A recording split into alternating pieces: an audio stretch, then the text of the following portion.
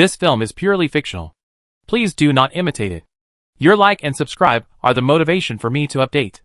Chapter 1. Yes. It me! Looking at the beautiful lady sitting on the chair, changing her noble stockings, Louis rubbed his face. Should he crawl out from under the bed and say hello to this lady? This didn't seem like a good idea, so he decided to stay under the bed and read a storybook. This was a book called Fantasy Travel Stories, which was set in the 17th to 18th centuries with magic, wizards, muggles, and dragons. The book tells many strange fairy tales. It is suitable for telling children as bedtime stories.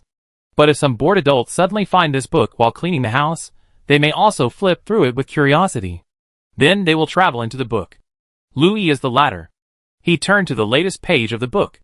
In this page, it tells that Princess Osicris hid in the Royal Magic Academy of Holy Oak to seek refuge in order to escape the clutches of her stepmother, the Witch Queen, and became a magic professor here. But the Witch Queen power was still entangled.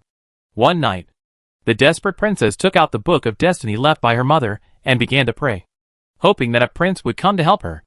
The story ends here. There is a blank space behind.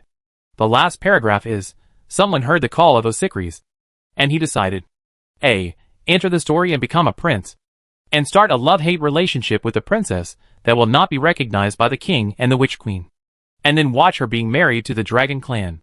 Completion reward, Princess Body *1, Sad Cuckold Prince Title *1, a book full of moving stories *1. B. Complaint, what the hell? Completion reward? Seeing this, Louis' face looked a little strange. He definitely didn't choose A. Originally, there was no option B here. When he finished reading the book, he threw it aside, cursed what the hell, and then went to bed. After waking up, he appeared under the bed holding the book. And now the extra B option in the book is the sentence what the hell that he said. So, I was forcibly pulled into this bloody story? I was pulled under the bed of the protagonist Osicris by this book? Louis thought that maybe he could go back by flipping through the book again. But it was obviously impossible. There was suddenly an extra line of narration in the book. But Louis was already used to it. In fact, he found that his every move would be written in this book. He seemed to have become a character in the story. Louis missed the princess body, and the world began to develop in an unpredictable direction. A new story began. After this narration ended, the book in front of him suddenly turned from real to virtual, floating beside him, and a new narration appeared. At present, Louis has no identity and name, so he has no sense of existence. He must find an identity as soon as possible, so that the Book of Destiny can place him in this world. Otherwise he will disappear. In front of him, there is the last chance, he decides. A. Climb out of bed and shout, yes. It me! I am the prince you summoned. Slurp don't change, I like black, let get started. Completion reward, Osicris big slap *1, the Academy Night Watchman beating *in, the floor of the dark prison *1, the caress of the prisoners *1. B. Your Highness, I have cleaned under the bed, anything else you want? Completion reward, Anstey ID card, Fairy, *1, Fairy knowledge *1, random basic attribute +1. Both options made Louis feel a chill, especially when he saw the second one. He subconsciously touched his lower body, and then he breathed a sigh of relief. Louis understood a little. It didn't mean that he would become Anstey now, but it depended on how he inserted himself into this story. Once he made a choice, he would get the corresponding identity and knowledge. It seems that there is only one choice. Louis rubbed his face fiercely. After choosing A, his identity as a time traveler will definitely be exposed in prison. The result is that he will be beaten by the prisoners and then sent to the wizard test bench. If he chooses B, it is equivalent to practicing the Sunflower Manual. He wondered if the system was deliberately messing with him. These two options, one has no front, the other has no back. He didn't want to choose either. The world has developed in an unpredictable direction. Louis murmured in his heart for a while, and thought, before there was a sudden extra B option, so why can't there be an extra C now? He had an idea. Decided to take a gamble, and crawled out from under the bed. Osicris was standing in front of the closet at this time, looking at the full clothes with a frown, as if she was struggling with what to wear today. The clothes in the closet were of various styles, and they were all very fashionable. The witch costumes were also varied. It seemed that this was not ancient Europe, but a parallel world similar to Europe. As if sensing something, Osicris looked back with some doubt, and shouted nervously, "Who is it?" But she looked for a long time, but didn't find anyone. It seemed that she found some dust on the bed. Osycles frowned, walked over, and tidied the sheets. Louis stepped aside and watched Osycles tidy up the sheets in front of him. After finishing, she also dusted the place where Louis had just sat. This scene made Louis look strange. It seems that I really have no sense of existence. I was standing in front of her, but she turned a blind eye. Looking at the pretty lady who was sticking her butt out and making the bed, Louis stroked his chin and thought. Just now, when Osycles asked who it was, the option appeared in front of Louis, the prince who would definitely go to jail. This was definitely not an option. Louis made more attempts, trying to trigger option C. At first, he walked back and forth, and later, he even deliberately touched something, but Osycles did not respond. It was not until Louis was about to leave the room that he suddenly heard a low cry behind him. Is it Aunt Stya? You are real, right? I know you are in the room, don't leave me. Okay? The option of Aunt Stya appeared in front of Louis. Louis shook his head and stopped. He couldn't leave this room. With a sigh, Louis found a chair and sat down, and flipped through the story book. Maybe because Louis didn't answer. Maybe because Louis didn't leave the room. Osycles cried for a while, shook her head and said to herself, I'm so stupid. I still believe in the fairy tales my mother told me when I was a child. There is no guardian elf in this world. There is no one who will help me. After calming down, Osycles wiped her tears and cheered up again. She went to the closet to change her clothes. Today is an important day for her to decide her future destiny. Her mother will definitely try her best to make her look bad. She couldn't cry like a little girl anymore. She had to face today's performance with the most perfect attitude. Even if she failed and had to marry those dragons, she was still the princess of the kingdom of Sorrento. On the other side, Louis frowned and flipped through the storybook, and found some problems. The real name of the storybook was the Book of Destiny, which was summoned by Osycles.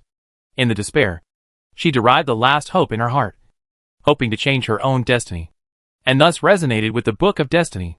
The stranger Louis was summoned by this book. He was the person who best fit Osycles' imagination. There were many conditions, such as being born in a certain year and month, and what constellation he was born in, and all kinds of fantasies of the little girl. Of course, the chronology, zodiac, and constellations of different worlds are different. So these conditions eventually became only one of being tall and handsome. So Louis was chosen. Now, because Louis rejected the identity of the tragic cuckold prince and chose the non-existent option B, he appeared in this world with an unknown identity. The storybook now believes that the only people who have a reason to be in this room at the moment are the thief and the non-existent Aunt Stya. So the storybook has been trying to define Louis as these two roles. How can I break the identity assigned to me by the narrator? It's no fun to have my fate controlled by the system. Louis frowned and thought about the two words mentioned in the book. 1. Find an identity. 2. Be inserted into this world. It suddenly started to rain outside, and Osycles ran to the balcony and brought in some clothes. Osycles washed all those clothes herself, and there seemed to be a few slightly smaller wizard costumes, which looked like the school uniforms for girls in the academy. After folding the school uniforms, Osycles sat back in front of the dressing table and combed her long hair. At this time, a beautiful girl dressed as a witch, about 16 or 17 years old, pushed the door and walked into the bedroom, and hugged Osycles from behind. Don't make trouble, Helen. Osycles broke Helen's hand, and turned around. Have you reviewed your lessons? If you fail the wizard test today, I will definitely beat you with a stick. Helen stuck out her tongue, took the comb from Osycles, and combed her sister's hair. Don't worry, sister. I'm well prepared. I will definitely pass this wizard test. I hope so. Osycles looked at the mirror inside.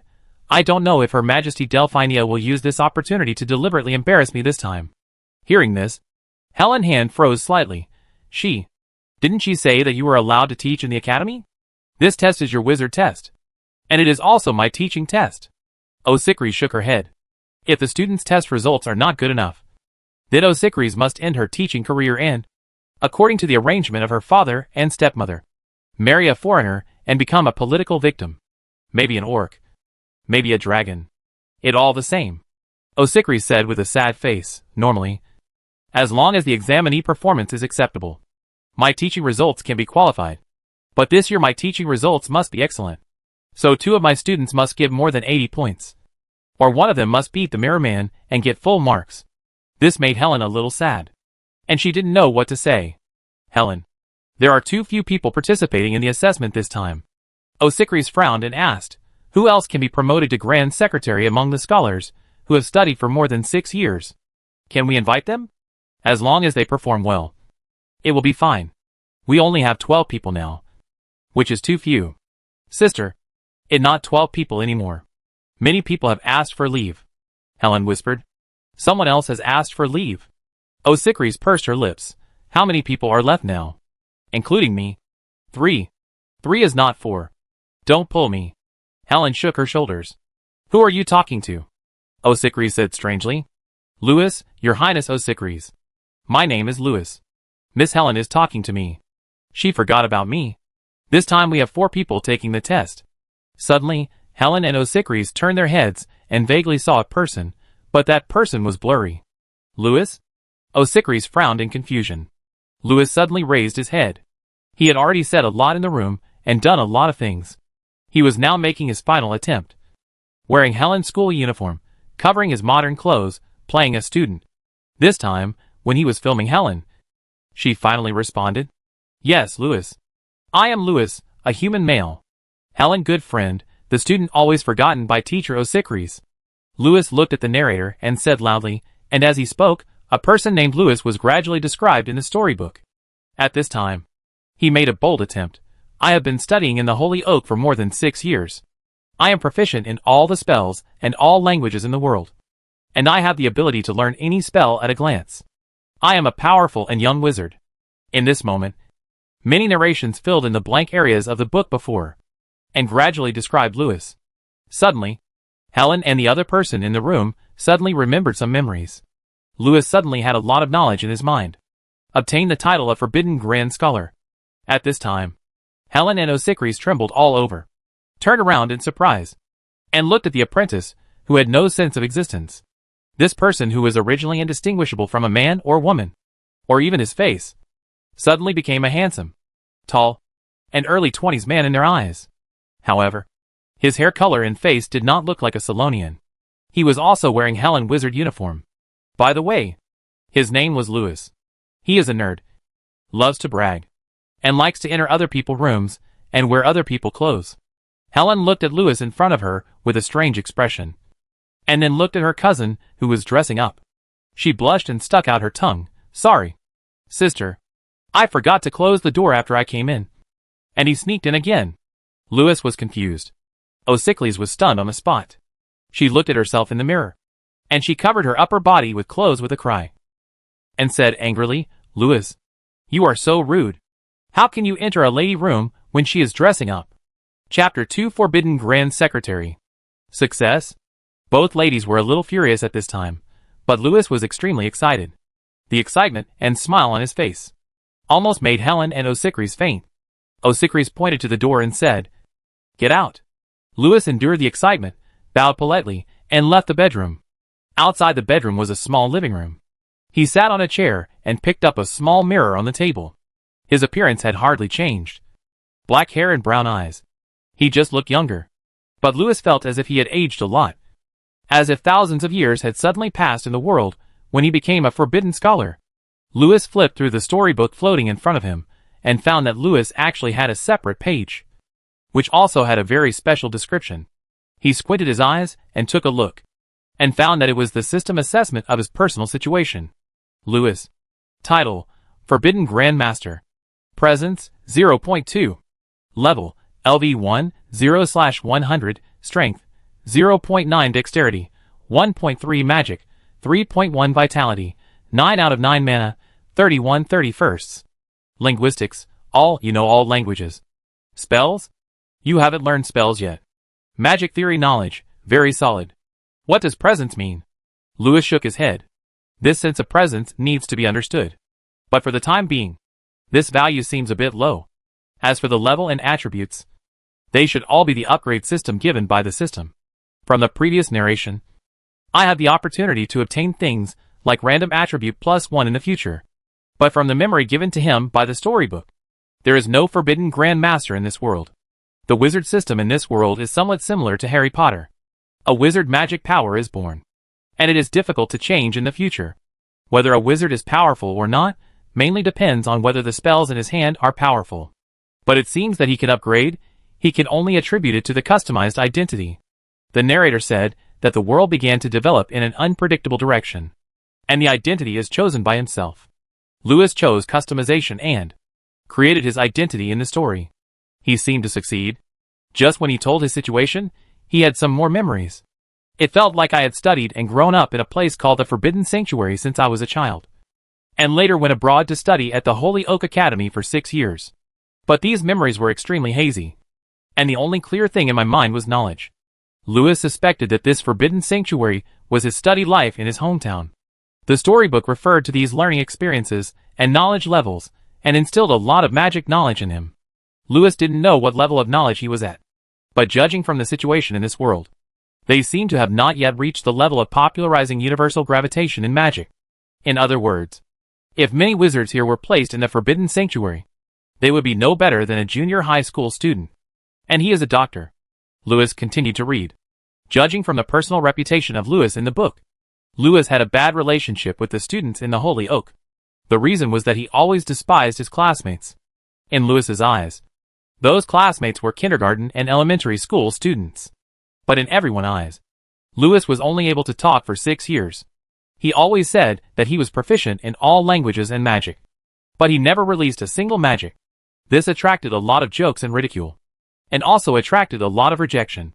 The only person who had a good relationship with him was Helen. This should be a side effect of the customization of the strongest wizard. But Lewis felt that he was not as bad as everyone said.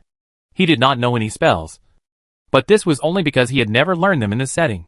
He had a feeling that his foundation in magic knowledge was very solid. Although he did not master these spells, he was just a step away from mastering them. There were many books and a nice backpack on the table. Lewis picked up a book and flipped through it. He could understand the words. He could also understand the spells inside, although he was not proficient in them, as he had told Helen before, but was just familiar with them. But he felt like he was reviewing. At this time, Lewis suddenly had an epiphany when he was reading a spell. Your years of knowledge accumulation has finally taken effect. You have understood the quick charge spell LV10/10. At this time, Lewis discovered that, in the spells of his character card in the storybook, there was an additional quick charge spell. Lewis raised his eyebrows, picked up a cute-looking cup on the table, drank a big sip, then picked up a magic wand next to the book, waved it at the half-full cup, recited the spell according to the book. Then, Lewis felt that he had consumed a little magic power. The half cup of water in the cup gradually began to rise. After a while, the water was full. Your understanding of the quickly recharged spell LV1/10 has deepened. Sure enough. Accumulation of knowledge. I have a feeling that, although I have never seen these spells in these 6 years, but I have mastered the necessary conditions for understanding spells. Mastering them now is as simple as doing addition and subtraction problems for elementary school students. Thanks to the gift of knowledge, I think this thing is much more useful than a few more attribute points. Lewis closed his eyes and pondered for a while, and flipped through the book in front of him. He found that he could understand many spells at a glance, and after practicing a few times and getting familiar with them, he could play them in various ways. The spells that the students of Holy Oak Academy had studied for a long time, in his eyes, were like addition and subtraction. He could do it at a glance. This was the effect of long-term accumulation.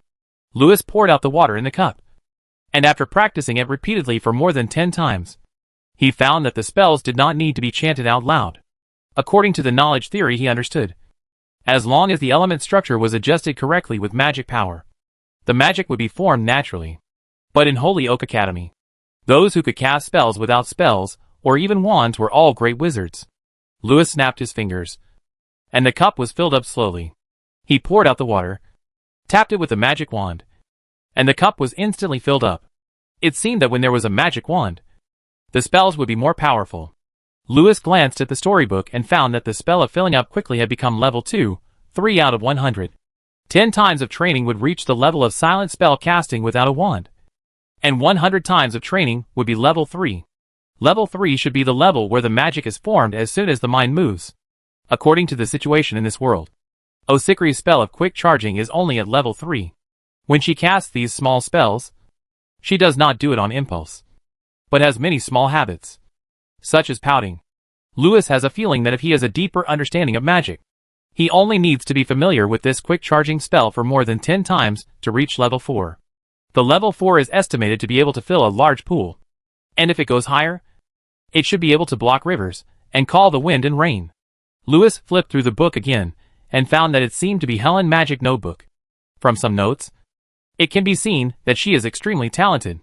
She can easily perform many magics, and can learn the more difficult ones in a few weeks. However, she has been in the academy since she was a child. She has practiced these spells thousands of times, but she still cannot cast spells without a wand, let alone without a spell. In everyone's eyes, it seems that casting spells without a wand and without a spell is something that only super witches like Osicris, who are born with magic, can do. Lewis suddenly raised his head. That prince and the old goblin may be the ceiling of the initial character. He did not choose the cuckolded prince, nor did he choose the old goblin. But now the character template he customized himself is still the ceiling. Because he added all the points, the most valuable thing for an apprentice is potential. Chapter 3. Sure enough, you can choose multiple options. After understanding his own situation, Lewis looked at the surrounding environment and found that there were 3 rooms around the living room. One was Osicris, one seemed to be Helen, and the other was the washroom. Lewis' face suddenly looked a little strange. He looked at the things on the table and found that the books, cups, bags, and the magic wand were all Helen. He quickly wiped Helen's cup with his clothes, but found that the clothes were also Helen's school uniform. Lewis rubbed his face, feeling a little embarrassed. At this time, he suddenly found that there seemed to be a small room next to the washroom. The door of this room looked a little strange. It looked hazy, as if it didn't exist. Lewis suspected that this room should have belonged to Aunt Stya. When Lewis came to the door of this room, he found that the door became clear, and the small sign on the door also showed the word Lewis. After opening the door, Lewis found that this was a simple bedroom, about 15 square meters, and the things inside were also very simple. On the bed were his wizard apprentice school uniform, wand, and other items. There was also an extension bag commonly used by wizards. This bag looked small, but the actual space was about the same as a suitcase. Lewis hurriedly changed his clothes, and then folded up the shirt and board pants that did not belong to this era in his school uniform and threw them into the extension bag. After finishing, he walked around the room, revealing a puzzled look. He was sure that this should be his room, and this room was originally prepared for Aunt Stya in the storybook. But I am not Aunt Stya. Why was I set to live with Osicris? With doubts, Lewis searched through the fantasy travel story, wanting to see his background setting. But he found that there were still many blanks in the part about his background. It seems that this matter of Aunt Stya has become a bug. I am also a bug with a presence of only 0.2. Does it mean that I will disappear at any time? Shaking his head, Lewis put down the book and thought about the current situation. He passed the first level of entering the world, but he seems to be a minor role now. According to the story setting, Osicris may leave after this assessment today. Once the protagonist of the storybook changes the copy, her minor role student may be finished. So my role may only last for 1 day? It seems that Lewis has realized a problem. He must follow the protagonist now, and increase his appearance in more scenes, otherwise this extra will be forgotten by the world. Maybe he should have chosen the identity of Aunt Stya, and followed Osicris to Dragon Nest City. Lewis automatically ignored the last sentence. He will never practice the Sunflower Manual. Now there are 2 things to solve. One is to find a way to improve my background in the book. Those blank spaces may be one of the reasons why my presence is particularly low. Second, we must find a way to help Osicris overcome today's difficulties, and let her stay in the academy. With my current presence, I may not be too far away from her. But it is a bit unreasonable for someone who has not cast a spell for 6 years to suddenly pass the wizard test. Lewis felt a little headache. This second level seemed a bit difficult. There was a sound outside the door. Lewis hurried out of the room and came to the living room. He found that Miss Helen had come out first and was packing her things there. When she picked up the cup, she looked at Lewis with a strange expression. Helen, I just used that cup to practice the quick charge spell. Lewis looked a little embarrassed and explained, you know, the exam is coming soon. I know. Helen smiled and threw the cup into the trash can. I believe you. Helen, favorability -2. By the way, Lewis. Helen smiled brightly. Please give me back my school uniform. Louis patted his forehead and quickly took Helen's school uniform out of the bag and gave it back to Helen. Then Helen threw the school uniform into the trash can. Helen favorability -3. Not really. Louis rubbed his face. He was a little speechless. But he became curious about the memories of Helen and Osicris. At this time, Osicris also came out. Although she nodded politely to Louis, Louis could see that her face didn't look good. Let go, Louis. After that, Osicris went downstairs. It seems that your identity has been recognized by this world. But everyone seems to have a very ordinary impression of this gentleman. Maybe it not the first time that Louis sneaked into someone's room and did those weird things. How can he slander someone's innocence for no reason? Louis was confused. That right, he always talks about scholars things like this. How can he say secretly? Louis rubbed his face fiercely, knowing that this should be some side effects of his self-setting. But no matter what, my identity, as a time traveler, should be concealed. On the way, Osicris said something to Louis. First, she said that Louis had to change some of his habits. In the academy, he should not call her Your Highness. He could call her Mississippi. What do you usually call your mentor? Louis was slightly stunned and remembered his identity as an exchange student. Boss? Oh, yes.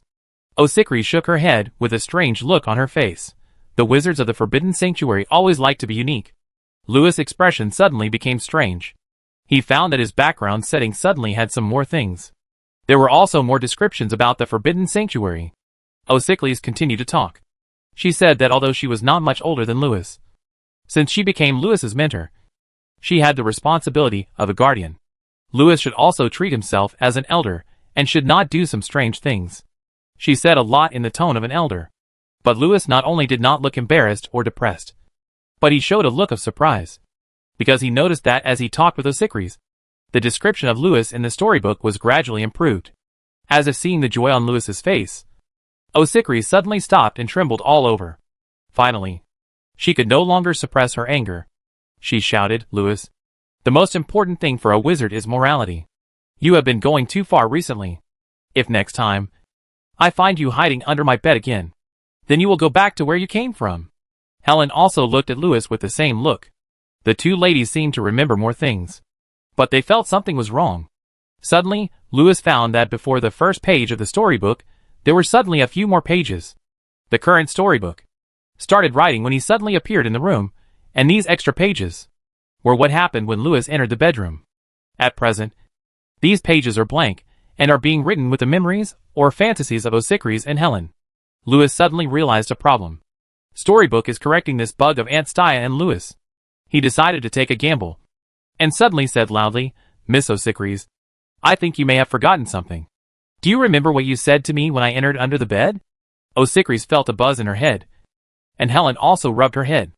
The two people memories are different. One person remembers that Louis has been staying under the bed, and the other remembers that Louis and her entered the room together. The surrounding scene suddenly became unreal.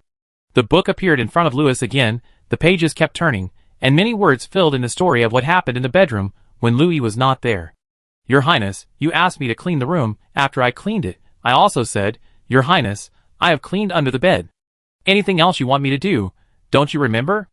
After that, you asked me to find Helen, and I went into the room with her again. Following Louis's words, Louis saw the new pages in the storybook, and gradually more words appeared. And in the surrounding space and time, something like strings suddenly appeared. They kept breaking and reorganizing as the words on the storybook were written. The strings of fate were affected by the Book of Fate, and the world was completely changed. Suddenly, Osicris and Helen memories were unified, and they remembered more things. At the same time, Louis suddenly saw a little fairy flying out from behind Osicris. She bowed slightly to him, then waved her magic wand at Louis, and then disappeared. During the whole process, Osicris and the others ignored the fairy, and after the fairy left, Louis also had a small leaf with a picture of a fairy in his hand. STID card +1. Looking at this small leaf, Louis was stunned. He pondered for a moment, and handed it to Osicris. By the way, Your Highness, I also found this thing under the bed. Found it under the bed? Osicris took the small leaf with some surprise, and then froze in place. The corners of her eyes became moist. That right. Aunt Stia is real, and she has been protecting herself silently. She was not her fantasy in the dream. Osycles remembered that she seemed to have dreamed of a man last night. He was tall and handsome, with neat short gray hair, and 3 years younger than herself. Osycles suddenly raised her head with a strange expression, and looked at Louis, who was standing there in a daze. When I was dreaming last night, I actually took the image of Louis as the person I imagined. Osycles' face suddenly became a little embarrassed. She rubbed her forehead and thought to herself, "Oh my God! How could I dream of my student?" Louis could not hear Osycles' voice. He was staring at a narration in front of him in a daze. Little Osycles has grown up, and is no longer afraid of the dark. Aunt Stya feels that she no longer needs her company. What Louis did not tell Osycles is that the ID card was not found by Louis under the bed.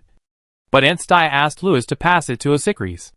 In addition, there are some small gifts that Aunt Stya asked the Book of Destiny to leave for Louis. Master Level Fairy Knowledge *1. Strength +1. It is indeed possible to choose multiple options. But what about Aunt Stya? Is she real? Louis was stunned. Just like Aunt Stya, Louis is also real. Presence +3. Chapter 4 Self-Cultivation of a Minor Character. Because of the delay in the morning, Osycles was a little anxious. She quietly violated some minor rules of the academy, grabbed Louis and Helen's shoulders halfway, and performed the phantom displacement. The surrounding space suddenly stretched and twisted at this moment.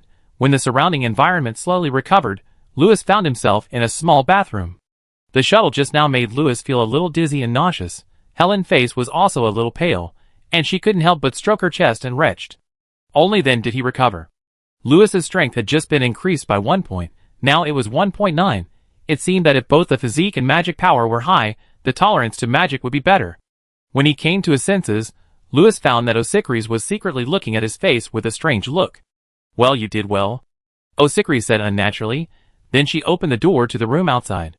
This is a big house, which looks big and beautiful. There were many sofas, bookcases, paintings, and fireplaces in the house. There were also many moving and talking silverware. There were dozens of students of all ages, busy with something in the lounge. They seemed to be preparing chairs and magic props. In a corner of the house, there were several adult wizards drinking tea and chatting. When they saw Osycles coming out of the bathroom, an older wizard looked at Osycles with a slightly reproachful look, and then smiled and greeted her with several professors around. This wizard seemed to be the vice dean of the branch. He had been in the palace before, and he was half a teacher of Osycles. Osycles brought Louis and Helen out, and stood in the big house to chat with the professors. It seemed that Osycles was still very popular in the college. Many professors of the Holy Oak College seemed to be supporters of the princess political faction. However, as Osycles said, no one seemed to call her Your Highness here, and no one paid too much attention to the red tape of the court. Many older wizards even regarded Osycles as a student who made them proud. "Our test is here," Helen whispered to Louis. "Look at those test props. It over. They're a mirror. It must be the defense against the dark arts test." Compared to the defense against the dark arts test, Louis was more concerned about another question. "Helen, how many of us are taking the test this time? Why are there so many people here?" It seemed that people kept coming in at the door, as if there were a lot of people coming this time. "It indeed just the 4 of us." Helen pursed her lips, and with a complicated expression, she looked at the people who were gradually sitting down, and said, "Those people are here to listen. I heard that court wizards, nobles, and officials from the Ministry of Magic will also come today. It better to say that they are here to listen than to listen. Most of those people are from the Witch Queen faction. In order to please the Witch Queen, these people may have done something bad in today's assessment. The Witch Queen does not want the princess to stay in the academy. If she can pass this test today, Sister Osycles will be able to prove herself to her father and the Magic Council, and continue to stay in the safe ivory tower of the academy.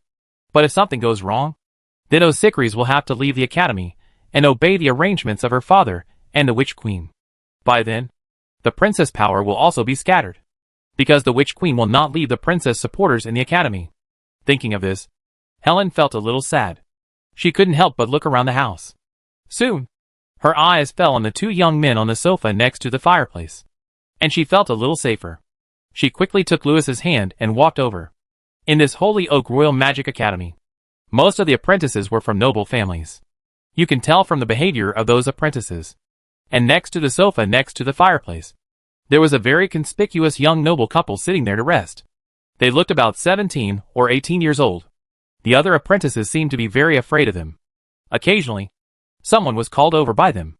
Those apprentices who were called over would also respectfully perform the noble salute and carefully listen to the words of the two nobles in a low voice.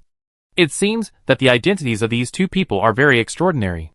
Louis noticed that there were 2 empty seats next to the sofa, but no one dared to sit there. Seeing Helen pulling him towards the sofa, Louis knew that these 2 empty seats should be Helen and him. But he didn't know the 2 young nobles. Louis' face looked a little strange. Apart from knowledge, his other memories were very vague. These 2 people had a little influence on him. But he didn't remember many things. Speak less, so as not to reveal your true identity. Therese. Ruffled. Helen happily came over, as if she saw 2 saviors. When Therese and the other turned around and saw Helen, they both had sunny smiles on their faces. But after seeing Louis being dragged by Helen, a trace of disgust appeared in his eyes. They ignored Louis and chatted with Helen. Seeing the 2 people looking at him with disgust, Louis was happy. It seems that there is an impression between us, although it is very bad. But this shows that my presence is not bad. After thinking about it, Louis did not try to show his presence on the 2 of them. They are just 2 extras. What is there to show? He decided to read a book. Sitting on the sofa, Louis picked up a book that Helen had placed on the table and flipped through it. After reading it for a few times, he found that the spells seemed to have become simpler. He took a look at the personal description and found that his knowledge was no longer very solid, but profound. In addition, Louis had many more interpretations of various strange creatures in his mind. This should be the knowledge of the goblins. After recalling the knowledge he had mastered, Louis continued to flip through the book of basic daily spells. At this time, when he looked at the spells in the book again, he could see at a glance what imperfections there were in these spells. This seemed to indicate that, with his current level of knowledge, he was already better than the person who wrote the book. The knowledge of the goblins was indeed extraordinary. After looking at his own description, Louis found that there were also some changes in his spells. It was originally LV2, 3/100, quickly charge up.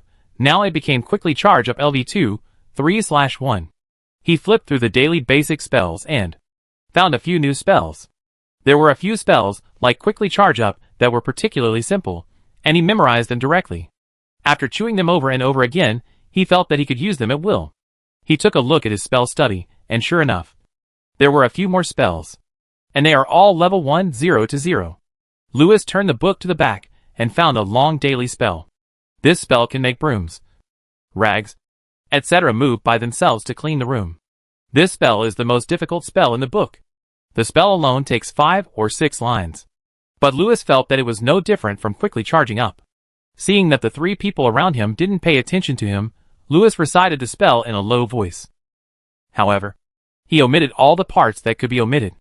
In the end, he recited this 5 or 6 line spell in just a few words.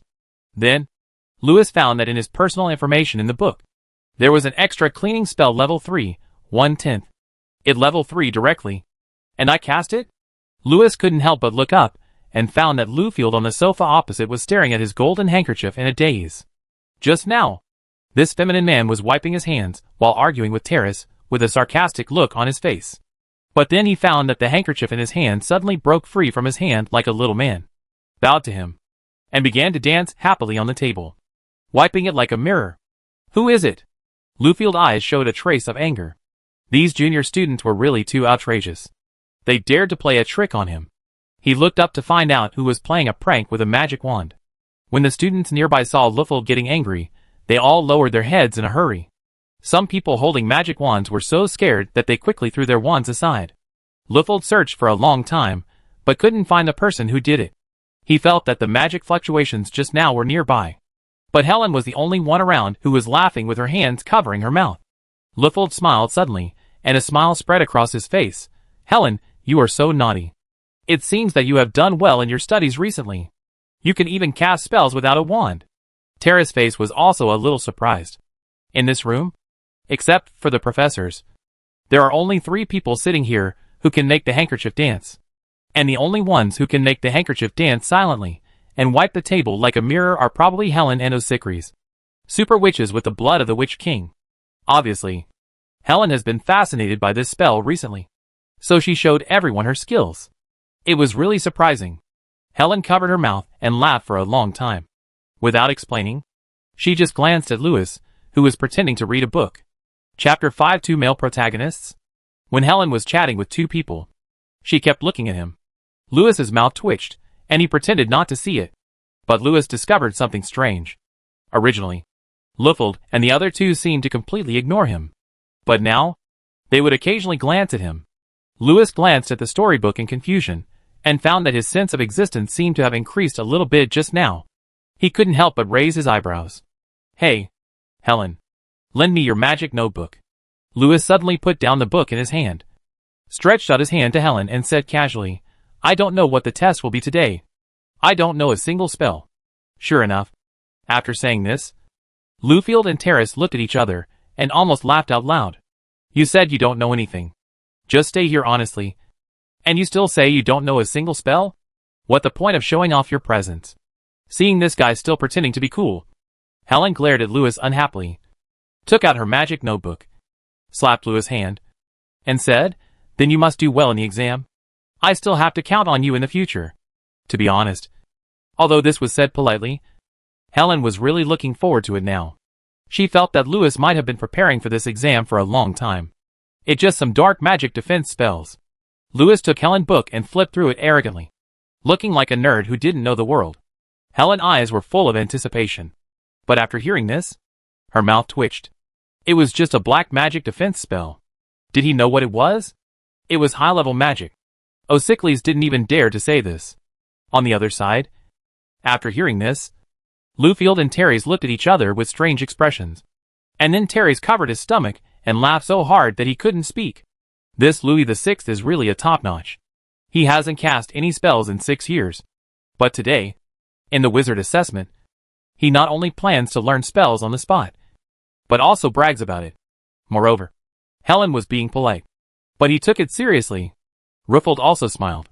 He put down his nail clippers, crossed his legs, looked up and down at the nerd in front of him, and said, "Illiterate? Our Louis VI. Bachelor, you are not really going to learn and apply what you have learned today, are you?" The two titles, Louis VI and Bachelor, are nicknames given to Louis by everyone, and they have a very derogatory meaning. In everyone's impression, Louis has the arrogance of a nerd. He often likes to act like a university scholar and point fingers at others about magic. University scholar? Does he know what a university scholar is? As a result, he has not been able to cast a single spell in the past 6 years. This has led to many jokes. Just like Kamiji. Learn and apply now? No. No. No. Louis flipped through the book, without even raising his head, and said in his usual tone, in an impromptu speech. An impromptu speech.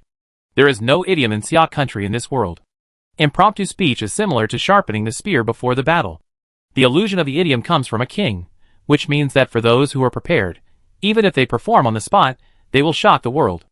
After saying this, Thiers laughed even harder, even the corners of Lufeld's mouth, who usually has a stern face, can't help twitching. This foreign exchange student is really a top-notch one. Not only does he always make all kinds of jokes, he also harasses the princess all day long. It really a toad wanting to eat swan meat. Let him make a fool of himself today, and get him out of the academy as soon as possible. Terrace and the other two were laughing wildly over there, and Helen also stroked her forehead, not knowing what to say. She quickly changed the subject. But no matter how she tried to change the subject, the focus of Lufeld and the other two always returned to Louis. Gradually, Louis began to appear in the topic between the three people. It seemed that as long as Louis was there, then Lufeld and Terrace, who had a bad relationship, could always find common topics and laughs. Looking at his presents plus 0.1. Presents plus 0.2. Louis couldn't help but beam with joy. This look was like a nerd who saw something interesting while reading a book. This made Terrace and Lufeld laugh even harder. Even Helen couldn't help but cover her mouth and laugh secretly after seeing Louis' silly look. At this time, Louis found that it seemed that because the interaction reached a certain level, the description of Lufeld and the others appeared in the storybook. After reading the descriptions of these two people, Louis suddenly remembered the two male protagonists mentioned at the beginning of the storybook. And they were the black and white princes, the domineering presidents. They were Lufeld and Terrace. Lufield was the son of the great prince of the kingdom of Byron. Not only did he have the title of duke, he and his father also had the right to inherit the kingdom. Terrace was the son of the Grand Duke of a certain principality, and his status was not lower than Lufield. They were all said by their families to represent their families in supporting Osicris. At the same time, the two families advocated not marrying the princess off. The reason was, of course, that they hoped the princess could marry into their own family. In other words, they hoped the princess could choose one of these two people to be her husband in the future. So in the hearts of Terrace and Lufield, neither of them regarded Osicris as a real teacher. And according to the bloody nature of the story, one of them would indeed become Osicris' husband. This foreigner name is really hard to remember. I can't tell the 4 words Lufield just by listening. Louis touched his chin. He saw that his presence was now 3.67, while Terry's was 309, and Lufield was 393. Oh, it seems that these are the 2 male protagonists, not my supporting role colleagues. A little sad? With curiosity, Louis looked at his favorability in the hearts of Helen and the other 2. He found that Helen's favorability was 79%. This made Louis very confused, because when he started, he should have left a very bad impression on her. This shows that Helen's initial favorability towards him seems to be very high. This made Louis curious.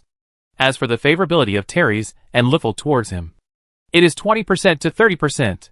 It shouldn't be that bad, right? In doubt, Louis paid attention to these 2 people. He found that the way they looked at him seemed to be a little different from before. At first, the 2 looked at each other as if they were looking at an insignificant extra. Now, although it still looks like looking at an extra, there is a little more teasing, disdain, and even a little vigilance in their eyes. This is not like the look of looking at a classmate with an unpleasant personality. Instead, it is like looking at a clown. Louis felt very strange. Could it be that I, the extra, have the responsibility to be slapped in the face by the protagonist? But what is my background? What kind of identity do I have in the eyes of these 2 protagonists? Louis became curious again. Judging from the current situation, Osicris' 3 students are extraordinary in both talent and background. Helen is needless to say. Therese and Lufield are the male protagonists of the Black and White Horse. One of them will marry Osicris, and the other will marry Helen after failing in the marriage competition. So in the story, Osicris' students should be very special. Then who am I? A person who originated from Osicris' fantasy, and was gradually turned into a real person by the Book of Destiny. Chapter 6, How can a minor character not be the first to come forward? A person who originated from Osicris' fantasy, and gradually became a real person. Just when Louis was puzzled, Helen suddenly stretched out her upper body and began to flip through the magic notebook in Louis's hand. Her hair accidentally fell on Louis's face, but she was not shy at all. After picking up her hair, she continued to flip through the notebook. It was as if this kind of interaction with Louis was a normal thing. Seeing Helen's behavior, Louis fell into deep thought. Fantasy travel story, could it be the Book of Destiny described in the story? Osicris summoned me here. So Helen subconsciously thought she was my sister-in-law? And when Lufield and the others looked at me, it was like they were looking at a toad who wanted to eat a swan. Thinking of the bloody fantasies of Osicris recorded in the book, Louis felt a chill. He had no interest in these vulgar stories, nor in the so-called princesses. He just wanted to pass the 2nd level. It's useless for you to read these contents, Louis. Helen turned the magic notebook in Louis's hand to a certain page, and looked at Louis with some reproach. Don't read those extracurricular things. Copy these quickly. I will also take a look at the impromptu speech soon. Right? After that, Helen took a feather pen and a small book and stuffed them into Louis's hands. Then he looked at Louis in silence. He looked as if to ask, "Why didn't you bring anything?" Then he sat back in his seat. Louis sighed secretly, picked up the pen, and lowered his head to read the magic notebook. In the page Helen turned to, there were many pictures of evil spirits and terrible monsters such as the Soul Catcher. He was very familiar with them.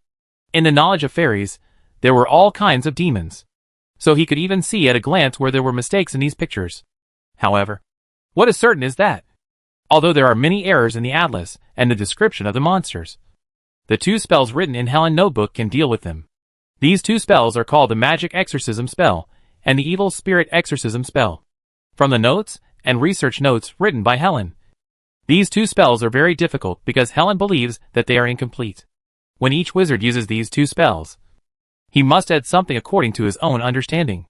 When Lewis studied these two spells, he thought that this was just an elementary school algebra word problem. The missing things can be solved by algebra with an X. You have understood the magic exorcist spell LV1, 0 out of 7. The evil spirit exorcist spell LV1, 0 out of 6. Well, these elementary school algebra word problems still need to be done several times. Lewis continued to read, and found a strange little piece of paper. The notes on it were very new. If you rubbed it hard, the ink would stick to it. It seemed that it was written just this morning. It looks like this is a cheat sheet prepared by Osicris for Helen. It contains her understanding of this spell. But this teacher level is obviously not very good. A simple thing was written by her with many loopholes, and is extremely complicated.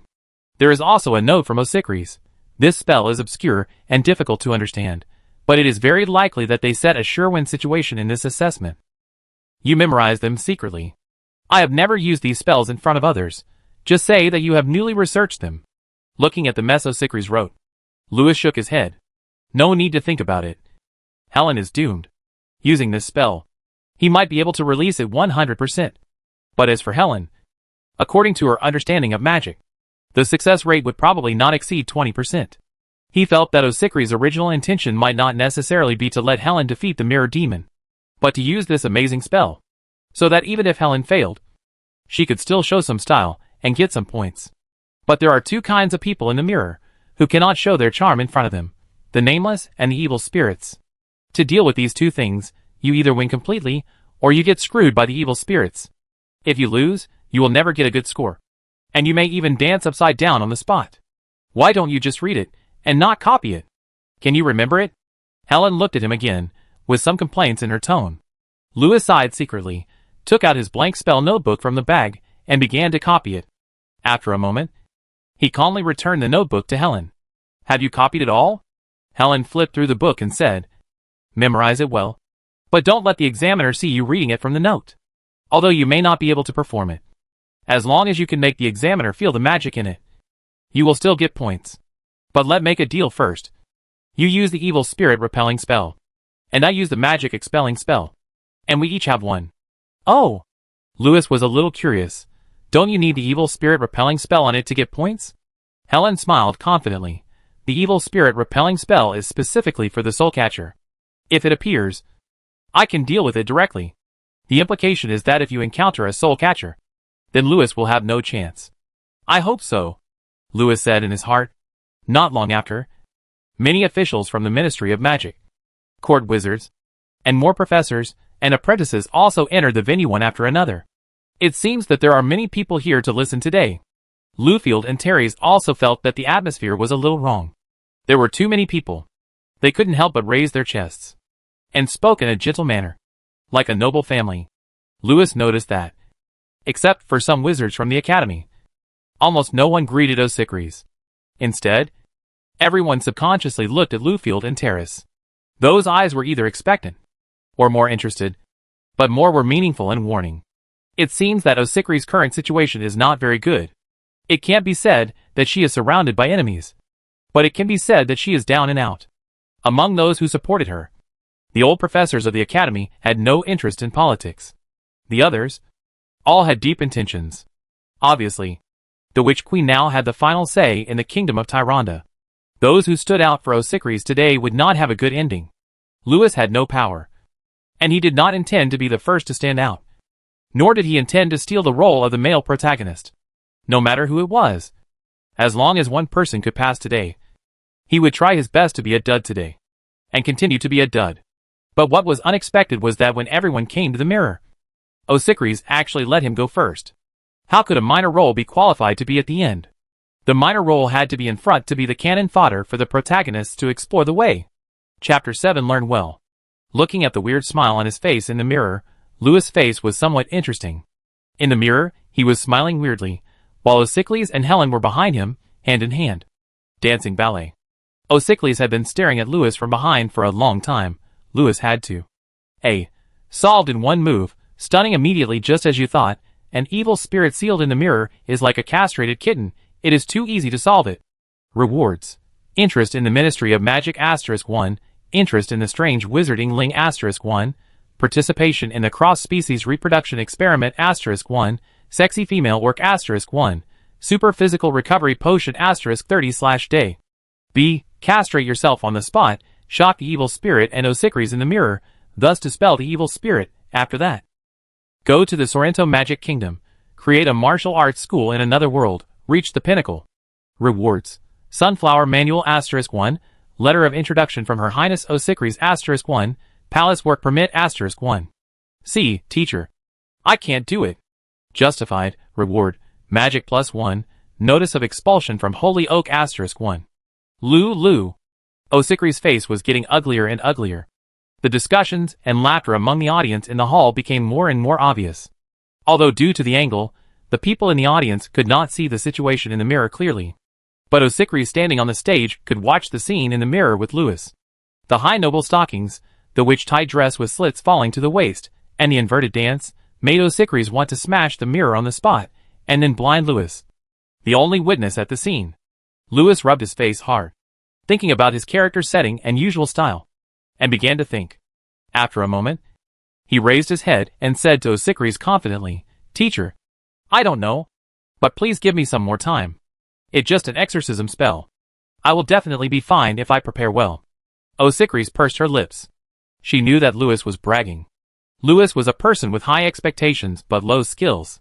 That's just the way it is. But now, it can only be done this way.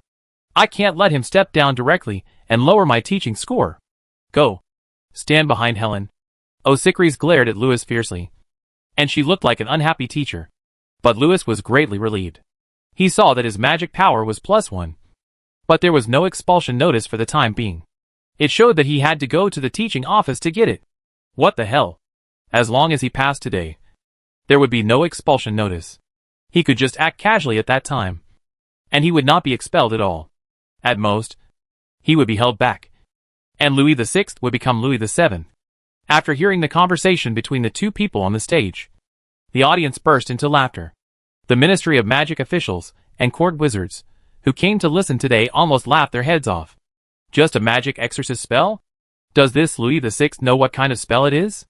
Does he know how much time everyone has spent preparing to get Osikris out of the royal family and marry into the dragon clan? The evil spirit in the mirror is a demon-level evil spirit.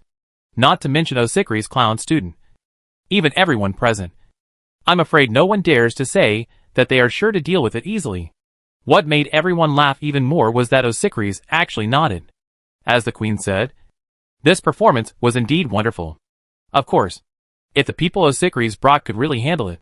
Thinking of this, everyone's hearts trembled slightly, and they couldn't help but look at the two students who laughed the hardest. These two students were almost laughing to tears. Louis VI had been bragging for 6 years. Did he really take what he boasted seriously? Learn it? Louis. Then you should learn it well. A handsome man in his early 20s walked up to the stage from the back. He then bowed slightly to Osikris, wanting to kiss her hand. However, he was dodged without leaving a trace. So Teres touched his chest and saluted slightly, saying, Your Highness, please rest assured. Give me 5 no's. 3 minutes, and I will definitely not let you down. Osikris nodded lightly, saying, Go, Sir Teres. She sighed secretly in her heart. The thing she was most worried about had happened. Those people actually brought a demon. This thing is not only difficult to deal with, but also difficult to identify. It is still a 50-50 chance whether Teres and Luffel can handle it. As for Louis, Osikris could not help but secretly glance at the man who was squatting there flipping through a book and preparing. Louis looked unconvinced. He actually knew to use the exorcism spell? He recognized it as a demon? It shouldn't be. Osikris suspected that Helen gave the magic spell to Louis. He was only prepared for this spell, so he said this spell. Osikris rubbed his forehead. The good news is that he guessed the right question in advance. The bad news is that, looking at this guy, he didn't even memorize it. Don't make a fool of yourself later. At this time, Teres had come to the mirror. When he looked directly into the eyes of the person in the mirror, his head boomed, and then he realized what this thing was. He almost got fooled at first sight. Why was Louis so calm when he just stood here? This is not an ordinary evil spirit at all. It looks ever-changing. What on earth is it? Damn it! The idiot Lufield should have come first. Teres glanced at Lufield with his peripheral vision, and found that Lufield was lowering his head, concentrating on wiping his hands with a golden handkerchief, with a mocking look on his face. At this time, you could hear a pin drop in the hall, and all the eyes were fixed on Terrace. Some eunuchs specially sent by the queen were already holding on tightly to a corner and secretly sweating. The same was true for Terrace. He knew that this kind of thing would become stronger and stronger with people fear, so he quickly gathered his mind, bite the bullet, and cast one spell after another, trying to defeat the evil demon sealed in the mirror, while everyone's eyes were also focused on him. Like everyone else, Louis, who had been ignored, was also staring at Terrace with his eyes slightly narrowed. But he was not staring at Tyrese, but listening carefully to the spells that Tyrese was chanting. As Tyrese chanted the spells one by one, Louis also chanted and repeated them in a low voice. But he found that there were many omitted pronunciations in Tyrese's spells. So he used his mind to sense the changes in the magic field on his body. After a while, Louis's eyes moved slightly, and he found that he had found the correct spell. And then he found that he had learned the small spells that Tyrese used to test the enemy. However, these are not spells to deal with evil spirits. Louis looked a little confused. What is this guy doing? At this time, Louis felt Helen put a small note in his hand, and looked down, and saw that it was the spell to exorcise evil spirits that Helen was about to recite. Use this, Helen said in a pale voice. Otherwise it will be too ugly. Chapter 8. I teach you again. Aren't you going to use this? Louis was a little confused. Helen looked at the mirror on the stage, and shook her head in despair. It doesn't matter who uses it. Don't worry, I won't be too embarrassed. Others may not recognize the person in the mirror, but Osicris and Helen recognized the person in the mirror. That was the warden of the Dark Domain prison, Lord Stuart. He was once the mirror demon of the previous Witch Queen. He is the guardian of Osicris and Helen. Helen knows how terrifying Mr. Stuart is. Now that this traitor has betrayed, today is probably the day Mr. Stuart will submit his loyalty to Her Majesty the Witch Queen. Louis took the note and said nothing. Helen and Therese have already lost. This kind of evil spirit sealed in the mirror, no matter how strong it is like being castrated. When dealing with them, just close your brain, and the evil spirit will be like a lamb to be slaughtered. You can do whatever you want. But the key is, they are all afraid. They fight with the evil spirit with fear. Even if it is a master of spells, even if he knows how to counter the spell, he will definitely lose. The Ministry of Magic did find an interesting evil spirit, which should be a nightmare type. Now the lambs to be slaughtered have become Teresa and Helen. When they face the evil spirit, the man in the mirror will become more and more powerful, and will become invulnerable. Once the evil spirit devours enough negative emotions of the opponent, all the opponent's spells will be useless to it. Every spell cast on the evil spirit is equivalent to casting it on the caster. In this case, if the demons and evil spirits cannot be solved in a short period of time, the seeds in the heart will grow over time, and gradually be controlled by the demons and evil spirits. Therefore, no matter how well the examinee performs, he will be exposed in the end. As for Therese, he performed even worse than Helen.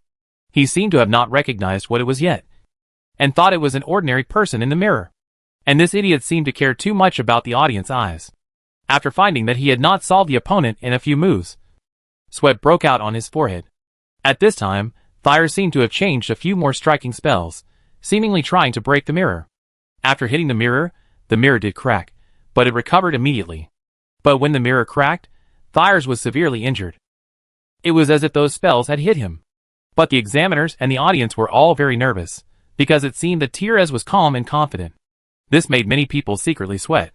If something goes wrong today, the Witch Queen will definitely blame him. And Therese has been famous for a long time. This test has not come to the end, and no one knows what the result will be. But what no one knows is that Therese's little finger is shaking at this time. He found that he seemed to be unable to handle this thing. He persisted until now just to gain a few points. At this time, a spell was miscast again, and it was reflected from the mirror to the audience. It almost hit someone. There was an uproar in the audience. But Therese said calmly, "It's just some small attempts. Everyone, don't worry. I get it done right away." The audience held their breath and watched nervously. However, not long after, Tyrese gave away the secret. He began to giggle, and the spell in his hand became more and more weird. In the end, he actually released a very amazing magic. Bewilderment. This was a spell that Tyrese had asked for from a fox girl, and it was his trump card for this test. But it was obvious that Tyrese had been possessed by evil spirits, otherwise he would never use this magic in front of the mirror. The man in the mirror and Therese were both hit by this move. Then the man in the mirror smiled strangely and retreated. Teres also came back to his senses. He wiped the sweat off his head and breathed a sigh of relief. Then he stood on the stage, nodding and greeting the audience in all directions, then walked down gracefully, touched Osikri's chest and said, "Your Highness, I have lived up to your trust. The man in the mirror has been repelled by me. He, please marry me, he, I won. Win. Ha ha ha." After saying that, Teres started to shout and jump wildly in the audience, and started to run around. You could hear a pin drop in the hall. Even Osikri's mouth opened slightly. Teres was tricked. This is fox magic. No one can solve this trick. We must find Miss Yingling to do it. Pa pa pa pa. A faint applause suddenly sounded. It was Lufield. The silence in the hall was broken, and hundreds of onlookers laughed, and many people followed suit and applauded. Teres laughed even more happily in the applause, obviously taking it as a congratulation to himself. But at this time, no one cared about this poor guy who was infatuated. Everyone's eyes were focused on Lufield. This time, the evil spirit was brought in mainly for Lufield. Rumor has it that Lufield once learned a very terrifying spell from a mysterious wizard. So the situation is really hard to say. Seeing that Lufield was ready to go on stage, the laughter in the hall gradually faded, and many people's eyes also revealed an extremely solemn look. Not bad, Sir Teres. It a very impressive performance. But unfortunately, no one can learn anything from your performance. There was a burst of laughter from the audience. Osikris pursed her lips, glared at Lufield, and signaled him not to go too far. At this time, the eyes of the audience were all looking at Lufield. Lufield took out a golden handkerchief to wipe his hands, and said to Louis, "You may not have learned what Teres taught you just now, but it doesn't matter." As he said that, Lufield gave all the handkerchiefs to Louis. "I will teach you again. The person in the mirror will play a dance in 1 minute." After these words came out, the originally chaotic hall gradually became quiet, as if everyone believed that he was not bragging. And Osikris was slightly surprised when she heard what Lufield said. "Lufield, be careful of that." Ahem. The examiner next to him glanced at Osikris. Osikris' face turned pale, and she didn't dare to talk nonsense anymore. Prompting on the spot is like cheating, which has a great impact on the teaching rating. And this examiner was sent specifically to find faults. Lufield didn't say much. He gave Osikris a calm look, as if he knew what it was. Then, he patted his sleeves, and stood proudly in front of the mirror in the spotlight. Then, he didn't even take out his wand, but stretched out his hands like a puppet, and waved them in front of the mirror. As he chanted the spell, the person in the mirror really started dancing. Everyone in the hall gasped, and many people couldn't help but stand up from their seats. Even the examiner, who was responsible for finding faults, widened his eyes. He didn't expect that Lufield would be so decisive and directly use his special skills. Today, either the evil demon will be completely defeated, or he will be completely defeated. It may take only a few moves. But Louis on the other side, his face became more and more strange. He could feel that there was something wrong with Lufield's magic field. The original appearance of this magic should be somewhat different from the one he cast. He glanced at the narration and verified his guess. Taboo. Marionette LV0, 0/679. The caster seems to have not yet fully mastered this technique. You cannot fully learn it, but need to comprehend it on your own. Not bad magic. One is infatuation, one is a marionette. Both seem to have extraordinary effects, and I have learned a lot today. But unfortunately, these magics are not used in this way.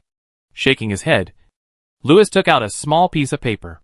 This was the spell that Osikris used to cheat everyone. Today, he was going to cheat in front of everyone. Louis tapped his fingers on the paper, and then the spell on it all changed. At this time, there were bursts of laughter in the crowd.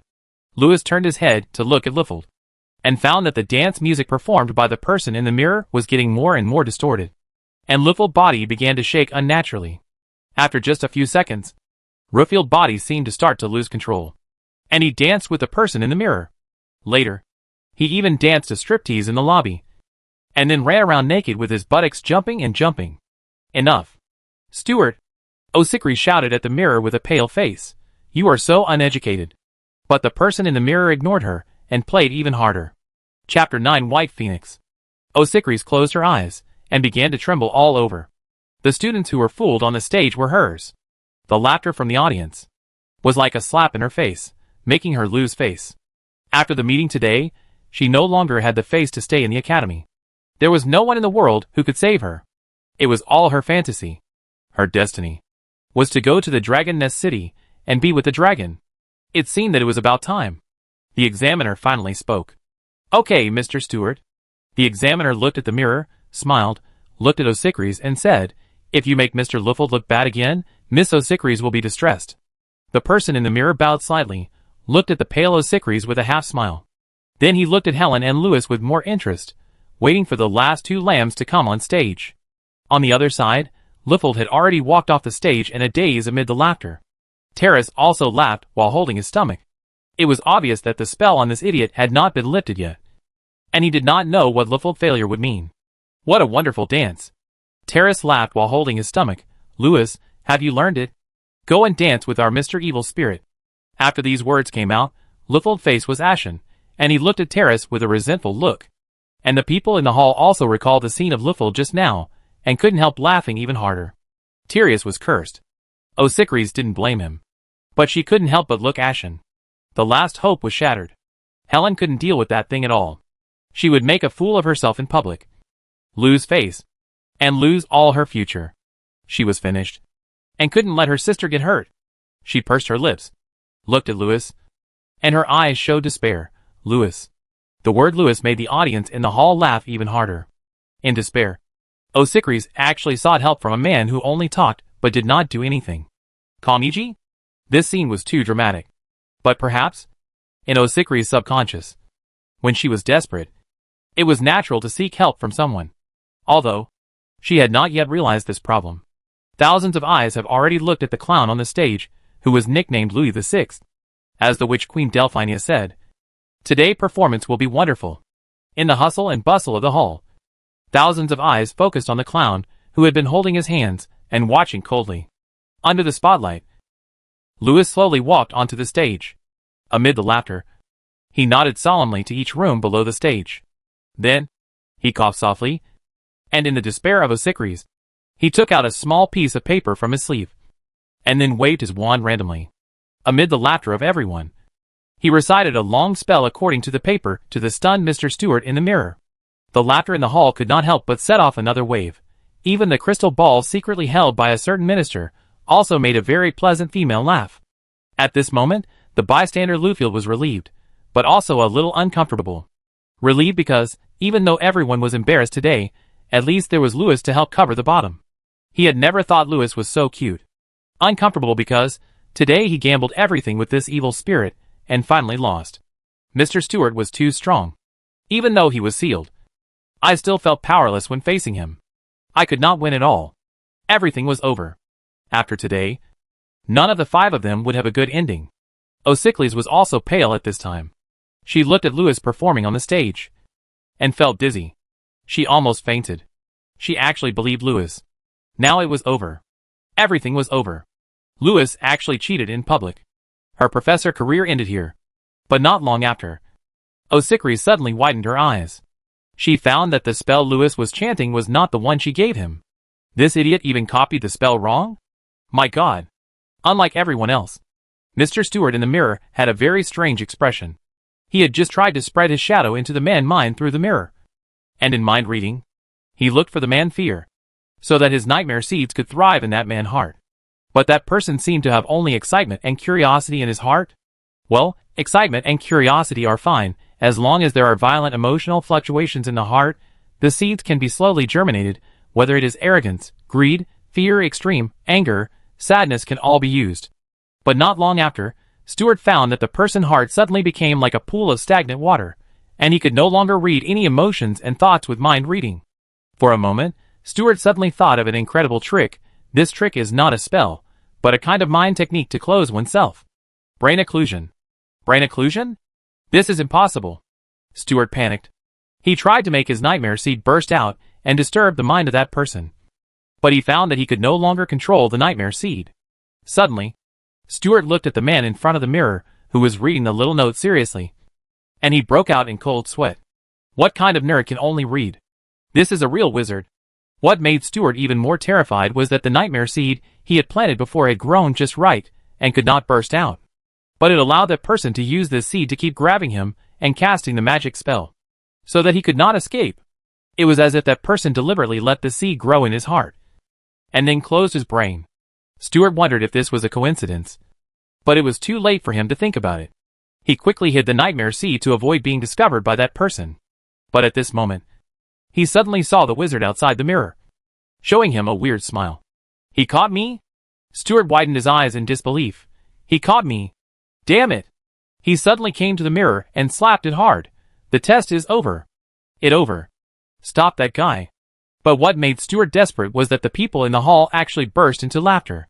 He felt like a poor prisoner with his hands chained and trapped in prison. At this time, someone tricked him to come to the railing, grabbed his collar, and beat him up.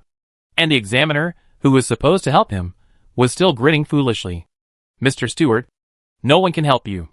A voice suddenly rang in Stuart's heart, and Stuart's scalp exploded. His nightmare seed was completely controlled.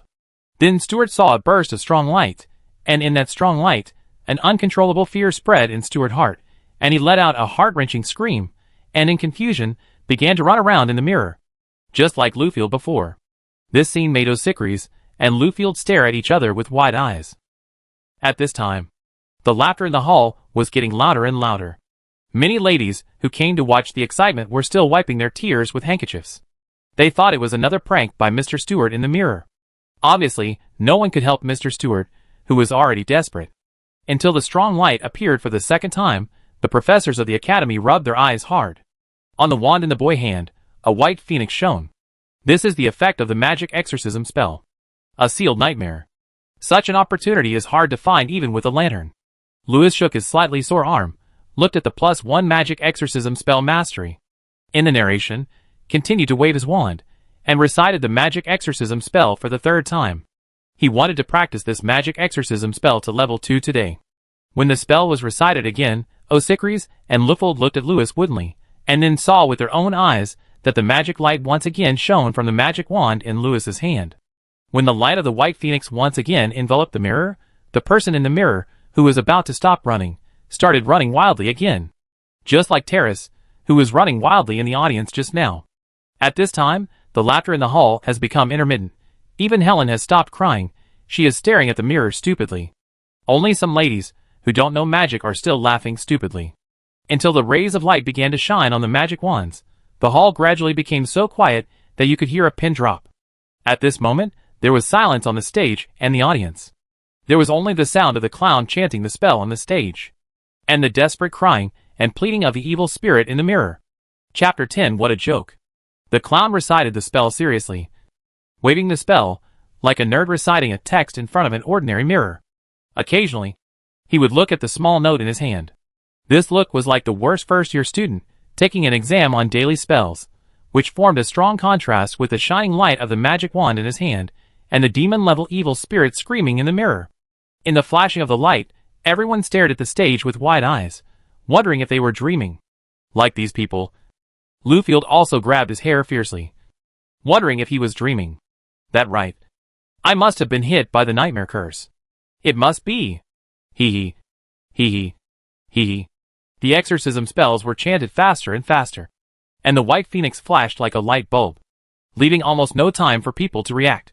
When the white phoenix flashed for the 7th time, the examiner finally reacted and grabbed Lewis' wand fiercely. Mr. Lewis. That enough. Enough. But the spell did not stop. Until it was almost finished. It stopped abruptly. The evil spirit in the mirror ran out of the house in the mirror world. And I don't know where it went. Can it be like this? It seems that I have to find a way to prevent it from running away next time. This kind of sealed evil spirit. You can't find it even with a lantern. After taking a look at the anti-magic spell level 2 in the narration, Lewis withdrew his thoughts. And in the thousands of dull eyes, he straightened his body again. Just like when he first came on stage. He stood up and saluted in every direction of the audience. But this time, no one laughed. There was a dead silence. Everyone.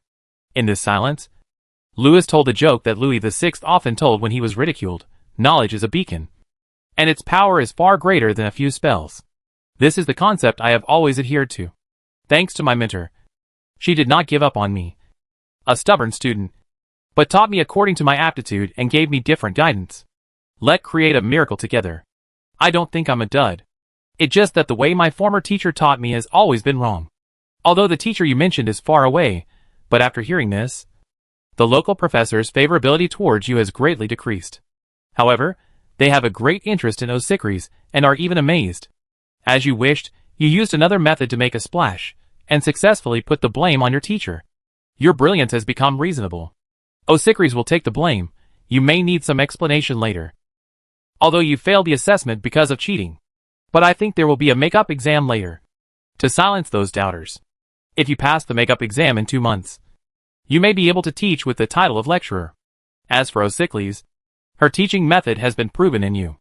Perhaps, after this, her mentor, Dean Oliver, will agree to her application for the position of director of the Yodel College. Lewis saw lines of narration in front of him, and he didn't have time to read more.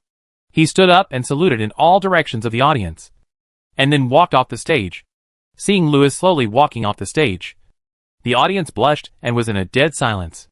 The joke that Louis VI told today had been told many times in the past 6 years. These words were spread as jokes, just like Kong E.G. famous sayings.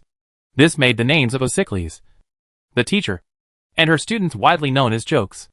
But this time, no one could laugh. Everyone present was blushing, as if sitting on pins and needles. Lewis's words were like a slap in their faces, making them want to leave this embarrassing place immediately. Bursts of crisp applause suddenly rang out, breaking the dead silence in the hall. It was Osicries. Obviously, the matter was not over yet. Osicries made up for it. This quiet applause was crisp and loud, like a slap in the face, slapping hard on the faces of those who came here to watch the fun today. Some nobles have already covered their faces. The crystal ball in the arms of a certain minister shattered directly, and the minister was so scared that he covered his face and walked away. Following Osicries' applause, several deans of the branch schools, who were attending the lecture today, all stood up and applauded. Soon, everyone in the hall slowly stood up and applauded warmly. The professors' and deans' slaps were sincere, but this scene was too embarrassing. After hearing the applause, the nobles knew that it was a mockery from the professors, but they had to stand up one by one, squeezed out an extremely awkward smile, and applauded with red faces. But nobles are nobles. It wasn't long before some shameless guys adjusted their mindsets, pretending nothing had happened, followed the dean off the stage, and went to flatter Osicries. The nobles who stepped down today are all fence-sitters. They know that. After today, Osicries will definitely receive strong support from the academic community. The attitude of the dean and professors today is proof of this. They didn't laugh from beginning to end, and they applauded enthusiastically at the end. Obviously, Osicries has given these professors a reason to support her. She is qualified to stay in the academy.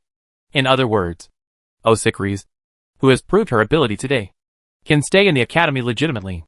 No one will talk about it anymore. And the academy does not have to bear the pressure of public opinion. After all, it is politically correct for the princess to marry into the dragon clan. The Wizard of the Holy Oak is the most famous white wizard in the world. Even the Witch Queen has to bow her head and respectfully call the Principal Oliver teacher. Now everything is justified. With the Holy Oak Academy protecting Osicries, the princess is like getting a golden ticket to avoid death. As the most important heir of Sorrento, once Osicries can stay safely in the kingdom, everyone knows what this means for the future. The throne will be hers sooner or later. So the attitude of the nobles changed immediately. Osicries has overcome the difficulties today. When the deans looked at Osicries and Lewis, their eyes were full of amazement. The professors were greatly surprised by what happened today. Lewis' handling of the evil spirit was amazing. Many professors saw the trick. He deceived the evil spirit, tricked it into planting the nightmare seed in his heart, and then sealed himself off, and continuously released the magic exorcism spell on the seed, which made the impeccable mirror demon full of loopholes. Mr. Stewart is indeed very powerful, but in the eyes of a real wizard, the sealed one is like a castrated kitten. But what he faced today was not just a demon, but also interference from the Witch Queen faction, who came to watch the fun. But he remained calm. On the other hand, Lufield and Terrace, who were expected by the professors, failed under this pressure. There is no doubt. Everyone present today saw a real, calm, and cool wizard. And a real wizard. Even if he only knows one magic, his power is endless because he has the power of knowledge. This is a real wizard. For so many years, generation after generation of wizards, how many can still calm down and study hard? Young people nowadays are too impetuous. You dare to go on stage when you can't even distinguish between evil spirits and demons? You dare to use puppets and fascination without even understanding the basic theories? The so-called nerd, Louis VI, now in the eyes of professors, has become a man of great accumulation and development. His knowledge level is enough to get the title of Bachelor of the Holy Oak. Bachelor. This is a real wizard. People who only know spells, but not knowledge, are just magicians. Indeed, the spell was not written by Louis, but by Osicris, but based on his performance today, it is enough to attract the attention of the professors. Of course, if he can write such a spell, I am afraid I have to ask him about it. However, it doesn't look like some foreign souls have taken over his body. The professors couldn't help but feel a little sorry. Some foreign souls often take over the bodies of the dead, which is excellent research material. Of course, the most amazing thing today is Osicris. That magic spell is so exquisite. It has reached the level of a master. It is so shocking. As for saying that this spell was made by Louis, no one believes that the white phoenix is the symbol of Osicris. What level of wizard can write a spell that represents the symbol of others? I am afraid it can only be Principal Oliver? This is beyond everyone's cognition. It should obviously be written by Osicris. It seems that Osicris really intends to study magic in peace. This spell alone is enough for her to leave a mark in the history of spells. Osicris was also extremely shocked. That spell was extremely exquisite. The writer level had reached an extremely high level. The only person she could imagine was probably Principal Oliver. Who gave this spell to Louis? Or did he write it himself? For these questions, Osicris could only keep them to herself, and took the blame from Louis. He did not forget to flatter his teacher, Principal Oliver, even though the little yodel had not come yet. But he would hear it. Knowledge, everyone knowledge. Osicris smiled and said to the professors around him, nowadays, many new generations, few people are as immersed in knowledge as the old generation. I have always kept in mind the teachings of Teacher Oliver, and implemented his ideas throughout. Louis VI. Louis has laid a solid foundation in the past 6 years, and today the effect of accumulation is reflected. Like the professors, Osicris praised her student Louis generously, as if she had not been letting Louis go for so many years, but had really guided him. Oh, hypocritical woman. Anyway, Louis' little help was worthy of Osicris' wish to the male god in her heart to help her stay in the academy. After today, with the recognition and support of the academy, Osicris will begin to take root in the Holy Oak Academy and develop her strong branches. The same is true for Louis. He found that his sense of existence broke through 60. This seems to mean that he has begun to take root in the academy. Just as he was about to flip through the storybook and take a look at his reward, a voice interrupted his thoughts. Chapter 11. I am actually a warrior. Congratulations, Louis. Lufield came over like a gentleman, patted Louis on the back in a friendly way, showing a sincere smile. This shameless guy. I am deeply shocked by your thick skin. Impromptu speech.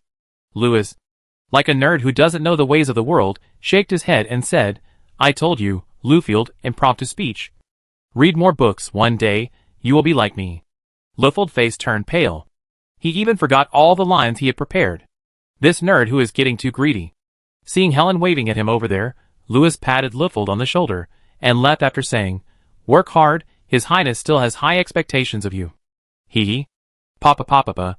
A group of apprentices in the distance raised their antique magic cameras and took a few random photos, turning the scene of these two close friends getting along in a friendly manner into a series of dynamic oil paintings.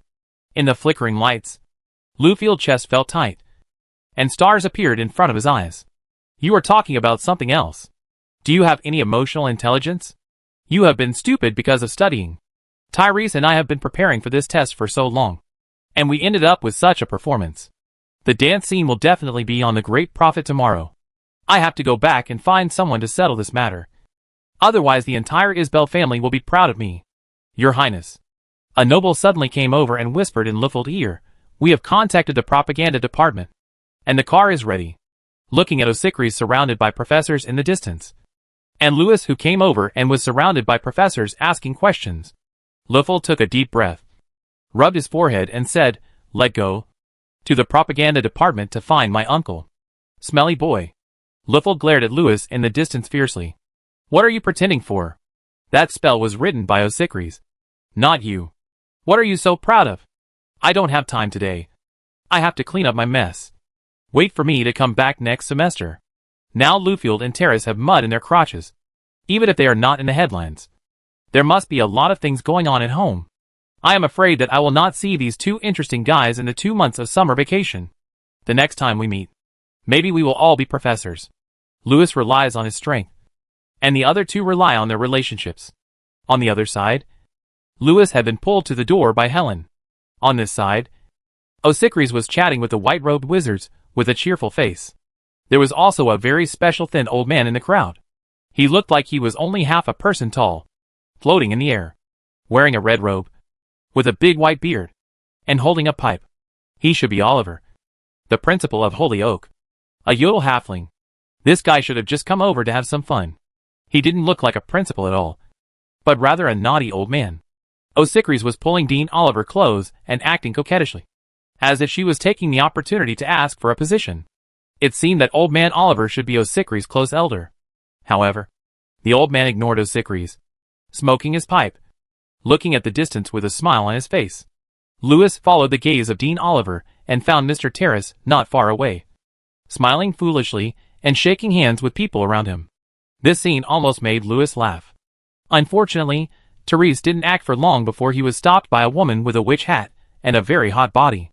The witch hooked her finger, and Therese came to her woodenly. Then the witch looked into Therese's eyes and blew twice, and Therese fainted. Sakura Bell relieved Therese's infatuation. It seems that Therese will be fine after a good sleep. But today is destined to be unforgettable. I think when Terrace sees you again, he will definitely hide his face and walk away. Obviously, he is not as thick-skinned as Ruffled. Yingling? Louis' face was full of weirdness. He remembered that weird wizard, who seemed to be called Yingling. Oh, she is from the Fox tribe. Their names are all weird, but she is a real great wizard, and also my sister best friend. Helen whispered. Fox tribe? Yes. Foreigners. Helen pulled Louis to the door. Don't look at it. Be careful, she will play tricks on you. Where are you going? Louis asked as he walked. To the Ministry of Magic office in the college, the Office of Special Mystery Handling. Helen said in a low voice with some excitement. Director Treve just said that although we didn't pass the assessment, he can give us a temporary job position. Helen walked to Osicris and whispered a few words to her sister. Osicris was busy dealing with the professor, and it might take a while. So the two of them went to the corridor and waited, accompanying Helen and lying on the mahogany handrail. Louis looked at the scene in front of him and was shocked. This was the first time Louis saw the appearance of the Holy Oak Academy. It seemed to be a huge and magnificent magic castle. According to the information, its area was almost the same as the Forbidden City. The number of towers in several branches added up to more than 30. And there was also a black lake in the garden. And now, the two of them were standing in the corridor next to the spiral staircase on a certain floor of the West District Castle. Looking down, there was the constantly moving spiral staircase. In the many corridors downstairs, there were also strange wizards and witches. There were also people half a person tall, wearing wizard hats, riding magic carpets or brooms, flying through the halls. In addition, there were many nobles, officials of the Ministry of Magic, professors and students. These people were walking out of the examination rooms one by one. Everyone was very happy today. For the officials and ministers, the departments that were short of people finally hired excellent scholars today. For the nobles, it is not only a good thing for their relatives or retainers to enter some good departments, but also a great honor. Osicles was even more happy, because the teacher finally agreed to let her be promoted to the director of the teaching department. At this moment, Louis, who was watching the excitement in the corridor, also saw some narration in front of him. You helped Osicles solve the current crisis, and also solved your own difficulties. You are more integrated into this world. Presence plus 30. Strength plus 3. Experience plus 100. Attention from the Holy Oak. Louis couldn't wait to check his reward record. There is a reward for teacher. I don't know how to do it. He has already seen the magic plus 1 in it. There is also a certificate. However, this certificate is not a certificate of withdrawal from school, but a special mystery office temporary worker certificate, waiting for him to collect it. There is also a strength plus 3 and experience plus 100. This should be a special reward given by the Book of Destiny after helping Osicles change the plot, Destiny. Louis suspected that the energy of the Book of Destiny might come from his change of the fate of the world. The more things he did, the stronger he would become. His attributes now became Louis LV2, 0/100. Strength, 4.9 Dexterity, 1.3 Magic, 4.1. Storybook Energy, 1. This storybook energy seemed to come from upgrades, which could be added to attributes, and could also be used to comprehend spells. After thinking for a while, Lewis took a look at the few good spells he had. Reverse Spell LV2, 0/80, Bewildered LV1, 0/15 Taboo. Marionette LV0, 0/679, he added the 1 point of storybook energy to the marionette. And then he felt a sense of enlightenment. You understand Taboo. Marionette LV1, 0/20. This move is really unique. When using it, it is better without a wand. Lewis looked at his attributes, and his face turned strange.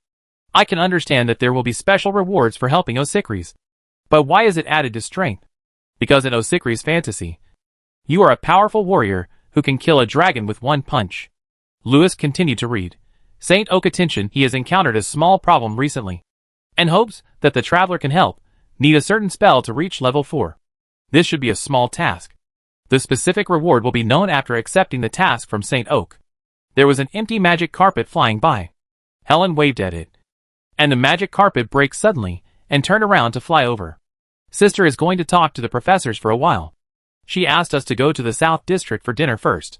Don't stand there like an idiot. Let go. Helen pulled Lewis, and seemed to be impatient. She pulled Lewis to sit on it. Chapter 12 South District Commercial Street. Along the way, Lewis and Helen sat on the magic carpet and kept shuttling through the magic castle. Everything they saw on the road made Lewis feel very novel. It looked like a world in the 17th to 18th century, but many of the paintings on the walls were in Surrealist style, and even Picasso style. The lamps here were big and beautiful, but they didn't seem to use electricity, but a magical creature called filament worms. Lewis also saw the old-fashioned antique telephone booths. Many students were queuing in front of the telephone booths to make calls, reporting the results of this year's assessments, and preparing to go home for the summer vacation. Near some spiral staircases and corridors, students could be seen standing in front of the handrails, changing their wizard robes into tuxedos, shirts and other clothes. They seemed to be eager to go home. This made Lewis curious about the means of transportation these people took to go home. There seemed to be some magic fireplaces in the academy, but there should be more means of transportation. Maybe there was a train. Soon, the magic carpet began to fly up, and flew to a large window hanging in the air. Looking closely, it turned out to be a portal. After entering, it was an area surrounded by many tall buildings. These buildings looked like small buildings with 5 or 6 floors, but they were all Gothic. In the distance, many tall towers could be seen, and the floating island floating in the air. St. Oak College can be regarded as a city of learning. Each of its campuses is connected to a small town, and the permanent population has reached more than 70,000 people.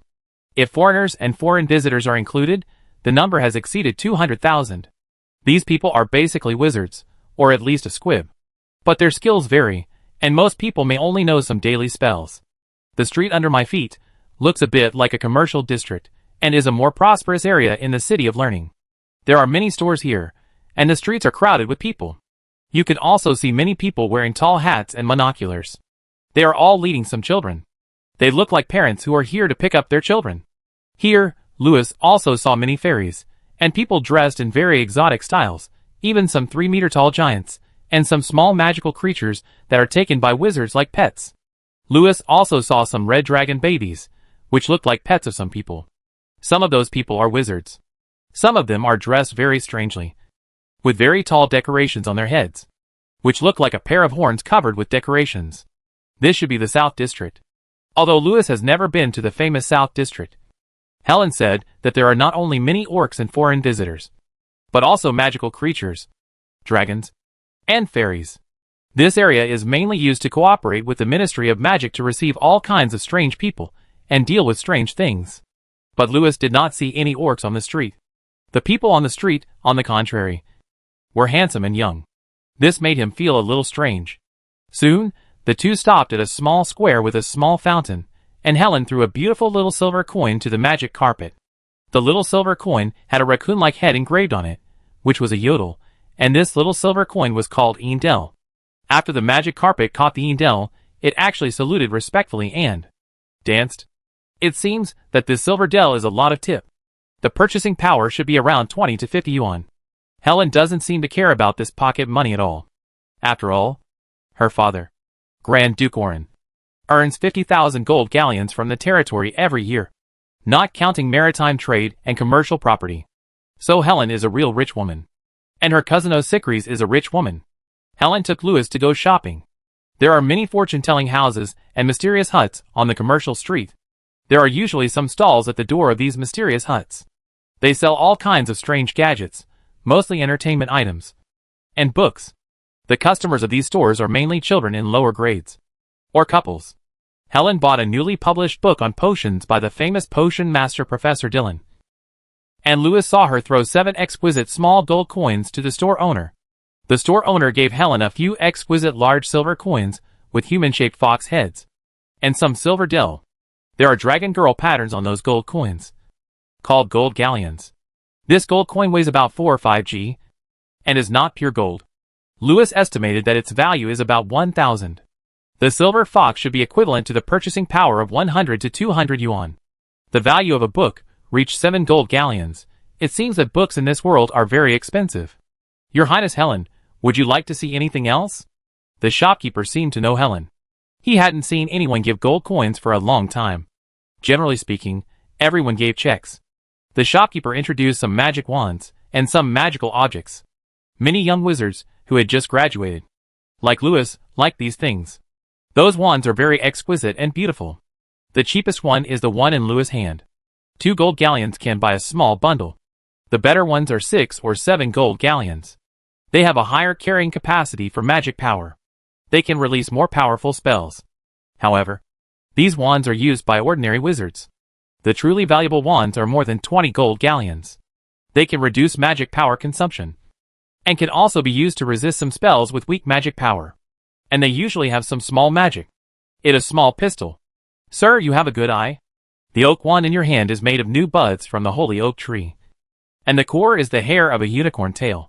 Using it, not only can the spell become stronger, but it also has a magic missile. The shopkeeper boasted, "Look at this magic gem embedded in the handle. It is enough to let it release 30 missiles, which can shoot a werewolf into a sieve. It is much more powerful than the muggles' muskets." What happens after use? Louis asked curiously. Can these magic gems be reused? Of course. The shopkeeper pointed to a human head-sized, floating prismatic crystal in the store. You can spend a little money to recharge it here. Of course. If you are a professor, you can also use the crystal arrays in the wizard tower. After hearing the price, Louis threw the wand to the shopkeeper. More than 300 gold galleons. He couldn't afford it. There are many wands like this, but there are only 2 types of people who buy this kind of wands. One is a very rich squib, and the other is a super rich wizard. Anyway, they are all very rich people. As for those magic objects, there are also many kinds, but most of them are low-level objects. There are only 2 mid-level magic objects in the whole store, which are regarded as the treasures of the store. Although most of them are low-level objects, the price is more than 100 gold galleons. Although they are very expensive, the new wizards regard them as treasures. According to the shop owner, even if you are a squib, if you have a magical item, you can play the role of a demon hunter when you travel outside and deal with werewolves and vampires. As for the magic treasures, they are all legends. Are you really not going to change your wand, Louis? Helen asked. Wait until you get paid. Louis touched his pocket. At present, his assets are only a few silver dollars. After shopping for a while, Helen took Louis to a beautiful restaurant called Magic Cat. The two sat on the seats outside and had a magical meal. This lunch, there are beef, fish, bread, black tea and pizza. Although there are not many dishes, they are all exquisite and beautiful, and they can restore magic power. After eating, Louis felt that his whole body became full of energy. This meal seems to be not cheap. It cost nearly 1 gold galleon. Naturally, Helen treated us. Does it mean that before I get my salary, I have to eat with Helen?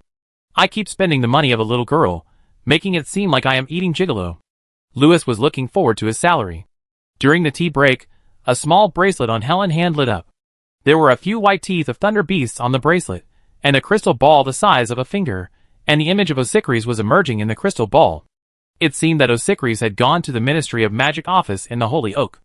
After a brief communication, Helen stopped a beautiful carriage on the street, and the two of them took the carriage together, and went to the tower where the Ministry of Magic was located. We will work at the Ministry of Magic in the future. The salary will not be low. Right? Louis asked curiously. Helen tapped her cheek with her finger and thought for a while. For temporary work. It will be 2 or 3 gold galleons a month. Louis opened his mouth and was shocked by his salary. He remembered that the professors in the academy had a monthly salary of 50 gold galleons or more. But what surprised him even more was those sexy female orcs at the Ministry of Magic. Chapter 13 Stimulant Anesthetic Potion? The two found Osicris in the lobby on the first floor of the tower. While waiting for the formalities, Louis saw those female orcs. Looking at the charming and seductive woman sitting on the sofa next to him, who was looking at herself in a small mirror, Louis' jaw dropped. And she was wearing a tight leather jacket. The ears on the head of this vixen with an internet celebrity face? Are you really not cosplaying 02? The tail on the buttocks? Is it really not the kind of thing that will fall off with a pull? There is another hot little dragon girl, who is chatting enthusiastically with Osicris, and the dragon horns on the top of her head. Is it really not playing Tiamat? Is this the sexy female work? What, Louis? Seeing Louis looking around with his mouth wide open, Osicris turned around and asked with a smile, "It seems that you are very interested in the latest proposal of the Ministry of Magic?" Hearing this, the ladies from other regions around him all looked at Louis with interest. The vixen lady even gave him a wink. Interspecies reproduction experiment. This is the latest proposal approved by the Ministry of Magic. Currently, this experiment is mainly carried out here at the Holy Oak.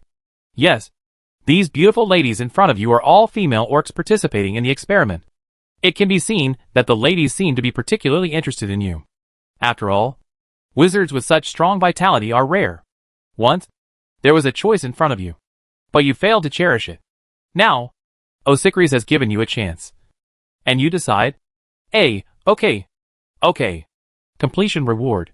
Helen, Osicris favorability -50, foreign lady favorability plus max, cute female goblin *19, anesthetic *1/day. P. Your Highness, ladies, actually I am a duck. Look at these big muscles. Show your 4.9 strength. Completion reward.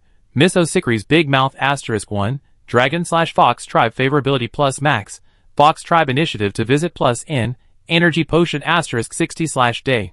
See, Your Highness, I am not interested in orcs, don't be like this. Then hypocritically criticize the current social atmosphere. Completion reward. Helen, Osicris favorability +5, foreign lady favorability -100, magic +1. Note, this is your first contact with foreigners, your performance will determine their initial favorability. Obviously, Osicris has the final say in choosing the female orc, not the foreign ladies. It is a scam. And it seems that being a duck doesn't seem that easy. Louis rubbed his face, feeling that his shame value had reached the maximum. He felt that this broken system was deliberately playing tricks on him. I just took a closer look out of curiosity. How could there be so many things? Also, Miss Osicris is too difficult to get along with. Right? This A must not be chosen. And B he absolutely cannot say. But if you choose C, we are gentlemen. Okay? These dregs in society now should be criticized. The favorability of the ladies has decreased, which shows that your values are not right. Besides, we are time travelers. What are we doing here? The system pulled us here, not to mess around with the ladies. Humph. The mortal world? Nothing special. Louis rolled up his sleeves, intentionally or unintentionally showing his strong arms, coughed, and expressed his inspiration or opinions. Your Highness, ladies, if you want to have a love affair with you, no matter who it is, you will probably say yes. Cough. As Louis spoke, he waved his arms intentionally or unintentionally, showing his 4.9 strength. Seeing that Osicris and Helen's eyes narrowed slightly, he quickly said, however, I think the Ministry of Magic latest proposal is problematic. I heard that some time ago, there were also duck tribes participating in the experiment, just because their muscles are perfect. Louis suddenly changed the subject, and talked about the Ministry of Magic latest proposal.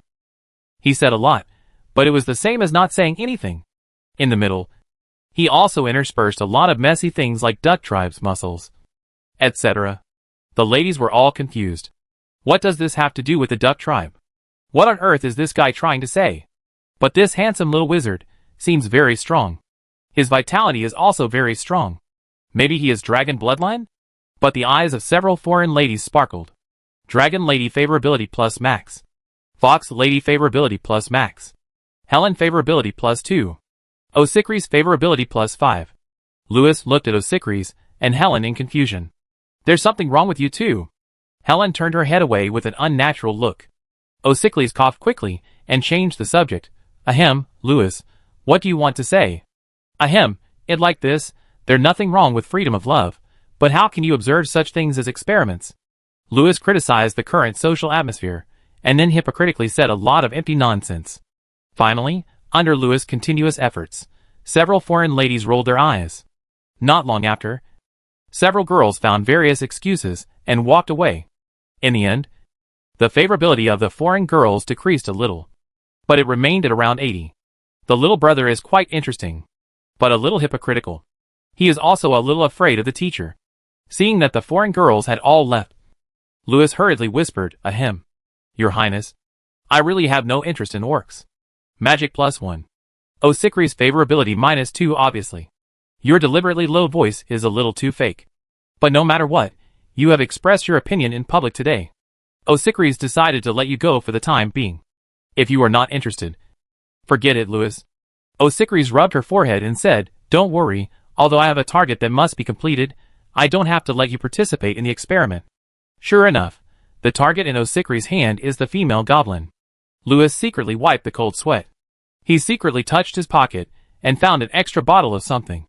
After taking a look at the narration, he found that it was Aunt Stia secretly gave you an anesthetic, energy, and stimulant potion *1. Anesthetic, energy, stimulant potion? What the hell is this? Lewis was confused here, but Osicris remembered something else. She looked at Lewis with a strange expression for a while, and suddenly asked, Lewis, who gave you that spell? Hearing this, Lewis also showed a puzzled expression. He had been prepared for this. After pretending to think for a while, he shook his head and took out a small note. Your Highness, this matter is really strange. Lewis frowned and said, I really didn't know what to do at that time. I thought about trying the magic spell that Helen gave me. But just when I was about to review it secretly, I found that the spells had all changed. In a hurry, I had to read it. As he said, Lewis handed the small note to Osicris. Osicris took the note with great doubt, and found that the spell on the note was not hers at all. The notes were also very strange, and each stroke looked crooked, like a new bud on a vine. It was full of fairy spirit. Helen also came over curiously at this time. After seeing such words, her eyes suddenly widened. Osicris' eyes gradually moistened. She knew who it was. She and Helen looked at each other, and they both laughed. Teacher, who wrote this spell? Lewis asked with a strange look on his face. It seems to be of a very high level. Osicris smiled and said nothing more. It is indeed very powerful. Seeing that Lewis was still asking more questions, Helen grabbed Lewis's arm and made a mysterious shushing gesture. This is a secret. Lewis, don't tell anyone else. Hearing this, Lewis nodded, not quite understanding. Also, you have to learn the spell well. Helen glanced at Lewis unhappily, but then she blinked her big eyes with a strange expression. Hey! Hey! The dancing handkerchief before seems to have been made by Lewis. He seems to be much better than me. Yes, Lewis. Osicris frowned and looked at Lewis speechlessly. Lewis, the sacred oak is different from the forbidden sanctuary, and you can't pass it with a thesis. Although you are not very good at spells, you have some ability, but you still need to read more books. During this period of time, study hard with Helen, sister. Sister. Woo woo woo. Yes, teacher. What if you fail the makeup exam again? Be a temporary worker for the rest of your life? Yes. Yes, teacher. Lewis covered Helen's mouth and smiled as he accepted Osicris' instruction. Osicris glared at the two mischievous children and felt very strange. It should be something written by Aunt Stia. How can Lewis, a rookie, reach this level? Osicris said a lot, and in summary, she felt that although Lewis had no talent, he could make up for his shortcomings with hard work. Lewis naturally nodded repeatedly to these words, and acted as if he was listening attentively. This made Osicris very satisfied. After talking about Lewis, she scolded Helen again. After being scolded, Helen pouted, rubbed her eyes aggrievedly, and was not in the mood to tell tales. Osicris pinched her sister in anger. Her three students behaved in a very ugly way today, which was really embarrassing. On the contrary, Lewis' performance surprised Osikris. Although this spell was given by Anstia, Osikris saw the calmness and composure shown by Lewis clearly. Moreover, what Lewis faced today was not only a demon, but also many audiences who regarded him as a clown. Under this pressure, Ruffled and Terry's lost their composure. But Lewis did not make any mistakes while reciting. It was as if he had written it himself. Well, his ability to memorize other people's spells is not bad. However, what satisfied Osikris the most was that this nerd knew how to flatter at the critical moment. Osikris felt very comfortable. The words on the podium were indeed very good. She originally thought that after Lewis recited the spell on the spot, everyone would be dead. But I didn't expect that this kid would make a big reversal. The exchange student introduced by Anstia really has some abilities. At least, he has all the temperaments of a real wizard. Although I always feel that this kid is more like a knight. Shaking her head, Osikris threw away this nonsensical idea. She stood up from the sofa and said, Let go. Let go to Director Triv's office. He should be back with the documents. Chapter 14 Curse of the Evil God. In this magic tower, there are many foreigners of various races and many offices. But what makes Lewis most curious is the Special Mysterious Affairs Processing Office. From Helen's description, this office seems to specialize in mysterious affairs, including foreigners, magical creatures, wizards, muggles, even dragons, demons, and cultists. It handles almost everything. This power is great. But this matter made Lewis feel a little confused. How could these two new wizards, who failed the assessment, enter such a department? With Osikris' current connections, could they be arranged to such a large department? You know, Lewis, Helen said mysteriously, I have been in the academy for so many years. But I have almost never seen the agents in that office. I heard that they are the elite among the agents, and the most mysterious wizards in the Ministry of Magic. Each of them has a legendary experience. Helen's words aroused Lewis's interest. But when he arrived at the door, Lewis was stunned for a moment. It seemed that there was a lot of dust on the door. But after entering, he felt relieved, because it looked much better inside than outside. Although there was a lot of dust. But anyway, it looked quite formal. Like a small base for agents. There are all kinds of things in the room. In addition to the astrolabe, divination cards, there is also an alchemy table. There is even a small potion garden, a damaged small portal, and a magic circle with many demonic spells. There is also a medical room, which must be used to treat injured agents. The environment looks very good, but it is a bit deserted. The original person in charge here is a bald middle-aged wizard, and he is the only one in the whole room. He is Director Triv, who looks plain, but is not simple.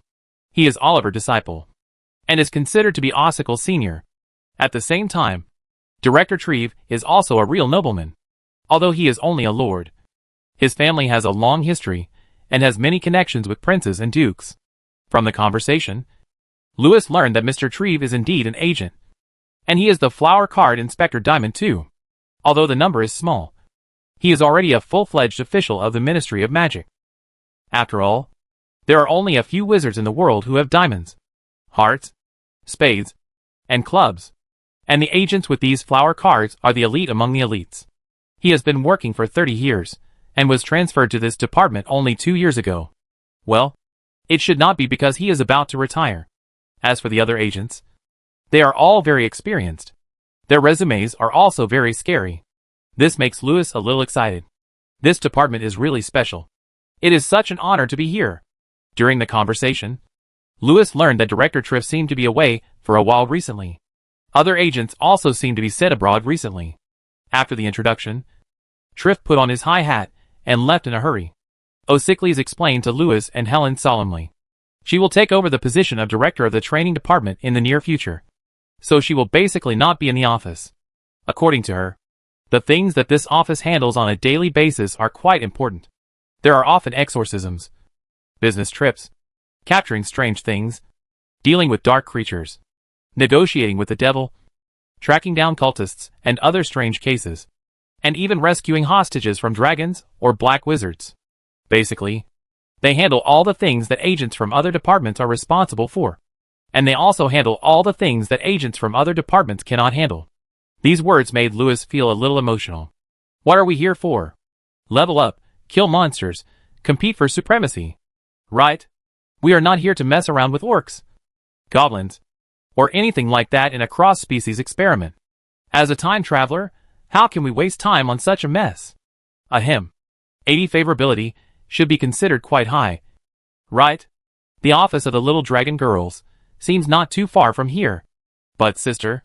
Helen looked at the empty seats and asked curiously, is there usually no one here? Well, the Ministry of Magic has many overseas offices, so some things may overlap in terms of functions. Osicris looked a little strange. Ahem. You should gain some experience here now, and there will be more opportunities in the future. Lewis's heart skipped a beat. Overlap? Overlapping functions is not a good thing. Also, what do you mean by more opportunities? Well, Lewis, Helen, you can't underestimate the work here. Osicles suddenly frowned. This job has many things related to diplomacy, and it is still very challenging. You two can't slack off here. Of course, you two have just arrived, so there may be less work. So that it. Lewis suddenly looked at Helen and nodded deeply. It okay, take your time. Osicris said something else. Although the two are only temporary workers at present, or interns. But if they perform well, they will have the opportunity to be employed by the Ministry of Magic. The tasks will be more arduous at that time. The salary will be high. After listening to Osicris' words, Lewis felt relieved. I thought too much. Although I didn't pass the assessment today, it can be regarded as an agent assessment. Moreover, although Osicles is not doing well, a lean camel is still bigger than a horse. It is reasonable to assign a very powerful department to the younger brothers. However, the challenges of the work here are too great. Look, there are so many medical equipment here. It seems very dangerous. Osicles gave some instructions and left. After she left, the two were excited and nervous. Helen talked a lot about her future prospects. To sum up, although I am a second-generation rich, and second-generation official, I want to work hard on my own, and the work of this Special Affairs Processing Office is the first starting point on our future path. Lewis deeply agrees with this. This storybook pulled me here, maybe just to save the world. My future fate will definitely be bitter and full of hatred. I have to go through hardships and encounter various challenges, so I must be mentally prepared. Thinking of this, Lewis felt the burden on his shoulders suddenly became heavier, and he couldn't help but feel more solemn. That afternoon, the first difficult challenge began. A goblin came. This goblin was called Kentucky Believe. He was dressed in a suit and his mustache was trimmed neatly, but he walked with a limp. After the two invited him in, he refused to sit down. He took off his hat and stood there, saying solemnly, I have been cursed by a terrible curse. I can't sit down forever. It began to state, people envy our Believe family, praising us as big bankers. But they don't know that our family has a secret that is unknown to the public. Everyone will be tortured by this devil. We must have offended some evil god or terrible ancient god, and have been cast into a terrible spell. This is a prank of God, a punishment from God, and fate. Mr. Triff warned us that if we want to truly get rid of the bad luck of this curse, we must follow his advice. We can't sit still. How can we work? Oh my God, sir or miss. Come and help me. Then, the goblin, who looked painful, laid down on the bed in the medical room with ease, slowly took off his pants and raised his buttocks. Pointed to his buttocks. After seeing the goblin operation, Lewis suddenly had a bad feeling in his heart. Also, isn't this medical room for those agents who have fought against the devil? Why is this goblin so skilled in getting on the bed? Miss Helen was still there, climbing up the high bookshelf seriously, looking up various ancient books, but after Lewis finished listening to Mr. Goblin's story, he looked at the place where Mr. Goblin was entangled by the evil spirit. His expression became more and more strange. He fell into deep thought. You have hemorrhoids. Right? Is it hemorrhoids? Is this my first job? This storybook pulled me here, to cure the hemorrhoids of the goblins? And this is a rat hole. Right, brother? You are not feeling well. Is it really not because a rat or snake got in? What should we do? What should we do? Lewis. Listening to Believe painful wails and statements, Helen wiped the sweat off her face, already a little flustered. What should we do? Should we go find Miss Osicris to take a look?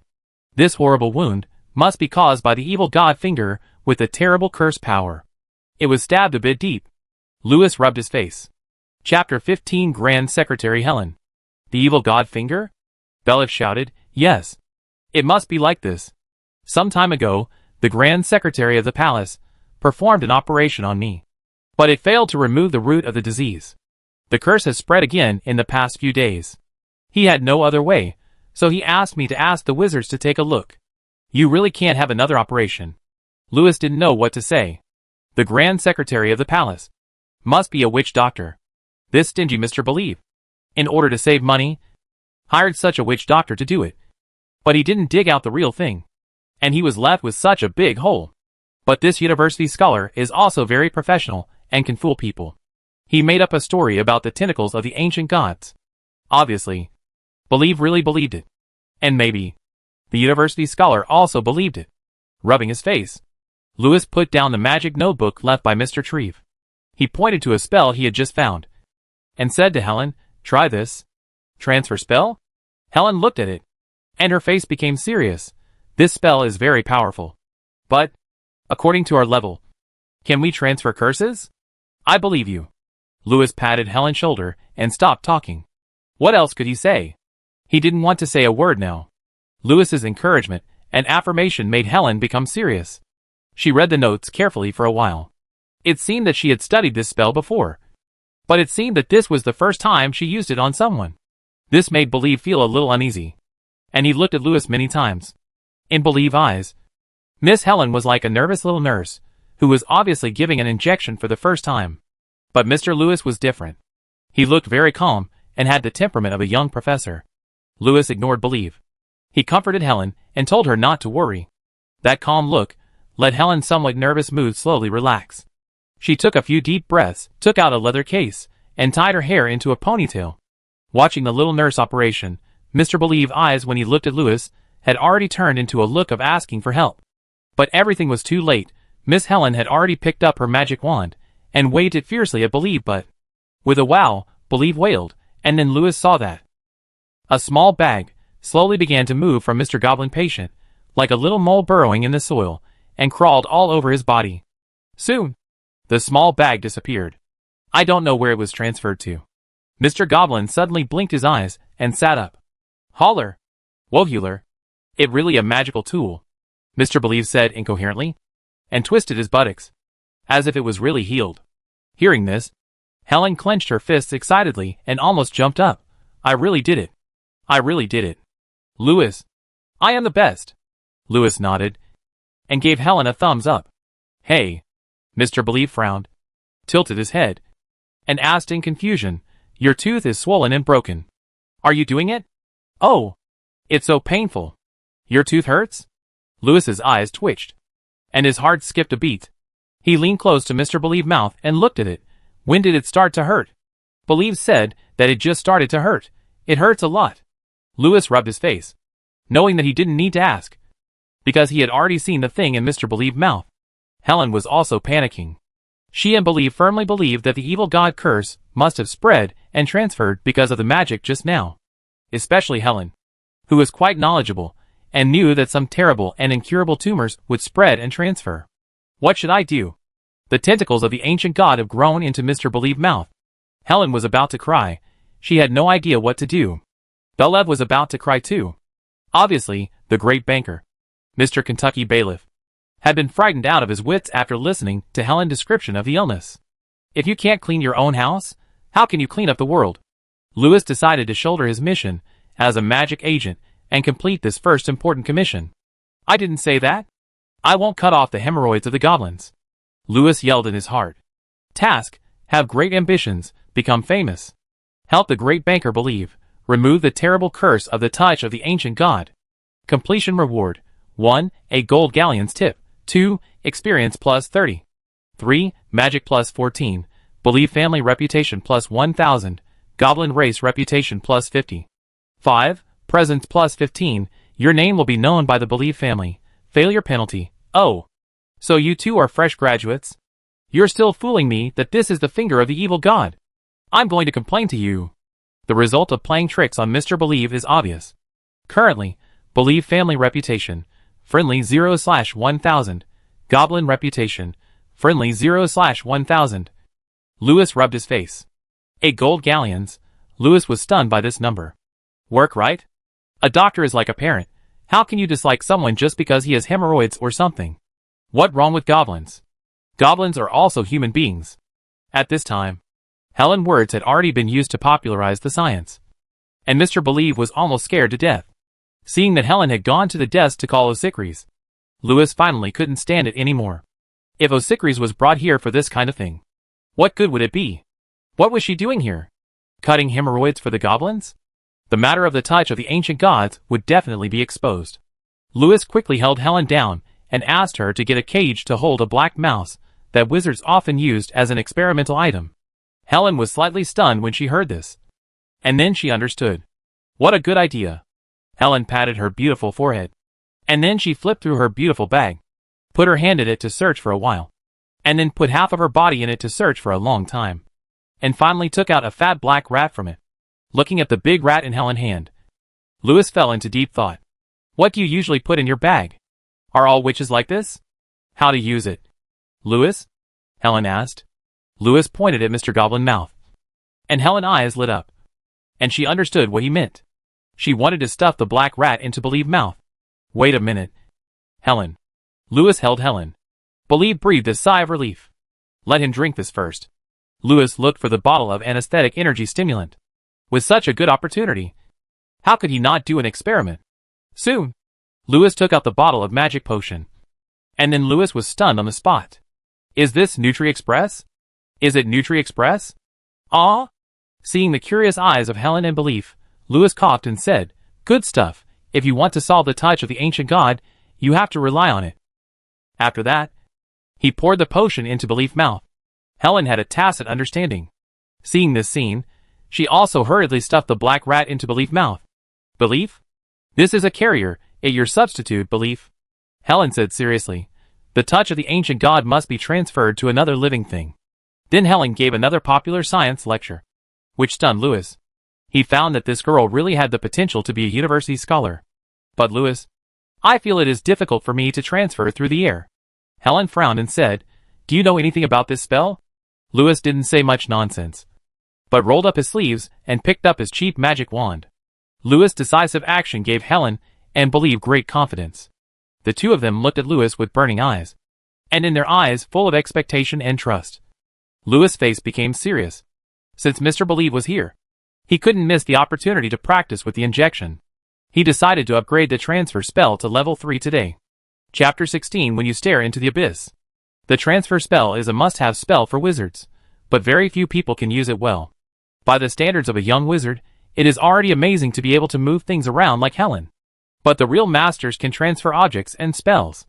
Some masters who have a very solid grasp of the theory and practice of the transfer spell can even easily knock out other people's magic.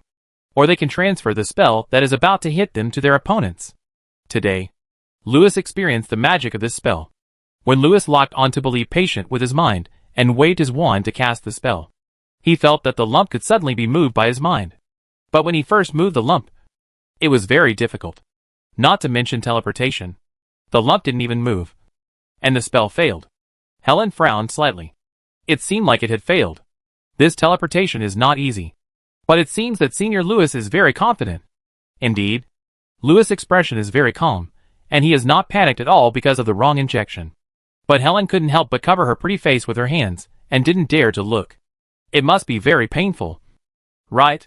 However, she found that Mr. Believe not only did not show an expression of unbearable pain, but he looked very comfortable. What did Louis give him to drink just now? Belief favorability +5. Ignoring the narration, Louis continued to wave his wand. This time, Louis felt the lump move a little bit slowly. After 2 more times, he found that he could only move the lump inside Belief's mouth. Not to mention transferring it to the mouse that was close at hand, it was difficult to move it outside the mouth. Until 5 or 6 times, the small cyst could move up and down in Belief's body like a little mouse. Belief favorability +5.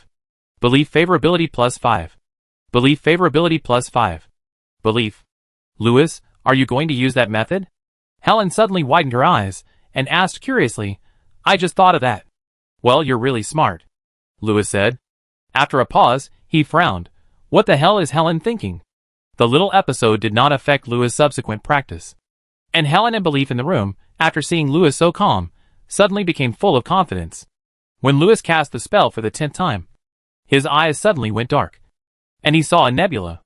The nebula seemed to be slightly affected by his casting of the spell, causing the originally balanced nebula to collapse and gradually condense into a star. At the same time, Lewis also saw countless galaxies, which flew quickly in front of his eyes, like fragments of time and space.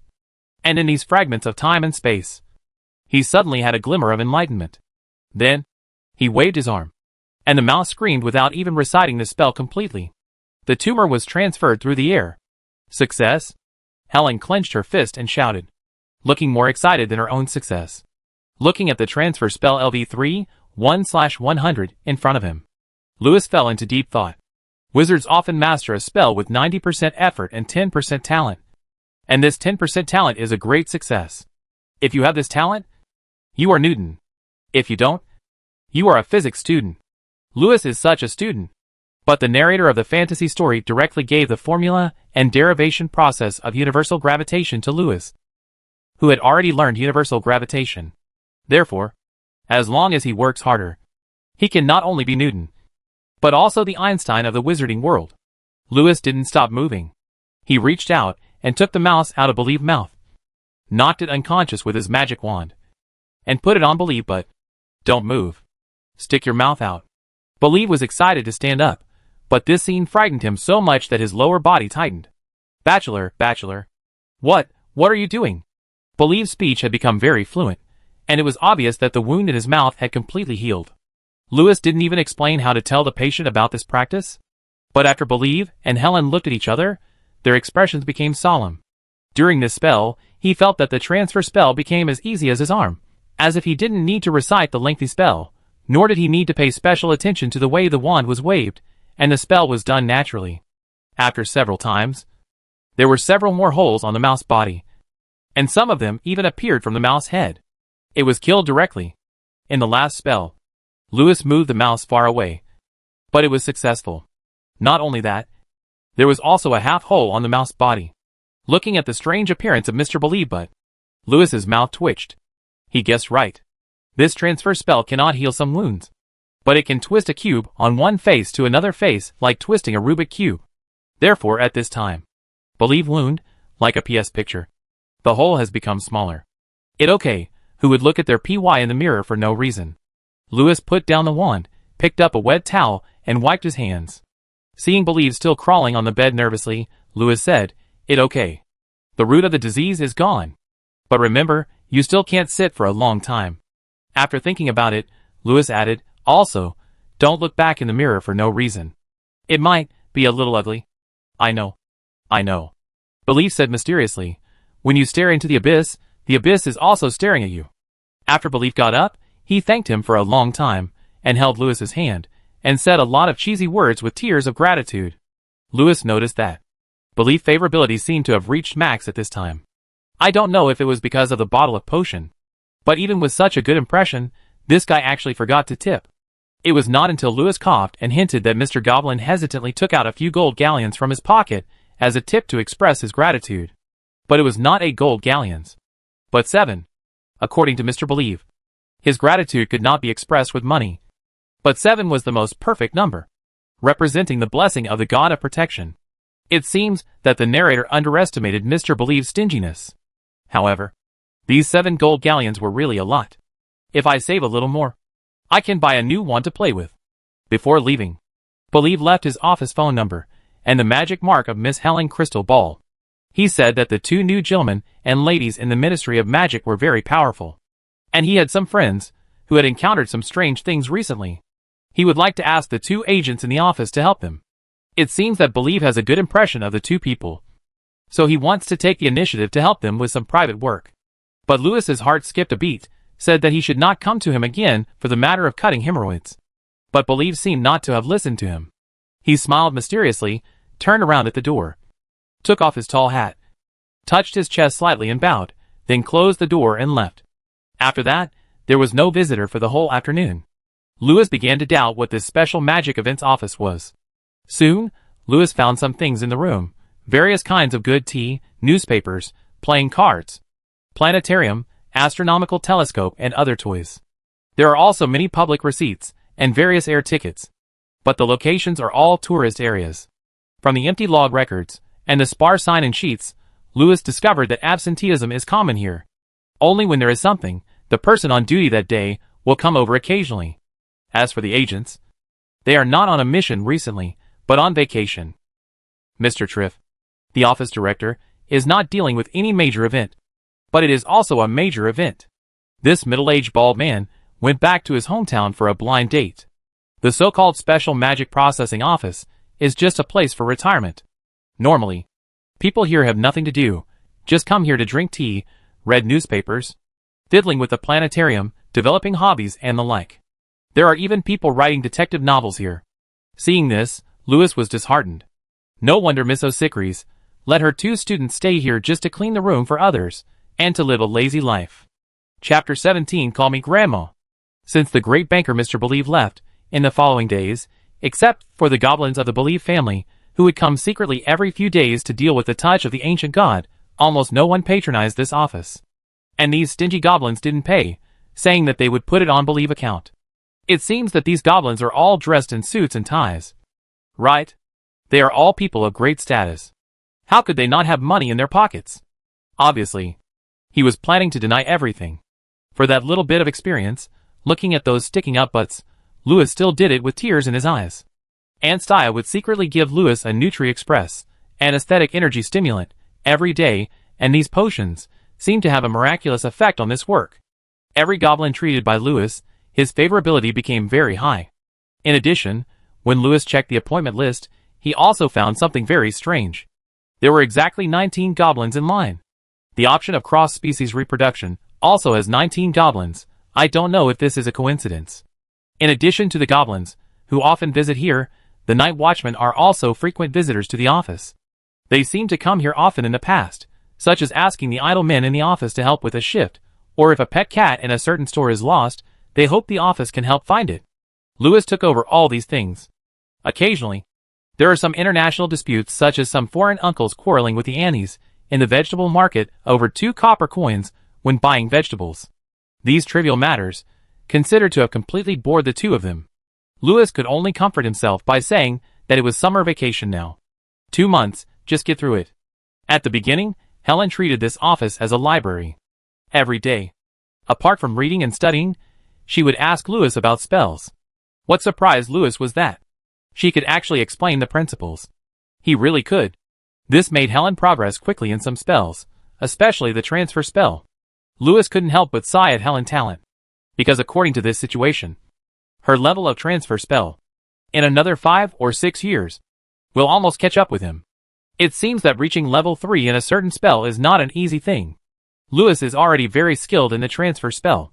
He can now use the transfer spell to transfer the spout of the teapot to any position it will without a wand, even to the inside.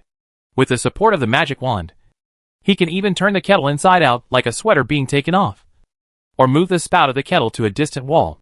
If Director Trov, who left the notes of the transfer spell, was standing here and saw what Lewis was doing, he would definitely widen his eyes and ask what spell this was. In fact, when Lewis practiced this spell to level 4, he felt that it was no longer the same spell as before. And its name did change. Forbidden. 4-dimensional reversal spell level 4, 67/1000. For people like Newton, the spell seemed to be transformed as they understood it. In a flash of inspiration, transformed into a completely new look. In the fragmented knowledge of time and space about the transfer spell, Lewis saw a 4-dimensional Rubik cube, understood its secret, and then understood this spell. It can no longer be called a transfer spell, because it can break a person into pieces like a building block, or even directly embed a person with a distant wall. Lewis has a feeling that when this spell reaches level 7, the effect will have a qualitative leap.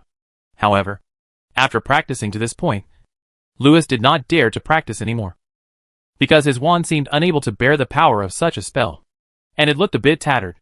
Lewis had to temporarily practice quickly charge up. But when the office suddenly got a lot of money one day, he had to shift his focus to Helen's magic notebook and study those spells. Helen seemed to be looking forward to this. She thought Lewis should learn these real things.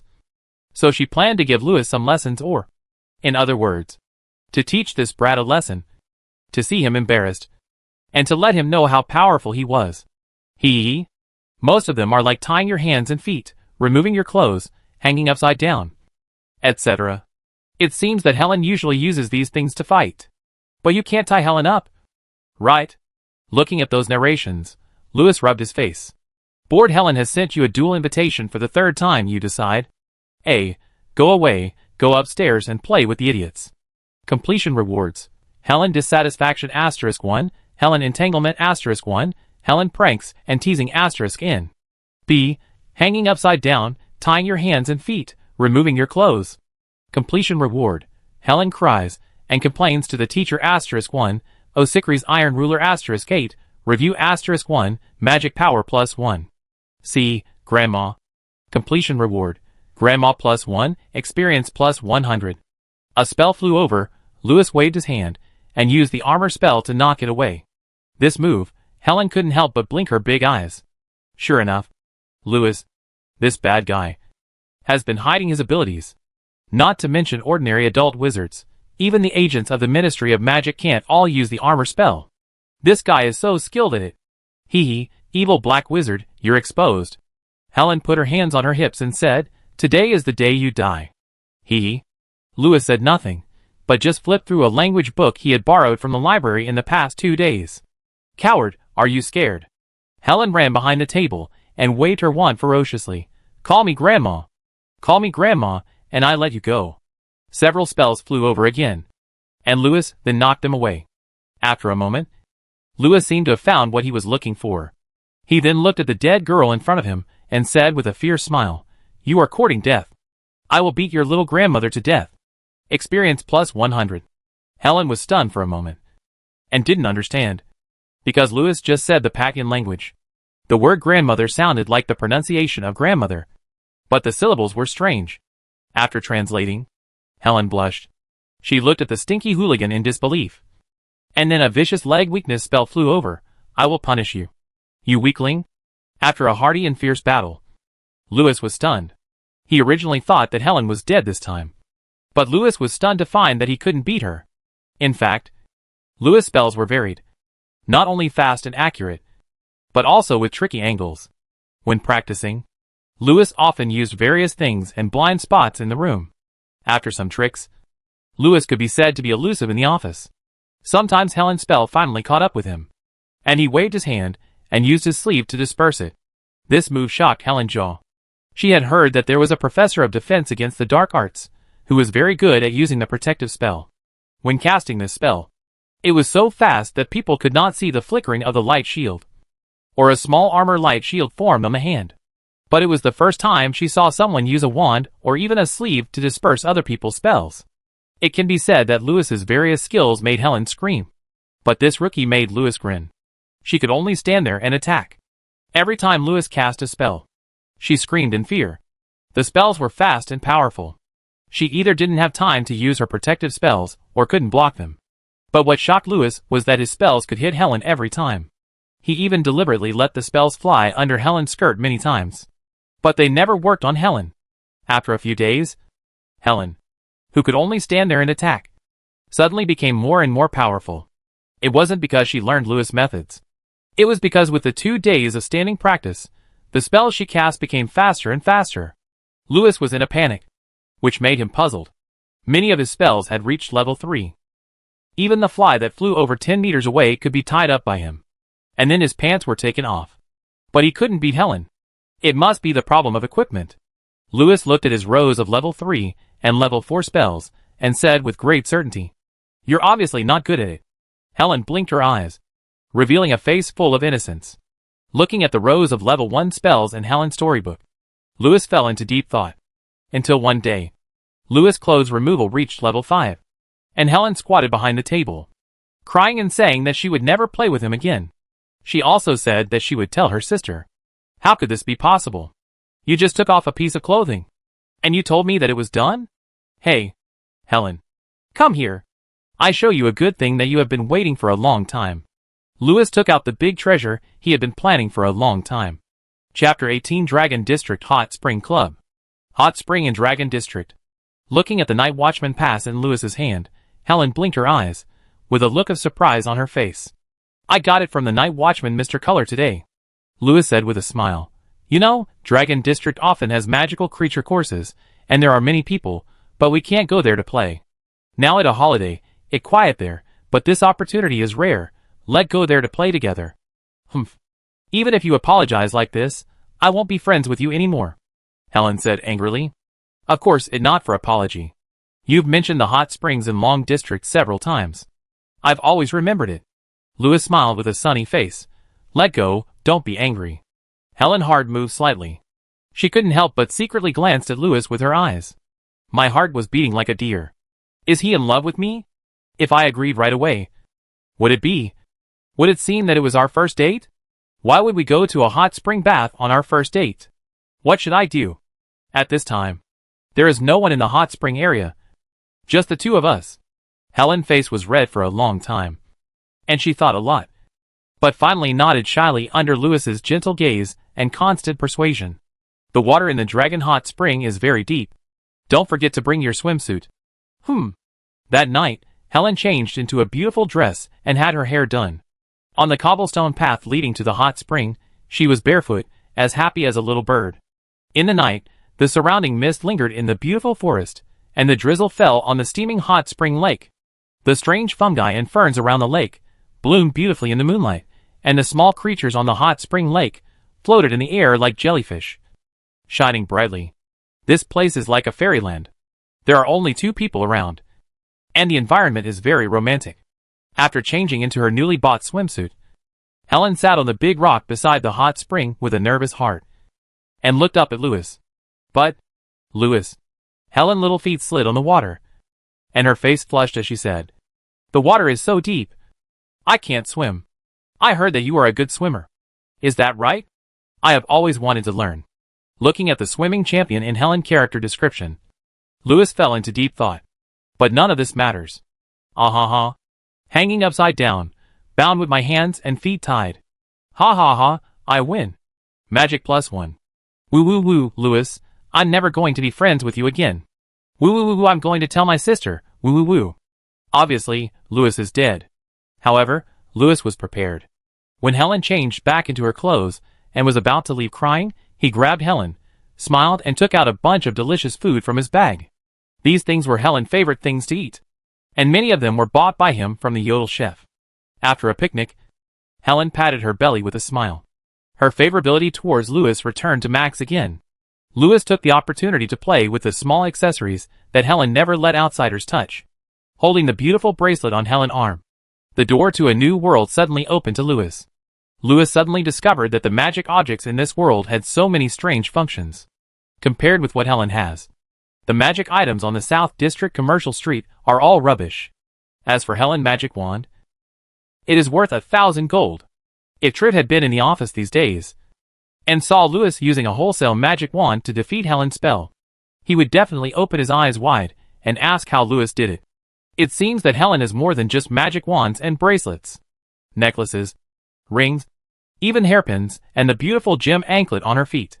All were top-level magic items. While teasing Helen, Louis touched them all, and was shocked by the descriptions in the narration. There were 7 top-level items in total. Even an old professor would be beaten to tears in front of Helen. But Louis was a little confused. It seemed that the highest level of magic spells that these items could protect against was about level 5. From the books on spell interpretation I saw in the library, there are very few books describing magic above LV5. Only some magic books called the Forbidden Book in my memory have descriptions of magic above LV5. Louis couldn't help but think of the professors he met on the day of the test. Some famous professors had very strong magic power. The descriptions in the storybooks were all, which means it was 5 times more than Louis's magic power. But among the magic they mastered, it seemed that few reached LV4 or above. For example, the very famous Miss Yingling, the one she used was about LV4 LV5. Louis' face turned strange. It seems that the wizards in this world have very high magic power, but it seems that mastering a magic of LV4 to LV5 is considered to be a unique skill, and it is very famous among ordinary wizards. Magic power is equivalent to magic damage, but even if the brute force is great, there is still a fundamental difference between high-level magic and low-level magic. LV3, LV5, LV7, LV10 are all qualitatively different. It like another magic. Louis looked at the many daily spells on his personal panel that were about to reach level 6. And an idea came to his mind. It seems that although the wizards in this world have strong magic power, they don't seem to be very good at playing magic. Humph. No matter how you coax me, I won't pay attention to you anymore. Helen tied her hair, pulled back her feet, kicked Louis twice, and said with a red face. Louis raised his head, looking at Helen's shy face and her big watery eyes. Louis fell into deep thought. That night, although Helen repeatedly said that the dormitory was closed, Louis still found a way to send her back to the dormitory. Recently, O'Sickleys was busy with experiments and was not in the dormitory. There were only 2 people in the dormitory, and Helen was a little nervous. As expected, this bad guy, sitting in the living room. Helen nervously held the bag in her hand, stuttering as she looked at Louis and said, Should we read a book for a while? I just bought a book of poetry. Louis glanced at Helen face to A, and said with a smile, Good boy. Play at home. Uncle is going to help the night watchman on duty. After that, Louis swaggered out. Helen was left alone in the living room, pouting. Who is the child? At 18 years old, she is not a child. But she is to A. After returning to the office, Louis stood in front of a mirror. After a moment, the facial features of the person in the mirror were distorted like the surface of water. And soon, he became like Daniel Wu, touching his chin. Louis looked at the decorations on his body. He shook his head. Only his face changed. But his clothes did not change successfully. This was a trick he learned from Stuart. He had mastered it in recent days. The evil spirits have special bodies and are extremely talented in transformation. They can not only change their bodies, but also change the surrounding environment. As for Louis, he has actually been practicing secretly for several days. Even the vice president, if he does not use detection magic, cannot use his perception ability to see through his transformation spell LV3, 7/100. Of course, Mr. Nightmare is better, and can do group portrait. But the level 3 transformation spell is enough. After all, this is not an ordinary transformation spell, so it is enough for Louis to stroll outside. Today Louis plans to try his luck at the Holy Oak. There should be something there. He changed his clothes, first got a pipe, and then put on an old wizard robe in the lounge cabinet.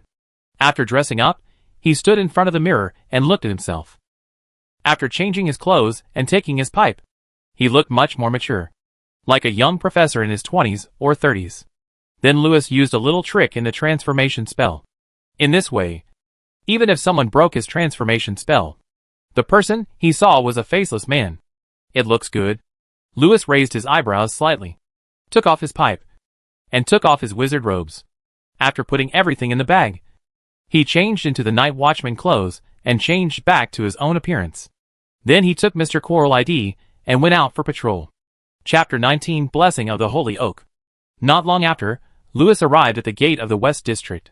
Several gatekeeper fairies were sleeping. When they saw Louis coming, they said hello and let him pass. Because he often replaced the night watchman on duty, Louis was already familiar with the gatekeeper fairies. Usually, the West District was off limits to students, not because the Holy Oak was here, but because there were many strange things in the West District, and they were afraid of scaring the students. Or kill some thieves. Especially in the past 2 days, something seems to have escaped from the dark area, so the West District is the focus of patrol. When Louis was on duty for Mr. Color these days, he was mainly responsible for the West District. After signing in, Louis chatted with the captain for a few words. After hearing that Louis brought a few bottles of fine whiskey, many colleagues couldn't help but feel itchy. The fact that Louis was late was naturally forgotten by everyone. According to the grouping, Louis and everyone started patrolling together. In the first half of the night, the night watchmen were still very loyal to their duties. But in the second half of the night, everyone started to be lazy. Basically, they stayed in the office to drink and chat. Only when it was time, they would go out for a patrol. And this kind of thing was mostly left to the likable Louis. Standing in the huge square where the Holy Oak was located, surrounded by tall towers, Louis raised his head and looked at the sky. Against the backdrop of the brilliant starry sky, a huge moon occupies 1/5 of the sky. There is no doubt that the moon in the sky is a gas planet. It is like a giant hanging in the sky. If you have giant phobia, you will definitely feel numb when you see it. This gas planet makes the night of this world not so dark. In the square surrounded by trees in front of me, there are all kinds of strange fungi and ferns, some of which look like shrubs, and some look like huge stamens. Some of them look like tall trees. Some alkaloids make them contain a lot of fluorescent substances, so they sparkle at night. And the colorful spores are very beautiful. A breeze blew, and the spores on the branches and leaves swayed in the breeze, and some sparkling spores bloomed. The spores flew in the air like elves in the fairyland. In addition to these fungi, ferns, and potions, there are also many real big trees around the square. These ancient trees are towering, but in fact, they are all aerial roots growing down from the crown of the holy oak. They are like columns, and also like ancient trees. The columns and branches support each other, and the leaves and branches spread out, forming a forest. The huge sacred oak tree is vertical to the sky, and its canopy covers an area of hundreds of meters around. Many goblins are flying around in the canopy. Near the canopy, there are many floating stones in the air, and even small islands.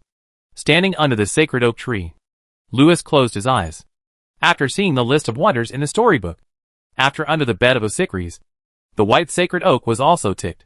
The traveler followed the guidance and explored the second wonder of the world.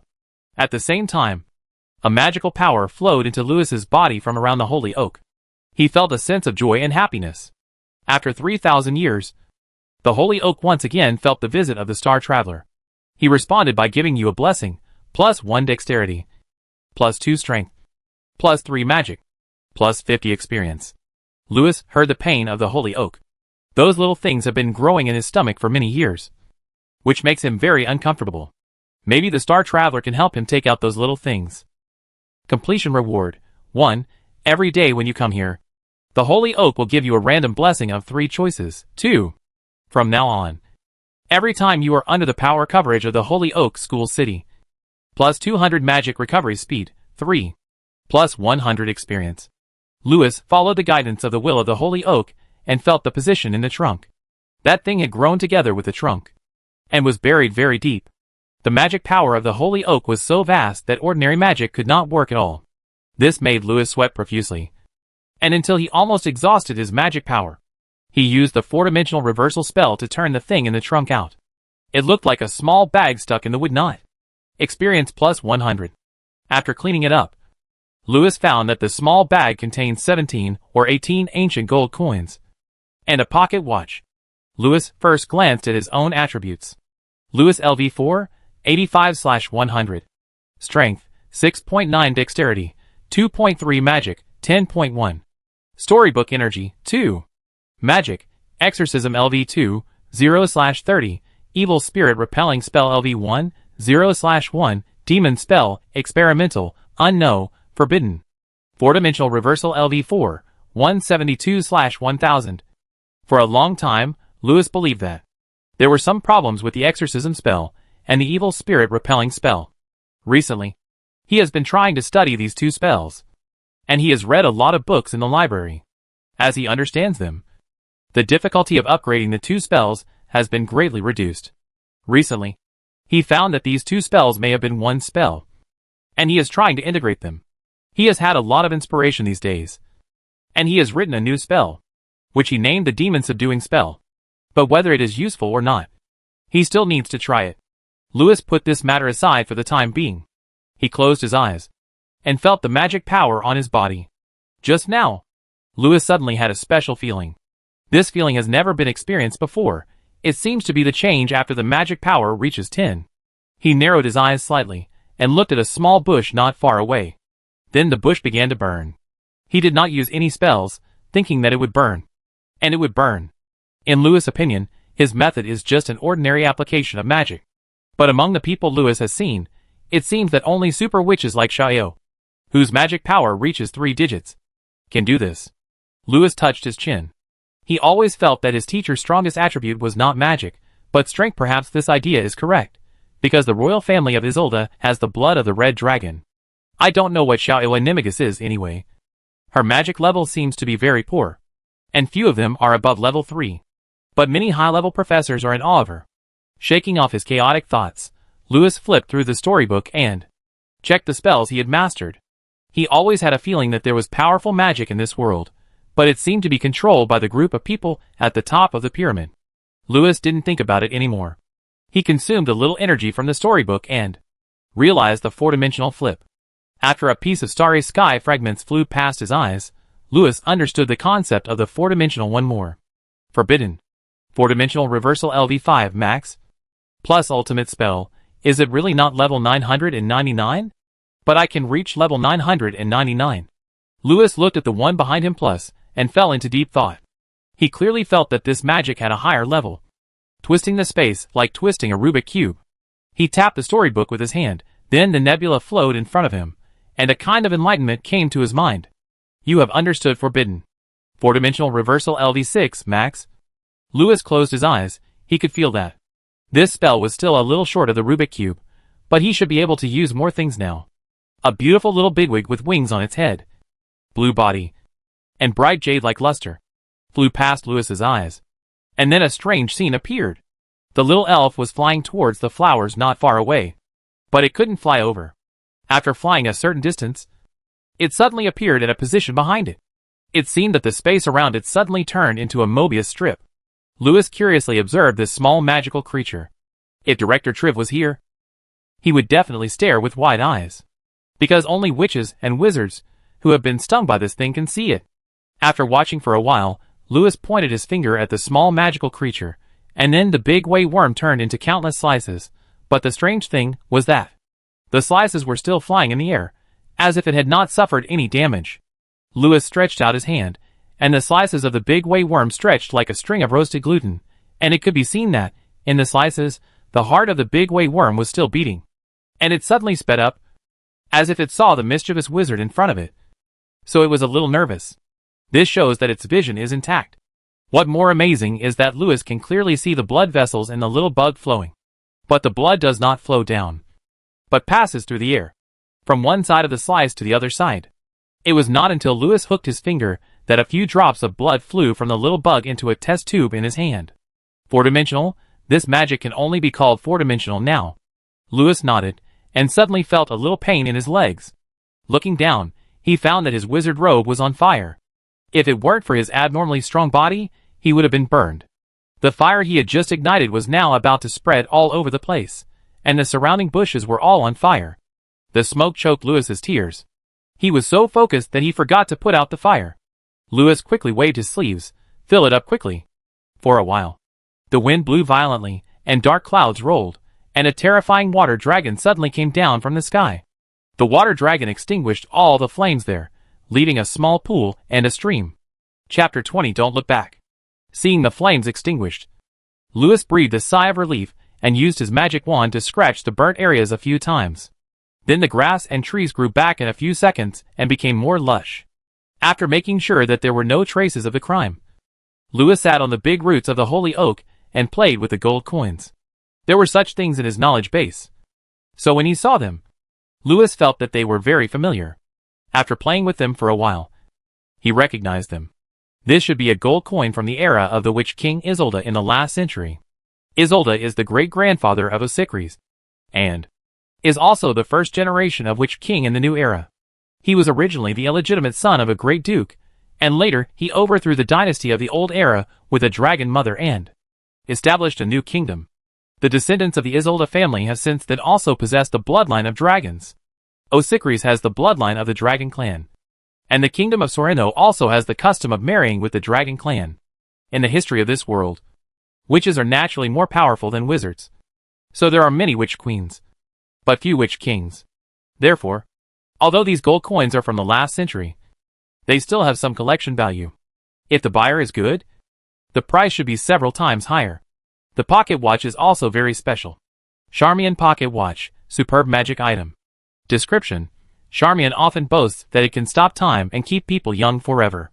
But it is actually just a common deceptive item in Black Corner Alley. But now, after a series of fantasy journeys, it has been nurtured by the magic of the holy oak for many years, so it is very different. Function: 1. Thought acceleration. Description: time seems to slow down suddenly, only your thought remains fast. 2. Containment. Description: the magic of the holy oak makes this pocket watch very powerful in magic carrying capacity, able to store a magic or some blessings, save for 7 days. 3. Absorption. Description: it can help you absorb harmful energies, such as curses. When its pointer starts to move, it means you have been quietly tricked. Lewis put away the pocket watch, and then planned to leave here. When he left the vicinity of the Holy Oak, he found that a light suddenly shone on him. He looked up and found that the entire area around the Holy Oak gradually became brighter. The moonlight passed through the gaps in the tree canopy, shooting down a series of tindal spots, like a series of air columns. Beautiful. Before you leave, please accept the blessing of the Holy Oak. What blessing do you want today? A. Random daily, immune to evil spirits. The West District has not been very peaceful recently. Although you are as strong as a mountain monster, you will be fine if you get hit a few times. But this blessing is undoubtedly the safest. Sure enough, these few days have not been peaceful. Lewis's eyes moved slightly. B. Random daily, fearless. The evil spirits will become stronger with your fear, but if you are fearless, you will be invulnerable. C. Fixed daily, energy infusion, plus 5 mana recovery/S, lasting 30 minutes. The repeated movements of the Holy Oak finally alarmed the night watchman. Someone in the distance was drunk and holding a lantern. Lewis didn't have time to think about it. He saved a blessing in his pocket watch, and then hurried into the nearby teaching building for the Defense Against the Dark Arts course. The Dream Tower. A few minutes later, a small group of drunken night watchmen came to the bottom of the Holy Oak, and left after a curious discussion. A young professor smoking a pipe walked hurriedly in the Dream Tower, as if he had forgotten something in the laboratory. Soon, he came to the 13th floor. The 13th floor of the Phantom Tower. This place is famous among apprentices, because it leads to the mysterious dark area. Most of the stories circulating in the academy that frightened people and made them unable to sleep happened in this tower. Occasionally, professors, janitors, or night watchmen will encounter one or two strange things. Some time ago, a little fox encountered such a strange thing. She was so scared that she almost lost her soul. Even now and then, she would have nightmares when she went to bed in the middle of the night. As soon as she closed her eyes, she could feel wet hair on the pillow.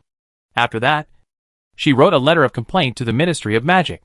And Director Trees got the letter of complaint from some unknown channel, and then suppressed it. It seemed that Director Trees could not handle it, and did not want others to complain. When cleaning the office these 2 days, Helen found the letter of complaint, and after reading it, her legs were so weak with fear. Lulululity. I think some terrible things in the dark world must have escaped it looking for a substitute. Helen said to Lewis with trembling teeth, if you go to the West End recently and accidentally enter that tower, remember that when you hear footsteps, don't stop. Otherwise it will slowly catch up with you. And don't look back casually. Don't look in the mirror.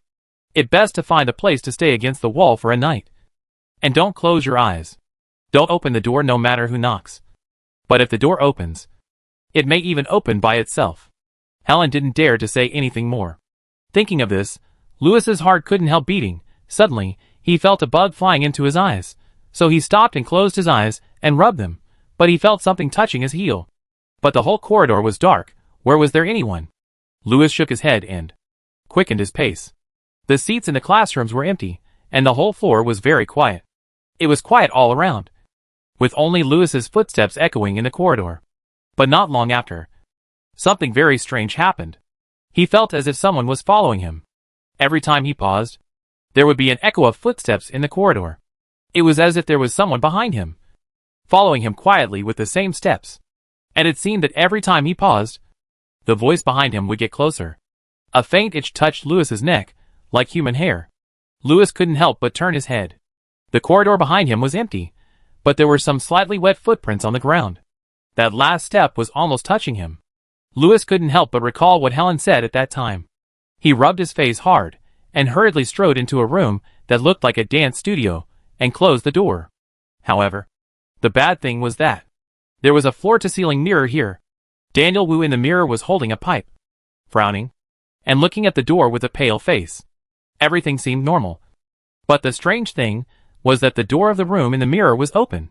But Daniel Wu in the mirror did not look back. Lewis blinked fiercely, and found that the person in the mirror had lowered his head, with a gloomy face. At this moment, the door of the room in the mirror suddenly closed. Hee! A series of gloomy sounds suddenly echoed.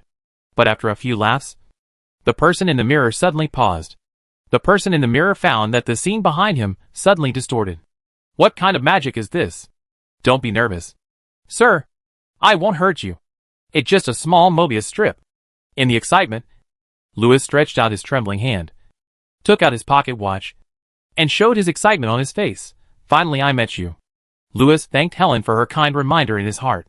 Since he heard the rumor about the Dream Tower, he has come here 7 or 8 times in recent days.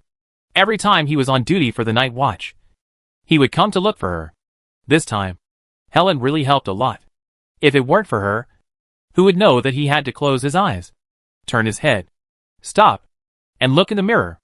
At this moment, the person in the mirror suddenly found that the nightmare seeds he had planted in that person's mind suddenly lost contact. As for the mind reading, the mind of the wizard in front of him suddenly became like a pool of stagnant water.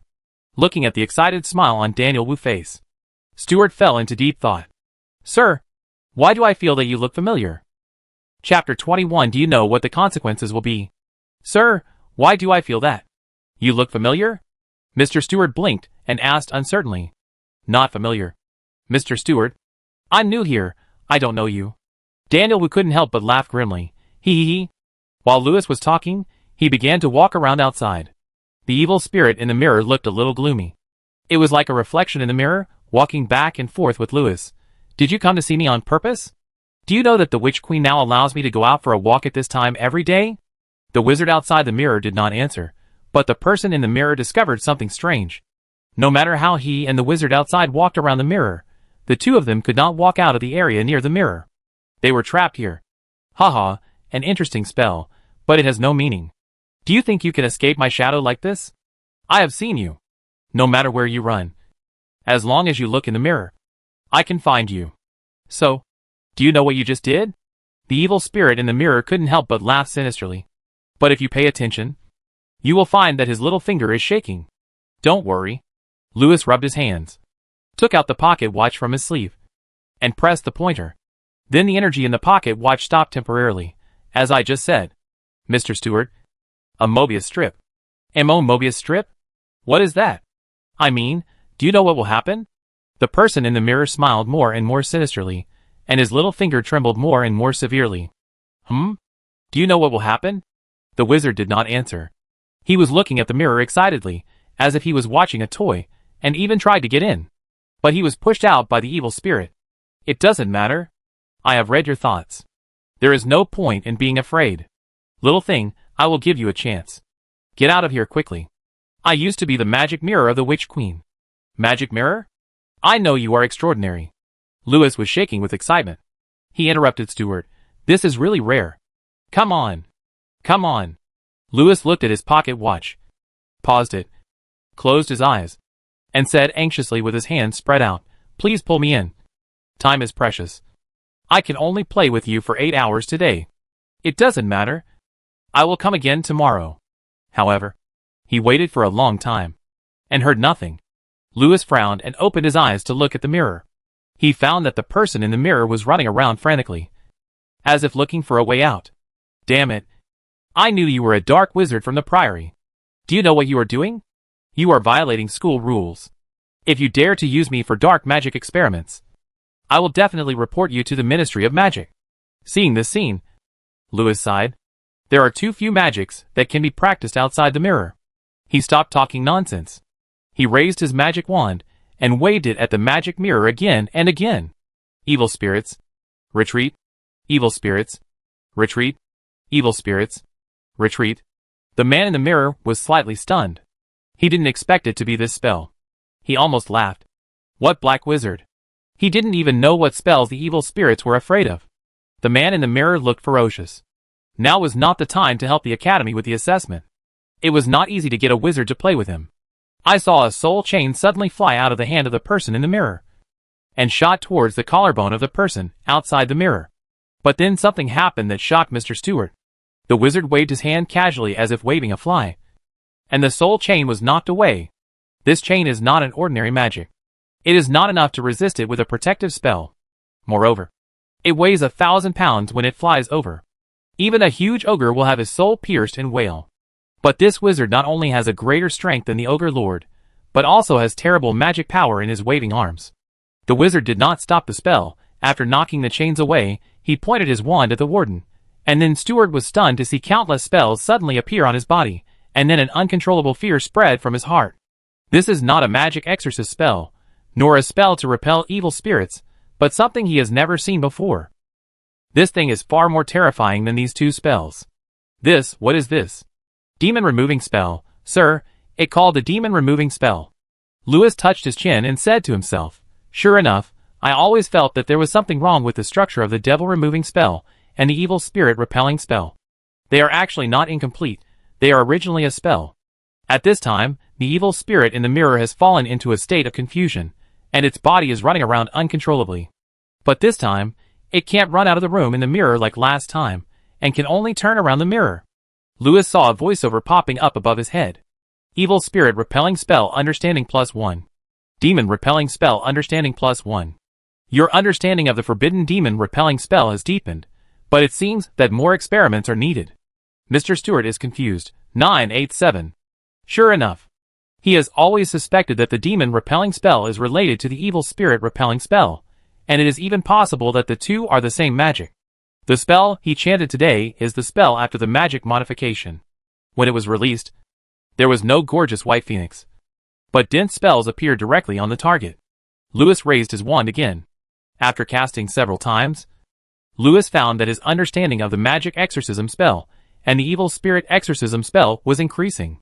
However, during the casting process, he had to ensure that the small lightning hit the target, and the efficiency was only 1/3, so the effect was average. After thinking about it, Louis picked up the wand and started working again. Occasionally, when he felt that his magic power was empty, he would press the pocket watch. The 200% magic power recovery and energy infusion together have an amazing effect. The spells one after another kept flying into the mirror. Although the hit rate was very low at the beginning, the continuous spells did not give the person in the mirror any chance to wake up. The person in the mirror ran around in the mirror like a clockwork robot. Slowly, Louis had a better understanding of this new spell. While thinking, he kept changing the spell. Gradually, this spell became more and more different. But the evil spirit in the mirror seemed to be unusual. After so many spells hit it, its body showed no signs of disintegration. This gave Louis the opportunity to get familiar with this new spell, so as not to hurt this rare experimental subject. After a period of time, this spell was finally modified and perfected. Then, the spell on the evil spirit spread rapidly like a terrible infectious disease. Just like the spell that Orochimaru cast on Sasuke, gradually covering the whole body of the evil spirit. At this moment, with a crack, the magic wand broke. The person in the mirror slowly regained his sanity. The wizard outside the realm was staring at the broken magic wand in his hand. Then he closed his eyes. The self-created spell. Is it level 10 right at the beginning? Louis scratched his chin with some disappointment. Isn't it 999? It seems that I have to work hard. This shows that my level and knowledge are far from enough. Stupid wizard. How dare you tease me like this? The evil spirit suddenly pounced on him viciously, wanting to make the wizard pay a heavy price. At this moment, the wizard suddenly raised his head and opened his eyes. Those eyes seemed to have endless magic power, which froze the evil spirit. Then, waves of terrible whispers echoed in the hall, and the evil spirit trembled all over and almost fell to the ground. For a moment, he felt that the person in front of him was like his master. He couldn't think of anything, as if the wizard had forced him to sign a slave contract. What kind of magic is this? Stewart felt that this magic was different from the one he had just been hit by. Who are you? Just a new professor. Louis shook his slightly sore arm. He glanced at the narration record. You repaired and improved the forbidden magic spell LV10 that Anthony had left for the Holy Oak Academy. Okay. Let's continue. Louis lifted his robe, took out a new wand, and planned to practice another magic. At this moment, the evil spirit looked at the wizard robe, revealing a look of despair. There was a row of magic wands inserted on his waist. The evil spirit knelt on the ground with a plop. Sir! Sir! We are all colleagues working together. What do you want to know? I will tell you. I don't want to know. No! You want to know. Chapter 22 Nightmare Driver License. Don't worry, I'm just here to experiment with some magic, I won't hurt you. Louis waved the magic wand in his hand, and then the evil spirit danced ballet like a puppet. Whatever you want to know, I tell you, I tell you. I'm a magic mirror, I can go anywhere, I've seen many things, and I know all the secrets of this academy. The wizard didn't answer. Like a music conductor, he waved the magic wand in his hand with concentration, and then the evil spirit began to stand upside down in the dance. The wizard's silence made the evil spirits more frightened. Practicing magic? I don't believe it. This mysterious man must have an ulterior motive. Mr. Stewart, feeling the death countdown above his head, was turning. He began to pour out everything he knew, like counting beans. After pouring it out, it began to tell the secrets of every wizard it knew. In order to please Lewis, every time it talked about a person, it would become that person's appearance. This seemed to attract a little interest from Lewis. At the same time, the evil spirit also found that whenever he turned into a wizard, Lewis would frown. It was because the wizard dancing ballet was too indecent. But whenever he turned into a witch, Lewis's mouth would bend slightly. Enjoy it. The evil spirit heart moved, and the transformation began to be targeted. And the secrets he told were also targeted. After hearing these secrets, Lewis was very curious. This Mr. Stewart is not only a 300-year-old warden of the Dark Domain Black Prison, but he also once worked as the mirror spirit of the previous Witch Queen. That is, the magic mirror. After the current Witch Queen came to power, Stewart became her henchman. Although he did not succeed, he must know a lot of amazing big powers. But before that, there is a small problem that needs to be solved. You seem to have discovered this problem. A. Trigger the Witch Queen spell, destroy Stewart.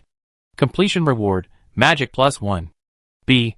Help Stewart remove the witch curse. Completion reward, nightmare driver license *1, experience +50. Suddenly, Lewis's eyes turned black, and he suddenly stretched out his hand to the mirror. Then, the evil spirit in the mirror suddenly appeared with dense spells all over its body, and then the evil spirit was pulled out of the mirror by an invisible force while crying. Under the power of this spell, Stewart finally showed his true form. It turned into a 6-legged horse, with blazing flames all over its body. It floated in the air, with its upper body standing upright. It had 6 arms, some on its abdomen and some on its back. Its head looked like an alien, but it had 2 horns engraved with spells, one of which was broken, turning it into a unicorn. It had no eyes, no upper or lower lips, and sharp teeth in its mouth. It looked hideous and terrifying. There are many kinds of evil demons of the demon level, and Mr. Stewart is undoubtedly a nightmare. Lewis cast another spell, and this time, the nightmare cried and his body broke into pieces like a Rubik cube, turning into slices. These slices floated in the air, and spread out like pieces of paper. On each slice, there was a dense black spell. Stewart watched his body spread out like many scrolls in the hall, and he was scared out of his wits. I was sliced, but I don't seem to be dead? It doesn't seem to hurt much. Lewis sat on the ground, slowly pulled the scrolls in front of his eyes, and slowly checked them. It can be seen that there are 3 kinds of spells flashing in Stewart's body. The first spell is very strange, written in a strange language. It is the spell that Stewart solidified in his body. Well, the Book of the Holy Oak said that some wizards would engrave spells on their bodies in order to make themselves more powerful. Like Aladdin, Stewart seemed to have been injured. These spells were engraved by him to restore his own strength, but it was a bit too bad. Lewis looked at the other 2 spells in Stewart's body. They were both sealing spells. Both spells were very special. The first spell seemed to have a huge amount of magic power, which had filled every corner of Stewart's body. If Stewart was sliced, he would find that every inch of his flesh and blood was densely packed with spells. Now, Lewis sliced Stewart. Those spells looked like a million-man army. But its structure was very chaotic, so this million-man army was a slave army, a mob. They were besieging the second spell, trying to drive it out. It seemed that the second spell only occupied a corner of Stewart's body. Compared to the first spell, it was like a 10,000-man army. But this 10,000-man army was an elite cavalry, and was led by Xiangyu. In the battle with the first spell, they rushed around, as if they were in an empty space. But the first spell was too much, so they were stuck. Both wanted to drive the other out, and they were entangled. The second spell was Lewis. As for the first one, Stewart seemed very familiar with it. He suddenly remembered something and started to curse. Damn Delphina. That bitch. When did she secretly cast a spell on me? Well, judging from the amount of work, this spell will take at least 3 to 5 months to finish. Lewis touched his chin and studied it. It can be seen that the caster has strong magic power, and even seems to have learned a little bit of modern magic theory. But her level is really not good, and the spell seems to have many mistakes. It is a demon decree, and it seems that the caster has specially sacrificed a demon for it. The magic power injected is very much, But why does the level feel like a half-baked forbidden apprentice? The forbidden scholar frowned and wondered, if this is his student, he will definitely take off her pants and spank her.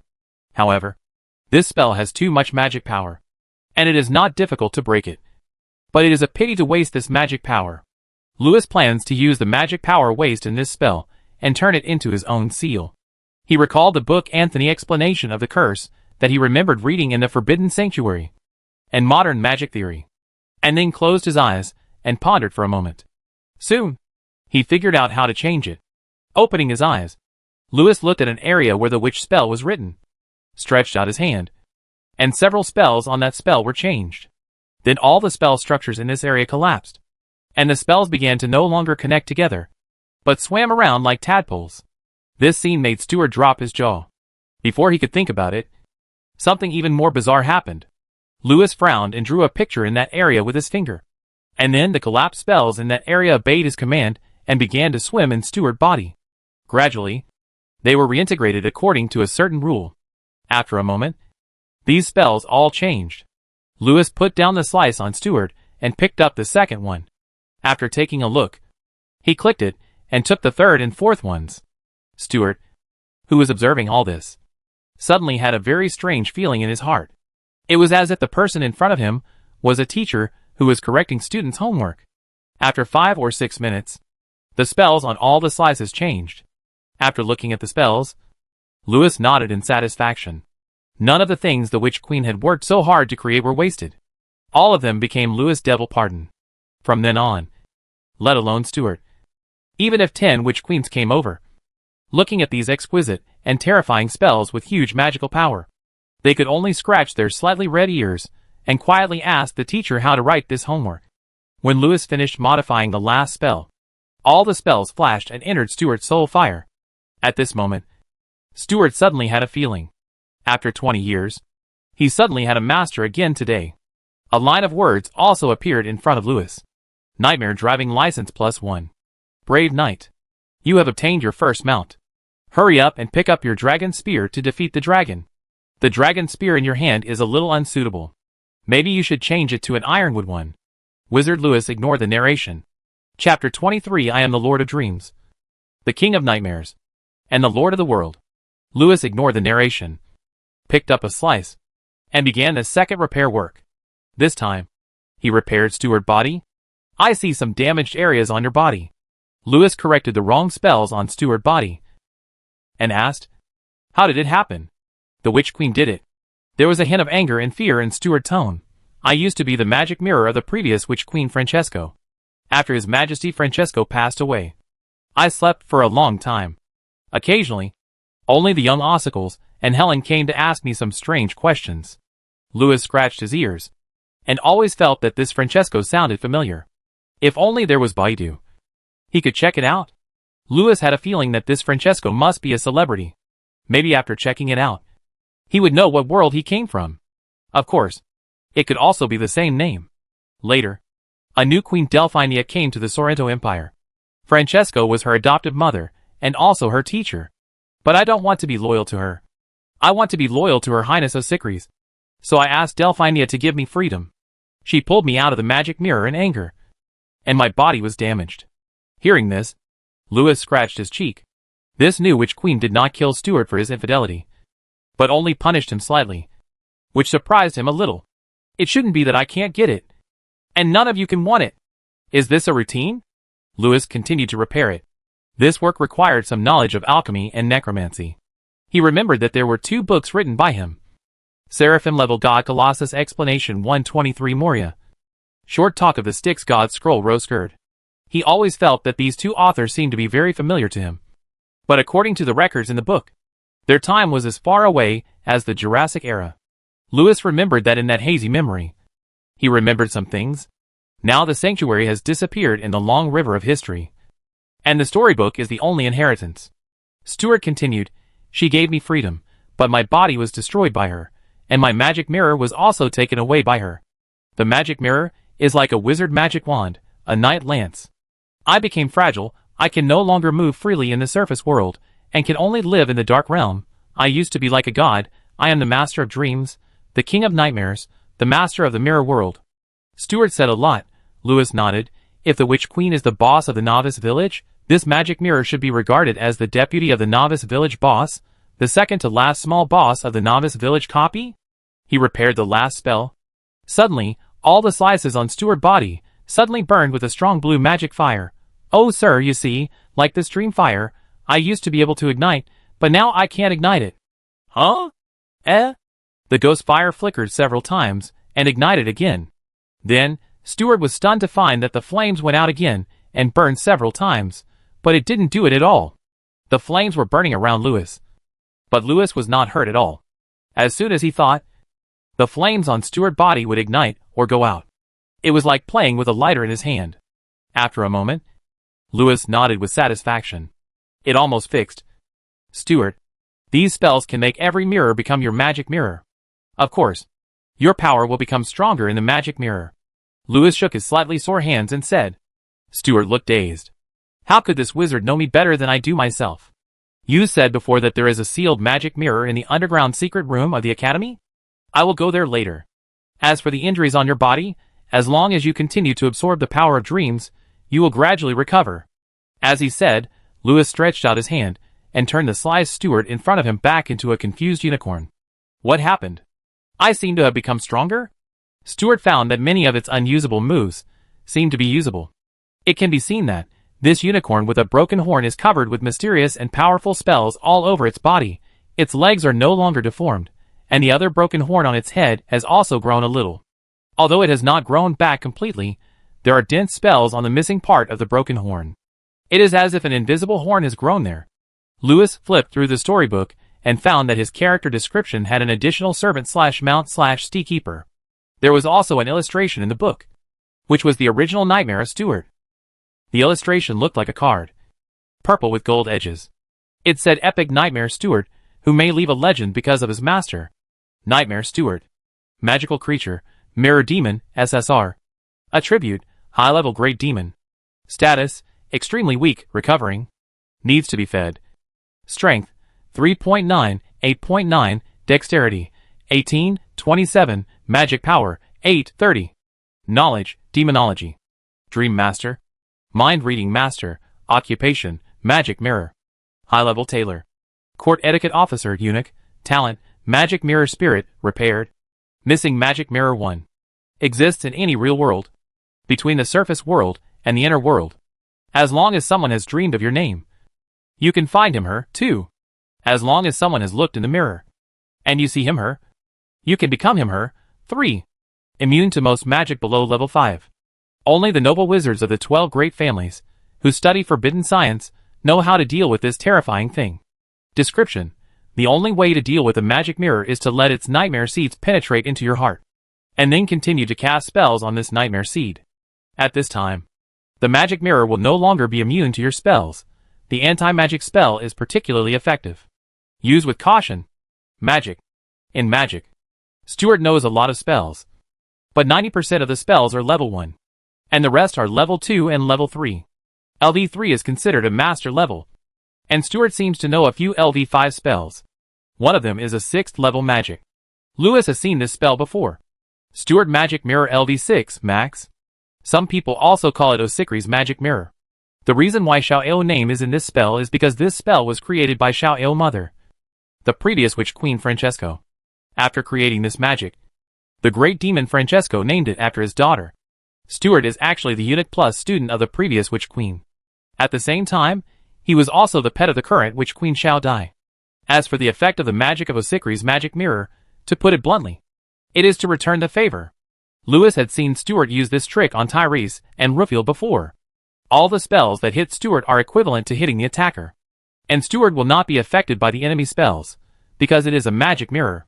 Similarly, the witch queen of the previous generation who possessed Stuart's magic mirror would not be hit when hit by a spell, but the spell would hit the enemy instead.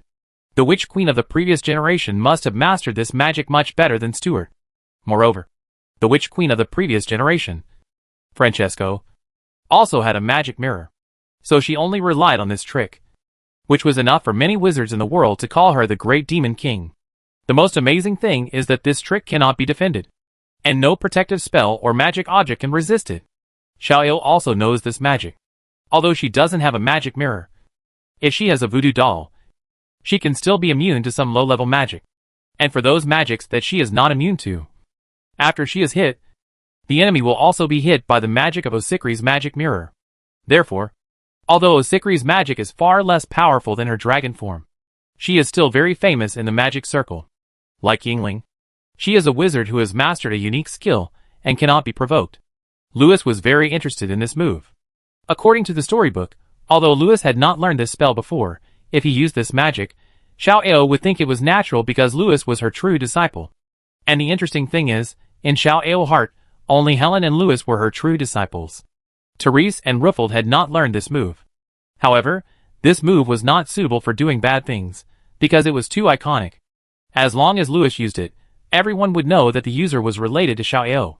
Of course, if this magic is practiced to level 5 or above, then even if Louis uses it to do bad things, others will not recognize this magic unless the great devil Francesco is present. Stuart knows more than one high-level spell. In fact, every nightmare is a spell master. But Stuart is the best among all nightmares. So he has reached the master level in these spells. Repaired Taboo. Brain Erosion LV5. Max devour the life energy of an enemy unit. Heal yourself. Requires him to be afraid of you. Repaired Taboo. Weakness LV5. Max weakens a person to death. Especially effective for those with weak will. Repaired Taboo. Horror Nightmare Reincarnation Curse LV5. Max awaken the nightmares in the hearts of the people around you. When you wander in their dreams, you are omnipotent, based on imagination. If the enemy is beyond your imagination, you still can't defeat him. Description: your mount is still very weak at present. You can gradually recover by feeding it dreams, and thrive. They are all written very well, but Louis thinks that the same level of magic will be different in different people's hands. Let's try a new pet. Louis's mind moved. Stuart turned around with a confused look on his face, and released a shatter to pieces spell at a few seats not far away. Then the seats turned into a pile of sawdust like dandelions being blown away. This is not the spell I cast. Stuart screamed. It my spell. Louis pointed at Stuart, and then Stuart felt that his magic power was consumed again, and then he became weak and powerless, as if he was weakened. This is the weakness spell you cast. With the help of the Devil Decree, Louis can use all of Stuart's power. There is no doubt that Stuart has now become Louis' magic mirror. Chapter 24. She doesn't deserve it. Now, Stuart can become Louis's shadow, allowing Louis to gain all its power bonus. And in normal times, Stuart 10% of power also belongs to Louis. Louis' strength increased by 0.38, dexterity increased by 1.8, and magic increased by 0.8. Louis took out a gold coin, and felt the extra dexterity. He fiddled with the gold coin between his two hands, so fast that it seemed like the gold coin was dancing on his 10 fingers. But I don't seem to need to be clever. When I cast a spell, I don't need to control my gestures, nor do I need to pay attention to the rhythm of waving the wand. I am not very interested in potions and alchemy, but a qualified warrior. Before the storybook narration was finished, Louis closed the storybook in the state of nothingness in front of him. Seeing that Stuart was still looking at him stupidly, Louis snapped his fingers. Then, Stuart turned into a nightmare form in a daze. Louis jumped onto the flame warhorse 3 meters away, like a nimble warrior, and began to shuttle through the phantom tower. With this mount, most court knights were not so agile. It seemed that Stuart could ignore all terrains. And he could fly. Unintentionally. One man and one horse accidentally broke into the lounge of the student dormitory on the top floor of the tower. The Phantom Tower is the tower of Yodel Academy. Fortunately, it was a holiday today, so there was only a beautiful ghost lady here, leaning on her chin and thinking about something. At this moment, a nightmare knight with flames all over his body emerged from the ground in front of her. Both sides stared at each other in confusion for a long time. And then the beautiful ghost lady lay on the sofa and snored. Miss Orpheus hasn't slept for more than 500 years. Ahem.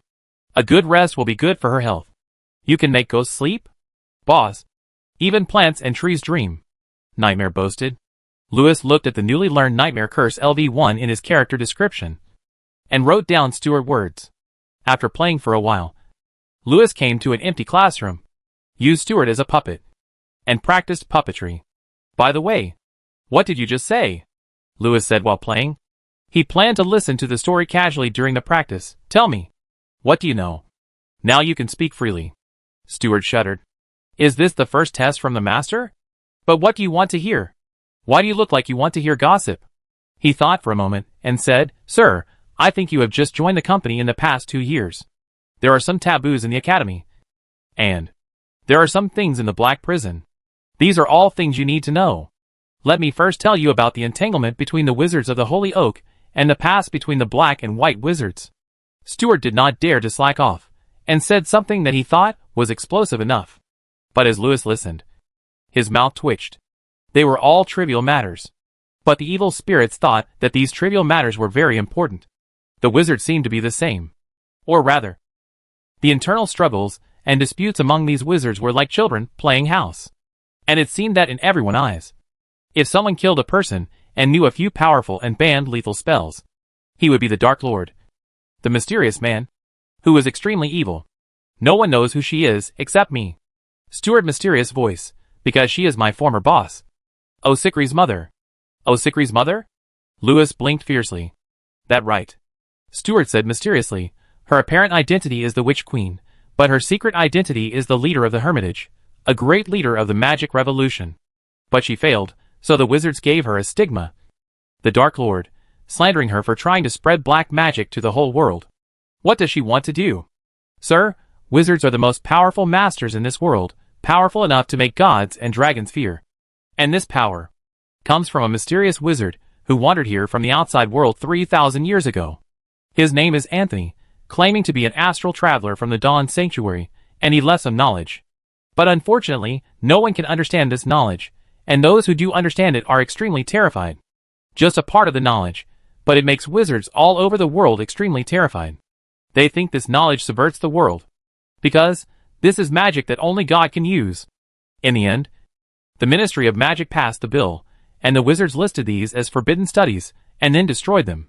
Only some methods to improve magic power were left, and they were only mastered by the nobles of the great families. This made the whole world more and more distorted.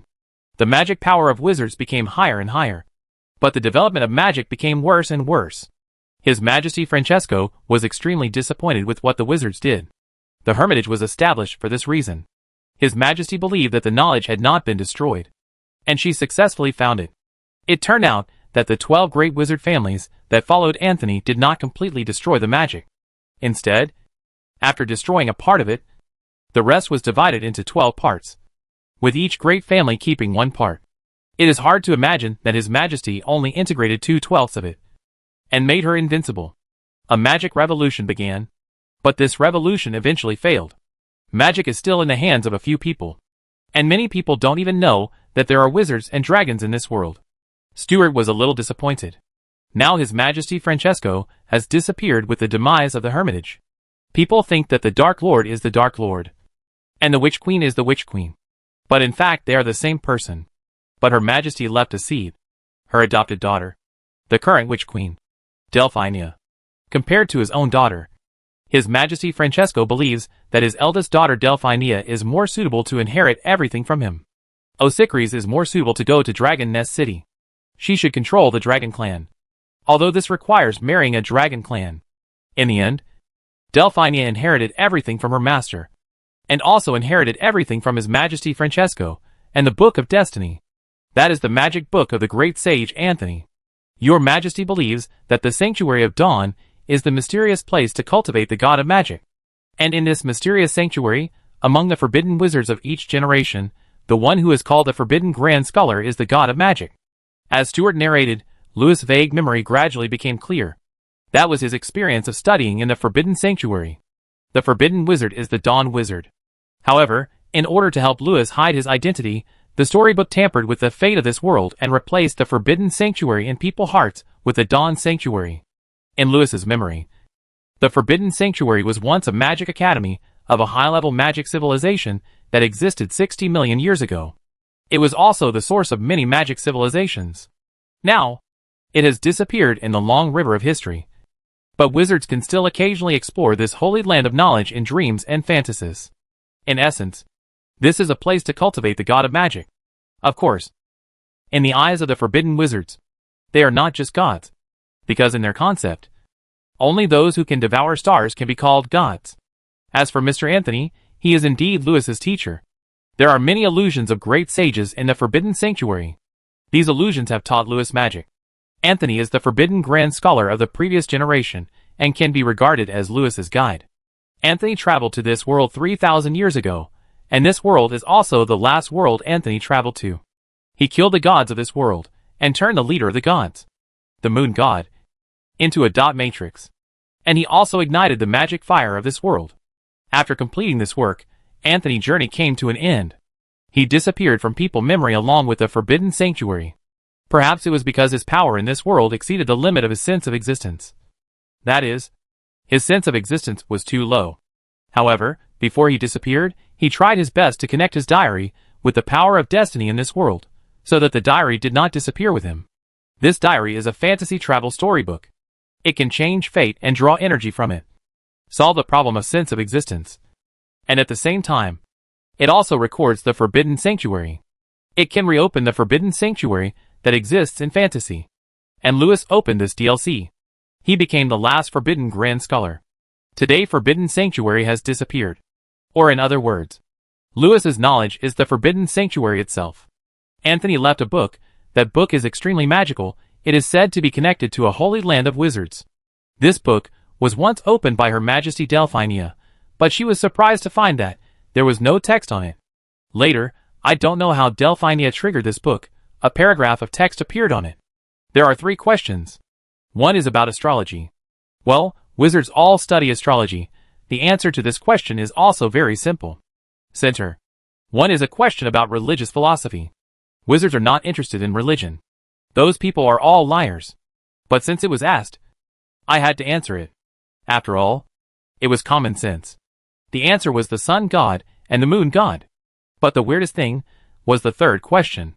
The book told the witch queen that it didn't matter if she got the first 2 questions wrong, because it had lowered the difficulty according to the witch queen's knowledge level. So as long as the last answer was correct, she could still enroll and enter the Holy Land of Dawn. Although with her brain, she might not be able to graduate after junior high school. But this still made the witch queen extremely excited. She didn't know the meaning of the word junior high school, but her adoptive mother said that junior high school graduates would be able to become the strongest wizards in the world. In the end, it gave a math problem. This book is just playing tricks on her. What is the relationship between accounting and magic? Delphinia is not an accountant, she is the witch queen. She said she was too lazy to answer, so she just wrote down an answer. Well, that question is really difficult. We asked a lot of accountants, and they are probably wrong. Then, the book destroyed itself, leaving only a message: you don't deserve it. Lewis scratched his face. He had seen these 3 questions in a certain plot in the storybook before he traveled through time. There is a paragraph before the question: to prevent my travel diary from being taken by monkeys, please answer a few questions. The difficulty depends on the situation. The first one is to describe the location of the Earth you are standing on in the universe. There are 3 options. One is the center, and the other is near the sun, which are heliocentrism and geocentrism respectively. As for the third one, it is a fill-in-the-blank. This is naturally the Milky Way Orion Arm solar system. But Lewis didn't fill it in, nor did he write it. At that time, Lewis thought, this is a book for children. Who would flip through a fantasy travel story book for children and fill in the blanks on it? But because he was bored, after reading this question, Lewis was a little curious. He put down the book and searched on Baidu. Naturally, there was a long list of answers starting with the Lania Chaos Supercluster. The second question was not a philosophical question, but please briefly explain the source of stellar energy. Of course, at nuclear fusion, what does it have to do with the sun god and the moon god? As for the third question, it completely changed Lewis's impression of the book. This question is difficult. It asks people to describe how to turn a completely closed sphere from the inside out. But Lewis knows that this is a math problem involving four-dimensional space.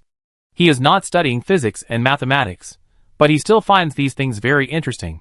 He remembered that when he stayed up late to surf the internet, it seemed that he had seen a similar video on B-Station, which was similar to this one, so he went back and watched it again.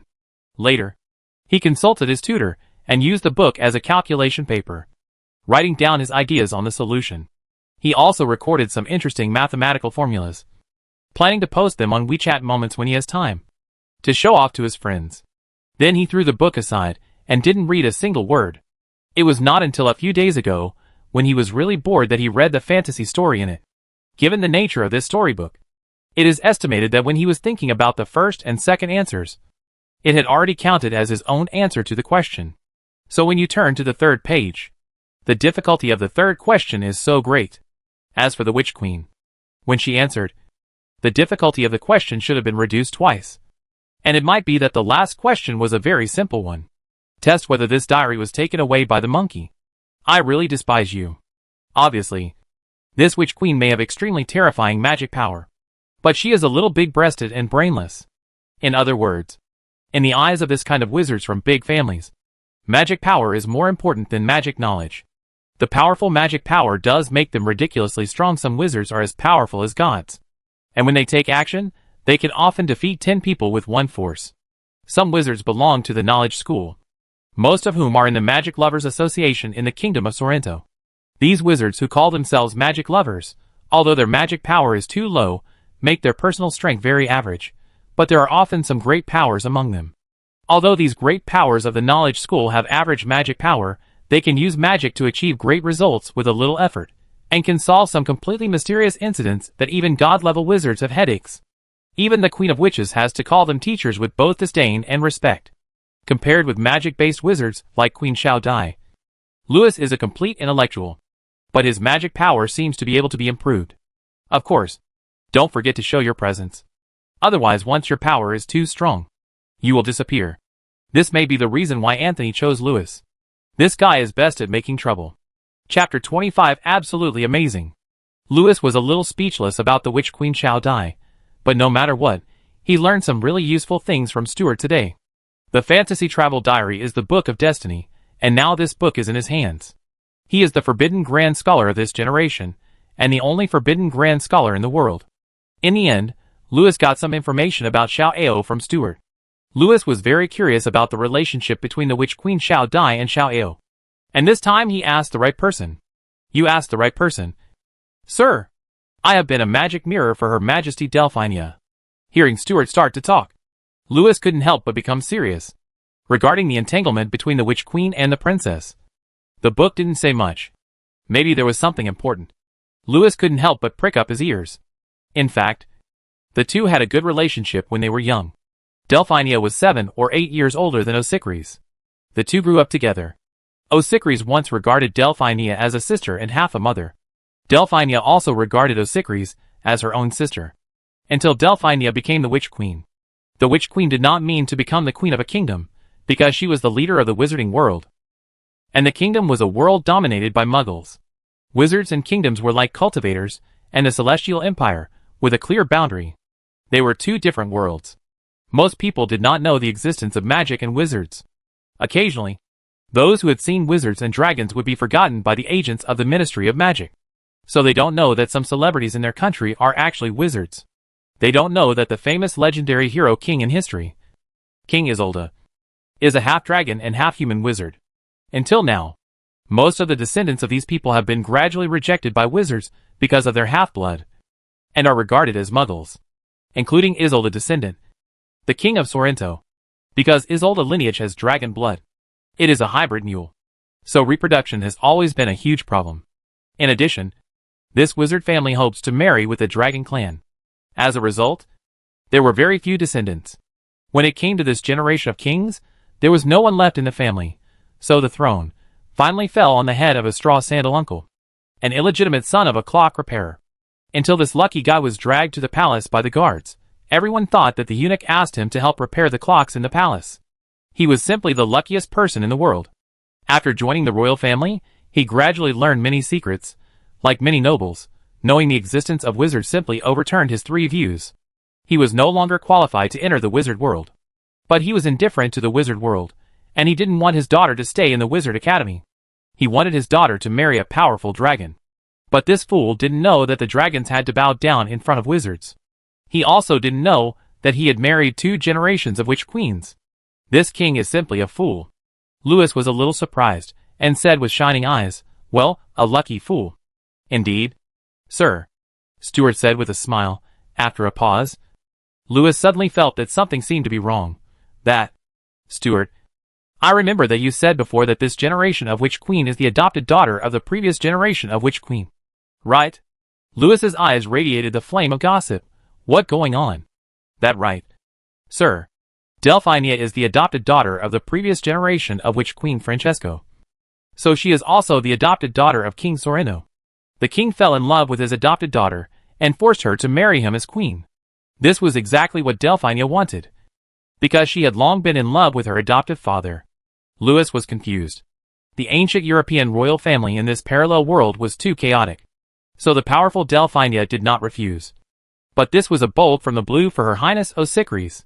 Not to mention her father, who had always wanted her to marry a dragon. This is really too exciting. Well, I mean, this news is quite explosive. This old man. What a pervert. And this Delphinia. What a wonderful woman. Amazing. Osicles was extremely shocked. Her sister actually fell in love with her father and became her stepmother.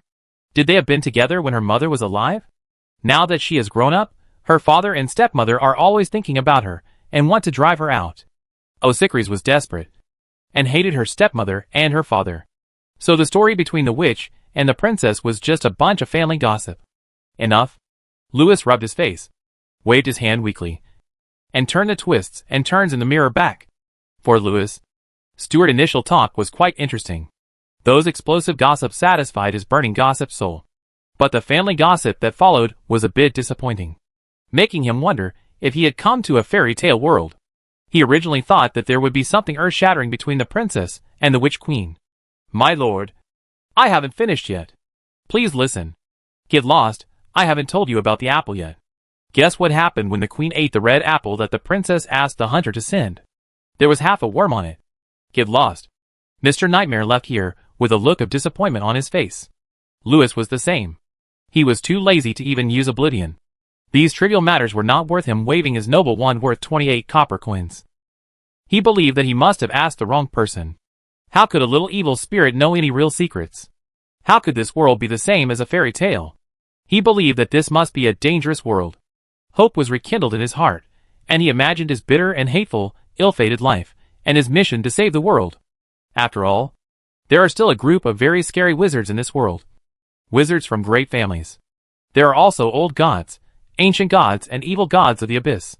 From the spells and seals I have just learned, I can see how dangerous this world is. Forbidden. Demon subduing spell LV10 max. Forbidden. Demon pardon mark. Well, I am not saying that I will become the leader of the demons, but it means that this world, at least has that terrifying demon.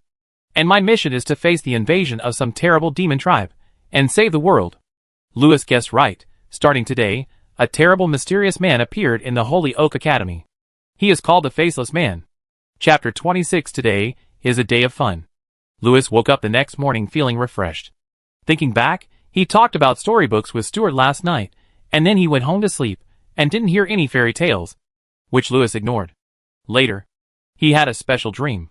He let Stuart come to his dream and showed its power. It was very exciting and interesting.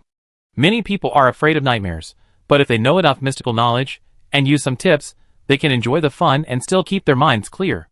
This kind of immersive horror movie, in addition to some excitement and happiness, also made Louis understand more about fear and evil spirits. If he could find a suitable fear spell now, he would definitely be able to master it quickly. He looked at his personal status. Louis LV5, 35/100. Strength, 6.28 Dexterity, 4.1 Magic, 10.93. Storybook Energy, 1. Louis found that his magic increased by 0.04. This is what I got after defeating the nightmare in my dream last night and absorbing its power. This is the demonology knowledge I learned from Stuart.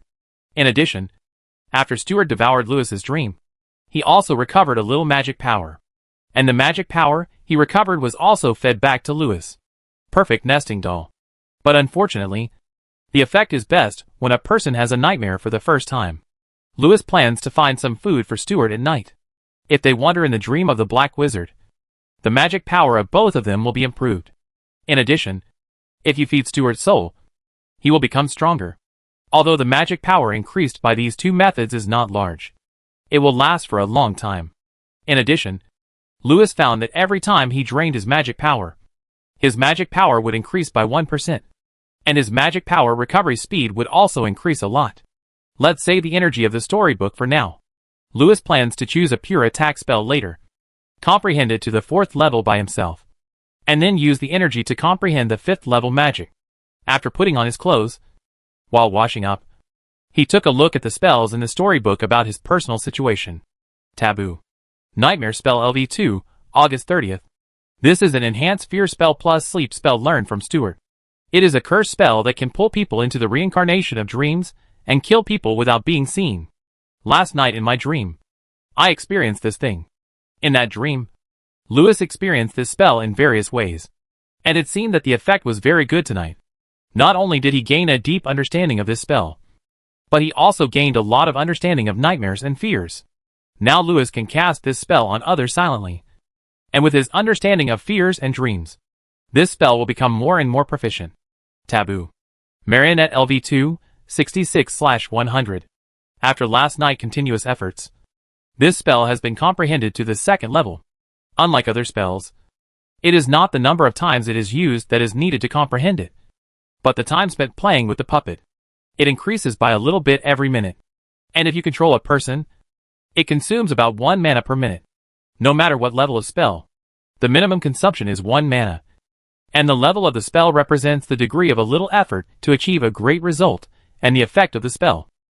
Therefore, a level 1 spell, injected with 10 mana, may not be as powerful and strange as a level 5 spell, injected with 1 mana. After washing up, Lewis came to the living room and saw a breakfast and a small note. It seems that Helen went to Osikri's laboratory early in the morning.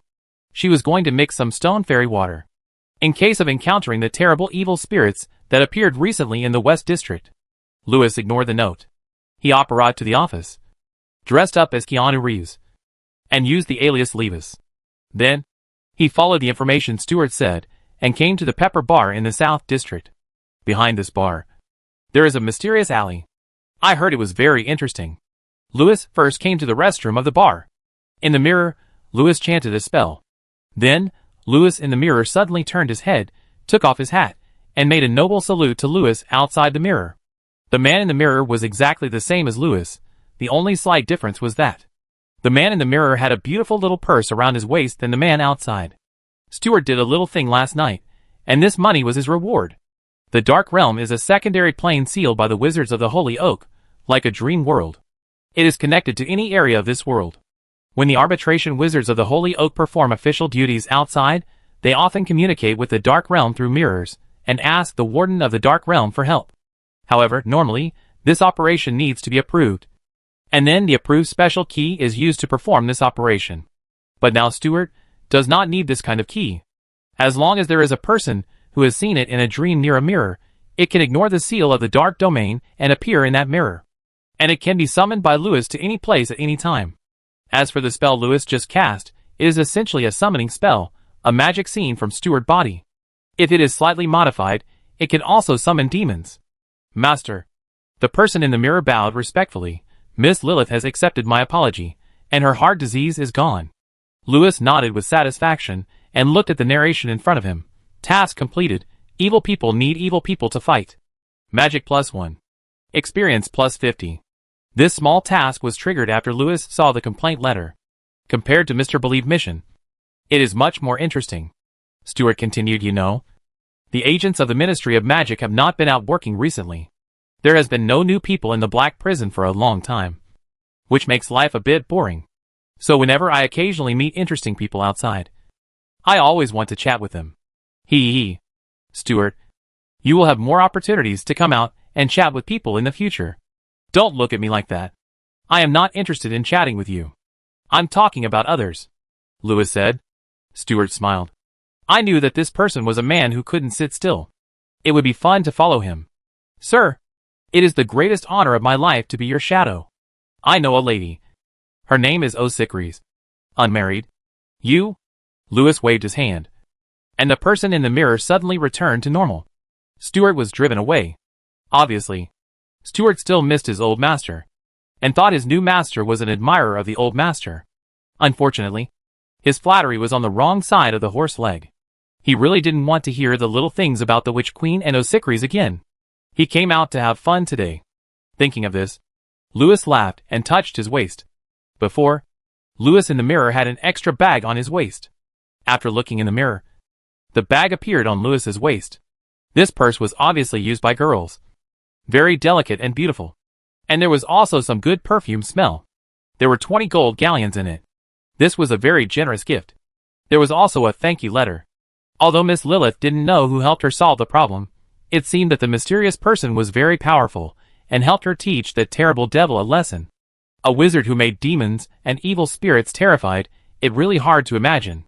Thank God, the Ministry of Magic finally sent someone to deal with that terrible demon. You must be a senior employee of the Ministry of Magic. Right? Or a powerful yodel wizard. I heard that evil spirits are afraid of him. But no matter what, thank you. I know you may not care about this little money, and this money cannot express my gratitude, but this is my heart. For what you said and did, I am very grateful. 26 gold galleons. Lewis took out the gold coins. Counting those ancient gold coins, it should be a considerable number. Now, Lewis has learned a lot about things in Holy Oak Academy through Stuart. He knows an interesting place called Black Corner Alley. This is a famous witch market. Those gamblers, or professors of defense against the dark arts, as long as they have some money in their pockets, will choose to go to Black Corner Alley to find some good stuff that can't be found on the market outside. Everyone calls it the duty-free shopping alley. But the things inside are not just smuggled goods or black goods. Occasionally, some people buy for free here. In addition to items, there are also people selling here. Most of the missing foreign populations in various countries can be found there. Lewis planned to spend the money in his pocket here. He knew a good place. The Red Fox Cottage. There was everything here. Thinking of this, Lewis was a little excited. He took a step and ordered a special cocktail in front of the bar. Then he chatted with the bartender for a while and said a code word. After a while, the bartender confirmed that the visitor was not a student, nor was he a policeman from the Ministry of Magic. So he led Lewis to the fireplace in a room on the second floor and used spells and flip powder to send the guest to Black Corner Alley. Chapter 27 Black Corner Alley. Compared to the South District Commercial Street, Black Corner Alley is narrower, more crowded and noisy. It is said that many shop owners who have large stores in the commercial street will open some special mysterious shops here to meet the needs of more customers. At the same time, they can also get more channels for purchasing goods here. This is a black market for selling stolen goods, and there is also a slave market and a magical creature sales store that is not available outside. Even the places that Helen said there are no such places in the academy are available here. It's just that the people who come here may not all come voluntarily. There are slaves for sale here. There are a lot of cars on the road. Lewis puffed on his pipe and walked on the muddy path. Strolling here, it can be seen that there seem to be many local residents in Black Corner Alley, most of whom have to settle here because they work and make money. Therefore, Black Corner Alley is actually a small town, with a permanent population of more than 7,000 people, and more foreign population than local people. In this era, this population size is not small. Because there are no high-rise buildings, the area is still quite large after spreading out. Not all visitors here come from the Citadel. There are more than one place that can reach Black Corner Alley. It's just that the Citadel has the most visitors. So those passers-by look all kinds of people, and their clothes are also strange. Many people are obviously wild wizards, most of whom have not systematically studied magic. In the wizarding world, they are considered folk scientists. Wild wizards can't even tell who is a wizard and who is an ordinary person. They are strange people who sneak into the wizard world. In the eyes of wizards, these folk scientists always have mysterious confidence, and their understanding of magic is mainly based on I think. They are a group of people who either completely believe in empirical science or try to explain magic with muggle science. Some wild wizards are difficult to identify, and they look like masters from other worlds. Some are easy to identify, and they are scammers at first glance. Wizards despise wild wizards. Even robbers are unwilling to deal with them, because these wild wizards are poor and worthless. Occasionally, you can meet a particularly powerful one. Lewis is now dressed like a wild wizard. Although wild wizards are everywhere, they have never really seen the wizard world. There are rarely any troubles for them. Even if they do, they are mostly other wild wizards. They often wear all kinds of strange accessories that they think are useful, but are actually useless. They all looked like witch doctors. There were indeed many real witch doctors in Black Corner Alley, which was also a subject of study. These witch doctors were good at curses and mysticism, and they were respected colleagues by wizards. However, witch doctors were somewhat declining now. Most of them were not from the academy. but from aristocratic families or certain organizations. Their strength was far inferior to that of the wizards of Holy Oak. Lewis even saw some people dressed as pirates, who should also be witch doctors or wizards. But such a dress made Lewis pay a little attention to the air. It was indeed found to have a salty and wet smell, and there seemed to be the sound of the sea in the distance. This should be a harbor. Several students passed by Lewis, which aroused Lewis's curiosity. These students were about the same age as Helen, although they were deliberately disguised. They could not hide the bookish air on their faces. They came here out of a curious mentality. But according to Stewart, these students often become the objects of curiosity. However, what Lewis did not expect the most was the contrast between the wizards in the alley and the wizards outside when treating foreigners. Outside, foreigners were treated with caution by wizards. But inside, Lewis saw some wizards leading foxes and even yodels. There were also wizards who openly brought baby dragons here, and even sold them on the street. The foreigners who passed by turned a blind eye to this. After watching the excitement for a while, Lewis entered several stores. When he came out, he only had 5 ancient gold coins in his hand. But the gold galleons in his pocket had become 72. If these gold coins were sold directly to the professors of the academy, the price would be higher. But Lewis would rather sell them here. Although these profiteers made a lot of money from the middlemen, and he also wasted a lot of time. It was better to have no trouble. No! There must be trouble. Those senior time travelers, didn't they all have to face difficulties step by step? After exchanging money? How could they not be targeted? This is what is written in the novels. Lewis narrowed his eyes slightly, and looked back from time to time to search. After a while, he really saw 2 wild wizards following him. Lewis's heart tightened slightly. And then at the corner of the street, he entered a quiet alley. They must be following him, because he just changed money. I went to 8 stores and changed money, and they could still follow me. It seems that he is not an ordinary character. Yes, or he was sent by a black-hearted store owner. Lewis decided to strike first. This is called decisive killing. At the corner of the alley, 2 wild wizards passed by, and they never thought that many things were often just because I looked at you more in the crowd. The 2 of them followed their usual path back to the gang and walked into the quiet, muddy alley. Here, they saw a strange young wizard, smiling at them. Another psychopath, who had lost money in the Red Fox Lodge and went crazy. The 2 looked at each other, both speechless. They had things to do, and were not in the mood to pay attention to that guy. They planned to go around him directly, but they found that something was wrong around them. The whole alley was like the esophagus of a giant snake, constantly wriggling, and many terrifying monsters appeared around. But the psychopath was gone. The 2 of them fled in the alley in sweat, constantly dealing with the evil spirits that attacked from all directions. But the whole alley was like a maze, and they could never finish walking. What was worse was that there was a pair of huge eyes in the sky staring at them, and those eyes kept chanting various spells.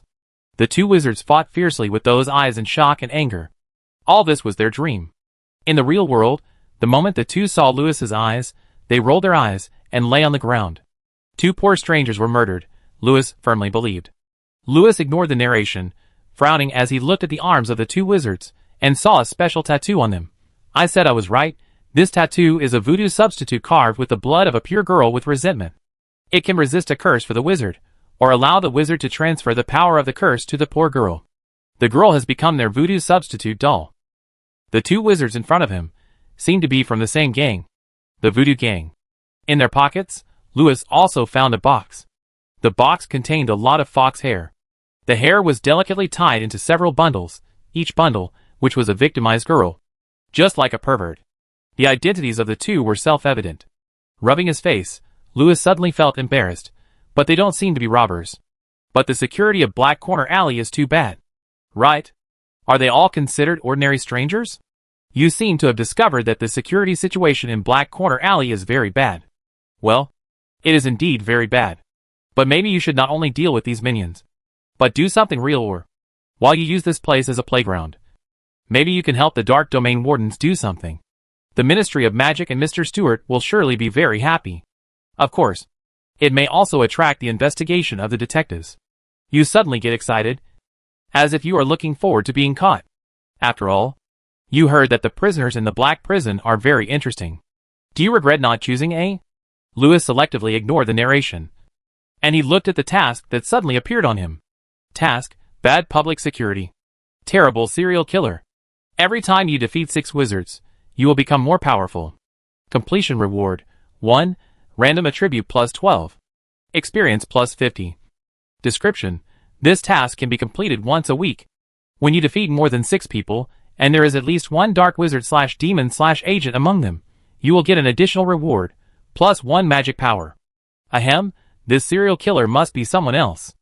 I will try my best to catch him, so that the public security here will become better and better. Well, eliminate 6 people every week.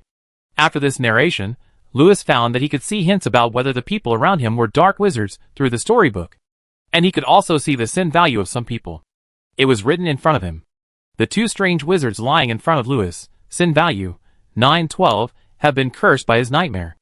Although Lewis's every move was previously narrated in the book, but for passers-by, they were all referred to as strangers, but now there are hints such as wizards. This makes it easy to distinguish who is a dark wizard and who is an agent. And although the 2 people in front of me have done a lot of bad things, they can't be called evil or dark wizards. There seems to be a bounty for catching dark wizards, and they can be sent to the black prison through steward channels. It's a pity that this can't be done openly. Otherwise, I will definitely get a promotion and a raise. Well, but it can be used to promote steward. The 2 guys in front of me are obviously not dark wizards. But Lewis did not miss this good opportunity. They were the first to act. He used a puppet to pull the 2 people deeper into the alley, and then tried various spells on them. He didn't leave until the proficiency of these spells was improved. Chapter 28: The Red Fox Den and the 9-Headed Chicago Typewriter. Black Corner Alley seems to have no law, but in fact, there are several wizard forces maintaining order here. So the order here is actually not bad. It was good originally. But there are often gang fights here. Especially recently, there are several notorious gangs who have been looking for trouble with Fox. Not long after, the 2 wild wizards woke up, but they seemed to have forgotten everything. He scratched his head and went somewhere else. On the other side, Lewis had entered another alley. There were already a lot of things in his waist bag. Unfortunately, most of them were coins and checks, but the cash added up to 7 or 8 gold galleons. This was considered a small fortune. In addition, the 2 wild wizards also had a lot of spell-casting materials on them, and Lewis did not let them go.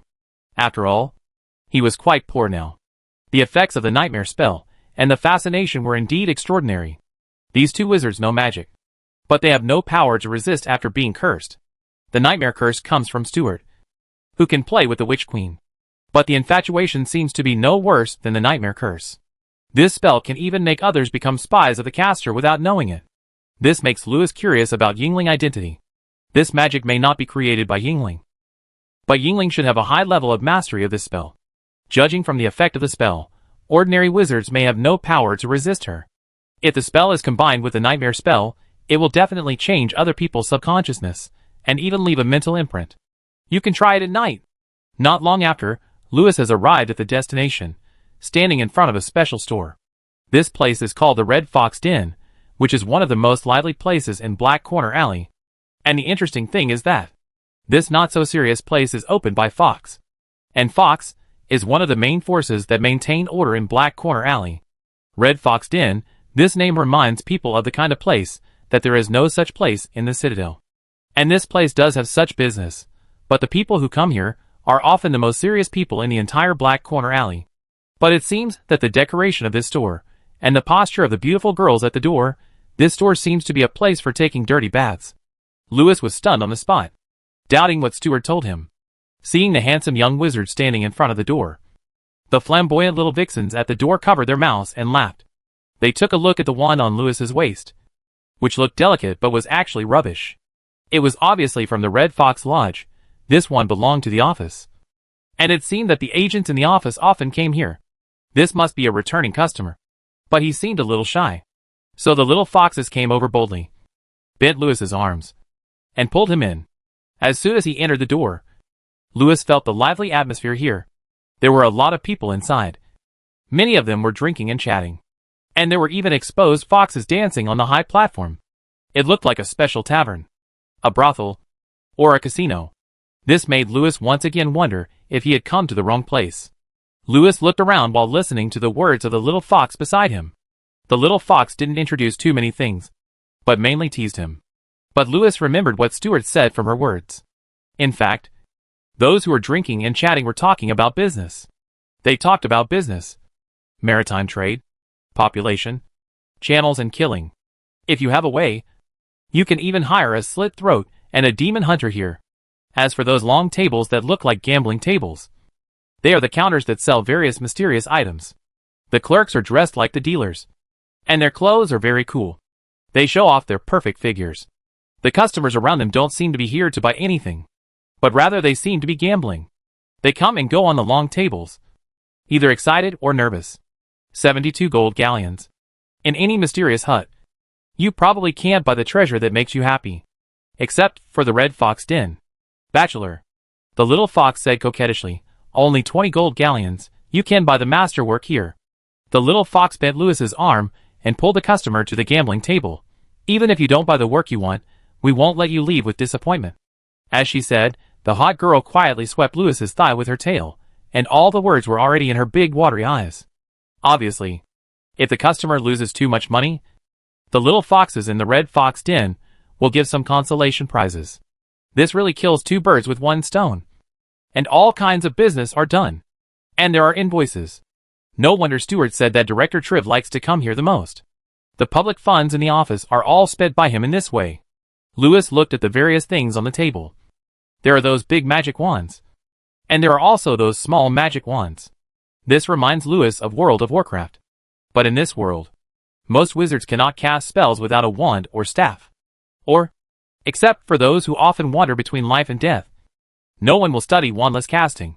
After all, with a wand and without a wand, the magic power consumption and power are very different. The Wizard of the Holy Oak seems to prefer a small wand. Lewis also plans to get one today. After all, Gandalf's big staff is not easy to carry, and it doesn't fit in anywhere. Moreover, a small wand can be used as a pistol. The better wands have a magic missile or something like that. Lewis found that the rows of exquisite wand boxes in front of him were very similar to those in the office. However, there were some differences. There were some small seals on these wand boxes. This prevented wizards from seeing what was inside. But even if they saw what was inside, it would probably be useless, because many of the junk wands sold here looked like good ones. And even the materials used were good materials such as unicorns, phoenixes, and dragon nerves. But they were all discarded defective products. This kind of magic wand is only worth 1 or 2 gold royals. But it costs 20 gold royals here. However, it is difficult to tell whether it is real or fake. If you don't use these magic wands, you can't tell whether they are good or bad. Today we have Master Yingling work Foxfire, the girl said with a smile. This is a real $1,000 wand. No one has drawn it yet. If it were me, I would choose that one. Lewis looked in the direction of the lady finger, and then nodded deeply. On that table, every wand box that Lewis touched with his mind, he could see the notes. The wand box that the girl pointed to, although it was not 1,000 gold wand, it was estimated to cost hundreds of gold galleons. Outstanding Phoenix Cry. Length, 36 centimeters. Main material, branches of the sacred oak, phoenix fire feathers. Material, mithril, amber, ruby, top, magic carrying capacity, 8. Maximum mana that can be released in an instant, 80. Effect, 1. Mana consumption minus 30% 2. Power plus 15% 3. Spell mastery minus 2. Description, wizards of the sacred oak prefer the sacred oak and the phoenix. The magic carrying capacity of the branches of the sacred oak is very high, which can also save wizards' magic. The phoenix feather can increase the power and range of the spell, but it will also make this wand difficult to master. Lewis puffed his pipe, smiled, and patted his hands on his arms, and said, if I really draw the wand called Foxfire, will you be spanked by the boss lady? I want you to spank me. The little fox blinked and said playfully. Obviously she didn't believe her luck was so good. Lewis slapped her on the buttocks, stretched out his hand and waved, and the wand box ran into the girl's arms. The little fox started to smile. Lewis smiled, and his eyes continued to scan the table. He had indeed seen Yingling work. Foxfire, which will definitely leave a mark in the epic. Length, 32. Main materials, branches of the sacred oak, snake hair of Medusa. Supplementary materials, mithril, golden green cat eye, purple tooth black. Magic carrying capacity, 15. Effects, 1. Magic consumption -30%. 2. Magic Spell Mastery plus 5. 3. Foxfire LV2. Release a Foxfire, attack the enemy with pure energy, with certain penetration, LV2 special effect, interval, 0.5 S4. Magic Gem, 115/120. Description: this wand is made by a master, allowing rookies to cast new spells smoothly, and the magic array it depicts is also very perfect, forming a clever connection with Medusa Snake Hair, making the target hit by the Foxfire be petrified. Foxfire is similar to magic missiles, but it has a purification effect. Advanced Foxfire has strong penetration, and is difficult to resist by protective spells. The Foxfire released by this wand also has a petrifying effect, which makes it a nemesis of high recovery creatures and undead, even if the user is a dud, using this wand purely as a musket, shooting at werewolves or vampires. The target will be turned into stone and shattered. The 0.5 second release interval of Foxfire level 2, and the 120 round capacity, barely deserve the word pouring. But the most precious thing is that it can help rookies to cast magic. The mastery of 5 is the difference between LV1 and LV2 for many people. Unfortunately, in Lewis's eyes, he is a useless thing. On the contrary, what others consider useless is a treasure in his eyes. His eyes have been attracted by another magic wand, no doubt. This is a 9-headed Chicago typewriter. Chapter 29 Resentment. Legendary Resentment. Length, 39. Main material, broken bone wood, hydra nerve. Supplementary materials, mithril, pigeon blood red, black blood jade, resentment of the soul sucker. Magic capacity, 30. Effect, 1, mana absorption plus 0.75. Description: the target hit by resentment will lose a certain amount of additional mana, and it will be fed back to the caster. 2. Spell damage deepens plus 20%, black spell pain plus 200%. Description: the target hit will experience more pain and damage. 3. Magic mastery minus 15. 4. Magic space. Description: you may need to load a magic on it. 5. Magic gem, 180/180. Description: no one knows why someone made this wand, and the foxes who are scrambling for it probably don't know either. But the maker's skills are obviously not low. But it is difficult to control, and the user must be a true spell master. Although for you, the biggest use of the wand may be to hit people, but I still recommend you to choose it because it is strong enough. Lewis simply ignored the last paragraph. I remember Aunt Stia seemed to have said, very knowledge, that the main effect of the hydra nerve is multicasting. If the magic loaded on it is Foxfire, not only will the interval be lower, but it will also be one-on-one. Lewis's eyes lit up. If this Foxfire reaches LV5, it will definitely be snowing all over the sky. In his hand, this magic wand will definitely turn into a Chicago typewriter. First use your own magic power to cast a shuttle. Then use resentment to cast a shuttle. And then use your own magic power to cast a shuttle. Lewis's eyebrows couldn't help but raise, triple happiness. Lewis hooked his finger, and took the wand in his hand, and then chose a small piece of junk to deal with the dealer. Then the dealer removed the seal, and opened the box, and helped to make it firm. Not long after, a beautiful little fox came over. She was wearing a high-level wizard robe with a side slit. It showed her tall figure to the fullest. She seemed to be the store manager here. It seemed that the dealer failed to identify the resentment, so he called her over. Miss Lilith. The little foxes were slightly polite to the store manager. It'd been a while since anyone has opened such a good wand. Lilith picked up Fengming and sighed, and a trace of regret flashed in her eyes again. She originally intended to keep this wand for herself. Unfortunately, she was unlucky. Sir, you are so lucky. Fengming is a very good little wand. Only the director can afford it in Holy Oak, Lilith said. But when she looked at resentment, her face became strange, and she didn't give any comments. It seems that she was unable to identify the true power of this magic wand. Because this item was obtained from the Voodoo Gang, the Voodoo Gang sold stolen goods. She did not know all its auxiliary and main materials. She only recognized that it was broken bone wood. As for the hydra nerve, she mistook it for the nerve of an ordinary snake demon. The material used seems to be the rare broken bone wood, which makes its magic carrying capacity extremely high, but it is also very difficult to control. But the material and this gem alone are already very good. It worth at least 280 gold galleons. Also, look at its secret code and magic circuit. Miss Lilith raised the wand, injected magic power into it, and then a silver glow like blood vessel shone on the wand. Its structure is very perfect, allowing you to load a high-level spell. It can be regarded as a rare top-quality wand. Among the wands we sold this week, it can rank in the top 10, not inferior to Fengming. Lilith boasted a lot, and then smiled and handed the wand to the dealer for packaging. In her eyes, this is just a piece of chicken ribs. The most expensive thing on it is the gem. As for the so-called magic space, how many people know how to engrave a magic array? Engraving a magic. It costs a lot of money. On the other side, the little fox beside Louis wrapped up the 3 magic wands. When wrapping Fengming, she couldn't help but quietly stick out her tongue. It over. I'm going to be spanked by the store manager at night. Hearing that Louis was leaving, Miss Lilith couldn't help but become enthusiastic about this gentleman. She hoped that this customer would come more often, so that he could spit back the money he had spent. Although most civilian wizards would only buy 1 wand for their daily use in their lifetime, many wizards in Black Corner Alley were not like this. Especially those dark wizards, who never took care of their wands. In their eyes, it was just a tool. So the wand business here was very good. Much better than the Citadel. Moreover, in the Red Fox Cottage, in addition to wands, there were also various strange items and various businesses. Before Louis left, Miss Lilith left a mark on her crystal ball, indicating that they could keep in touch when they were outside. The mark on the crystal ball. By the way, I don't have a phone yet. After coming out, Louis patted his forehead and went to the crystal ball store in Black Corner Alley. After a round, he found that crystal balls below 5 gold dragons were not very good. They had both the functions of prediction and communication.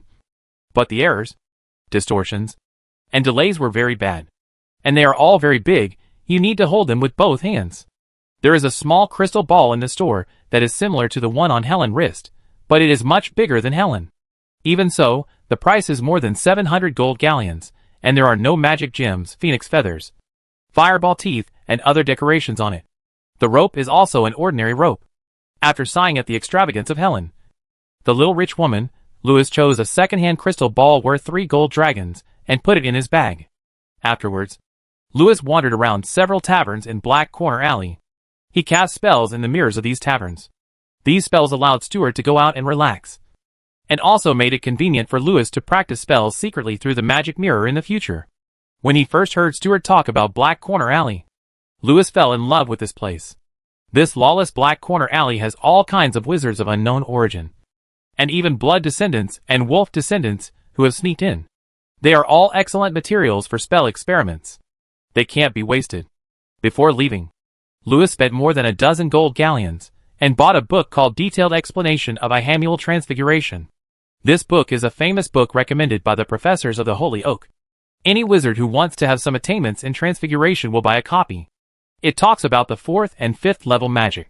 There is nothing after that. Louis remembered that he had read a lot of knowledge about transfiguration, but he had not learned spells yet. There are many things in this book. I can read it for a while. This book is sold in the Citadel, but the price is more than 20 gold royals. The version with annotations by some senior professors is even more expensive.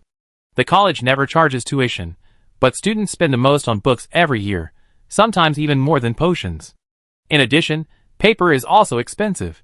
Although there are all kinds of cheap paper in the Muggle world, wizards prefer to use parchment, or special paper tanned with spells. So in the Citadel, many things are not very expensive, or they are not for sale. In Black Corner Alley, these things are not only available, but also very cheap, because they are all pirated and smuggled goods. Chapter 30 Magic Mirror. Magic Mirror, please have some moral integrity. Louis came out of the fireplace in the office, patted his robe, and came to the sofa. After putting the book on the table, Louis sighed. Not expensive, it's the most cost-effective thing in the world to buy knowledge with money. He only had 3 gold galleons, and a pile of silver coins left in his pocket, but these more than 70 gold galleons were all spent on the blade. Sitting on the sofa, Louis opened the 2 wand boxes on the coffee table. Looking at the 2 wands, he was delighted. There was a kind of excitement like when I bought a car for the first time. And I bought 2 at a time.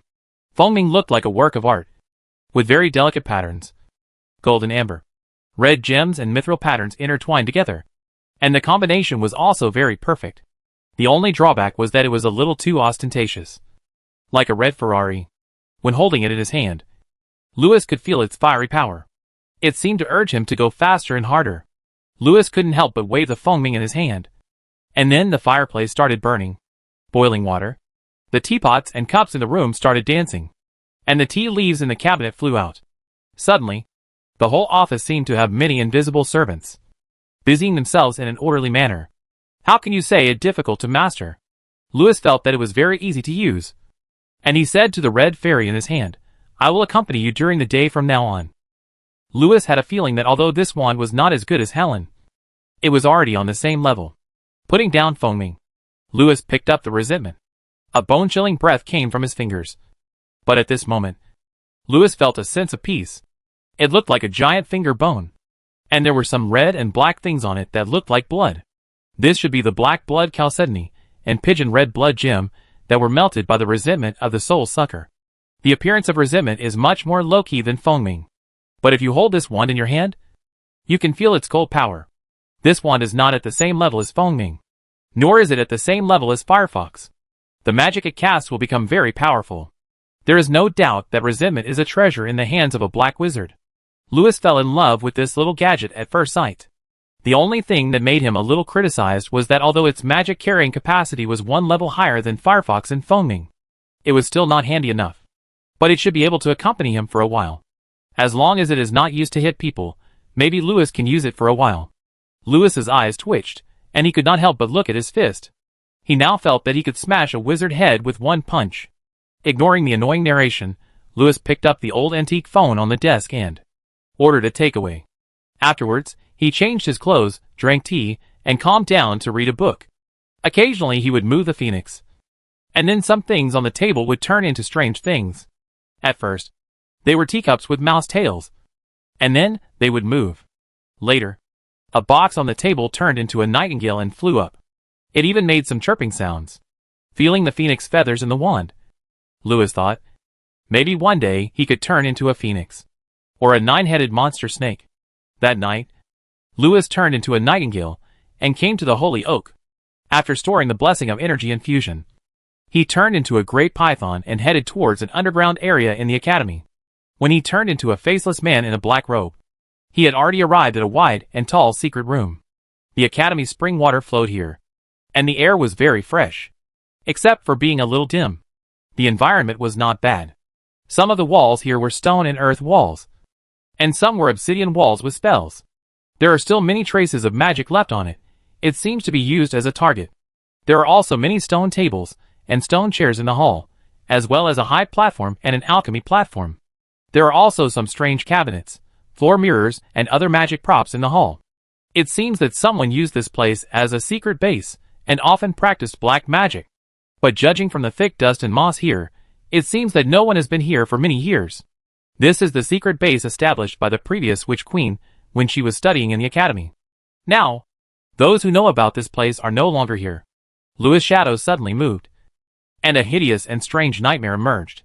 Then it straightened its upper body, changed its shape, and became Louis' appearance. The Priory? Sir, this used to be the place for the members of the Priory. No one has been here for many years. Stuart's voice was a little lamenting.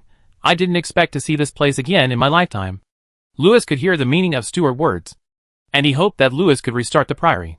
But Louis was not interested in this. He just wanted to use this place as a gym. After all, he felt that he was not a Dark Lord or a mysterious person. The Priory? Louis raised his eyebrows and had a bad taste. From now on, this place will be called Hydra. Stuart was very happy and said, as you wish. Sir.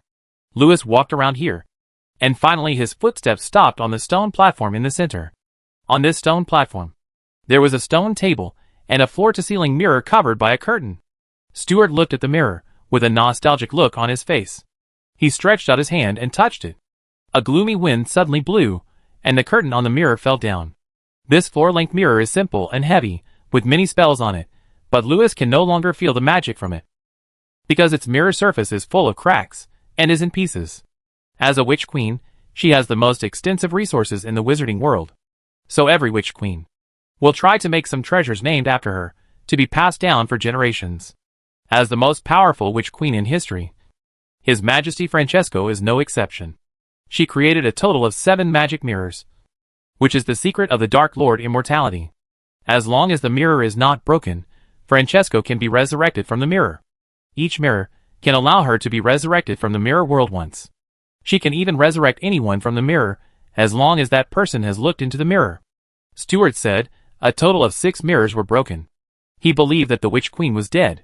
He believed that the reason why the Witch Queen did not choose to resurrect for the 7th time was because the last mirror in the palace, once broken, people would know that the Dark Lord was the Witch Queen.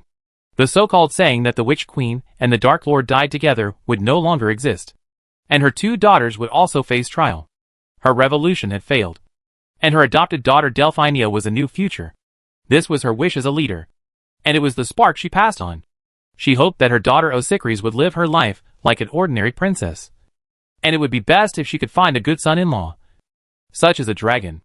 This was a little selfish desire as a mother. Finally, before his death, Francesco made a last wish to the Book of Destiny to go to his 2 daughters. These 2 daughters made 2 wishes to the Book of Destiny. One wished to go to school. Unfortunately, the storybook thought she was a monkey, so she didn't finish elementary school. So, the Book of Fate disappeared from her hands, followed Francesco's wish, and came to Osicles' hands to change her fate. She made her second wish to have a blind date. But it seemed that her idol said, "That enough." Louis's mouth twitched, and he waved his hand, waving away the narration in front of him. This is how the book came into Louis's hands. But because the princess was too demanding on the prince. It was a pity. He was only satisfied with the fact that he was tall and handsome. But it was not a pity that, after thousands of years of wandering, the book finally found its true owner. Louis did not use the Book of Destiny to change his fate, but jumped out of that fate and wrote his own fate. Since then, the storybook has rewritten a story and has become Louis' fantasy story travel diary. And this magic mirror will now belong to him. This is a gift. Louis's eyebrows suddenly raised. He noticed that the storybook said it was a gift, not a relic. Yes. I just think this is bizarre. The 7th mirror didn't break. Maybe that means Francesco is not dead. So she doesn't need the 7th mirror to revive. Could it be that Francesco escaped and changed his identity? But if she was alive, she watched her adopted daughter marry her husband? Louis remembered, Stuart said.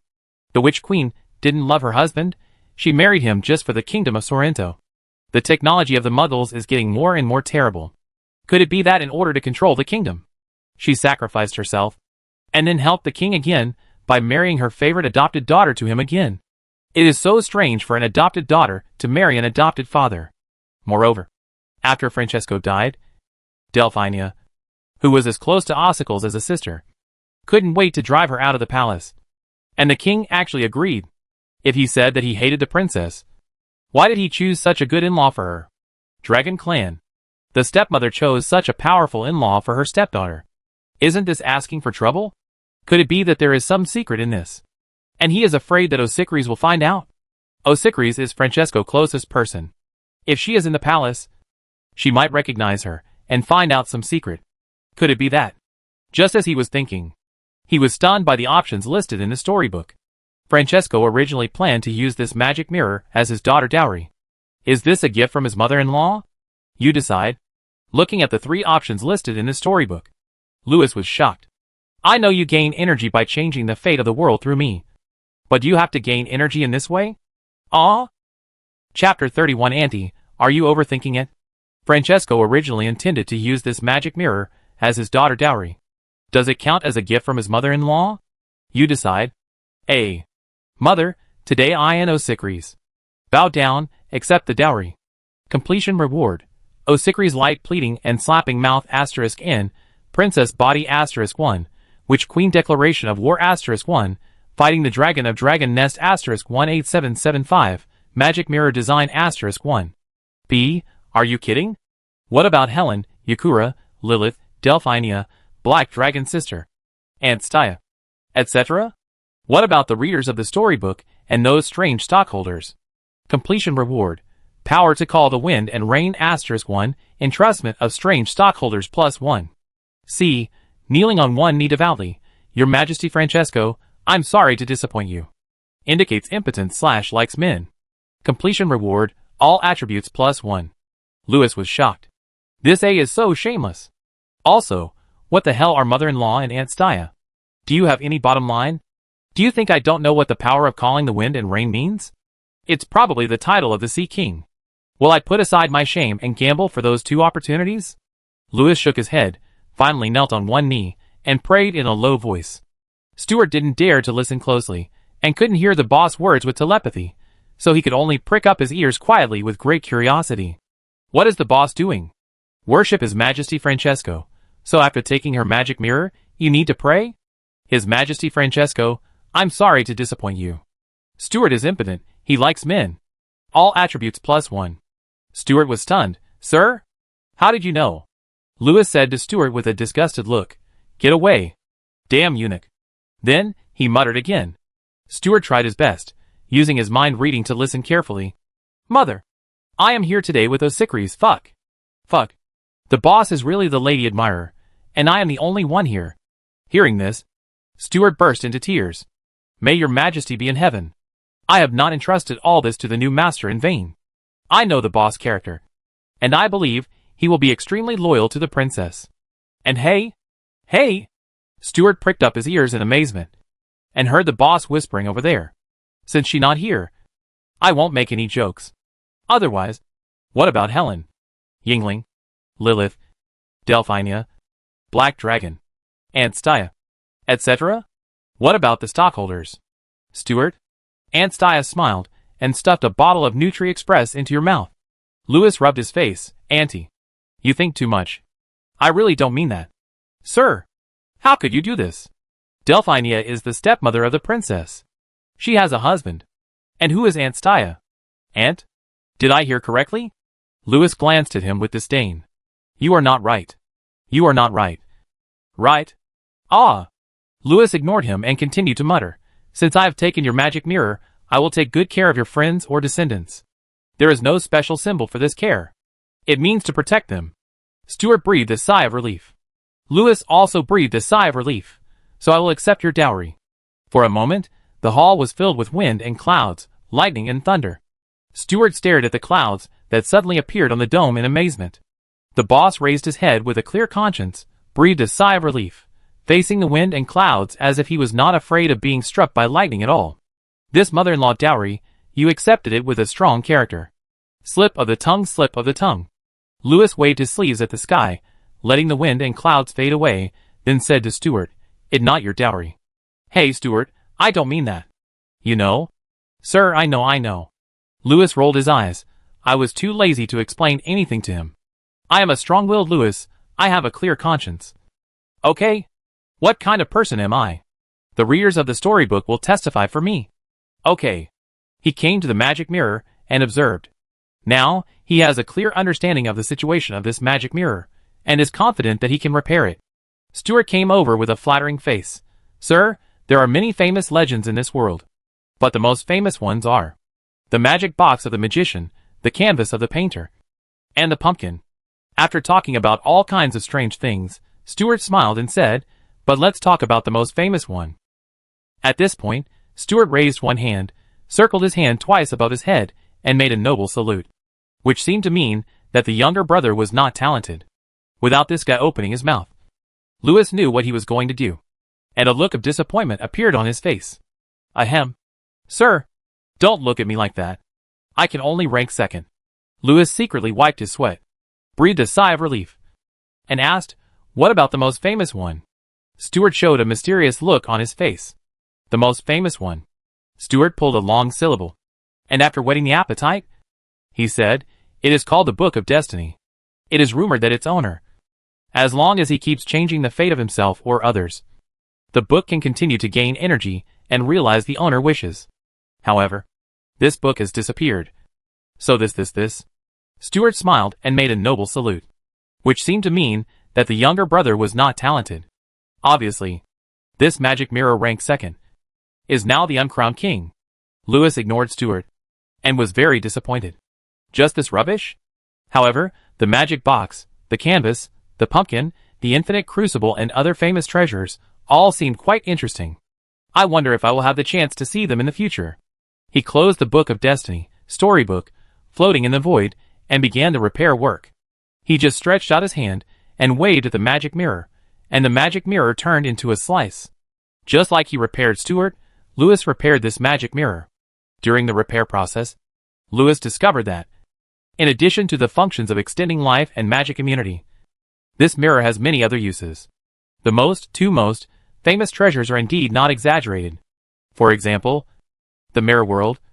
It has an independent mirror world, which is the same as this world, except that the things inside are reversed, and there is no one. So through the mirror world, you can go anywhere. The exit is the mirror. At the same time, the mirror world is a dream world. Through the nightmare spell, anyone can be pulled into the magic mirror world. If, in the dreamer dream, these dream creators can still defeat the nightmare, then in this magic mirror world, the dream maker is Stuart. So in this magic mirror world, Stuart is an omnipotent god. As long as the mirror is not broken, it is invincible. Of course, if some terrible enemies are completely beyond Stuart's imagination, it is hard to say. In addition, the magic mirror is also a super prophetic artifact. The owner can know secrets through it, such as asking who is the most beautiful. However, whether these questions have answers or whether the answers are accurate depends on whether the questioner has strong magic power. The stronger the questioner magic power, the higher the success rate. But Lewis thinks that whether the answer is accurate depends on the questioner himself in addition to magic power. For those who think that the only function of mathematics is to calculate accounts, the results obtained must be only related to calculating accounts. As for who is the most beautiful, Lewis thinks it is not necessarily accurate. It is more accurate to ask who is the oldest. Among the people I have met so far, Helen is definitely the best student. As for Osicles, she is a poor student C, which is barely acceptable. Lewis had already seen her test paper on the first day he came here, so it is still accurate. But the one who impressed me the most was the strange wizard Yingling. She should be the kind of poor student who really needs to make up for the lessons. But he was not sure how many points this student had. He hadn't graded her homework yet. He decided to give it a try. Soon the repair work was nearing completion. After it was done, the slices began to move in Lewis' waving hands. They were like broken building blocks or a chaotic Rubik cube. And they began to rotate and combine in midair. But the magic mirror seemed to be empty, and Lewis injected magic into it. More than a dozen points of magic. But only a small amount of magic was restored, which surprised Lewis. But the magic mirror was already usable, and it was recovering very slowly. However, he still used energy infusion, and gradually filled the magic mirror with magic power. Finally, Lewis evaluated it, and he injected more than 1,000 points of mana, which means that the magic power of this magic mirror exceeded 100. And Lewis also saw some broken crystal arrays near the magic mirror. They all have magic power, and they were originally suspended near the magic mirror. They are equivalent to the pendant of the magic mirror, which can make the magic mirror have more magic power. The magic mirror has such great magic power, prophecy, and the world in the mirror are one reason, but the most important thing is resurrection. Resurrection, there are many forbidden spells that can do this, and the magic mirror has two such spells. Resurrection Angel and Borrow Life to Resurrect. Resurrection Angel can make the soul of the dead, even if it has run to hell, can smoothly come back through the mirror world. Borrow Life, borrowing the life of the sacrificer. It is not difficult to resurrect the newly dead without magic power. Those witch queens can do this without any injuries, even without the help of magic spells. But if the resurrected person has magic power, then it is an unequal exchange. The sacrificer must have 10 times more magic power than the deceased. Borrow half of the life, and extend half of the life. But this magic mirror can achieve a 1:1 resurrection.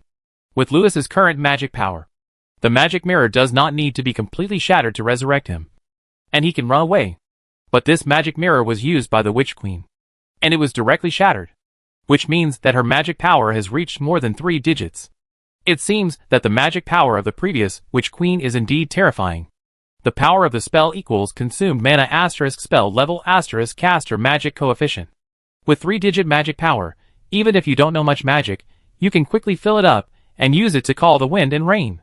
It belongs to the kind of super wizard who can make London foggy with a wave of the magic wand and a little bit of mana. With Lewis's current magic power, his fog magic needs the spell level to reach level 5 to achieve this effect of using a little force to achieve a great effect.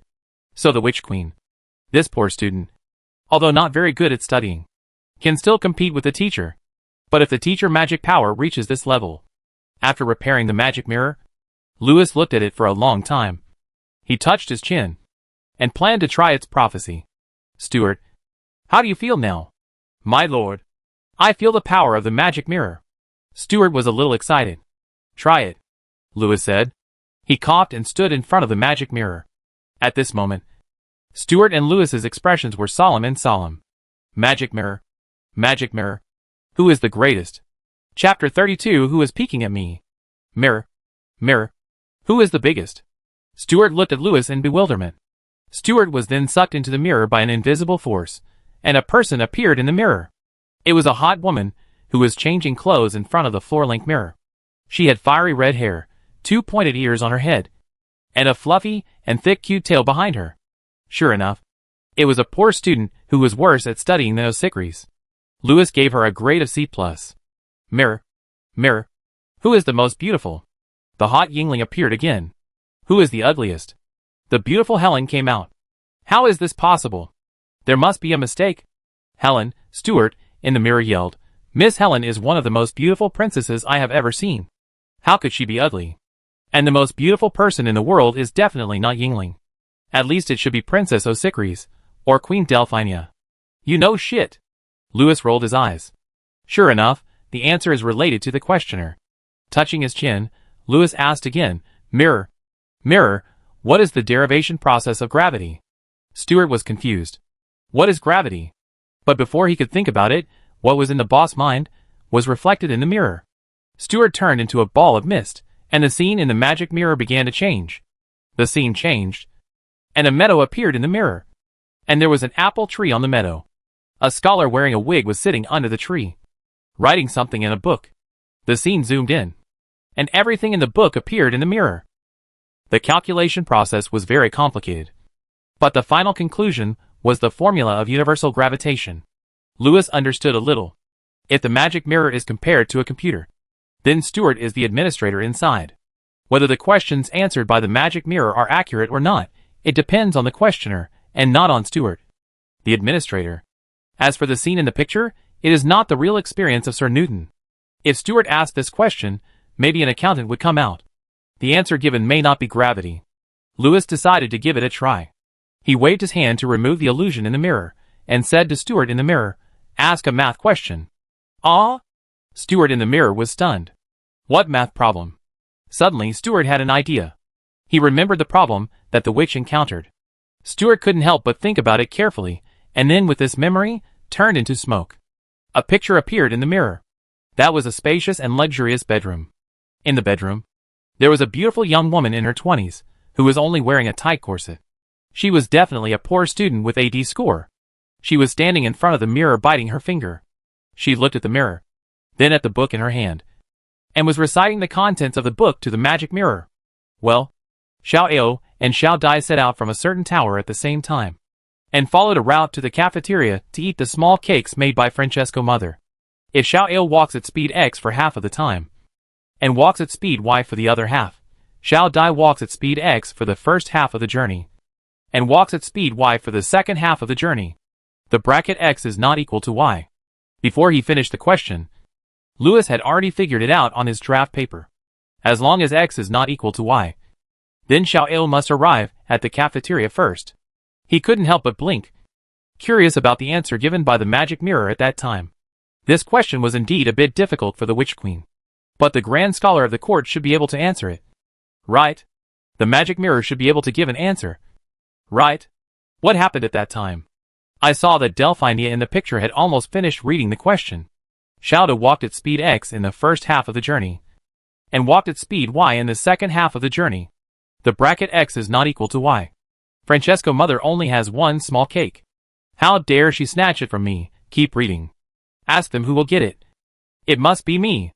I saw. 3 words suddenly appeared on the storybook. You are not worthy. Then, the book of destiny started to burn. Then, 3 words also appeared on the magic mirror. You are not worthy. And he added a knife. Delphinia looked at Stuart in the magic mirror woodenly. Your Majesty. I am wronged. I am wronged. The magic mirror must have made a mistake. I am loyal. The Witch Queen reached out to the magic mirror angrily, and the picture disappeared. Lewis at the scene. Stuart at the scene. Since then, the mystery of why Stuart was pulled out of the magic mirror and whipped by the witch is finally close to the final answer. The innocent storybook records the words and deeds of the reader. Delphinia magic operation, naturally put the sentence TSK. It must be me in it. This answer is wrong, so the storybook tells her that you don't deserve it. This is indeed the mischievous nature of the storybook. It is a double entendre. You don't deserve this, it the original meaning, and it the correct answer to the question. It like telling the witch queen that she wrong. The display on the magic mirror also proves this point. The answer is that Xiao Ao eats the small cake. Louis rubbed his face. First, he found that he underestimated the difficulty of this question. It really not a multiplication problem. Second, he underestimated the usefulness of the magic mirror. It can give the correct answer. But the one he underestimated the most was Delphinia. I really admire you. I thought you really didn't find the answer. So you were treated as a monkey. But I gave you the answer to copy. And you copied it wrong? Ahem. Sir, has the magic mirror been repaired? Stuart wiped the sweat off his forehead and changed the subject. Whenever he saw His Majesty, he was a little scared. No. Louis shook his head and said, there is one last test. Then, Louis pulled Stuart out of the mirror, indicating that he didn't need to enter the mirror for a while. Then, Louis asked, Mirror, mirror, who is the biggest? The scene changed, and it was a Victorian palace. A young lady with elegant appearance had just finished a banquet and was changing clothes with the help of maids. Judging from the long hair and decorations on her head, she should be a young woman, not a girl. Stuart looked at the person in the mirror, and his eyes suddenly widened. He almost jumped up in fear, and he dared not say a word while trembling all over. Who is this? Louis frowned, didn't recognize her. Stuart looked at his boss blankly. You have face blindness. Right? But his boss quickly recognized the woman. The beautiful woman in front of the floor-length mirror changed out of her evening gown. The tights underneath were exposed. When the tights were taken off, she couldn't help but let out a long sigh, feeling her whole body relaxed. Louis also let out a long sigh. Oh, you. It turns out that teachers are most impressed by students who are poor at studying. Suddenly, she seemed to sense something, turned her head abruptly, raised her eyebrows and looked up into the air. Her eyes filled with extreme anger. Who is peeking at me? Stuart almost fainted from fright. He rolled and crawled towards the mirror, turning off the mirror reflection. Louis shook his head, secretly sighing that it was a pity. It seems that people with magic power at the level of the Witch Queen can sense it. Otherwise, he planned to ask about Francesco. He was very suspicious. Francesco was in the palace now, and Delphinia knew it. When she heard about the small cake made by Francesco's mother, her expression was not like she was thinking about a deceased person. Instead, she looked a little shy. So strange. Sir, do you want to try again? Stuart wiped his sweat and asked carefully. No need. Louis looked at the magic mirror and nodded with satisfaction. The magic mirror has been repaired. Obviously, the magic mirror can be repaired, and the user can use it to regenerate. But unfortunately, its creator cannot do this. Even if it can be done, it is meaningless. Because even if she has an endless life, her wish may not be fulfilled, so she can only find another way. Regarding the wish of the first generation of the Dark Lord, Delphinia and Stuart have different understandings. Stuart believes that Francesco hopes his daughter can live a peaceful life and go on a blind date.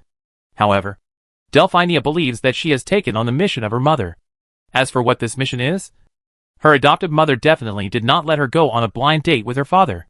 As for the real spark in Francesco's heart, it is probably because she is too disappointed with the wizards in this world. The guy who was supposed to go on a blind date with Osikris is in the same state of mind now. He feels like he has run to a kindergarten and plays with other children every day. As for Delphinia herself, she felt that this world was pretty good. She didn't feel disappointed. After all, she couldn't feel the loneliness and invincibility of her adoptive mother. She was a little disappointed that she didn't understand much of the book. Her daughter couldn't even finish the forbidden low-level apprenticeship. This adoptive mother must be very disappointed. After wiping the dirty mirror, Louis checked the new instructions in the storybook. He found that when Stuart was in the magic mirror, his blood and blue were both in A. As long as the magic mirror was not broken, the mirror spirit would not die. If he enters the magic mirror, the same situation will occur. In addition, he found that after he repaired the magic mirror, there was an additional narration Louis +1. And now his personal description has become this thing Louis *2. What is this? I have a new person? 2 lives? After checking the narration of the storybook, Lewis found that he could return to the state he was in when he last looked in the mirror at any time. For example, if he was injured, he could recover by summoning Stuart to possess him. However, the magic mirror will break into a small piece. If he dies completely, he will wake up in the magic mirror world, but when he returns to the normal world from the magic mirror world, the mirror will be broken. However, this magic mirror Lewis can be repaired, that is. According to your words, this is called running corpses. A mysterious person who can run corpses. This world is becoming more and more interesting. Lewis blinked. Can I die? Chapter 33 Shadow Snakes.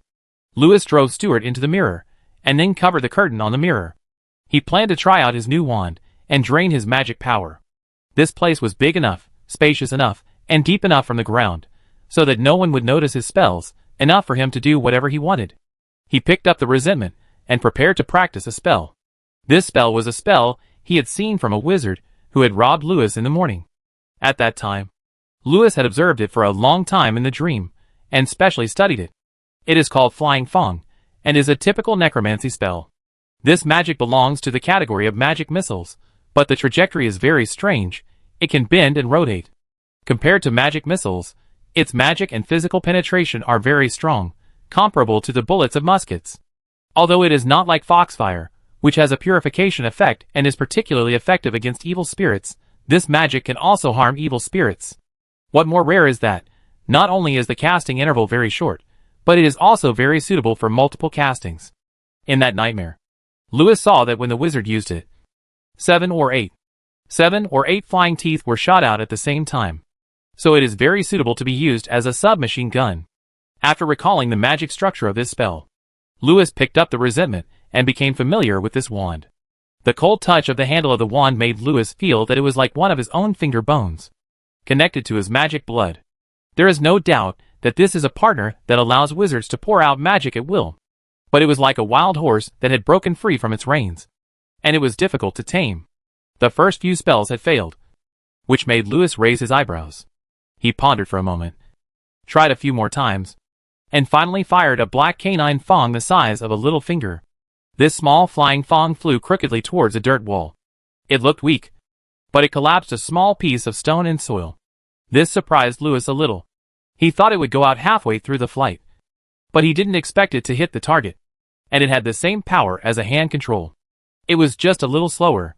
The next few flying teeth, the speed was close to that of a crossbow, and later the speed was as fast as a musket, and could hit the target in a flash. At this time, many holes had been punched in the earth wall, and the depth of these holes reached 2 feet. If it was a Goron standing there, it would definitely be pierced through the bone marrow. Lewis put down the magic wand, raised his hand and flicked his fingers towards the earth wall, and then 7 or 8 black lights, like snakes, left a winding trajectory in the air, and shot into the stone earth wall in an instant. After feeling it for a while, Lewis found that the depth was only a little over 1 foot, which surprised him slightly. It seems that the difference between wearing equipment and not wearing equipment is still quite large. With curiosity, Lewis flicked his fingers towards the obsidian wall again, and this time only 7 or 8 holes 5 or 6 centimeters deep were left. The curtain on the mirror not far away shook twice in fear. The spell on the obsidian was cast by His Majesty Francesco. The obsidian wall with the spell is equivalent to a dragon armor several meters thick. But the dragon armor of a fire dragon is only 2 or 3 centimeters thick. Although the leather underneath is tough, it is not as good as the dragon armor. It can hit the obsidian to a depth of 5 or 6 centimeters, which is enough to make a dragon covered in blood. If it were a knight, even if the knight was fully armed, this small black tooth could break its heavy shield and penetrate its armor and body. Lewis tried it with an ordinary wand, but before he could pour out much magic power, the wand broke. But if you use resentment, you can shoot dozens of rounds in just a few seconds. This can be regarded as the Chicago printer in his imagination. But this is not the real power of resentment. Hydra Lewis closed his eyes and felt the wand in his hand. After a moment, he suddenly opened his eyes, grabbed the wand and swung it in front of the obsidian wall, pouring out the magic power in his body. Then, hundreds of flying teeth lined up in several rows, forming a fan in front of him, and flew towards the wall in the blink of an eye. This scene was like a group of densely packed black snakes, suddenly biting their prey. The sound of breaking through the air echoed in waves, like the breath of a group of snakes. In the blink of an eye, the obsidian wall was riddled with holes, each of which was more than a foot deep. Lewis hit it hard again. This time, the obsidian wall could not bear the weight, and the spell on the wall was completely defeated. A large piece of rubble collapsed. The spell left by the Witch Queen on the wall collapsed, and the curtain on the mirror shook violently a few times. Lewis ignored Stuart's little move. He wiped his sweat, rested for a while, and then consumed 1 point of the storybook energy to comprehend a deeper level of flying teeth. You comprehended the forbidden Shadow Snake's LV5. Lewis tried this new magic. Suddenly, countless black snakes flew out from Lewis' swaying robes. And in a blink of an eye, they were densely packed everywhere. They could move on their own, following Lewis' thoughts, and flew around. Those black snakes seemed alive, flying at a very fast speed, and only a strange afterimage could be seen. It seemed that the flying fangs were released one at a time, and powerful wizards could release several at a time. But the Shadow Snake group was released in a group at a time, and after getting familiar with it, several groups were released at a time. Originally, with Lewis's current total magic power, he could only release hundreds of flying fangs. But after switching to the Shadow Snake group, he could release thousands of black snakes. Stuart in the mirror opened his mouth wide. If those black snakes were put in Black Corner Alley, they would surely cause a massacre. After playing for a while, Lewis let the black snakes kill each other. Soon, all the black snakes disappeared. Lewis was quite satisfied with this magic. He picked up the spell of resentment, studied its magic circuit for a while, then broke it into pieces with a four-dimensional flip, and chanted a spell. As the spell was chanted, tiny spells appeared on the mithril magic circuit inside the resentment. After a while, the Shadow Snake group was engraved on the wand. After doing this, Lewis's magic was refilled with energy. This time, he began to try to block the black snakes with four-dimensional flips when releasing them. After a few times, the trajectories of the flying black snakes suddenly twisted halfway. It seemed that the space area had become a rotating Rubik cube. Many black snakes that passed through that space area suddenly disappeared and appeared in other areas. In the end, only a small number of black snakes successfully passed through, and these black snakes were blocked by Lewis' protective spell. The four-dimensional flip can indeed be used to resist certain spells, but it always feels like something is missing. Lewis closed his eyes and pondered for a moment. Then he shook his head. He felt like he was lacking a little inspiration. The power in the storybook had been used by him to comprehend the Shadow Snake's level 5, which far exceeded ordinary magic in terms of both quantity and penetration. If you use a protective spell to block them, the magic power consumed is extremely huge. But the four-dimensional flip changes the path. As long as the Mobius strip is perfectly constructed, no matter what level or type of spell it is, as long as it is directional, it will be difficult to penetrate. The combination of the protective spell and the four-dimensional flip should be effective. And through the Hydra characteristics of resentment, Lewis can cast multiple spells. While releasing the protective spell, in front of the protective shield, create a space cube. While being protected by the protective spell, he also has a 90% dodge rate. However, he still needs to get familiar with this move. He doesn't plan to practice here. Looking at the time, it already passed 10 o'clock. Lewis found that the power of energy infusion is only 1/3 left. He planned to go out for a walk and pick some dark wizards in Black Corner Alley to practice with. He lifted the curtain on the mirror and recited a spell. After a while, the mirror gradually became as transparent as glass, and he could see that there was a drunkard vomiting in front of the toilet in the mirror. After the drunkard wiped his mouth, he found that there was a faceless person quietly washing his hands in front of the mirror. The drunkard was so scared that his feet slipped, and he fainted. That night, the drunkard first had a nightmare, and then had a beautiful dream. When he woke up, he forgot everything. He just didn't know why, but he felt eerie every time he entered this toilet. Chapter 34. May the bright stars and moon bless you. The night is deep. Black Corner Alley is much quieter than the day. People who live in Black Corner Alley know that. After late at night, try not to walk alone in certain alleys. But many people who do special jobs cannot avoid going home very late. It is also inevitable to walk through the alleys alone. For local residents, if they encounter such a situation, it will generally be fine.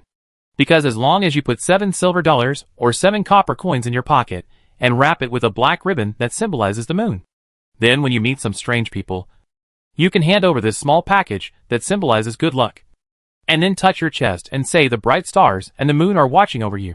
And the person on the other side will often accept the money bag and let you go. This is the rule here. The rule set by the crows for the sake of long-term success. After all, most of the people in Black Corner Alley are shop assistants or poor people. If all the locals run away, there will be no fat sheep in Black Corner Alley. But for foreigners or wizard apprentices, they are not so lucky, because they are valuable in themselves. Especially those beautiful foreign girls who are still studying at the Holy Oak. They often receive special attention. After hesitating for a long time, the beautiful Miss Fox still lifted her hood to cover her hair and face, and trembled as she entered the dark alley. Although she was wearing a loose old-school uniform, it could not hide her graceful figure. When she walked, the beautiful little bag between her belt also made a rattling sound. No matter how she covered it, she could not quiet down the beautiful sound. The street lights here have been broken for who knows how long. The muddy alley is very narrow.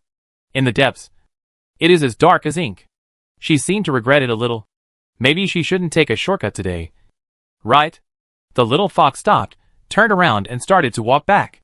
However, the exit that should have been within reach seemed to have no end. Faintly, there was a voice behind her. The voice was sad and mournful, like a song or a faint cry. The girl felt uneasy. Maybe someone needs help. She sounded miserable and pitiful. She didn't have the courage to turn around and help others. After a moment of hesitation, she closed her eyes and quickened her pace. The singing behind her became farther and farther away, and finally gradually quieted down. But there was a person in front of her. The person was kneeling on the ground, naked. His snow-white body and long red hair were covered with mud, and he was sobbing softly with his face covered. "Help me! Help me! Suddenly, the miserable woman raised her head, and her face looked exactly like the girl. The little fox face turned pale, and he turned around and started running madly. The maze and the prophecy scene, this is the trick of the voodoo gang. They like to torture people like this. She was targeted, and may have been targeted for many days. This alley may have been sealed by a strange object. She is dead. The girl ran madly, and suddenly something appeared under her feet, tripped her. She fell to the ground in embarrassment. She raised her head tremblingly, and found that what tripped her was a broken thigh of a man. Not far away, there were 3 miserable corpses. These corpses were full of holes, and almost broken. Judging from the tattoos that could still be vaguely recognized on the corpses, they were the crows of the voodoo gang. Not far away, there were several Thai girls, with tears in the corners of their eyes, but they seemed to be asleep. One of them seemed to have just been tortured to death by the crows. Beside the dead girl, there was a trembling crow. He seemed to be insane, grabbing his hair, and huddled in the corner, yelling. At this time, in front of the crow, there was a tall and straight man in a black robe, standing quietly in the alley, with his back to the girl. He used a magic wand to coldly pull out the soul of a corpse, which was wailing in pain, and then threw the soul into a mirror in his hand. This scene was like a demon harvesting souls. A wet feeling came from the girl crotch, and her whole body began to tremble like a sieve. The unexpected intruder made the black-robed man slowly raise his head. Under the hood, the girl saw a face without facial features. He stretched out his index finger and made a shushing gesture to the girl, and then continued to work. A moment later, the souls of several corpses were harvested by the faceless man. He came to the insane crow, turned the magic wand into a dagger, and cut his palm. Then, the faceless man chanted a spell, and blood flowed from the crow palm, dripping onto the dead girl white face. Soon, the crow aged rapidly, and then died. The dead girl suddenly took a breath and sat up in a daze, borrowing life to revive. Borrowing life to revive. The little fox teeth chattered. Is he the legendary thousand-faced lantern-carrying death god, Lord Bolster? Or is it the King of Hearts? The King of Spades? There are many people who know this magic, but there are probably only these few who can truly bring people back to life. Of course, there is another more terrifying person. The little fox dared not think about it anymore. She did not dare to ask his name. A warrior who can save people. Louis always thought that. He had a blue bar, so he was a wizard, but in fact, some warriors also have blue bars, such as paladins. Louis ignored the narration. He pulled out the soul of the wanted criminal and threw it into the mirror. Louis brushed off the dust on his robe and looked at the dark alley. He stretched out his hand. Then the whole alley began to rotate upside down like a 4-dimensional Rubik cube. The maze set up by the voodoo gang was easily broken, and the faceless man and the little foxes were also teleported to the normal world. Footsteps sounded, and the faceless, mysterious man left here. When he passed by the girl trembled and took out 7 silver dells tied with a black ribbon. May the bright stars and the moon look after you. Louis stopped, seeing the girl still there with her eyes closed and her hands raised.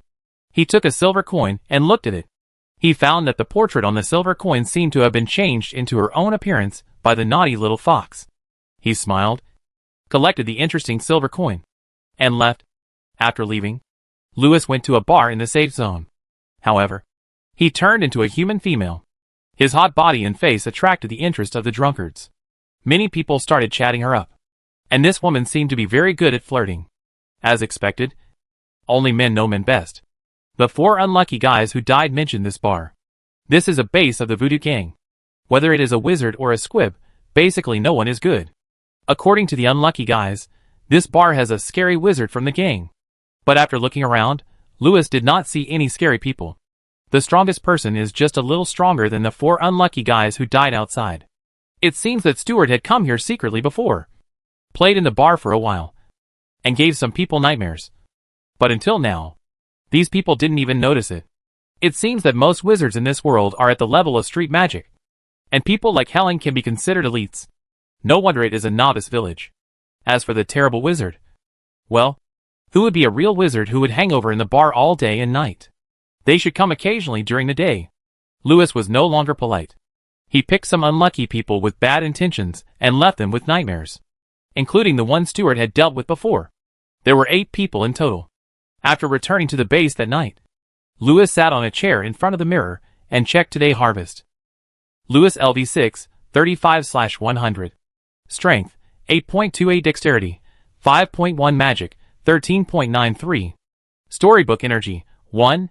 Today, I encountered 6 people in total, and the 4 people in the evening were all dark wizards. This week target has been exceeded. Random attributes are added to strength, and there is also a little extra magic. In addition, Louis found that his presence in the storybook seemed to have increased by 15. It seems that these guys have done a lot of bad things, so they are very famous? Shaking his head, Louis used the energy to comprehend the 4-dimensional flip. The 4-dimensional flip reached the level of the 7th order, but the strange thing is that the 7th order 4-dimensional flip did not change. Louis couldn't help but frown. He felt that he might need some practice, such as exploring the 4-dimensional structure of some objects. This required some preparation, so he put it aside for the time being. After thinking for a while, Louis took out his storage bag and took out a strange tall hat from it. Chapter 35 Strange Objects. In a spell, the hat flew to a passage next to the hall. Then the hat kept getting bigger and became one with the passage. At this time, the passage seemed unchanged, but when Louis sensed it in 4 dimensions, he found that the passage had become a Klein bottle. People who walked in were like entering a maze. Unless they used the shape-shifting skill very well, it would be difficult to get out. This hat belonged to the 3 people. They knew how to remove it, and also knew how to shapeshift. But they didn't escape. The level of these 4 people is actually pretty good. At least better than the 2 unlucky guys during the day. After being hit by the nightmare curse, they actually broke away and launched a counterattack. At first, those people were still playing with Louis, but after a few moves, they found something wrong. They found that the faceless man was learning their magic, and the more he used it, the more powerful it became. What more terrifying is that? Their killer moves were either knocked away by others, or strangely landed somewhere else. 4-dimensional flip. That person was just playing with them. The 4 of them ran away. But the situation in the maze seemed to have changed. The Klein bottle was twisted beyond recognition. Even the owner of the artifact didn't know how to solve the maze. One person used the apparition well, and his movements looked very skillful. But I don't know what evil tricks the faceless man used. After the fleeing wizard used the apparition, he found that his position was still the same. And his body, like building blocks, was piled up randomly. What was even more shocking was that, after checking his body, he found nothing abnormal. Then, they were pulled together by Louis. In the last moment before death, they saw a group of snakes dancing in the sky. Many black snakes were clearly aiming at the sky, but they exploded in their bodies. This tall hat was the result of this battle. It was a mid-level magic item, and the effect was quite good. If you don't understand the structure of the 4-dimensional world, it is really not easy to find it. After playing for a while, Lewis put the tall hat back into his pocket and took out a bunch of random gadgets. First, the magic materials. They were all pretty good and expensive. For example, the spider silk of the Hades spider. A small ball was worth more than 30 gold galleons. And there were 5 or 6 balls here. There was also the venom of the 8-eyed spider. A pint, 500 milliliters, was equivalent to 2 months' salary of an ordinary professor, which was 100 gold galleons. There was a large jar here, about 2 pints. There are many other materials. There are also many good potions. There is a special medicine for treatment that is very good. It can regenerate broken limbs. There are also some detoxification and curse removal potions. In addition, there are many kinds of magic powders, such as flip powder, forget-me-not dust, sleeping powder, etc. There is also an exorcism powder called broken-headed toad warbler, which is a potion made with fresh magical creatures as materials and in a cruel way. When this kind of exorcism powder is scattered, there will be the sound of toads and orioles, which can exorcise demons. At that time, the 4 people also used this broken thing to sprinkle on Lewis. These things are considered to be the necessary items for wizards. After Lewis put these things together, he took out some small accessories. They are all magic props or low-level wonders. Lewis kept the interesting ones, and threw the ones he didn't like into the mirror. The Lewis in the mirror sorted out the things thrown into the mirror for a while, and said, "Master, if you go through the dark domain channel, the price of these things is about 200 gold galleons. However, the price of the harvest in the dark domain is a bit high. In my opinion, these wands alone are worth more than 200 gold galleons. Well, the level is not very good, but the things are well used. Just help me deal with them." Lewis looked up and asked, "What about the 4 prisoners?" "All wanted criminals." Stuart was a little excited. "The total reward is more than 800 gold galleons. I will collect it for you in my name later." 800 gold galleons. This surprised Lewis. "If there are 800 gold galleons every week, then I will be rich. You know, the salary of a director-level professor is only 60 to 80 gold galleons a month. And the professor of the Holy Statue Tree is a high-paying job. 800 gold galleons reward." Lewis touched his chin. "It seems that these people have done a lot of bad things?" "That right. One of these 4 people is a second-time prisoner. He used to be in the black prison of the demon prison and was called Spade 7. His name is Fern. I will never make a mistake. He was the dean of the Department of Education of Holy Oak Academy many years ago. Later, he got into trouble and started to do evil outside. He became a notorious villain. His life experience is very interesting. I can't wait to see his soul." Lewis nodded. "This Mr. Fern should be the guy who is good at changing his shape and shadow. Among all people, he is the only one who has a little ability to fight back." 7 of spades? What kind of wanted criminal is it?" Lewis asked curiously. Stuart said, "This is an evaluation of the wizards outside by the warden of the black prison of the 6-sided devil prison. And we not only evaluate prisoners, we also evaluate those more famous wizards who have been in the newspapers. Among all wizards, there are many people with numbers, but there are only a handful of wizards who are qualified to be called hearts, spades, diamonds, clubs. And J, Q, and K are even kings." Hearing this, Lewis nodded. "In this world, the images of J, Q, and K are all famous kings and queens in history. It's just that J is a young image, and K is an elder." Stuart continued, "J is the uncrowned king, the kind of person who gets the title completely by his own strength. Q and K are great families that have had witch queens or witch kings in their families. They often have their own family's unique skills, and each one is extraordinary. Among them, only the most famous ones have 4 suits. As for A, it is the Magic Council, Congress, and the important leaders of various colleges. As for the big and small kings, you know," Stuart told the story, "it seems that except for A and the big and small kings, the rankings of others will change frequently, especially in the black prison of the 6-sided magic prison. Today a wizard may be the 3 of clubs, and tomorrow he will kill a big boss, and he will be in the top position.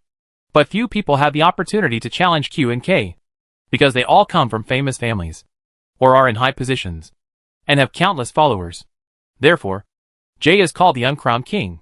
Most of them come from ordinary people. Those who can bear this title are all extraordinary figures, and their strength may not be worse than K. especially the current JS. No one has shaken them for more than 10 years.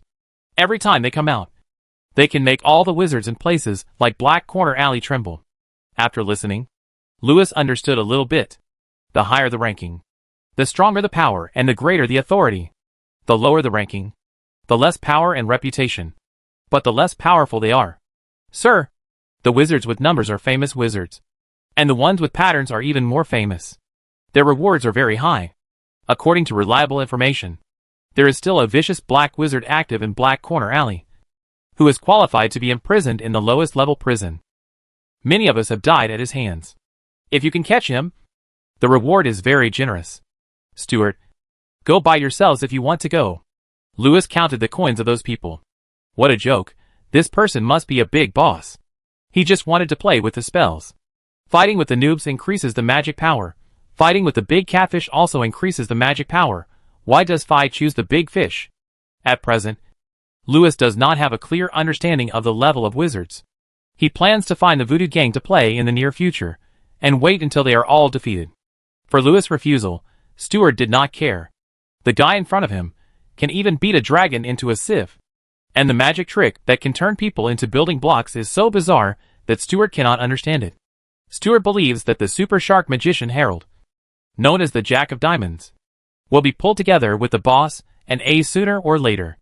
Compared with the Magician Herald, Stuart is more curious about what his boss did before. If the boss comes in one day, he will definitely arrange a single room for the boss in the lowest level of the prison, just like he did to the kid who slaughtered the 1,000-year-old dragon named Shem. Chapter 36, Director of the Teaching Department. Not long after, Lewis had counted the gold coins of the 4 people. Only more than 30 gold galleons in cash? Lewis looked at the pile of checks on the ground and shook his head. These 4 people actually have a lot of property, but they are all in the bank. There are a lot of unsigned checks in the purse, and these checks cannot be withdrawn. The Ministry of Magic can only get them at a discount. Counting the bounty, if you put it together, you can get more than 1,000 gold galleons. Stuart, do you think I need anything now? Lewis looked at the mirror, raised his eyebrows, seemed to have remembered something, and said with a happy face, "Today I saw a wizard robe in Black Corner Alley, which is quite good. I heard it is made of snake leather, which is made by needing a lot of spells and potions. But it costs more than 1,000 gold galleons, which is a bit too expensive. Sir, if it is a magic robe, I suggest you make one custom-made." At this point, Stuart suddenly bowed, as if he was saying that I am not talented enough. I used to make magic robes for the Witch Queen. You know, I am the magic mirror. As for the tailor craftsmanship, there are not many tailors in the world who can compare with me. Lewis's eyes lit up. He looked at the ability in Stuart note in the storybook, Tailor LV5. You mentioned the leather of the snake demon before. You have a good eye, but I think a magic robe of a sea demon snake may be more suitable for you. There are several merchants in the Dark Realm. Recently, I got a nice sea snake skin. I was planning to make one before, to present it to the Witch Queen. So I have all the other materials, and have been preparing for a while. Counting your 1,000 gold galleons, it is enough. I guarantee that after you put it on, you can turn into a terrifying demon snake, and call the wind and rain. It is also 1,000 gold galleons, but Stuart 1,000 gold galleons is the manufacturing cost. The craftsmanship of the maker of the snake demon robe is definitely not comparable to Stuart. Okay. It's settled. How long will it take to finish? If it is an ordinary robe. As he spoke, a ball of silk flew out of Stuart's sleeve. Under his spell, the silk thread was woven into a wizard robe at a speed visible to the naked eye. It was much faster than a loom. Sir, an ordinary robe, with ordinary usage. But if you can cast a spell in the processes of tanning leather, weaving silk threads, etc., it can be considered a real magic robe. So it will take quite some time, but I think if you can help a little, it should be very quick. Your spell level is higher than mine. If you have time, we can spin some silk threads now. Speaking of this, Stuart waved his hand, and then the magic mirror turned in a direction aimed at a nearby stone table. Then, the stone table changed, covered by a thick spider web. Obviously, these magic spider silks were materials that had not yet been processed. Then give it a try. Saying this, Lewis reached out his hand and pulled Stuart, and the two merged into one. Under Stuart guidance, the two began to work that night. Energy infusion still had 7 or 8 minutes left, and these 7 or 8 minutes were divided into 1 hour by Lewis. Lewis's shadow. That is, Stuart was constantly spinning the silk thread, and Lewis himself was constantly following Stuart's guidance, casting spells on the silk thread. Later, Lewis simply picked up the resentment, used the characteristics of the Hydra, and began to cast multiple spells. In just a few seconds, his magic power was exhausted. A few minutes later, the resentment actually had a crack, and Lewis put it away with a distressed look. Half an hour later, the magic mirror also had a crack. Stuart was injured. The two had to stop working. At this time, the spider web that covered the entire long table had all turned into silk threads. Tomorrow, when Stuart buys the leather, we can start tanning the leather, Stuart said weakly. My lord, working with you, I feel like I am working with hundreds of wizards at the same time.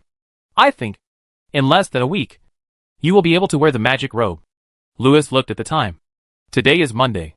I will definitely be able to wear it next week. It will be a good time to go to Black Corner Alley next week. In the next 7 days, I will practice spells first, or do something else. Before leaving, Lewis repaired the magic mirror and the magic wand, and then left and returned to the dormitory. Strangely, O'Sicries was here today. Judging from her new wizard robe, it seemed that she had finally been promoted to the director of the teaching department that she had always dreamed of. But she looked stern today, holding a ruler, standing at the door, and watching the time. What was going on? Just when Lewis was curious, he saw Helen standing in the living room as a punishment, rubbing her buttocks, and quietly sticking out her tongue at Lewis. This made Lewis wonder if this girl didn't go to the lab today, but went to play somewhere else, and maybe came back a little late. But today O'Sicries suddenly came back. She caught a bag. But looking at Helen's appearance, she probably didn't confess during O'Sicries' interrogation. Judging from the iron ruler in O'Sicries' arms, Lewis couldn't help but glance at the clock above his head. He seemed to come back 5 or 6 hours later than Helen. Go stand over there, O'Sicries said coldly. Lewis rubbed his face. Although O'Sicries was only 3 years older than Lewis, this teacher was very aggressive. The iron ruler in her hand was not idle either. When she saw Lewis coming, she hit him on the thigh a few times. The damage was not high, but it was very insulting. After scolding the two, O'Sicries got angry. She said that she had been away recently, and the two students were too lax, especially Lewis, who came back later than Helen. Then she asked about her recent homework. It turned out that the new director of the teaching department wanted to show off his power. Looking at this young lady, who was only 3 years older than him, Lewis had to pretend to be nice and satisfy O'Sicries' desire. But maybe Lewis's performance was too perfunctory, which made O'Sicries very angry. She took the opportunity to ask Lewis about his homework. But Lewis answered well and asked many questions, and he answered them perfectly. In the end, Lewis even answered questions that O'Sicries herself didn't quite understand.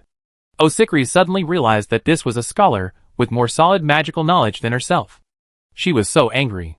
She was unhappy. So she interrogated Helen. Sure enough, the girl was defeated after 2 rounds. This made O'Sicries feel comfortable. She took advantage of Lewis' late return to scold Lewis. And this time she vented her anger. O'Sicries criticized the two of them, and left a lot of homework and book lists, and asked them to write a self-criticism. After this, O'Sicries finally felt happy. If you can't pass the wizard exam after school starts, you two will be in trouble. O'Sicries glared at the two of them, then turned her face and went back to her room. O'Sicries is 23 or 24 years old. Right? She hasn't had a boyfriend yet, but she already the director of the teaching department. Looking at her graceful back, Lewis expressed his concern for O'Sicries' future. Helen, who was standing by, had already started writing furiously. Lewis glanced at the storybook and rubbed his face. A. Write a good apology letter, be a good child in the future. Completion reward. Teacher praise *1, experience +5. B. Rush into O'Sicries' room, slap her, but hard to get revenge, teach her what apology means. Completion reward, you know? C. Add Helen. Completion reward, random attribute +1. Cut hemorrhoids, coax the child, write a apology letter. The time travelers come here to do great things. Okay. What are my daily tasks? Lewis ignored B and C. As for the self-review, he would never write it. Who needs those 5 experience points? I've finished it. Helen stretched happily, as if she was already familiar with writing self-reviews. Lewis turned his head with a smile and looked at Helen. Why are you looking at me? I won't help you write a self-review. Uh-huh. Louis didn't care and laughed. Helen. I heard that you and your sisters secretly went to Black Corner Alley today. Helen's eyes widened. And she almost said, How did you know that? Hey. What is Black Corner Alley? Helen looked up innocently. Louis smiled and took out a small note. Helen sneered. She remembered that she wrote on the note that she was going to her sister's laboratory to prepare the stone fairy water. Her sister was not in the laboratory today, and this note was just a testament to her. But when Helen took a look at the words on the note, she looked up in amazement, and then snatched the small note away, torn into pieces. Helen smiled triumphantly. Humph, foolish Louis, now there is no evidence. Right? Louis also laughed. He reached out and took out another small note. Helen looked at Louis in disbelief. You big liar. You big bad guy. My sister won't believe you. Humph. Then I go ask her. Louis stood up. Don't. The habitual offender. Helen grabbed Louis's sleeve and begged in a low voice. I listened to you, okay? Obviously. This girl has a criminal record. Louis touched Helen's head and returned to the room with a smile. Helen was left alone, pouting and writing a self-review. The 5 points of experience are not important. The main thing is the profound self-review, which is helpful for Helen's growth. Well, at the age of 18, she is not a child anymore. But she is for a. Chapter 37 Princess? I only have eyes for the maid. After washing up, Louis lay on the bed and did business. That night, Louis began to wander in the dreams of those people like a nightmare, constantly experiencing their fears and feeling the power of nightmares. The dreams of these people change with their thoughts, and infatuation can change thoughts. So infatuation combined with nightmare spells has a miraculous effect. After experimenting with various spells, these crows have left deep mental imprints invisibly. This world relies heavily on magic, rather than knowledge. This change in thinking does not belong to the category of magic, and cannot be detected. Even when someone casts spells such as infatuation or nightmare spells on them, these mental imprints will make them break away from mental control. So if someone wants to find the root of the disease through hypnosis, it will not be found. After the experiment, these people really got out of the nightmare. Even those who were hit by Stuart trick were also freed. This night experiment made Louis understand the nightmare curse and the infatuation. Now, these evil crow drunkards have become his informants in the voodoo gang. In the future, they only need to make a phone call and say certain specific words, and they will remember who their master is. When Louis woke up the next morning, he found that the scene in the bedroom was like a dream. Many furniture and sundries in the room were floating in the air, changing into strange shapes constantly. There were many small things talking noisily in the shadows. There were mushrooms the size of soybeans on the ground, holding up their skirts and stretching their feet to crawl around. Louis's body was lying on the bed, but his consciousness was like a snake with 3 heads, hovering on the ceiling. Dream-eating snake. This word flashed in Louis's mind. But this dream snake of his has 3 heads, and its scales are a bit strange. It seems to be a different species. Shaking his head, Louis put this matter aside for the time being. He has more important things to deal with now. He can't enter his body now. The magic power in the room is also a bit abnormal, which may easily alarm others. Louis calmly pondered for a moment. He had seen this phenomenon in a book. For some wizards whose magic power reaches a certain level, their dreams will interfere with reality, and even distort reality. These wizards often have some special talents. Like the dream-eating snake. They can pull things in reality into dreams. Or they can travel through other people's dreams. Louis knew that this was not a natural talent, but some side effects of constantly wandering in other people's dreams to experience the power of dreams. He recalled what he had learned and began to guide his spiritual power. After that, he opened his mouth and sucked. The noisy little people, the living mushrooms, and the furniture in the room were all sucked into Louis's mouth. At this time, Louis slowly woke up. When Louis opened his eyes, he was lying on the bed. Everything in the room was normal, as if everything just now was an illusion. But if you perceive carefully, you will find that many things in the room seemed to be more lively than before. He knew that this was the influence of the magic power granted to him in his dreams. After Louis checked his situation in the book, he found that his magic power increased by 1.63 after last night. The total attributes have become Strength, 8.28 Dexterity, 5.1 Magic, 16.56. He devoured the dreams of more than a dozen wizards in one breath last night. Part of this increased magic power is due to his digestion of dreams. And part of it is due to the stimulation of other people's dreams. The increase in magic power has exceeded 10% of Lewis's own, which is a bit dangerous and can easily turn him into some strange magical creatures. You know, Lewis captured 4 black wizards last night, and their magic and dream power are much stronger than those civilian wizards in the tavern. So when you exercise later, you should make a plan to avoid overexerting yourself. Rubbing his eyes, Lewis got out of bed and came to the living room. O'Sickeries went out early in the morning, and Helen also went out to play with the ladies. There was a pile of unwashed clothes in the bathroom. It was just a matter of a few spells. The 2 girls were really lazy, looking at the pile of colorful underwear in the basin. Lewis shook his head and said, "You really don't treat me as an outsider." After cutting some bread in the small kitchen, drinking some tea, and having breakfast, Lewis went to the office in the morning, treated a goblin from the Belief family who had an appointment, and then skipped work and went to the base. He broke his body into pieces and carved many spells in the dermis of his skin. These spells can help him control his dreams on the one hand, and on the other hand, they can also consolidate his magic power. The effect is that his body gradually becomes as fearless of swords and magic as a dragon as his magic power grows. There is another small function, which is to prevent the magic power from leaking out, making it difficult for others to detect the magic power on him. Otherwise, O'Sickeries and Helen, who are with me day and night, will mistakenly think that I am an awakened super wizard, and it will be less fun. At that time, the older one will no longer find faults to give me the opportunity to play tricks on her, and the younger one will no longer challenge me to a duel. And the days after that will be too boring. After playing magic for a while at the base, Lewis helped Stuart make the magic robe. By the evening, 2 sleeves had been made. Lewis couldn't wait to try it out, and then found that he could break through the weight limit and become a 30-foot snake demon. This size is the same as the Welsh green dragon. After trying some spells, Lewis found that even the 3rd-level black fangs could not penetrate his body.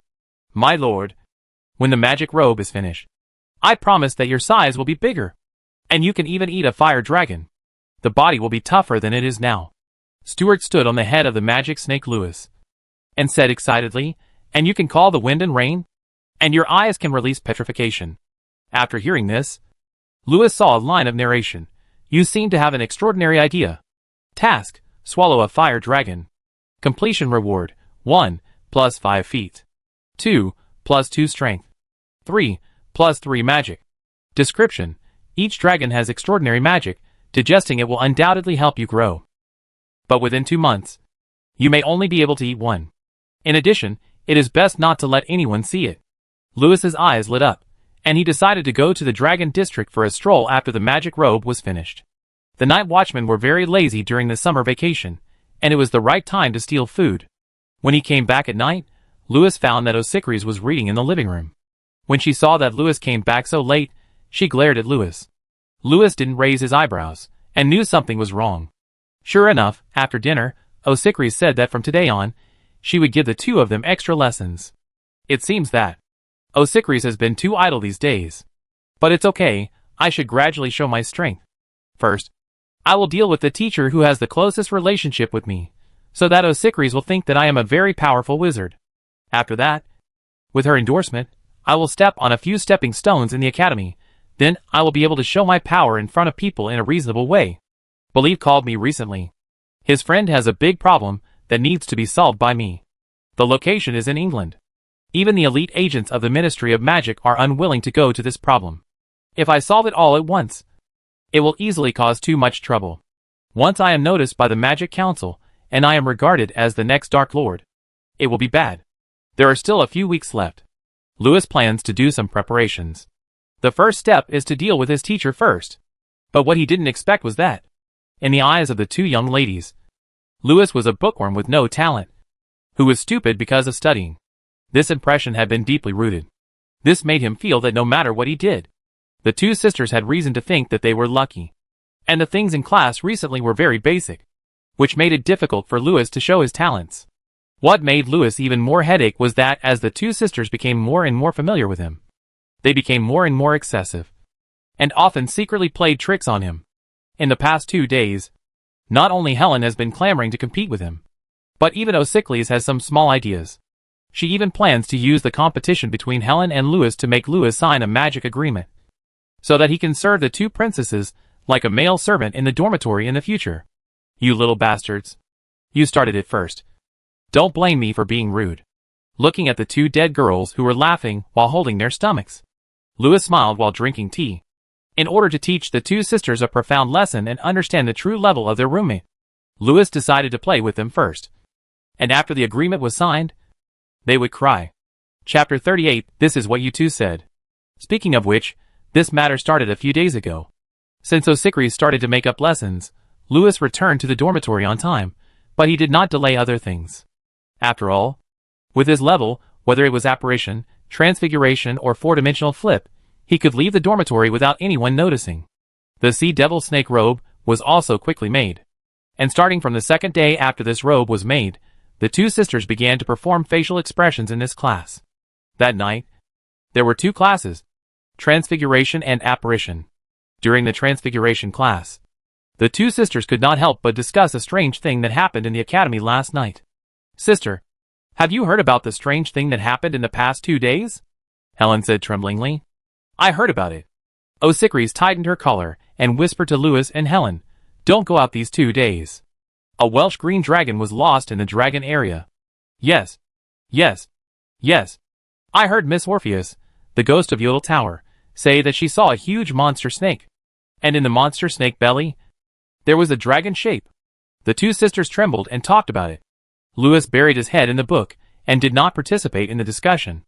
Ahem. Okay. Okay. Let go to class.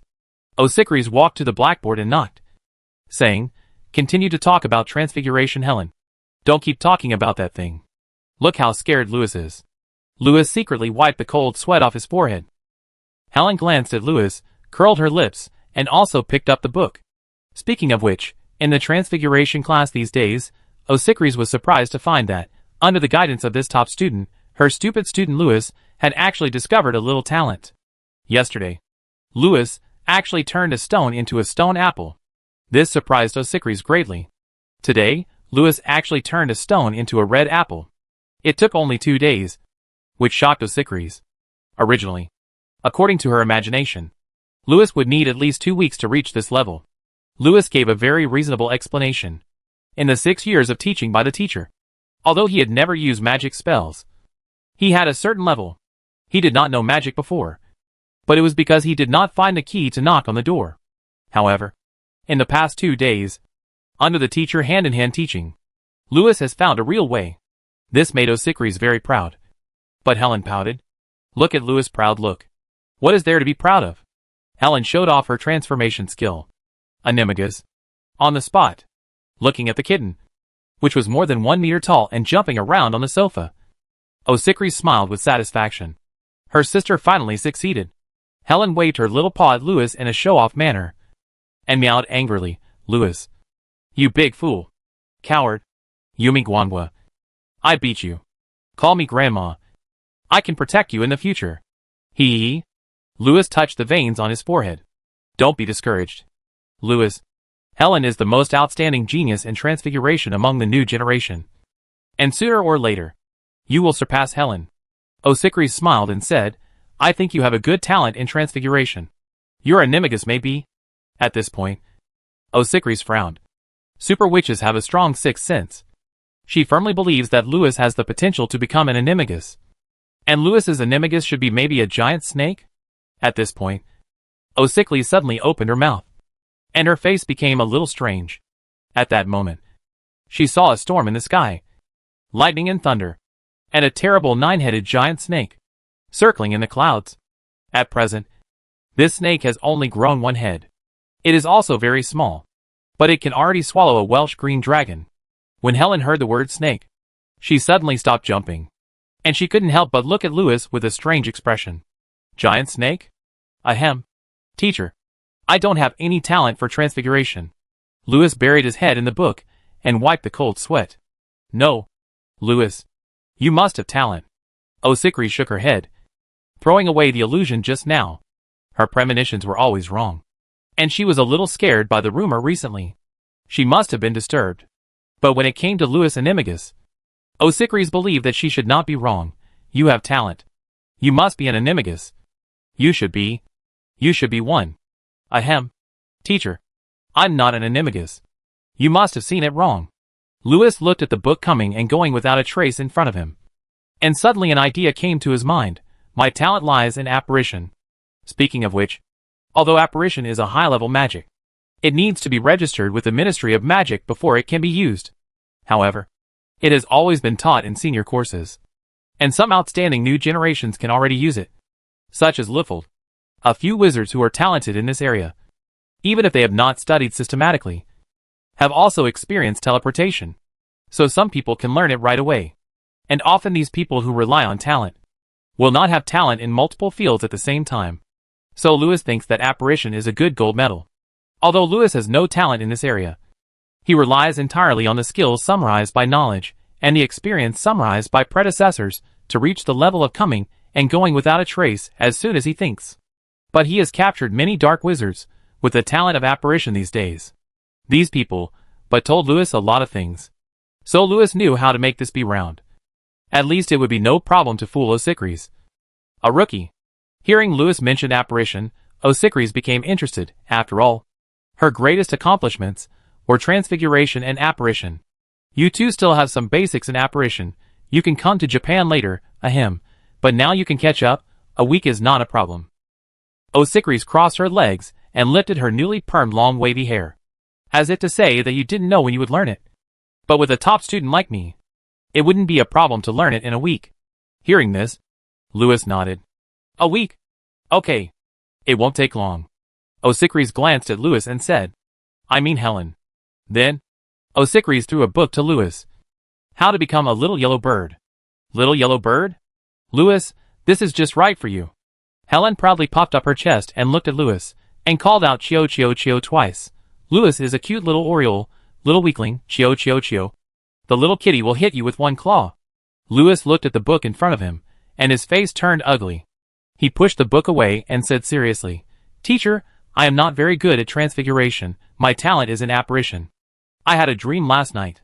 He stretched out the sound, recalling what the wizards had said, thinking about which one would be suitable for him. What did you dream about, Louis? Helen was very curious. Osicris also blinked. I slept in the bed last night, but when I woke up this morning, I woke up under the bed.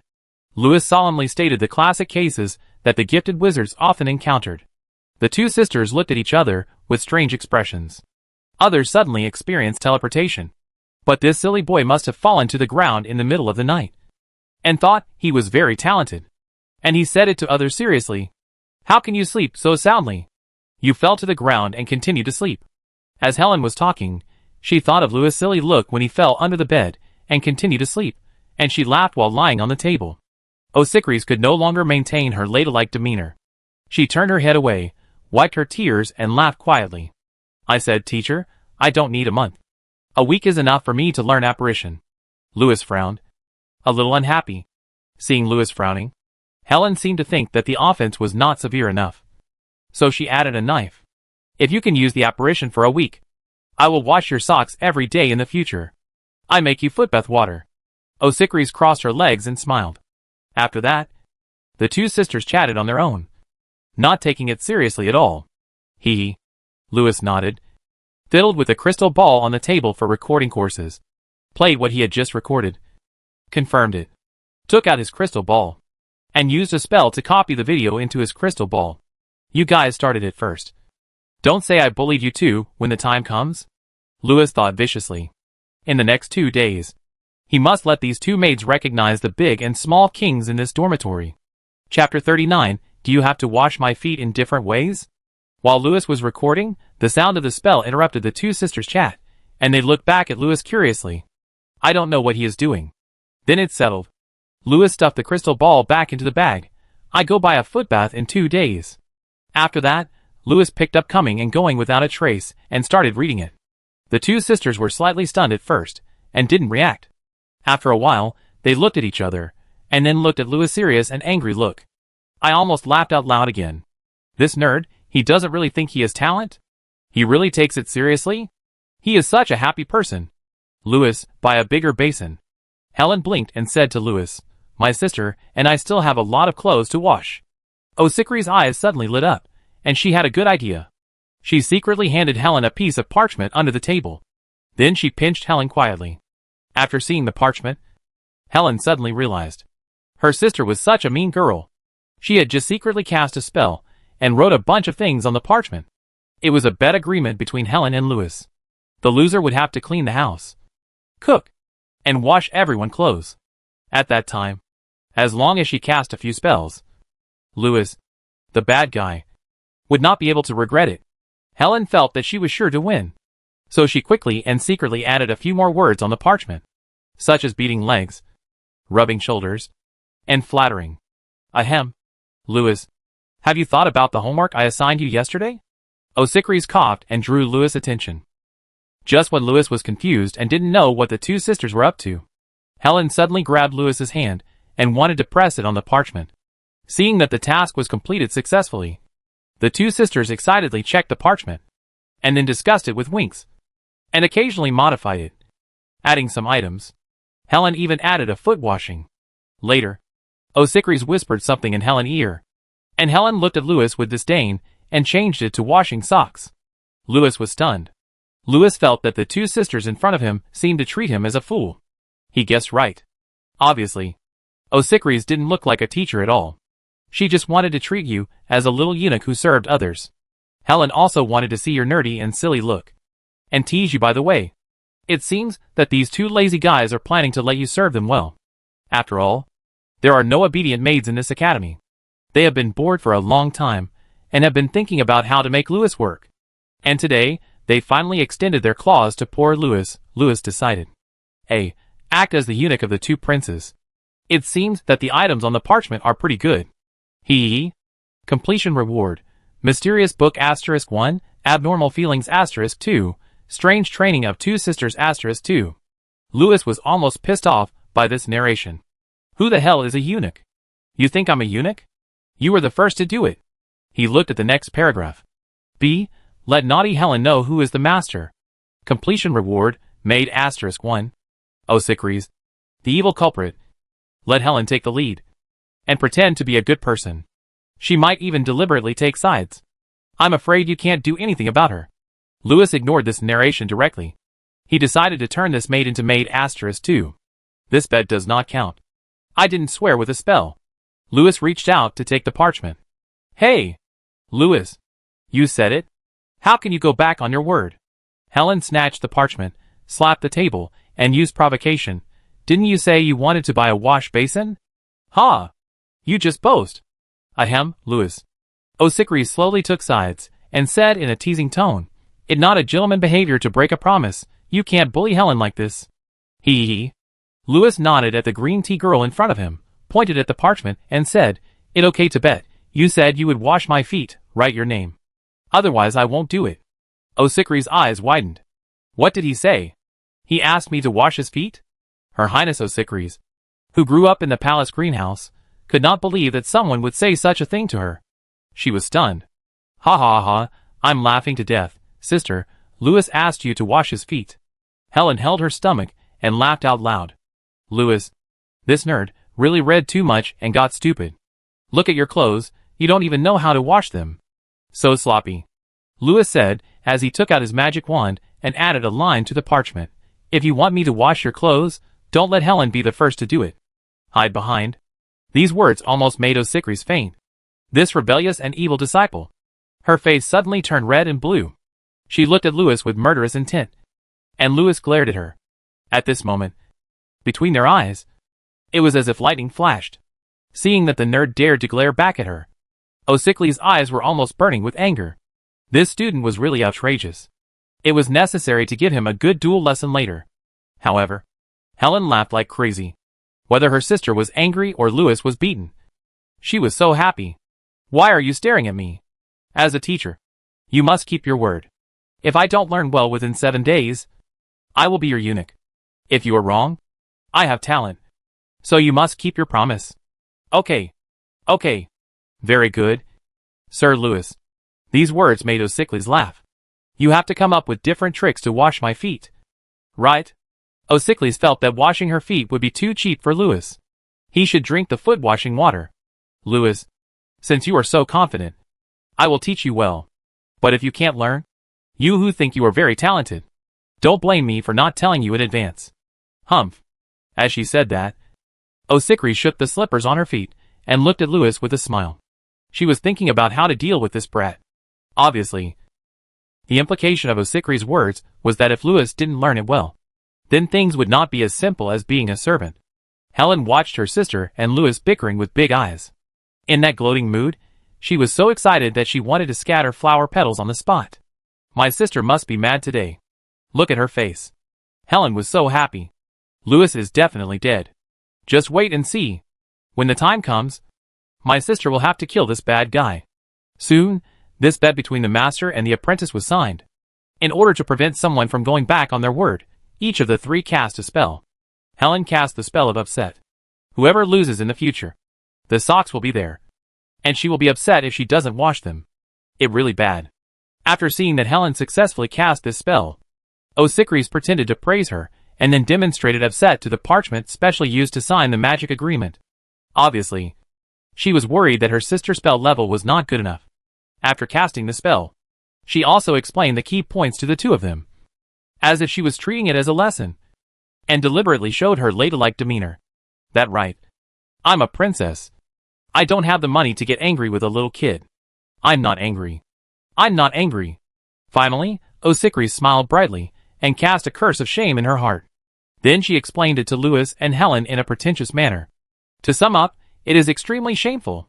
If you don't help others wash clothes for a day, that person will be condemned by his conscience, and cry in shame in the bed. Only by secretly apologizing many times in your heart, will the shame of the day fade away. If you don't wash it the next day, it will be even worse. In the future, if you encounter those little goblins who like to cheat, use this spell, and they will definitely learn a terrible lesson. Osikris started to curse, and deliberately didn't look at Louis. Looking at this little girl in her 20s, acting so pretentiously in front of him, Louis rolled his eyes fiercely. At first glance, this girl is the kind of person who can't afford to play with Helen may not cheat. But Osikris is definitely cheating. But it was too late. These two girls were both mean and evil. The things they made were not very lethal, but they were extremely insulting. People often only know themselves best. In Helen's view, being upset was the most uncomfortable thing for her. And in Osikri's view, she could not stand it most when her conscience was condemned. Louis was very satisfied, and was too lazy to use any other spells. He could only encourage them. He used a spell, which was that after finishing these tasks, the maids would feel as if they were encouraged from the bottom of their hearts, and feel very happy and comfortable. And it will also be a great sense of accomplishment. After discovering that it was this spell, Osikris opened her mouth and looked at Louis, thinking, "Ha, smelly boy, you are really mean." Louis looked at Osikris, and sneered twice, and said in his heart, "Same here." At this moment, there was a flash of lightning between Louis and Osikris' eyes. Each of them thought that the other was dead. Chapter 40. Why is this kid like this? After the agreement was signed, in order to prevent Louis from going back on his word, Osikris snatched the parchment from Louis and burned the agreement on the spot, to prevent someone from cheating or removing the curse later. Afterwards, she looked at Louis with a smile, thinking in her heart, "Don't blame me for treating you like a eunuch." Helen also looked at Louis with gloating, preparing to watch the show later. In the next few days, Osikris, the lady who wanted to save face, really gave Louis and the others a lesson on apparition. Not only that, but he also acted like he was going to beat you up if you couldn't learn it. This teacher pretended to be a teacher, but he always glared at Louis, and deliberately found fault with him, and always wanted to use his magic wand as a whip to hit him.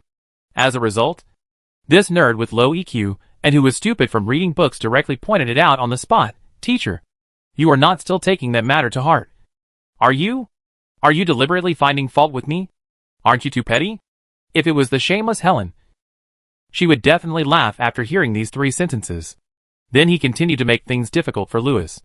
But for Osikris, it became 3 sole questions. Her face turned red. "With this little face? You are still thinking about making me a eunuch?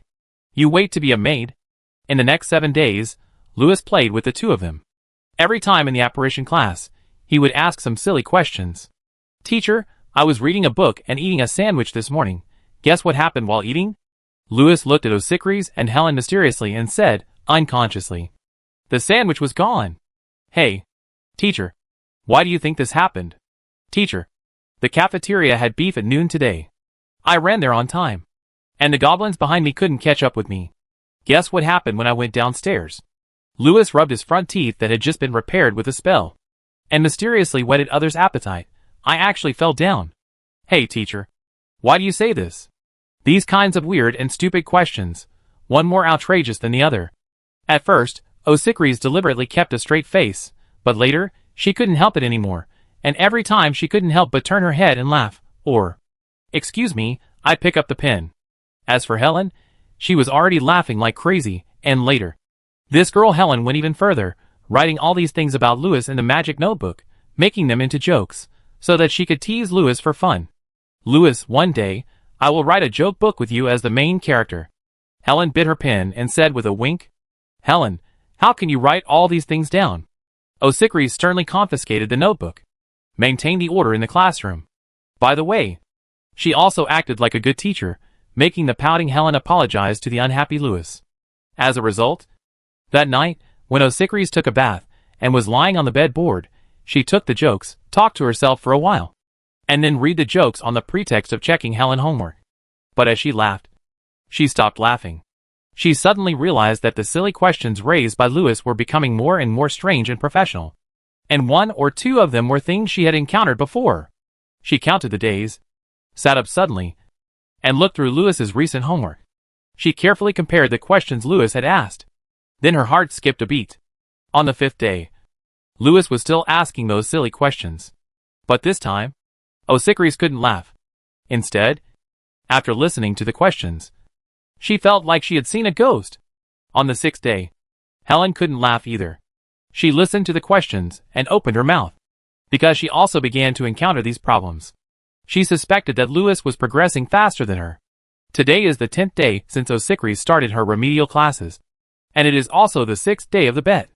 O'Sickeries told her sister yesterday that she should hurry up because she expected her sister to be able to apparate tomorrow.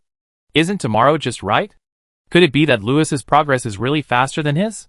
What made Helen tremble even more was that her sister said such a thing today.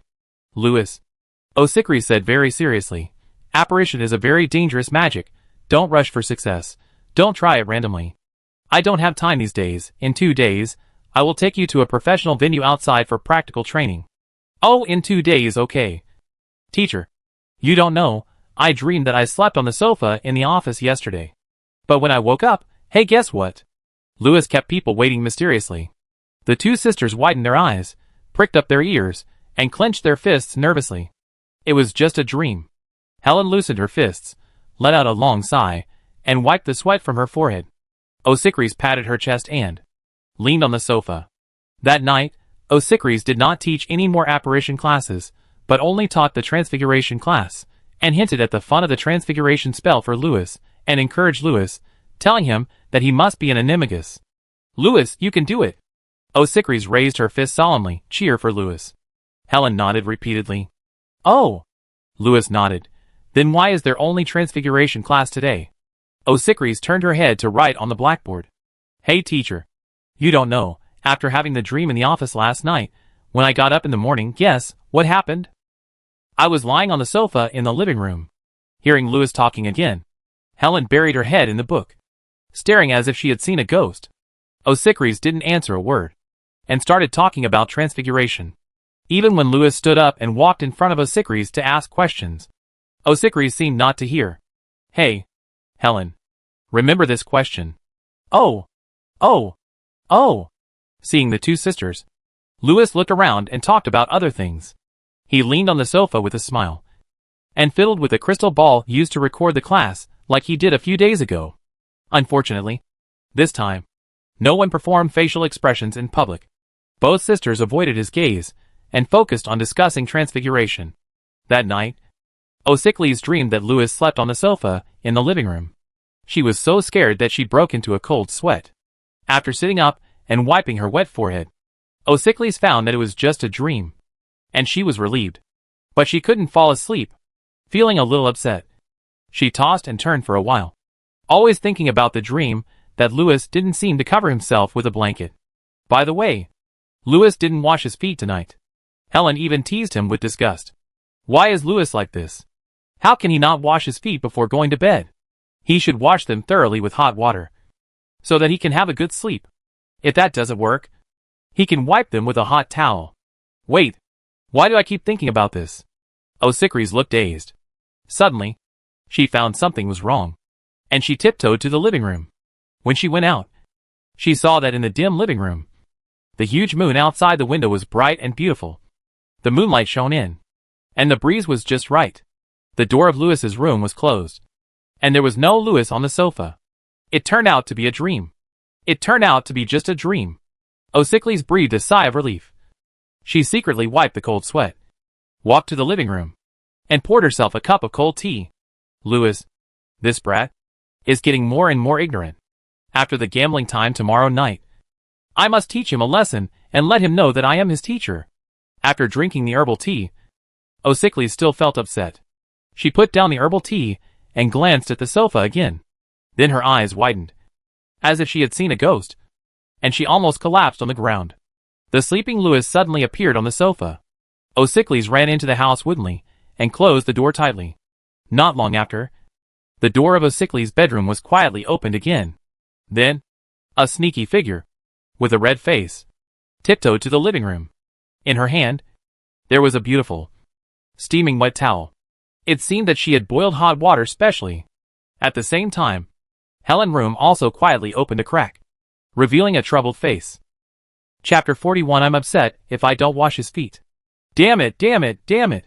Standing next to the sofa, O'Sickeries looked at the sleeping brat, biting her lips and struggling for a long time. The towel in her hand was almost wrung out of water. Finally, O'Sickeries couldn't stand the struggle in her heart. How can I go to bed without washing my feet? How can I sleep well? This damn brat. Thinking of this, O'Sickeries couldn't help but wipe Louis with a towel. But before that, in order to prevent Louis from waking up suddenly, the witch blinked her eyes and cast a sleeping spell on Louis. Seeing Louis fall asleep, O'Sickeries breathed a sigh of relief, but felt even worse. It was as if her conscience was condemned. What did I do? I knocked him out? Did I take advantage of someone's misfortune? Looking at the sleeping boy, O'Sickeries' face became strange. She had knocked him out on purpose, just to wipe his feet quietly. Thinking of this, O'Sickeries felt that she was going crazy. She covered her face with shame and wished she could strangle herself to death. She shouldn't have used that spell on the agreement. As a result, she is so uncomfortable now. Obviously, her level is too high. So proud. No, I must find a way to get rid of this spell tomorrow. But the agreement seems to have been burned by me. Damn it. No, I am so smart. There must be a way to remove it. Thinking of this, O'Sickeries became confident. She decided to go to the library tomorrow to check it out. She shook off these messy thoughts. She was a little bit overwhelmed now. With her face flushed, O'Sickeries slowly squatted down, picked up the towel with trembling hands, and began to wipe Louis's feet. Not far away, Helen, who had been watching from the crack of the door with a soap in her hand, widened her eyes when she saw her sister doing this. Obviously, this girl was much more shameless than her sister. When her sister wiped Louis's feet, Helen couldn't help but cover her mouth and laugh. Her sister now looked like a house elf. It would be best if my sister wiped Louis's feet and washed his socks from now on. As long as I am thick-skinned, I won't have to do this job. Helen suddenly felt relaxed all over, and after seeing someone wipe Louis's feet, she felt that all her worries and shame were gone. O'Sickeries was the same. In that relaxation, she couldn't help but hum a little tune. Why are his feet so big? There are so many hairs on his legs. Do boys have hairs on their legs? After wiping one foot, O'Sickeries suddenly felt a sense of accomplishment. Yes, this is how you can sleep well. Wait, what am I thinking? O'Sickeries covered her red face, wishing she could strangle herself again. She rubbed Louis's other foot fiercely, venting her anger. Just then, a sleepy voice suddenly sounded on the sofa in the dim hall. What are you doing? Suddenly, O'Sickeries was struck by lightning, and she knelt on the ground with a pale face. With a click, Helen's door closed in fear. Huff, it impossible that the great star of the Holy Tree Academy, Her Highness O'Sickeries, would secretly get up in the middle of the night to wipe my feet? Louis yawned, rubbed his eyes, looked at the pale O'Sickeries, and said, I must not have woken up yet, I am dreaming. Saying this, Louis scratched his hair drowsily, as if he had not woken up yet. This word dream was like the sound of nature, which made Osicris suddenly realize, and she could not help but nodded quickly. Then, she suddenly realized that it was not the right time for her to nod. She quickly blinked her eyes again, and used hypnosis to make Louis think that this was really a dream, so that he could forget about it. Of course, the most important thing was that he couldn't let this kid know that he really used the apparition. At least before the 2 spells of upset and shame were lifted. Absolutely not. Otherwise, this kid would deliberately not wash his feet every day. Ah! Osicris felt like she was going crazy. Unfortunately, this hypnosis was probably useless. After all, Louis would be immune to foxfire. Not to mention this kind of mental magic. Even Stuart might not be able to hypnotize this learned wizard. Let alone Osicris. A rookie. So Osicris found that her hypnosis spell failed. Maybe it was because she was too nervous? She quickly leaned over to Louis's ear and said in the magical language, "Sleep. Sleep." Stupid Louis. Don't dream. You are dreaming. Don't you think about it? The noble princess of the kingdom of Sorrento. How could she possibly wipe your feet? She is so beautiful that your nose is bubbling. Don't fantasize. Well, just fantasize. Imagine me washing your feet. And continue to sleep. When you wake up, you will find that you can't use the apparition today. And you have forgotten what happened in the dream. It seems to have worked. Louis looked at Osicris blankly and nodded. I am so confused. What are you doing? Stop it. Okay? I can't pretend anymore. Okay. Seeing Louis nod blankly, Osicris breathed a sigh of relief. She patted her chest. She lowered her head and started to wipe Louis's feet again. While wiping, Osicris suddenly felt something was wrong. Louis seemed to be quite cooperative. She raised her head blankly and saw Louis looking at her with a smile. At this moment, Osicris was shocked. Before she could think more, Louis' big hand reached out and pinched her face. Good boy, you wiped it really clean. The master is satisfied today. You don't have to wash the socks today. Go back to sleep. Saying this, Louis patted Osicris' face, then left the confused Osicris, stretched himself, and went back to sleep. On the way, he glared at the crack of Helen's door. The breeze blew in from the window, blew the veil on the window, and touched Osicris' face. She knelt there woodenly, unmoving. After a while, her face turned blue, white, and red. I must be dreaming. Or, Louis must be sleepwalking. Yes. The hypnotic spell worked. He thought he was dreaming, otherwise how could he be so bold? Osicris suddenly realized self-deception. This brat, how dare he be so rude to me in a dream? Osicris gritted her teeth, and her face was so red that water was about to drip out. Just now I was like a maid. Thinking back to the scene of wiping my feet just now, and the words Louis said, and the actions he made. Osicris was so ashamed and angry. Louis. This brat. Osicris wrote this down. After tomorrow, she will definitely teach Louis a lesson. But thinking of this, Osicris covered her face and wanted to cry. If this gets out, she will not be able to live like a human being. If the professors of the academy knew about this bet, and found out that their disciple Louis has the talent of apparition, it would be interesting. Everyone will tell about it then. Osicris secretly washes her students' feet when she has nothing to do. Although she will never admit it. But who would believe it? They just like to talk about this. Usually, the chatterbox loves to make up their own gossips, and now those reporters have found good material. Thinking of this, Osicris felt a little desperate. No, I must find a way to break the spell, although my level is a bit too high, but there must be a way. Although the spell cannot be broken for the time being, as long as Louis is hypnotized, he will not know that I wipe his feet and wash his socks. On the other hand, as long as Louis thinks that he has not learned the apparition in 7 days, then this matter will be done. Thinking of this, Osicris made up her mind. She breathed a sigh of relief, and slowly stood up, and found that her legs were a little numb from squatting. Then, she saw Helen's sneaky figure, slipping out of the room with soap, and going into the bathroom. Osicris' heart skipped a beat. Would Helen, that damn girl, see her secretly wiping Louis's feet? And, what is Helen doing?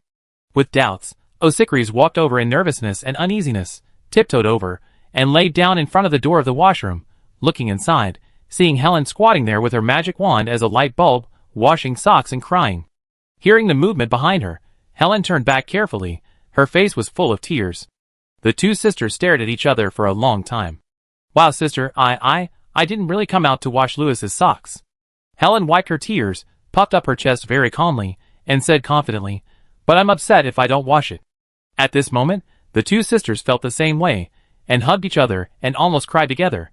That night, the two naughty girls came to Osikri's room together, and made some plans that they thought were very smart.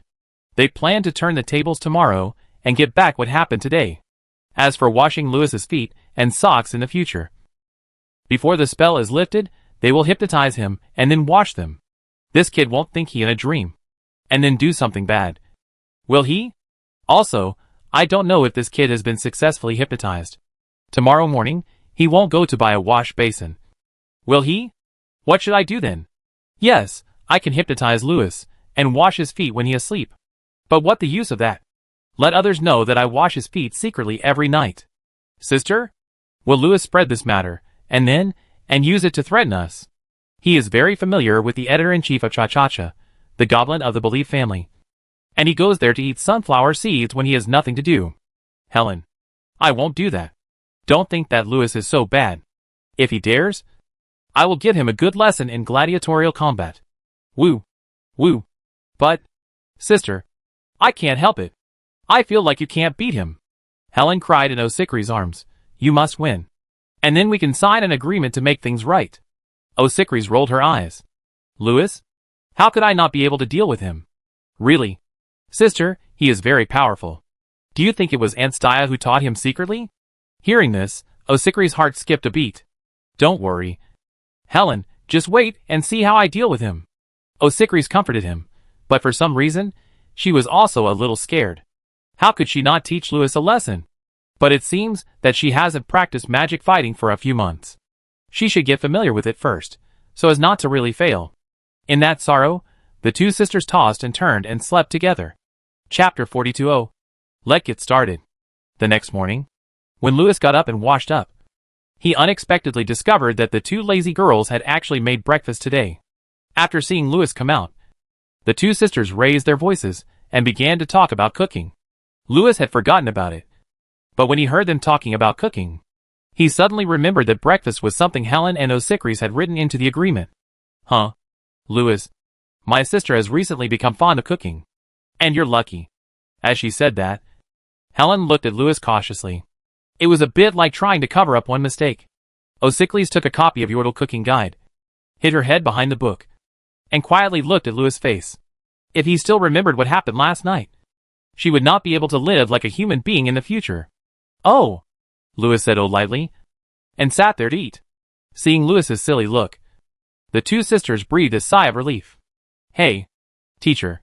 Seeing that Louis seemed to be about to ask a question, the two sisters trembled all over and looked at Louis nervously.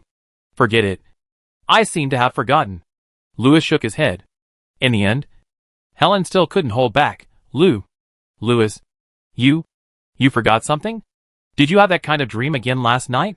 Ah, it seems that I had a strange dream. As he said that, Louis looked up at Osikris. Osikris quickly hid her face in the book. Then is there sleepwalking or something? I mean, for example, suddenly find yourself cough cough cough. Helen was interrupted by Osikris when she was halfway through her words. What a mess. You must remind Louis that he has learned to apparate. Right. I finally succeeded in hypnotizing him last night. If he remembers it and says he wants to show you, how will you respond? I found that my sister pinched herself hard. Helen also realized this and ate breakfast in silence. Dream? Well, I seem to have dreamed, but I don't remember. Louis picked up a piece of bacon with a fork, put it in his mouth, and said lightly, This sentence I don't remember can be said to make Helen and Osikris happy. It seems that the hypnotic spell works well. Today is the last day. Fool Louis is finished. Little girl Helen has a smile on her face, becomes arrogant. Osikris' legs are lifted up, and the slippers on her feet are shaking from the smug look in their eyes when they looked at each other. It seemed that they were ready to implement Plan A, and they seemed to have forgotten the pain after the wound healed. Louis turned a blind eye to this. After finishing his meal, he went back to his room and put on his coat. He walked to the door and put on his shoes. It seemed that he was going out. Hey! Today is Saturday. Little Louis, where are you going? Today is a day off. Osikris said with a smile. Don't come back too late. Helen will perform apparition in the afternoon. Helen hasn't learned this trick yet. But Osicles is ready to cheat. She is afraid that if she delays too long, something will happen. So she wants to finish it during the day. I'm going out for a while to do something, Louis said and went out. Not long after, Louis came back. Hey, little Louis, how come you're back so soon? Osicles had just agreed to cheat with Helen, and she was feeling proud now. She looked at her newly painted fingernails yesterday, and said with a smile, Helen can't wait. Let's get started quickly. Helen puffed up her chest, looking proud. With her sister Treasure, there would be no problem. Oh, okay, Louis responded and sat on the chair. Then, he took out a wash basin and a label from the extension bag, and then sat there to write the label. Seeing the wash basin, the two sisters were stunned. They raised their buttocks nervously, and lay in front of Louis to take a look. They found that Louis was writing a line of words on the label, Osicles. For Helen only foot basin. Then, Louis put the label on the basin. Then, he took off his socks. He looked at Helen and Osicles and said, Let's get started. Osicles. Helen. Lou. Sir Louis. I mean, that. Osicles stood up dizzy, no longer shaking her slippers, no longer calling her little Louis, no longer looking at her fingernails. Her mind now, all she was thinking about was what happened last night. Obviously, Osicles couldn't accept it for a while, and she was too embarrassed to see anyone. She picked up her bag and left. I have something else to do. I have to go to the library and laboratory. Before leaving, Osicles gave Helen a firm look, raised her fist and said encouragingly, Come on, Helen. I will be back in a few days. Wait for me. After that, Osicles operated away. It seems that the two sisters are going to implement Plan B. Louis turned his head and looked at the impatient Helen. Helen grinned in despair, and almost cried. Sister, you can't cheat your sister like this. You can't escape for 2 days. What made Helen even more desperate was that at the moment her sister left, Louis showed his big bad wolf face and laughed at her hideously. Helen, you have been very jumpy these past 2 days. How is the joke book going? Whoa. Louis, I was wrong. I shouldn't be angry with you. Don't let me wash them, or I won't be friends with you anymore. Your feet are too smelly, Woo, please, let me do anything. Louis glanced at Helen, put on his coat, and walked out the door. I deal with you tonight. There is an appointment with a goblin in the afternoon, and he has to go. There are only 2 goblins left yesterday. Believe called and said that his friend had a very strange event, and he had to go on a business trip to the Muggle world. But temporary workers can't go to the Muggle world. So Louis first asked Believe to write a letter of praise to the Ministry of Magic, so as to solve the problem of temporary workers. Regarding this matter, Believe agreed to it, and said that he would give a small gift later, as Louis and Helen expenses when they were on business trips. It seems that Muggles' money is paper money, and the Ministry of Magic does not allow wizard currency to be exchanged with Muggle currency. According to the appointment, one of the 2 goblins cursed by the evil god is free this week, and the other is free next week. After finishing it, the matter of converting this temporary worker to a regular employee will probably be settled. I heard that the Muggle world is full of classic cars and hang gliders. There seems to be a Wizarding World Cup after the start of school this year, and all the colleges will come. Louis plans to participate. He hasn't bought a magic carpet and a broom yet, but Louis thinks that classic cars and airplanes are also fine. I don't know how much extra money I can make from this business trip, or how much the hang glider and classic car will cost. But as long as the spells are enough, bricks can fly into the sky. Sharp angle turns are no problem. Louis was looking forward to it. When Louis came back to eat in the evening, Helen had actually prepared dinner and ordered it in advance. It seemed that, the moment this basin appeared, the 2 sisters became completely obedient. Osicles hid in the laboratory that day and did not dare to go home, and Miss Helen, who had been the most jumpy before, also began to act like a poor little cat. She began to please Louis, and even prepared a good dinner for him. I just hope that the nerd Louis will not be so ignorant of the ways of the world and give people a little room. Apparently she thought too much. After finishing her meal, Helen almost cried when she saw the 6 pairs of smelly socks that Louis threw into the basin. This guy had been saving them for 7 days. The one from yesterday was just one of them. She looked at the sofa in the living room behind her for help, but unfortunately, there was no one sitting there. The bad sister. She hadn't come back yet. She didn't care about Helen anymore. The abominable big bad guy Louis, finally took action against the poor little cat. Woo-woo. Woo-woo, Louis, please, let me do something else. I listen to you. Helen wiped her tears and begged for mercy. That depends on your performance. Louis put the toothbrush and cup on the cabinet, wiped his mouth, hung the towel on his shoulder, and then walked out of the bathroom. Then, under Helen's gaze, he moved from the far left of the living room to the far right step by step, and then from the far right to the far left step by step. In the blink of an eye, Louis moved faster and faster, and a row of Louis's afterimages appeared in the living room. Helen was stunned. This big liar. He had already learned the apparition. And he used it so well. He was even better than his sister. Seeing Helen's stunned look, Louis laughed. He planned to gradually lift his seal. Playing with Ossicles these days, actually. It was just to make her think reasonably that her strength was natural. And Stia. And after that, I just need to find some stepping stones, and I can gradually become famous and rise as Louis VI. Otherwise, I will be tied up in the future. How can I do great things? From this day on, the person who can fight against the mysterious man gradually began to emerge. Chapter 43 Silly Child, Run. Louis doesn't want to be tied down anymore, but before that, he must first let Helen and Ossicles recognize their own level. But this matter must be done step by step. By the way, also tease that big girl and this little girl. Otherwise, after finally crossing over, you will fight and level up all day long, and you will be bored to death. It would be better not to cross over and play games at home. After playing apparition for a while, Louis sat on the sofa leisurely, put his legs on the coffee table, and cut his fingernails while teasing Helen. Oh, I went to Cha-Cha-Cha during the day today, and cracked sunflower seeds with the editor-in-chief for the whole afternoon. It seems that I accidentally left my crystal ball on his desk. Well, I can't remember clearly. Helen was stunned. Chatter? Is it the most gossipy newspaper that wrote about the scandal between the disciples of Her Majesty Ossicles and the believed goblin family a few days ago? Helen's face turned pale. The little cat is going to be coerced. Sure enough. Louis, the bad guy, has bad intentions. He won't really sell this kind of thing to reporters as gossip. Right? If it were someone else, it would be just a scare. But if it were Louis, he might actually do such a thing. Helen felt that she would never admit that she washed Louis's socks and feet. Reporters might not believe it. People who read newspapers might not believe it either. But people just like to talk about it. Louis. What crystal ball? Helen's lips began to tremble. Oh, well, my legs are a little sore. Louis hit his legs twice. Helen ran over happily, rubbed his legs, squeezed out an ugly smile, and looked at Louis. You didn't forget the crystal ball there, did you? You have the best memory, Louis. Otherwise.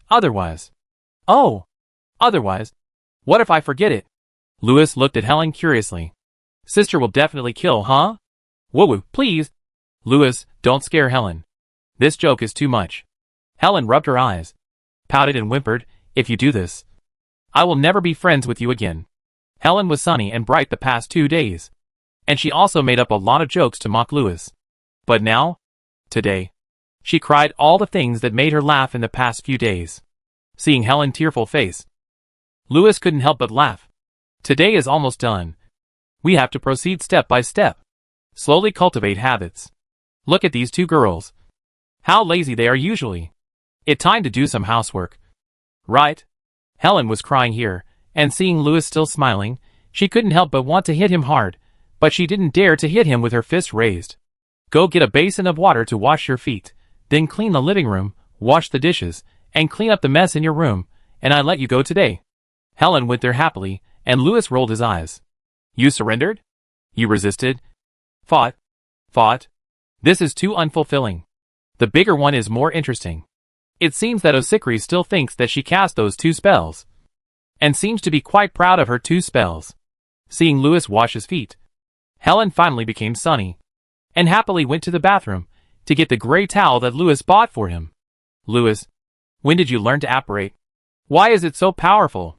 Helen asked curiously. Because my other teacher is better than your teacher. Louis pointed to the top of his head. Helen opened her mouth wide. Louis, you are so mean. You did it on purpose. You deliberately wanted your sister to wash your feet and socks. What a nerd. He is so mean. Why? It seems that you really want to wash your sister's feet? Louis looked at Helen in surprise. It seems that you sisters have a good relationship. Helen and sister do have a good relationship. Helen nodded while massaging Louis's legs, and said very seriously and cunningly, but I think sister likes to wash you. Louis was stunned. They are indeed fake sisters. This little traitor with no loyalty at all. Then don't forget to remind sister every day. Louis patted Helen's head, right? If this little girl doesn't add fuel to the fire, it will be boring.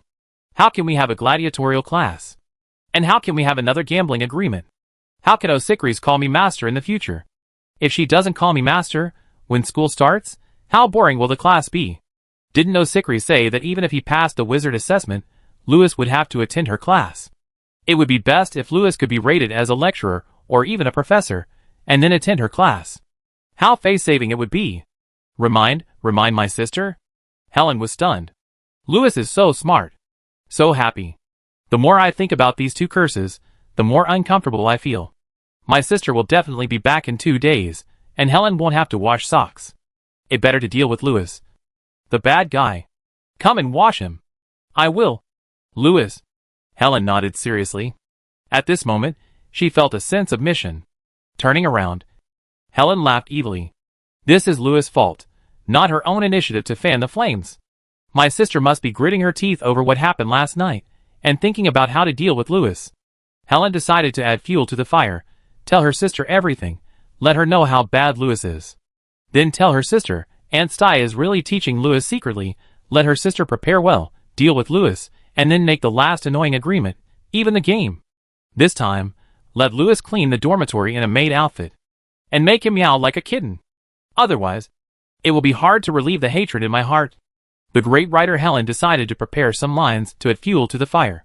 That night, Helen, who had originally finished writing her lines in bed, and started to laugh secretly in bed, finally pouted her lips, squatted in the washroom, and washed Louis' stinky socks. It wasn't because she had a change of heart, nor was it because Louis forced her to do so. She would be upset if she didn't wash his feet. Fortunately, Louis washed his feet today. Otherwise she would have to worry about it. But I guess Louis would leave this job to her sister. Presumably, the sister who was looking up information in the library was also thinking about this matter. And she must be more upset than Helen now. She has tried many methods, but why is her spell so powerful? A little proud? A little proud? So happy. And upset. The only thing that seems to work is oblivion, but it is not effective immediately. It is a bit of a temporary solution. I don't know how long she can hold on after all. Helen, that damn brat, will go to the library every day to remind her sister to wash her socks and feet, so this oblivion is useless. At this time, Helen had finished washing her socks.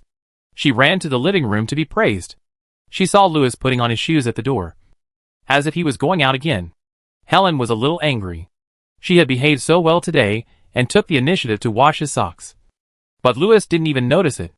That stinky guy actually walked out of the front door to fool around. He must have gone to the Red Fox house again. His beautiful red one must have been bought there. My sister will definitely not be here these days. This stinky guy will definitely go out and fool around every day. Humph. Just wait. I will definitely tell my sister and punish you. Obviously, Helen knew that there was no such place in the academy, and she was quite familiar with it. After all, her good sister was the store manager there. Miss Lilith. Fox and others were considered a big force in Black Corner Alley. With this group of little sisters, Helen usually walked sideways in Black Corner Alley. However, Miss Lilith recently told Helen not to come to Black Corner Alley because there was a great murderer who was committing crimes everywhere. Even the terrible voodoo gang was about to be disbanded. Chapter 44 Multidimensional Cube. Black Corner Alley. It was a pitch-black night. The whole sky was covered by something, and the shadow of a big hat could be vaguely seen in the sky. A quiet alley. An elderly black wizard appeared out of nowhere, and he hurriedly wanted to shuttle again, but before he could move, he was stunned to see a black snake suddenly appear from midair and drill into his body. Then, he was covered with dense spells all over his body, and he rolled on the ground in pain. This is impossible. What kind of magic is this? Why do I feel pain? Also, we have clearly imprisoned the 8 nearby blocks. Why can magic pass through the magic circle and catch up with me? Mr. Un. Strictly speaking, Everyone will feel pain. Lewis said, in addition. Mr. Ross, the thing you make cannot be considered as imprisonment. In fact, even if it is a sphere, it is not really closed. When this voice suddenly appeared beside Ross, Ross widened his eyes, raised his head, and looked at Lewis, as if he had seen a ghost. When did this faceless man come out? What even more bizarre is that, behind the faceless man, in the corner, there is a fat girl lying on the ground, and 4 people squatting with their heads in their hands. Apparently, these guys who were fleeing in all directions were pulled together by Lewis' flip. But in Ross' opinion, it was not the case. He suspected that he was under the nightmare curse. But with his mastery of brain occlusion, even the witch magic mirror cannot invade his mind. All this was too dreamy. In order to ambush this faceless man, the entire voodoo gang carefully planned for more than half a month, and set up a huge maze of demonic poison array. It can be said that, except for the terrible magician who recently came to Black Corner Alley, whoever falls into the hands of the 6 of them today will have to lose a layer of skin. In the end, it was over in one encounter. When everyone saw the countless black snakes dancing wildly out of Lewis's robes, occupying the entire sky, they were dumbfounded. What a joke. That number is more than the people in these 8 blocks. Ross and others immediately understood what they had encountered. They regretted that they should have waited for the magician Harold to come. This faceless man, I am afraid that except for the magician, no one can deal with it. Obviously, this faceless man should be a king of hearts or a terrible jack of spades. At that time, Mr. Ross, the leader of the voodoo gang, only wanted to delay the entire maze for a while. But the magic arrays seemed to be nothing in the eyes of the faceless man. What made Ross even more incomprehensible was that he did not feel the magic fluctuations of the apparition at all. It was as if the man crossed the distance of several blocks in one step, and came to his side easily from the magic array. Well, you may not understand what I said. As rumored, this mentally ill, faceless man touched his chin again and said, you may need to learn some math knowledge. These tools will give you a pair of eyes, and help you understand the spatial structure more. I will explain it briefly, it probably like this. Mathematics? What does accounting have to do with magic? This lunatic, not long after rose, who was already rolling on the ground in pain, rolled his eyes while nagging, and fainted. So just, cough, cough, cough, cough, wake up. Seeing that this student actually fell asleep, the faceless man cheek twitched slightly, seemingly extremely dissatisfied, and very disappointed. Unlearned and incompetent. He turned his head and looked at the 4 dark wizards squatting behind him with big mouths. Do you understand? The 4 wizards' eyes revealed a look of despair. Lewis rubbed his face. People in this world are simply anti-intellectual. He was so disappointed. He took out a hat from his sleeve, grabbed the wizards in the air, and then a few more confused little people appeared in Lewis's hands.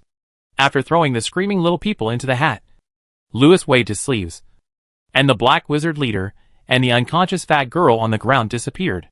Then, Lewis flipped his palm in the air, and the magic array in the dark sky disappeared.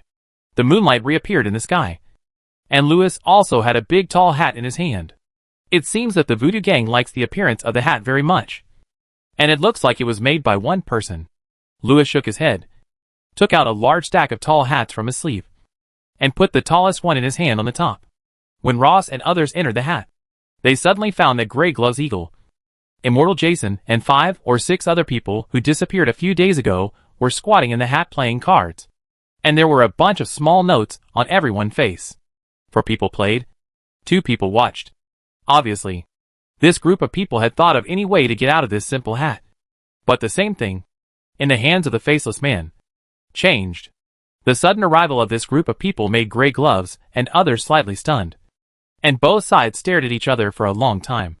Eagle threw a deck of cards. A few minutes later, when Stuart saw the hat thrown to him by the boss, he rubbed his hands excitedly and nervously, and looked inside. Then he raised his head with a blank face. Sir, are you going to play with the voodoo gang tomorrow? Stuart looked at his boss with a strange expression and asked cautiously. Of course, let's deal with these little chickens first. Lewis sat on the ground and counted the spoils. Don't forget to feed them, and keep them for a few more days this time. I still have to teach them and play. Stuart forced out an ugly smile. It seems that his boss intends to keep these wizards as pets, but there is one thing he needs to remind his boss.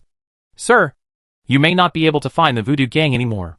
They may have disbanded. Lewis was stunned. He looked at Stuart's face and fell into deep thought. It really a rubbish gang. Lewis was a little disappointed. He threw the bags in front of him to Stuart and asked him to help him count the spoils. Then he came to the sunglasses and looked in the mirror. A note appeared in the mirror. Lewis LV7, 55/100.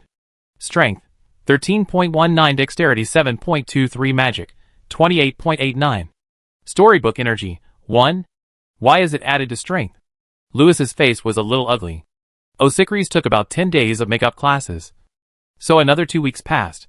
During these 2 weeks, Lewis ate a Welsh green dragon, strength +2. Magic +3. Lewis thought it was a big thing. But it was only 10 meters long. 10 meters long is considered a big thing. But in front of the real big things, it is indeed a bit small. After that transformation, Lewis discovered that the stronger his magic and strength, the larger his body would be after the transformation, and the more terrifying his strength would be. If Stuart is thrown into his shadow and transformed together, he will not only be bigger, but also grow 2 heads. The little fire dragon, under his ravage, has no resistance. Unfortunately, there are the most fire dragons of this kind in the dragon zone, and there are only a few big dragons, and they have names.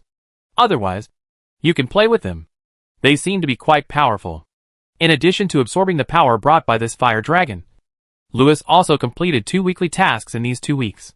As a result, after the storybook gained energy twice, the randomly allocated energy was used to change his physique. If Lewis had not exceeded the task every week and got the extra magic +1, he would not have been able to gain magic by defeating the wizard. In addition to these powers and magic, the nightmare power every day can basically increase the magic by about 0.6. Stuart has basically recovered recently, although he is still not as good as before and needs to continue to cultivate. But now Stuart 8 strength, 21 agility, and 30 magic are 10% as shadows, which are added to Lewis. So this is not a small number. But 28 magic power doesn't seem to be high. The magic power of Mr. Ross, who was caught today, seems to be much higher than mine.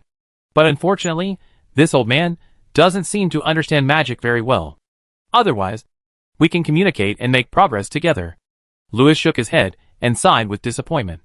It seems that the Voodoo Gang novice level wild bandit should have been defeated by himself. Recently, Stuart is drawing a map based on the reports from the spies. Lewis is going to circle the various areas of Black Corner Alley with red, yellow, and green colors.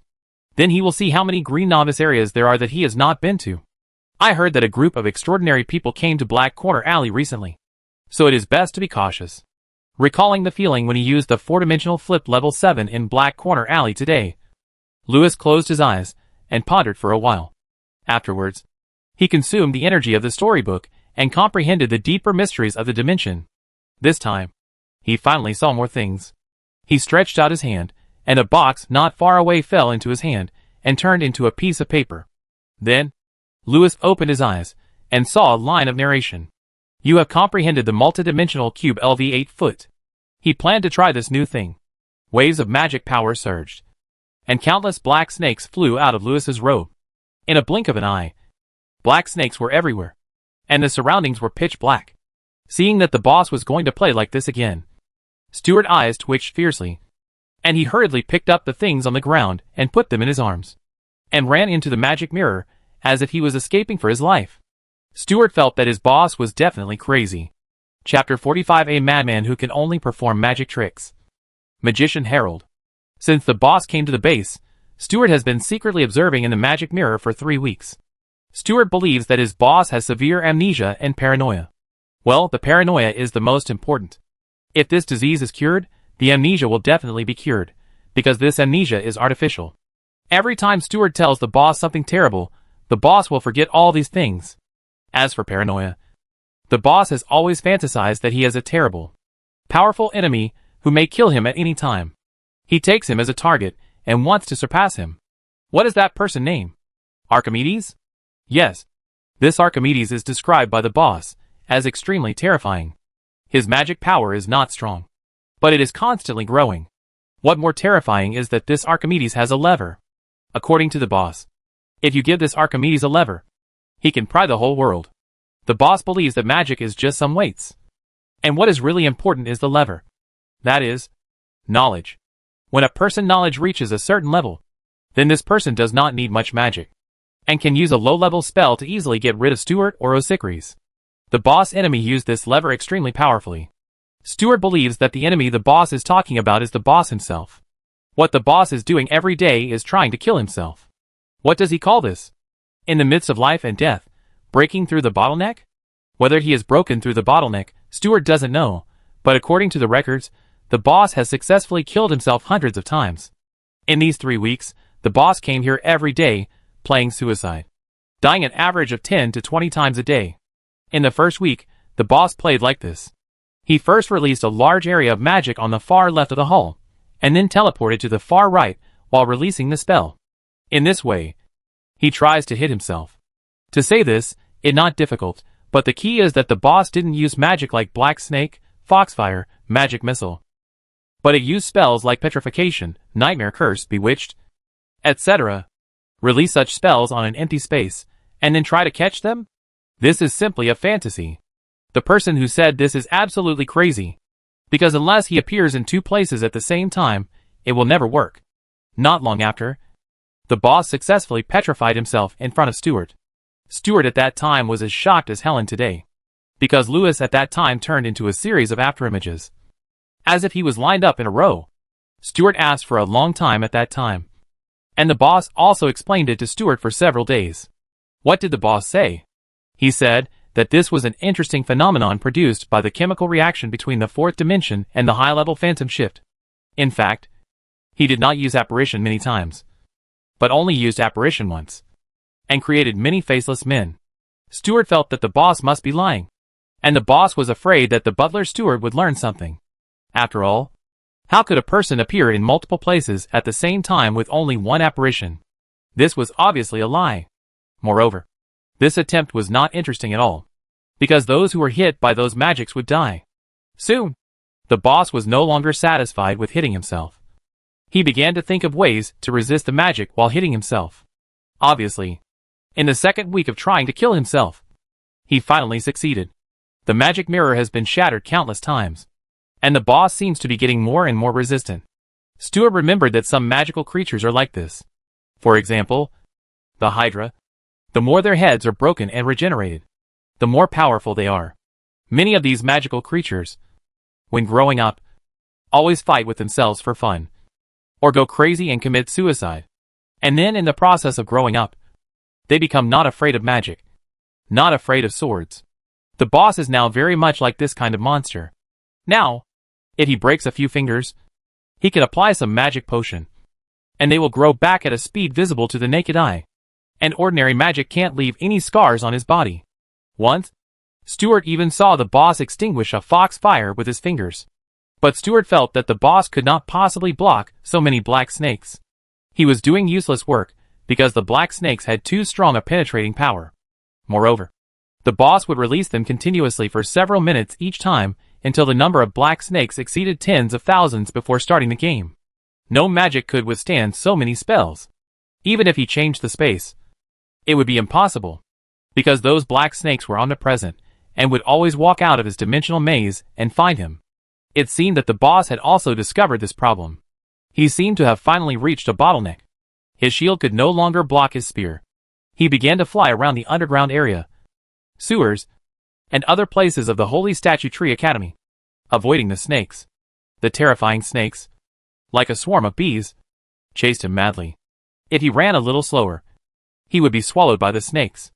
What was more deadly was that in this Holy Statue Tree Academy, there were many forbidden magic areas, and there were also many areas, like the Hydra stronghold, that could not be entered without knowing the secrets. So Lewis often encountered various dead ends on his way to escape, and his snake group could also drill into the channel left by the target after the target apparition and hit the target. Therefore, he had no way to escape. In the end, he was stuck on this bottleneck. Fortunately for Stuart, the boss finally found out that he could not escape the pursuit of the snake group. However, Stuart doubted that the boss might be able to break through this bottleneck. After all, the boss' magic is so terrible, and he knows so many things. There is also a magic mirror to solve puzzles for him. So maybe the boss should study a new magic. New magic? My teacher has been asking me to do homework recently, so I don't have time to study new magic. I think it enough to understand the structure of space and Schrödinger cat. Louis scratched his face and said, "Do you know what special experiences those people with the talent of apparition have encountered?" Louis's words first confused Stuart Cat. What cat? But then Stuart was frightened again. This pervert has a more powerful teacher? And can he give him homework? How powerful must she be? Stuart put this terrible conjecture in his stomach first. After answering the boss question about apparition, Stuart introduced several people. They are all the most famous black wizards in Black Corner Alley. So, Grey Gloves Eagle and others entered Louis's hat. Stuart didn't know what inspiration and secrets the boss got from these people's dreams, nor did he know what homework the boss teacher gave him. Anyway, the boss didn't seem to be researching any new magic. Instead, in the third week, after finishing his homework every day, he came to study mathematics and brought a lot of geometric plaster and a lot of paper, pens, and math books for muggles. What is the relationship between math, accounting, and magic? Oh, Stuart, there is indeed no relationship in essence. These math and geometry books don't contain any magical secrets, but you know, math is a language. It is a pair of eyes. It allows me to find some rules. With my continuous exploration and understanding of the structure of space, I can already perceive the fourth dimension in my mind, but they are too complex, which makes me feel like a blind man touching an elephant when exploring the four-dimensional structure. I need a pair of eyes to discover their rules. Louis pointed to the geometric plasters on the ground and said, "They are the most basic structures. As long as I study them thoroughly, I can find a rule, so that I can see the appearance of those complex objects in 4 dimensions. I remembered a book these days, called How to Turn a Fire Demon Lord into a Dot Matrix, which uses a mathematical method to describe the different structures of an object in different dimensions. I have the memory of this book in my mind, but I need to make some deductions. Soon, with the help of the magic mirror, Louis found out formulas one by one, and successfully deduced and solved truths one by one. And the ground was covered with papers. And today, Louis also successfully turned a box into a piece of paper. What was even more bizarre was that, when he threw the paper with the box on it onto a distant water cup, the water cup was actually tucked into it by the paper without any bulges. When Louis picked up the paper, he stood on it, and then, as if he was standing in a box, his body became shorter, but Stuart could clearly see the boss missing legs, and it looked very three-dimensional. This paper with the box on it was like a realistic three-dimensional painting painted on the ground by an art master. But this three-dimensional painting can actually hold things. Stuart was stunned. His boss also said something like this: "Now, the entire city, in my eyes, has become a flat surface." As he said that, Louis let the snakes in the sky rush down. He suddenly took a step forward. At this moment, the entire hall seemed to have many mirrors. And in these mirrors, there were Louis. The countless black snakes hit every Louis, but Louis was not hurt at all. It was as if he didn't exist at all. Obviously, in addition to the plane in his eyes, Louis can also hide himself in the dimension. Now, he can go to any so-called forbidden magic area and sealed top-secret place. He can also give himself a 100% dodge rate buff. Are you confused? Let me tell you. Louis rolled up his sleeves and became excited. It's not the start of school yet. And he has Plato Sicries, the poor student, away again. It's too boring to have no poor students listening to his lectures recently. Sir. The unlearned Stuart wiped the sweat off his forehead and quickly changed the subject. I have prepared the map you want. You should go back and study it. I heard that an alliance has appeared in Black Corner Alley recently, which is dedicated to catching a vicious criminal. I think they are looking for you. When you go out tomorrow, don't run into these people. Oh, then I won't go. I stay here this month. No. No. No. Boss, you will never meet them with this map. Really. I have sorted out the information the spies said. Recently, a very interesting scholar came to Black Corner Alley. He will definitely understand what you are saying. If he doesn't see you, he will be disappointed. Stuart wiped the cold sweat off his forehead. He felt that the accountant Archimedes in front of him, who firmly believed that knowledge was useful for magic, was just right to have a good chat with the Mad Hatter who firmly believed that he could not do magic. The boss is too idle. It's time to find him something to do. He can't just stay in the base and do nothing. Okay. Louis became interested. I go back and take a look.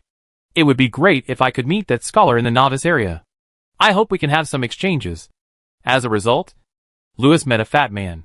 He was wearing a tuxedo, a tall hat, and he looked weird and a little mentally abnormal. But he seemed quite interesting. His hat also looked interesting, with a diamond jack on it, and a clown with a crazy laugh. What did he say? He said that he had been targeting him? He also said that he was not a wizard, nor a magician, and he did not know magic or spells. He only knew some magic tricks, because he was a magician. Then, Lewis was pulled into a magic box, and when he looked up, there was a god in the sky that covered the sky. Magician Harold. Chapter 46 Black Corner Alley Mysterious Time Faceless Man. Magician Harold has been preparing for this day for a long time. After hearing the rumors about the recent serial killer, he felt something was wrong. This serial killer, the magic in his hands is very strange, and his crimes are very random. He never speaks. His mind reading and mind invasion skills are terrifying. He can read any thoughts of anyone, and can also make his voice sound directly in the hearts of others. Those who met the faceless man either disappeared or went insane. So far, no one has been able to explain the magic of the faceless man. Some say that the faceless man uses the magic of the victim. Some say that it may not be magic at all. Some say that he only hits people with a wand. Some say that the faceless man uses everyday spells. There are even more exaggerated claims. They say that the faceless man does not exist, because he is a thing born from the fantasy of wizards. The rumors became more and more exaggerated, and things became more and more bizarre. However, those amateur wizards, who did not even know daily spells, became more and more excited. Most of these people came from Muggle nobles, and some were court wizards. But they all had one thing in common: they had never been to school, and they were very resistant to knowledge. But they called themselves theoretical wizards. In the Muggle world, they all had very famous identities. But in the wizard world, no one was willing to pay attention to them, and treated them as Muggles. Sometimes they would use Obliviate on them, and drive them back to the Muggle world. However, these wild wizards always managed to sneak into the wizard world in various ways. But they could never tell who was a wizard. They just knew that there seemed to be wizards in Black Corner Alley. In order to fit in with the group, they dressed up as the wizards they imagined. And then when they saw someone in the streets, they would talk to him. They didn't understand magic at all. Every time, they started with "I thought" and ended with a series of forbidden spells that they had recently developed, which even they themselves couldn't understand, and no one could understand. They all hoped to catch the rumored faceless man, and then become famous in one battle, to prove their academic and genius. For this reason, they also brought a lot of their latest special exorcism powder. Wild wizards flocked to the scene, but the real big sharks in Black Corner Alley began to panic. They suspected that the faceless man was sent by the Ministry of Magic. He was not a single person, but a group of agents. They deliberately created a lot of trouble to lure themselves out. In Black Corner Alley, there should be informants of the agents. These famous dark wizards no longer moved around in their usual areas, and began to disguise themselves and move around in the safe areas of civilian wizards. And the more careful ones would also set up magic arrays near those secret bases that no one knew about, to make their hidden secret bases more secret. As a result, all these people were arrested. It was simply bizarre. After these people were arrested, everyone also discovered a pattern. That is, those wizards without wanted orders on their heads often let go after being played by the faceless man. Those with wanted orders would disappear. Obviously, once again verified the speculation of the dark wizards. Sure enough, this was another joint law enforcement by the Ministry of Magic and the six-sided demon prison. The leaders of various forces in Black Corner Alley united and prepared to fight. But the whereabouts of those agents were extremely strange, coming and going without a trace, as if they did not exist. Except for those wild wizards, who claimed to have seen the faceless man every day, no one had ever found the faceless man. Some people also said that the faceless man seemed to never use flip powder, and never used apparition. But he came and went without a trace. It was even more bizarre than the strange events that were circulating in various taverns recently. In order to find the faceless man, the Alliance searched for him, until one day, the leaders of the Alliance suddenly disappeared, and the search ended in vain. The people of Black Corner Alley were in a panic. They had fallen into a trap. It seemed that the agents were very determined this time, and wanted to cut off the cancer of Black Corner Alley, such as the Voodoo Gang, the Grey Gloves, and other evildoers. And in the agents' plan, they successfully beheaded them. Since then, the Alliance has been completely disbanded, and those with wanted orders have all hidden in the safe zone of the Plain Wizards. More people have been arrested. For the fact that the cancer has been destroyed, The many forces in Black Corner Alley are both troubled and happy. Among them, Fox and his followers are the worst. Fox and his followers have a deep relationship with the Ministry of Magic. They are the forces that launder money for the politicians of the Ministry of Magic and do dirty things. And the cancer that has been unlucky recently are all the people who usually bully Fox. It is true. If we talk about Black Corner Alley, the richest and easiest to bully are Fox. And the main targets of the cancer are also them. Usually, Fox and his followers have to treat these cancers as masters and pay protection fees.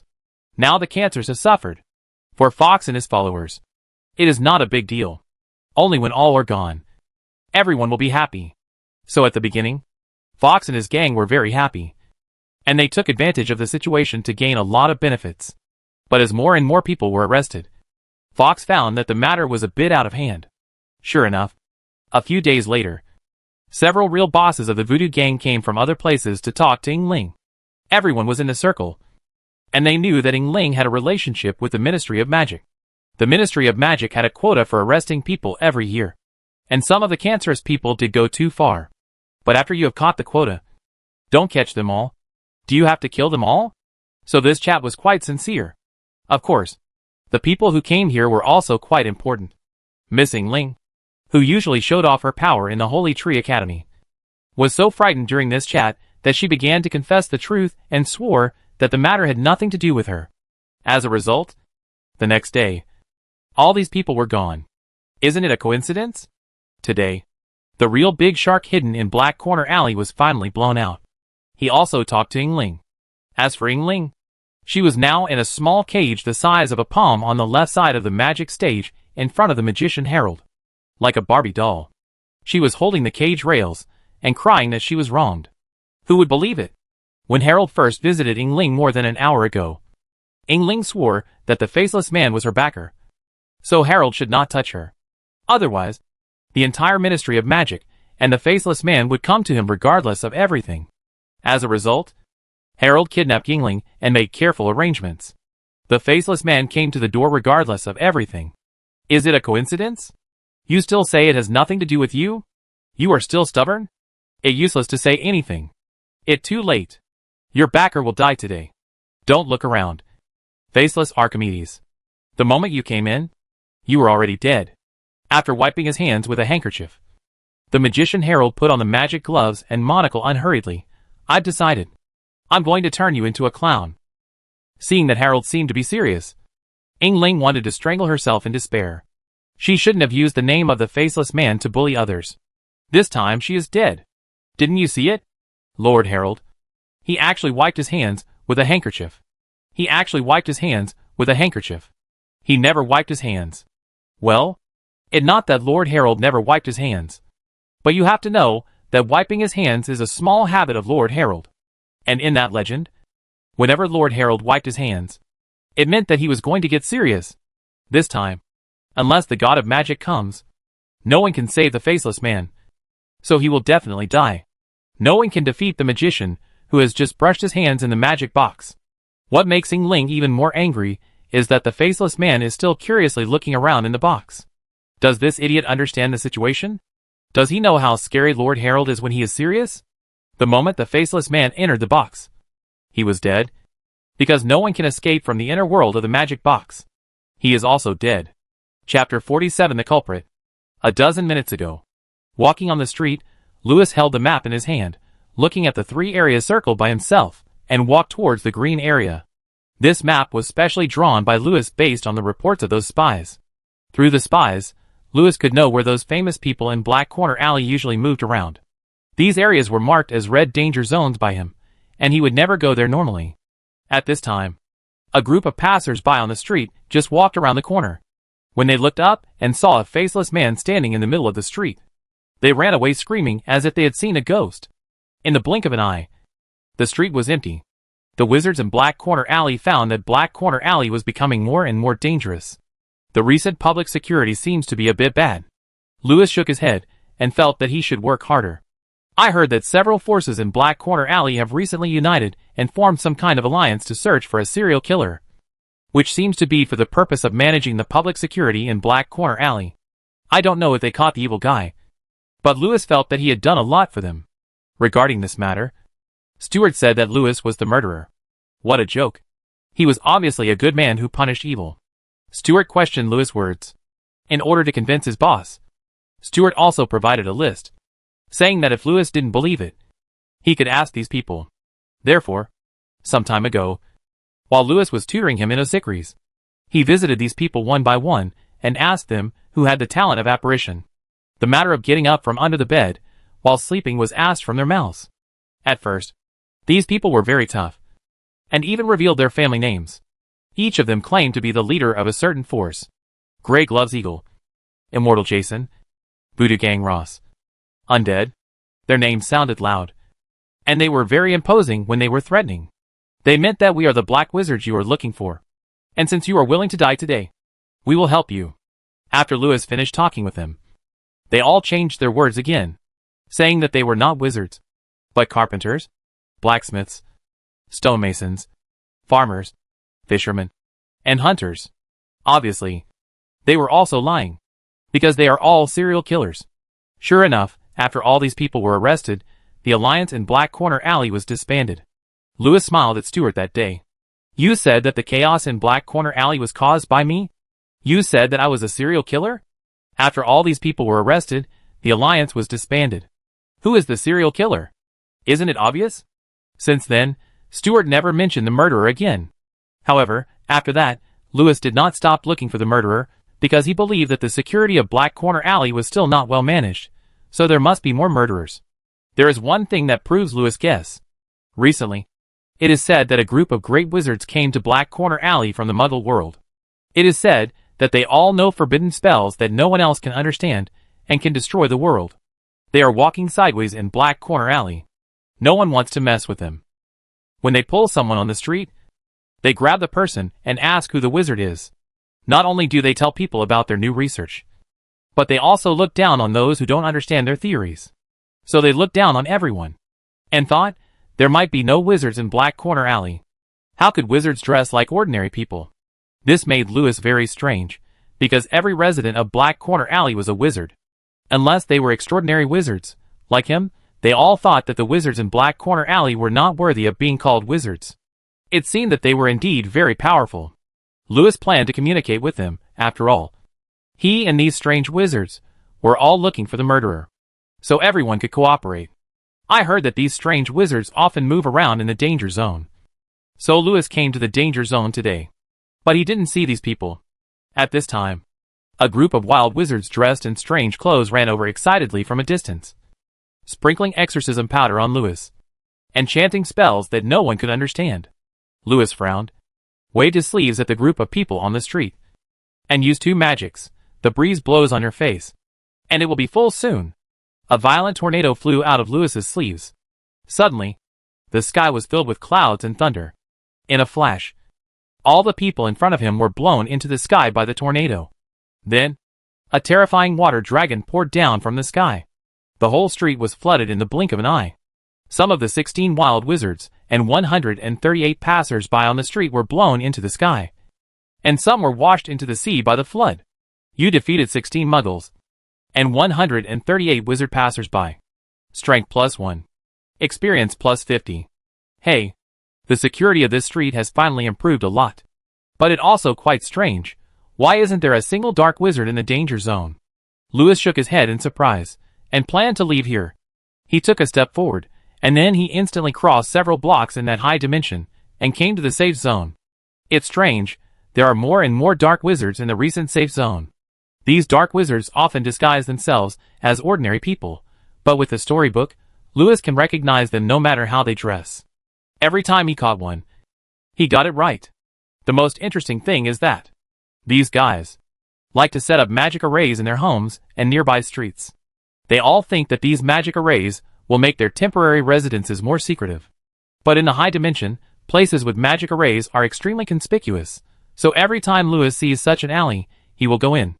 Every time he caught one, he got it right. Sometimes some magic arrays are particularly interesting, and Lewis will go over to take a look. On the street in front of him, there is a very conspicuous and interesting trap, which turns the nearby streets into the other world, and puts them into a magic box. In the middle of the street, There was a magician looking at a magic box in front of him. It seemed that he had made the trap, because the fat man seemed to have hidden him in a higher dimension. This was the first time Lewis had seen someone who knew this trick. He was interested. In order to enter the trap, Lewis projected his own projection into the inner world and put it into the magician box.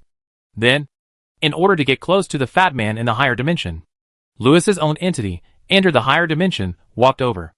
At this time, the magician put his big fat face into the magic box, looking at something carefully and attentively. Lewis walked over with his hands behind his back curiously, stood beside him, and looked. He found that the box and the outside world formed a space-time nesting doll. Lewis's projection raised his head and saw the sky. There was a big fat face, looking at Lewis's projection with a smile. Lewis' entity turned around and looked at the fat man beside him. But the fat man seemed unable to see Lewis in the higher dimension, but could see Lewis's projection in the other world through the box. Interesting. Lewis became interested. You are the wizard who came here from the Muggle world as rumored? You are quite capable, but you don't seem to understand what you have made. This is equivalent to walking around in the higher dimension with your eyes closed, which is easy to go wrong. The magician suddenly looked around as if he had seen a ghost, but he ignored the real Lewis beside him. The box was a silent secret realm formed by many crystal arrays. There could be no sound coming from it, because the inside and outside of the box were two different worlds. After a moment, he suddenly understood something. Indeed, there was a possibility that dreams could transcend the world. The magician's face became more cautious. He was accidentally invaded by his mind. He sneered at the projection Lewis in the box. It is rumored that you can invade dreams. It seems that you are really good at this little trick. But mental magic is not very meaningful to me. Okay. Lewis looked at the fat man beside him, knowing that the fat man was blind in this space-time nesting doll environment, so he shook his head and said with some sigh, "It's very surprising. I didn't expect that someone could come up with such a magic without knowing anything. You are really a very talented genius." Magic? No, it's just a small magic trick, sir. Harold took out a gold silk handkerchief from his jacket pocket, wiped his hands, and then slowly put on his gloves. Then, he took off his tall hat, touched his chest slightly, and made a noble salute to the magic box. "Let me introduce myself. My name is Harold, and I am a magician. I know you have been looking for me for a long time." After listening to the fat man's words, Lewis was speechless. Why did every black wizard he met recently say that he was targeting them? Obviously, he never goes to the areas where celebrities hang out. But every time he catches someone, Stuart says they are famous. He also says, Lewis has indeed never been to the danger zone. But these wizards have deliberately escaped from the danger zone to the novice zone. Why did they escape here? Did they deliberately let me catch them? Lewis is a little confused. What makes Lewis even more confused is that after they were caught, these people also said that they were deliberately targeting them. Did you come here on purpose? I just randomly arrest people. Right? I never targeted anyone. The one in front of me is even more interesting. He said this. You came after all. Miss Yingling did not lie to me. As he said this, Harold looked at a small cage beside him. The small cage was only the size of a palm, but it held a person the size of a thumb. It seems that she did not lie. You are indeed her guardian. You will save her at all costs. Lewis? Yingling burst into tears. Master Harold, I really don't know him. Believe me, I made up all those words. I really have nothing to do with him. Woo woo woo. Lewis looked at Yingling, and he couldn't help but wonder. Could it be that all the strange things he encountered recently were because of this little vixen? It seems that he has found the culprit who is behind the scenes. But he will ask her later. It seems that this magic box and the magic of this wizard are both very interesting. Come on, Mr. Harold. Let me see some real magic. I can't wait any longer. Hearing this, Yingling suddenly felt dizzy. This faceless man. Does he know his situation? He is about to die. But he is still irritating Mr. Harold. Sure enough, Harold threw away his handkerchief and laughed coldly. Don't worry. You will see it. As he said that, Harold waved his wand at the magic box. Lewis, who was standing next to Harold, raised his eyebrows, and with his hands behind his back, bent over. He watched Harold magic show with great interest. Chapter 48 Magic. Harold used 2 fingers to pick up his short 7-inch long magic wand and released magic on the magic box. In the box was the entire black corner alley and the magic of the magician fell from the sky. At first, these magics were just some small tricks to restrict people's bodies, like appetizers for magic shows. But after just a few magic tricks, his magic became more and more different.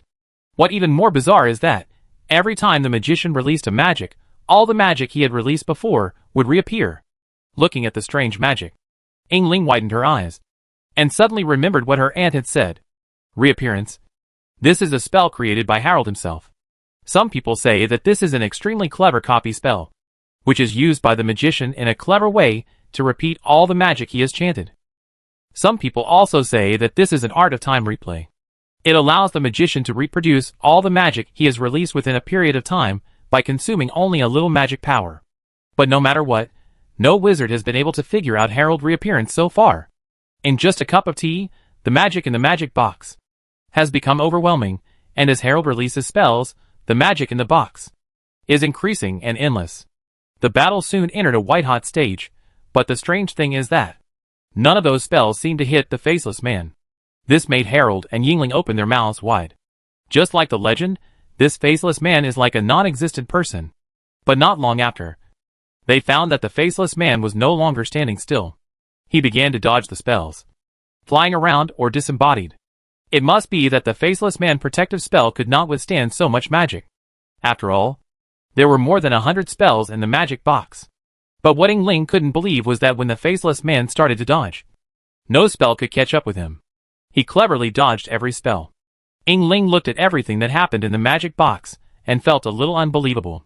Because in this box, there are now more than 100 wizards chasing the faceless man. But he is so relaxed, as if he has long been accustomed to being chased by more than 100 wizards. The magician's eyes gradually began to become serious. The magic spells flying around in the box are like fireworks. There are also phantoms of fireworks flashing in the sky above Black Corner Alley. Many passers-by who don't know what's going on look up and applaud. But this time, the magician is not as calm as before. The faceless man in the box was actually still learning his magic. And the faceless man was constantly reproducing various spells, as if he was practicing reproducing them. This made Harold unbelievable. Not only did he avoid his magic, he was also learning his own things, which made Harold feel humiliated. The magician suddenly picked up a curtain on the magic stage, and saw him use the curtain to cover the magic box elegantly, and when he lifted it, 6 floating array crystals suddenly appeared inside and outside the box, and the originally empty Black Corner Alley also appeared with many puppet wizards.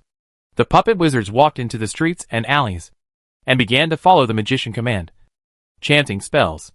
In a blink of an eye, there were hundreds of spells in the sky, and they began to double in an increasing manner. Seeing this scene, Yingling's heart couldn't help but get nervous. The puppets in the box were supported by the crystal array, so the magic power was endless. Moreover, when those puppets were made, they were all blessed with spells, and each one could resist some spells, so it was difficult to destroy them. I don't know if the faceless man saw how powerful these puppets were. He didn't dare to waste time destroying them. He just focused on dodging them. It looked like he was playing. Yingling shook her head and threw away this absurd idea. There were already more than thousands of spells in the box. How could he be playing? However, it seemed that the faceless man had learned his lesson. Some of them flew out from his robe. Wait! Yingling blinked her eyes fiercely. She saw countless spells coming out from the faceless man's robe, and they were constantly reappearing. In the blink of an eye, there were already tens of thousands of spells. These spells are all Harold magic. Soon, the spells belonging to the faceless man in the magic box exceeded Harold's spells several times. At this moment, Yingling's eyes widened. She saw the overwhelming spells flying into the sky, entangled with the magic of the magician in the sky. Harold's head suddenly felt dizzy, and his monocle almost fell off, but then, he suddenly waved his hand, and all the spells belonging to the faceless man turned into flowers. Suddenly, in the world of Black Corner Alley in the magic box, the sky was filled with black rose petals, which was beautiful. Looking at the rose petals in the sky, the faceless man was stunned. This was not an illusion, but a real change. Yingling's eyes widened. This was card magic. According to legend, Lord Harold could transform anything, and even turned a curse on a person into a playing card and took it out from the hair behind the ear. Then he turned the poker card into a dove and released it. Great! Incredible! The faceless man couldn't help but applaud. The magician bowed slightly and accepted the compliment. but he wiped the sweat from his forehead with a handkerchief, as if the previous blow had made him a little tired. But everything was over. No matter how strong a person is, he can't beat a secret realm. The magician waved his wand slightly, and reproduced his spell again. In a blink of an eye, tens of thousands of spells appeared in the box, and flew towards the faceless man. But then, the magician's glasses fell off in shock. He saw the faceless man, just like he did just now, waving his hand at the spells in the sky. And then, the dense spells in the sky turned into playing cards. Suddenly, playing cards rained down from the sky.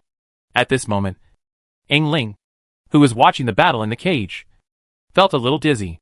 This was not a battle that a wizard of her level could participate in. I underestimated you, faceless man. Harold's face was slightly pale, as if he had not yet recovered from the scene just now. He was a little dry-mouthed. You actually saw the secret of my reappearance. Yes, sir. This reappearance is very interesting. But there is a small flaw. The faceless man couldn't help but nodded. And he became a teacher again, this kind of reappeared spell. Although it seems that each one still has magic power, they are actually just one. So as long as the most original spell is solved, all spells will be solved. As for the magic of card magic, it is a reinvention of transfiguration. The faceless man shook his head and said, I have to say, you are very creative and imaginative, which has inspired me deeply. I think I should be able to do it now. As he spoke, a red magic wand flew out of the faceless man's sleeves. And then, the magic wand turned into a burning phoenix and flew into the sky. In a blink of an eye, the sky seemed to be covered by a fire cloud, and the playing cards in the sky were swept away, and bursts of fire rain began to fall. When the playing cards burned out, their ashes all turned back into spells, and hit the phoenix together. The spells that kept exploding in the sky turned into countless fireworks. But the phoenix was immune to all these magics. This is a real phoenix. Ling stared at all this in amazement, and Harold seemed to be greatly shocked, opening his mouth for a long time and unable to recover. The phoenix burned out under the control of the faceless man, and the ashes finally turned into a magic wand and returned to his hand. No. No. The faceless man shook his head, smacked his lips, glanced at the fat face in the sky that looked like a god, and said with a shameful tone, You haven't achieved nirvana, and you are not even the ashes of Fatty. Harold exploded. Can you be more pretentious? You're going too far. Thanks to your efforts, Mr. Harold's anger value is full, and he is going to take out a big treasure that he never shows to others. Sure enough, this magic box has fun, Lewis said to the sky with great interest. Mr. Harold, let me see your circus. You seem to have given your puppet show life and soul. It's really interesting. Lewis was a little excited. Now, his phoenix was just a little short of soul and life. Harold Dark Moon Circus would surely give him some inspiration. The magician pupil shrank slightly. How did he see his own circus? That circus was clearly in another secret realm.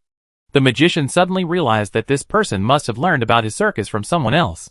And he must not be an agent of the Ministry of Magic, because the agents of the Ministry of Magic had never seen his circus. Agent.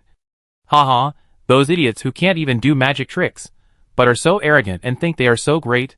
They are not worthy of visiting my circus. They are not even qualified to be puppets. It is an insult to him to treat the faceless man as an agent. He knew who sent the faceless man to the six-sided prison, because the thousand-faced death god with a lantern, Bolster, had seen this magic trick of his. I didn't expect that such an amazing warden would appear in the six-sided prison. After saying that, the magician Harold bowed slightly, dropped his magic wand, and showed his real skills. Excuse me. Chapter 49 The Moon Shadow Circus Traveling Around the World. Magician Harold bowed slightly. Excuse me. The magician covered the magic box with the curtain. When the curtain was taken down by the magician, the scene in the magic box became different from before. The buildings in Black Corner Alley were still inside the box, but the strange thing was that, in the middle of Black Corner Alley, there actually appeared a noisy circus and many caravans. What was even more bizarre was that, around the circus, there were many puppet audiences, and the faceless man was standing in the circus and watching the show with great interest. He looked around, touched here and there, and kept praising, very excited. It all looked as if several hours had passed between the curtain being raised and closed. And during these few hours, a circus came from afar and set up its tent in the center of Black Corner Alley. Looking at the circus, Harold's eyes revealed an obsessive look. In the cages of this circus, there are many magical creatures, and the circus staff are all living puppets. Or in other words, 30 mechanical spirits. Each of these mechanical spirits is priceless and extremely precise.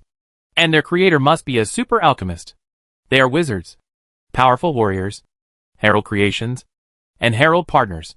They can cast magic, fight, and perform circus tricks. Their bodies are indestructible, and they are not afraid of magical attacks. Just like dragons, these 30 puppets can tear a dragon apart. And when they command those magical creatures, they are naturally more powerful. They are like living beings between the magician fingers. They can talk, perform, and tell jokes. They accompany the magician and follow the circus to travel around the world for performances. In the Muggle world, they met all kinds of people and experienced many stories. In these stories, the magician puppets gradually seemed to have emotions, but they still lacked something. Until they met a painter. The stories experienced by the Moon Shadow Circus resonated with the heart of this great artist. In the magician puppet show, the artist saw their souls. Let me draw a picture for you. Since then, the magician puppet show has come to life, and his puppets have souls. In the puppets, all of Herald creations will become living people with souls. My lord, don't believe him. Those puppets are all wizard souls that this madman put in.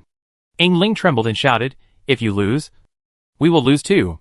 Harold just sneered at Yingling's words and didn't explain much. As Yingling said, this magician did a lot of such things. And many wizards believe that both the puppets and the magic puppets were originally living people. This madman took the souls of the people with stories he met and stuffed them into his puppets. Of course, the more important reason is that pure-blood wizards don't believe that there are such terrible painters in the world. And they can't believe that the painter is a muggle. Just like many years ago, everyone didn't believe that there would be a muggle in this world who became a terrible magician. In any case, in this Moon Shadow Circus, now all it needs is a dragon with a story and treasure. A funny clown, faceless man, would be fine. Sir, I will arrange a job for you in the circus. I have decided. I will let you perform trapeze in the future. You and Miss Yingling have your own characteristics. Your skills seem to be very flexible. Her legs are particularly long, which is suitable for riding a tricycle. Yingling almost fainted when she heard this. Harold suddenly straightened his collar and tie, and then patted his chest slightly to greet the non-existent audience in all directions. Everyone, the show is about to begin. After saying that, Harold threw away the magic wand in his hand and wiped his hands with a golden handkerchief. Obviously, Ruffield, the shameless fan, has been worshipping and imitating this unattainable superstar. The magician threw away the golden handkerchief, stretched out his hands, and moved his 10 fingers above the magic box. The crystal array on the magic box also suddenly turned. All of a sudden, all the puppets in Black Corner Alley suddenly opened their eyes and moved. They were like living people. They suddenly had magic power and thoughts, and became wizards with extraordinary skills. The circus performance seemed to have begun. Seeing this scene, Yingling suddenly remembered a legend. The Moon Shadow Circus. According to the legend, this is a circus that often appears in the Muggle world. This circus sells many unimaginable or very interesting wonders. And this circus can also fulfill any wish of the wisher. That right. A powerful wizard like Harold, who is rich and powerful, can indeed, to some extent, fulfill any wish of a Muggle. The price is just a story that can touch people's hearts. Or, a story that can move Harold and make him help. It turns out that this circus belongs to Harold. Yingling suddenly knew why Harold was hunted down by the Ministry of Magic and wanted to lock him up in the 6-sided prison forever because he was openly singing against the Ministry of Magic. Not only does he use magic in the Muggle world, he also teaches Muggles magic. But what Muggles don't know is that the performances in that circus are not magic at all, but real magic. The same is true for what the magician gives them. As for the animals in the circus and the 30 puppets, they are not actors in costumes, but real magical creatures and mechanical spirits with real life. Yingling suddenly felt that those Muggles who had seen the Moon Shadow Circus, how lucky they must be. Those Muggles had the opportunity to see magical creatures and objects that even many wizards had never seen, and to hear fantasy stories that no one had ever heard of. And these stories were all real. What was even more unimaginable was that Harold would actually give the objects he made to the Muggles. And the objects Harold made by himself, no matter what they were worth a fortune in the wizarding world. But those muggles just used those objects as interesting magic props. The magician didn't care about this and was satisfied. Because he likes to listen to stories. Likes applause and smiles. The burst of applause and cheers from the magic box interrupted Yingling thoughts. Yingling looked at the magic box below. And her face became strange. She thought that the magician would manipulate the thousands of puppets and magic puppets in the magic box to attack the faceless man. This is a whole wizard group. In addition to Harold terrifying magic such as reenactment magic, he can manipulate this wizard group to start a war with a wizard academy. No one can fight a wizard group alone. However, Harold did not do so. Under his magic, although the puppets seemed to come alive, they did not attack, but just like audiences, surrounding the circus, applauding and cheering. As for the most powerful puppets, they were performing for the faceless man. A pure circus show. The wonderful performances came one after another, but the fighting scene that Yingling thought of never appeared. The faceless man watched happily. The magician performed happily. And Yingling suddenly felt confused. What happened to this world? Why did the powerful wizard seem a little abnormal? At this moment, the faceless man and the magician suddenly became fully focused.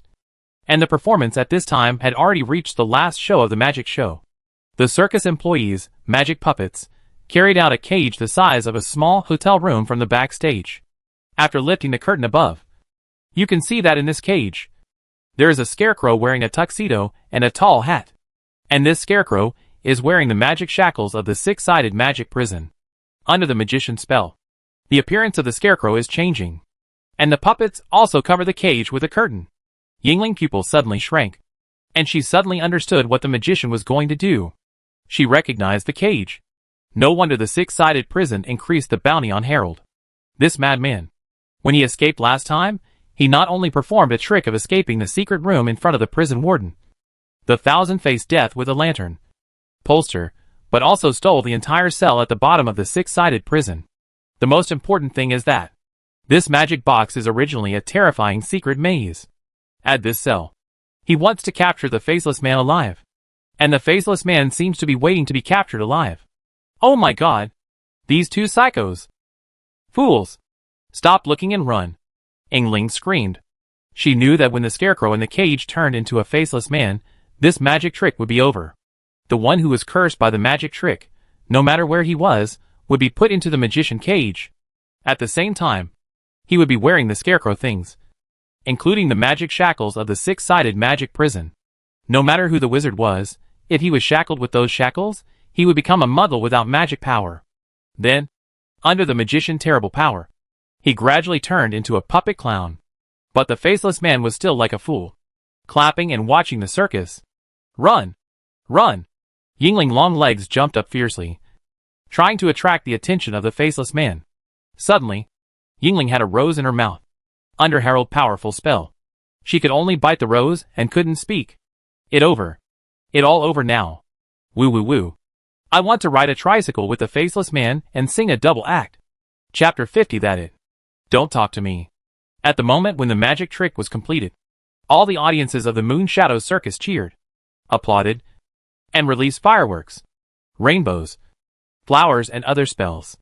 In a blink of an eye, the sky in the magic box was covered, making it impossible to see anything inside. In Harold Other Magic, the same scene appeared in Black Corner Alley. For a moment, it was as if the new year had come in this box and outside the box. So lively. But the wizards in Black Corner Alley who really knew Harold's name were looking at the fireworks that suddenly appeared in the sky, and trembling. The terrible magician had come to Black Corner Alley without knowing when. Who was he dealing with? It made people wonder whether they should celebrate, or feel sad for the days to come. The reason for celebration was that the magician Harold should be able to deal with that damn serial killer. But unfortunately, another madman came to Black Corner Alley. What worse is that, wherever Harold goes, the Ministry of Magic agents will flock to him. Pa pa pa pa, wonderful. Extremely wonderful. Pa pa pa pa. Waves of applause rang out around him. Harold couldn't help but smile with great pride. Indeed, how could the circus performance not be wonderful? Waves of dizziness came over him, and Harold broke out in a cold sweat. He knew that this was the dizziness after his magic power dried up. That damn faceless man, his magic power was almost endless. And when he used magic, the consumption was so low that it was incomprehensible. But the energy of his crystal array was almost exhausted. Pa. Pa. Pa. Today is really interesting. Pa. Pa. Pa. I have never seen anything so interesting. It is really satisfying. Indeed. Today is really interesting. And Harold is also very satisfied. This faceless man is very interesting. I will dress him up later. Yes. There is also the little fox. A handkerchief was handed over. And Harold wiped his forehead and said modestly, "Thank you." Suddenly, Harold turned his head, as if he had seen a ghost. Beside him, there was a faceless man clapping excitedly. He was wearing a scarecrow tuxedo and a tall hat. He was lying in front of the magic box, looking inside, his face almost touching Harold's body. Yingling also widened her peach blossom eyes. When did that guy come out? I clearly saw him being transformed into a cell. This is incredible. Harold, I can't help but get involved. This magic trick is really interesting. This kind of personal experience is indeed rare. There are very few magic tricks that can work on me.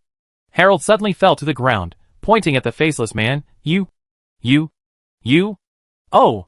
Mr. Harold, you are really an artist. You were too focused just now, so you didn't notice it. The faceless man took off his tall hat, saluted slightly, and said, "Actually, I have been standing beside you, but I couldn't help but join in.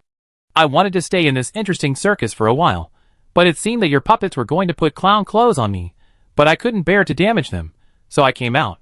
If someone had said before that they couldn't bear to break Harold's puppet, Yingling would definitely spit on him, then step on him with her high heels, and then yell at him, "You're such a boaster."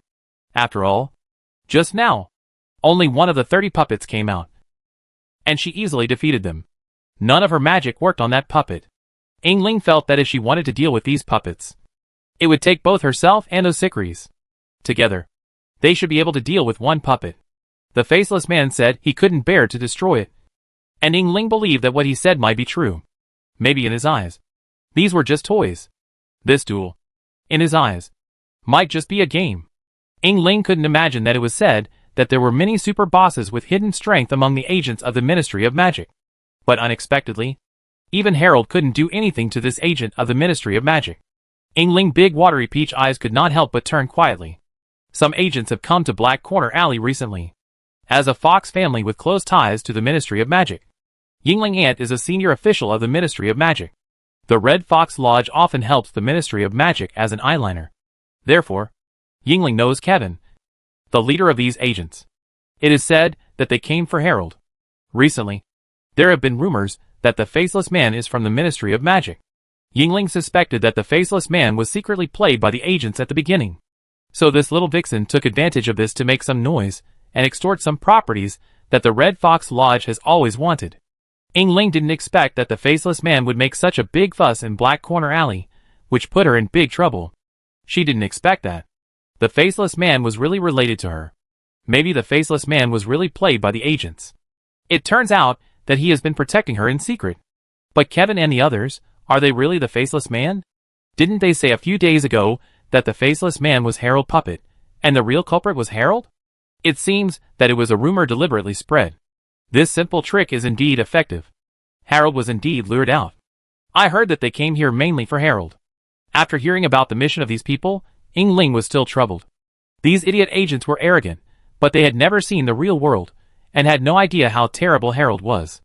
At that time, Yingling suspected that they had a trump card. Now everything seems reasonable. Among the agents, there should be a big boss of the Ministry of Magic hidden. He deliberately pretended to be an agent, and has been playing the role of the Faceless Man. So they came here with confidence this time. I don't know which hidden boss in the Ministry of Magic the Faceless Man is, but the Faceless Man can save me at all costs, so he must be a friend of my aunt, or an elder. Thinking of this, Yakura Ling's pretty face suddenly became a little rosy, and her eyes became more charming when she looked at the Faceless Man. My aunt always wanted me to marry those old men as a mistress, or marry a super rich second generation like Kevin. He was quite attentive to me, but not attentive enough, so I originally planned to tease him and temper his temper. By the way, let's see if there are any richer guys. But now it seems that Kevin is pretty good. You said it earlier. How amazing are you? You are usually too embarrassed to talk to me, but you secretly protect me. But this Faceless Man, from the temperament, he seems very mature. From the figure, he seems very handsome. He seems taller and stronger than Kevin. He actually reminds me of the pretty boy student that Osikris keeps. I don't know which agent plays him. Maybe it not Kevin? I don't know who it is. Maybe it one of those powerful old men in the Ministry of Magic. But if he really looks like that pretty boy, and becomes his mistress, then it not impossible. Just when Ling was secretly thinking about it, she heard a conversation that scared her so much that she jumped up. She wanted to shout, but the rose in her mouth made her unable to speak. She could only jump there. The faceless man took out a pair of magic shackles from his arms, which were originally on the scarecrow. No matter what. I lost, Harold said dejectedly. He stretched out his hands and made a surrendering gesture. You can take me away. But please, let me take one last look at my puppets. Okay. The faceless man nodded. At this moment, Harold's eyes widened, and he was stunned. This fool. He actually agreed. Harold couldn't help but feel ecstatic. Seeing the little Barbie doll, the shrunken Yingling, in the small cage jumping around there. Harold glared at Yingling fiercely. Then he lay on the magic box, reluctantly looking at it. Then, the fat man went in with an unexpectedly flexible posture, leaving only a burst of laughter. Ha ha. Yingling rolled her eyes and almost fainted. It over. It all over. This faceless man is simply an idiot. The little rabbit on his chest almost flew to the sky when he jumped just now. But he didn't even look at it. Is he a fool? He was still there, looking at the box and laughing. Still clapping? He wasn't so foolish as to think Harold was playing with him. Was he? He thought Harold would come back. Was he? Wait, that right. I know where he went. The magician must have gone to the port. Idiot! Look at me! Jumping, look at me. Interesting. Interesting. What is this magic called? The faceless man clapped his hands, looked at Ling in confusion, then, from the mind-reading technique, he got the answer. Oh? Escape room? This name is quite appropriate. After saying that, the faceless man put the tall hat on the ground. And then, a fat man, like a rabbit, flew out. It was like a U-shaped bottle. The rabbit entered from one end of the U-shaped bottle, and then, under inertia, flew out from the other end. Ha ha ha. That idiot. Harold flew out with a big laugh, and landed on the ground. Don't worry, faceless man. I will come back after my new magic is developed. Harold's words suddenly stopped, and he raised his head in confusion, and saw Ling in the cage staring at him in amazement. The two stared at each other for a long time, and the faceless man applauded. Are there any interesting new magic? No more. Chapter 51 Abababab. Are there any other interesting magic? No. Wait, this magic of yours, is it my great revival? No. No, something is different. Something is different. Harold frowned and thought. This focused madman, only thinking about this magic, seemed to have forgotten his own situation. Okay. The faceless man took the shackles from Harold's hand, and put them on Harold again. That all for today. There's too much noise here. It seems someone is coming. Harold, I hope you get out of prison soon. I look forward to your new magic. Then, while Ling was stunned, Louis reached out to grab the magician fat face, and rolled up the confused Harold like rolling up paper, and stuffed him into his sleeve. After that, from a mirror in Louis's sleeve, a burning claw quickly stretched out, pulled the rolled up man into the mirror world, and took advantage of Harold's lack of magic power to cast a series of spells on him. Stuart? You damn fellow, he is indeed related to the demon prison. Please arrange a single room for me. I won't leave. I want to study these new magic tricks of mine carefully. Damn it, is this paper magic my card magic? No, my card magic can't turn people with magic power into paper. What kind of magic is this? Damn it, help me solve this magic. I want to write something. Hurry up and bring me my magic notebook. There is also a pen. Don't worry, Harold. You will change back in a few days. Stuart said leisurely as if singing. Wait until I eat your dream. The time will come, hee hee hee hee. The dream of the Jack of Diamonds. It has been waiting for a long time. Boss, sure enough. I didn't let myself down. At this time, it was raining in the sky. It seemed that the wind and rain from the other end of Black Corner Alley were howling over. The air in the alley fluctuated. It seemed that the people Louis said were coming. The Barbie doll in the cage, holding a rose in her mouth, was already dancing happily. The faceless man was a little confused at first, but then he seemed to find it very interesting. He looked at Ling curiously, and listened to her thoughts. Ling was not so happy at first. After all, the identity of the faceless man had yet to be verified.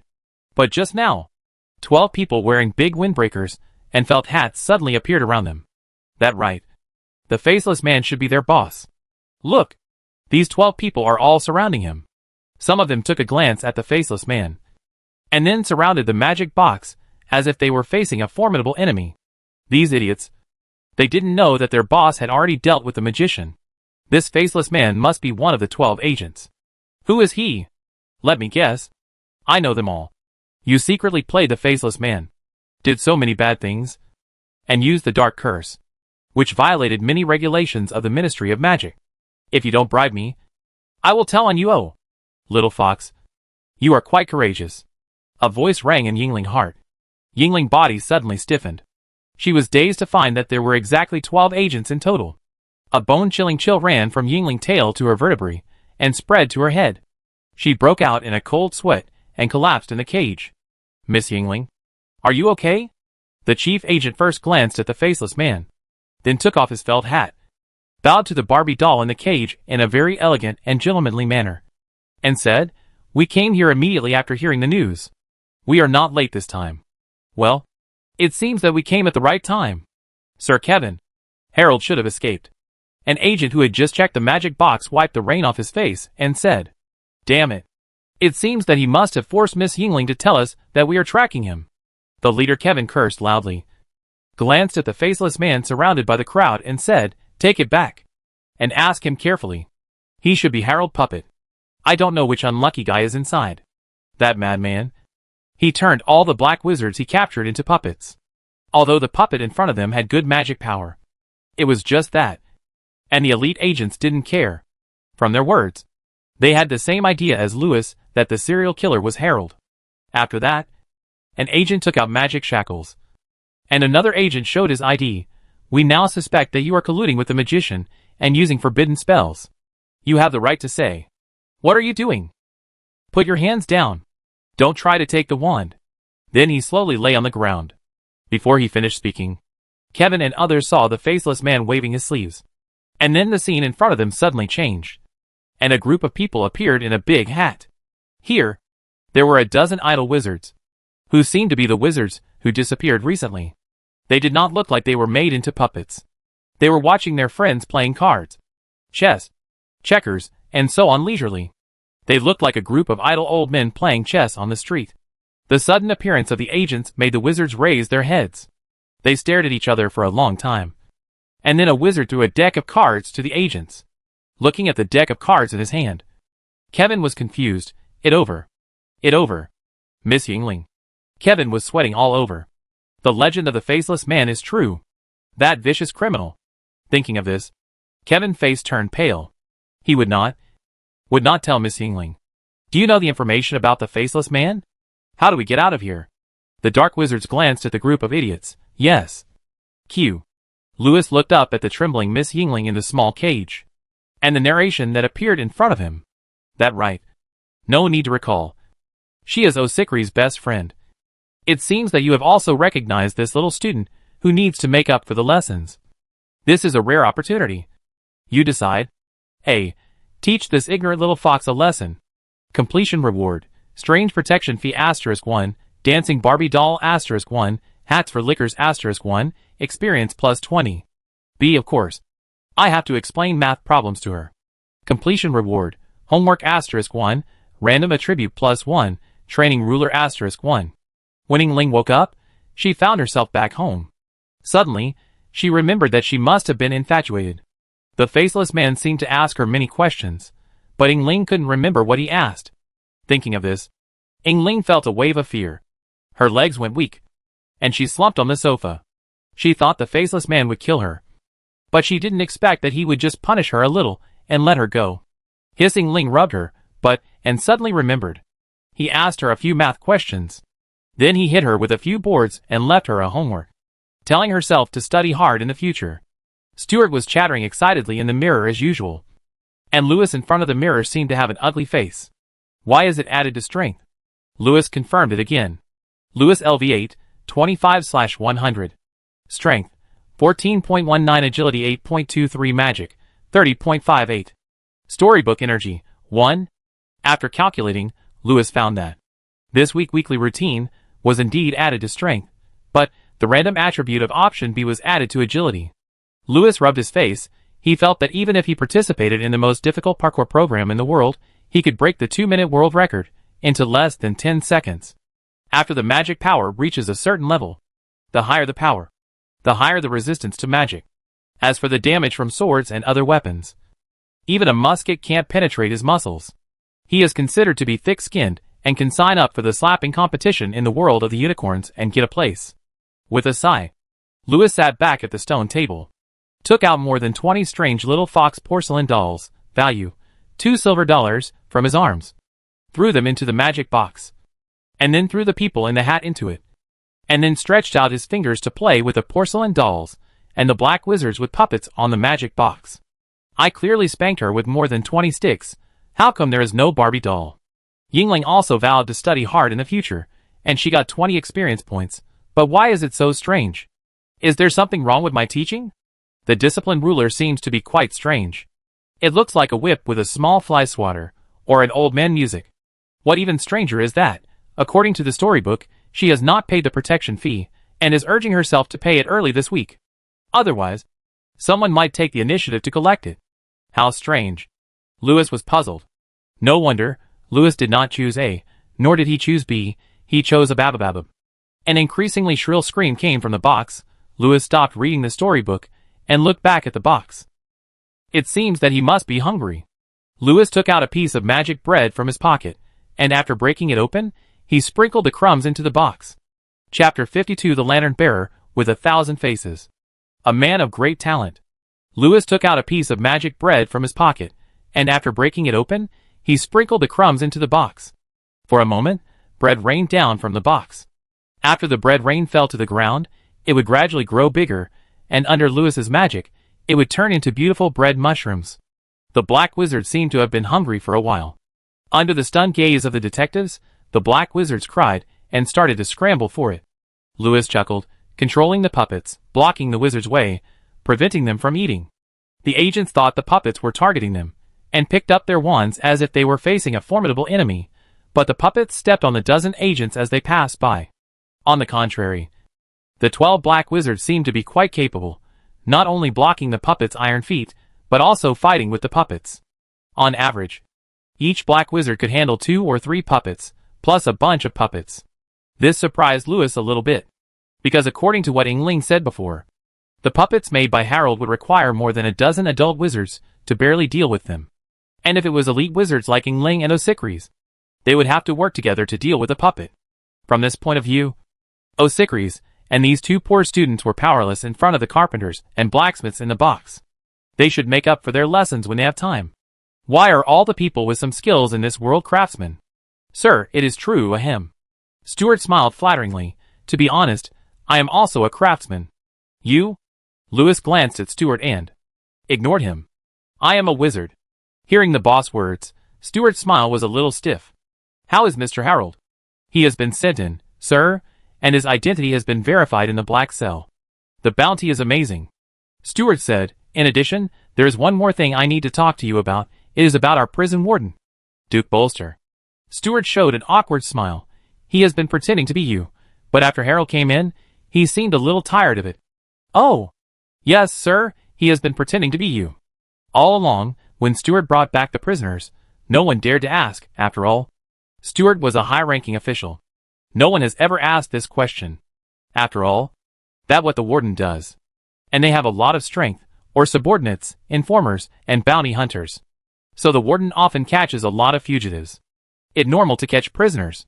Recently, Stuart's performance has been very good, which has attracted the attention of his boss. This boss is very famous, but he likes to show off, but he is lazy and idle. Every day, his biggest hobby is to drink coffee, read newspapers, write scripts. And the most annoying thing is trouble. Recently, after this person found that Stuart's performance was a bit over the mark, he became interested and talked to Stuart. This person is the 1,000-faced lantern Grim Reaper, Bolster. He is now the warden of the 6-sided prison. According to rumors, he also fought with the Dark Lord. And Stuart took a photo next to him. The Dark Lord and Stuart also posed for a lot of poses.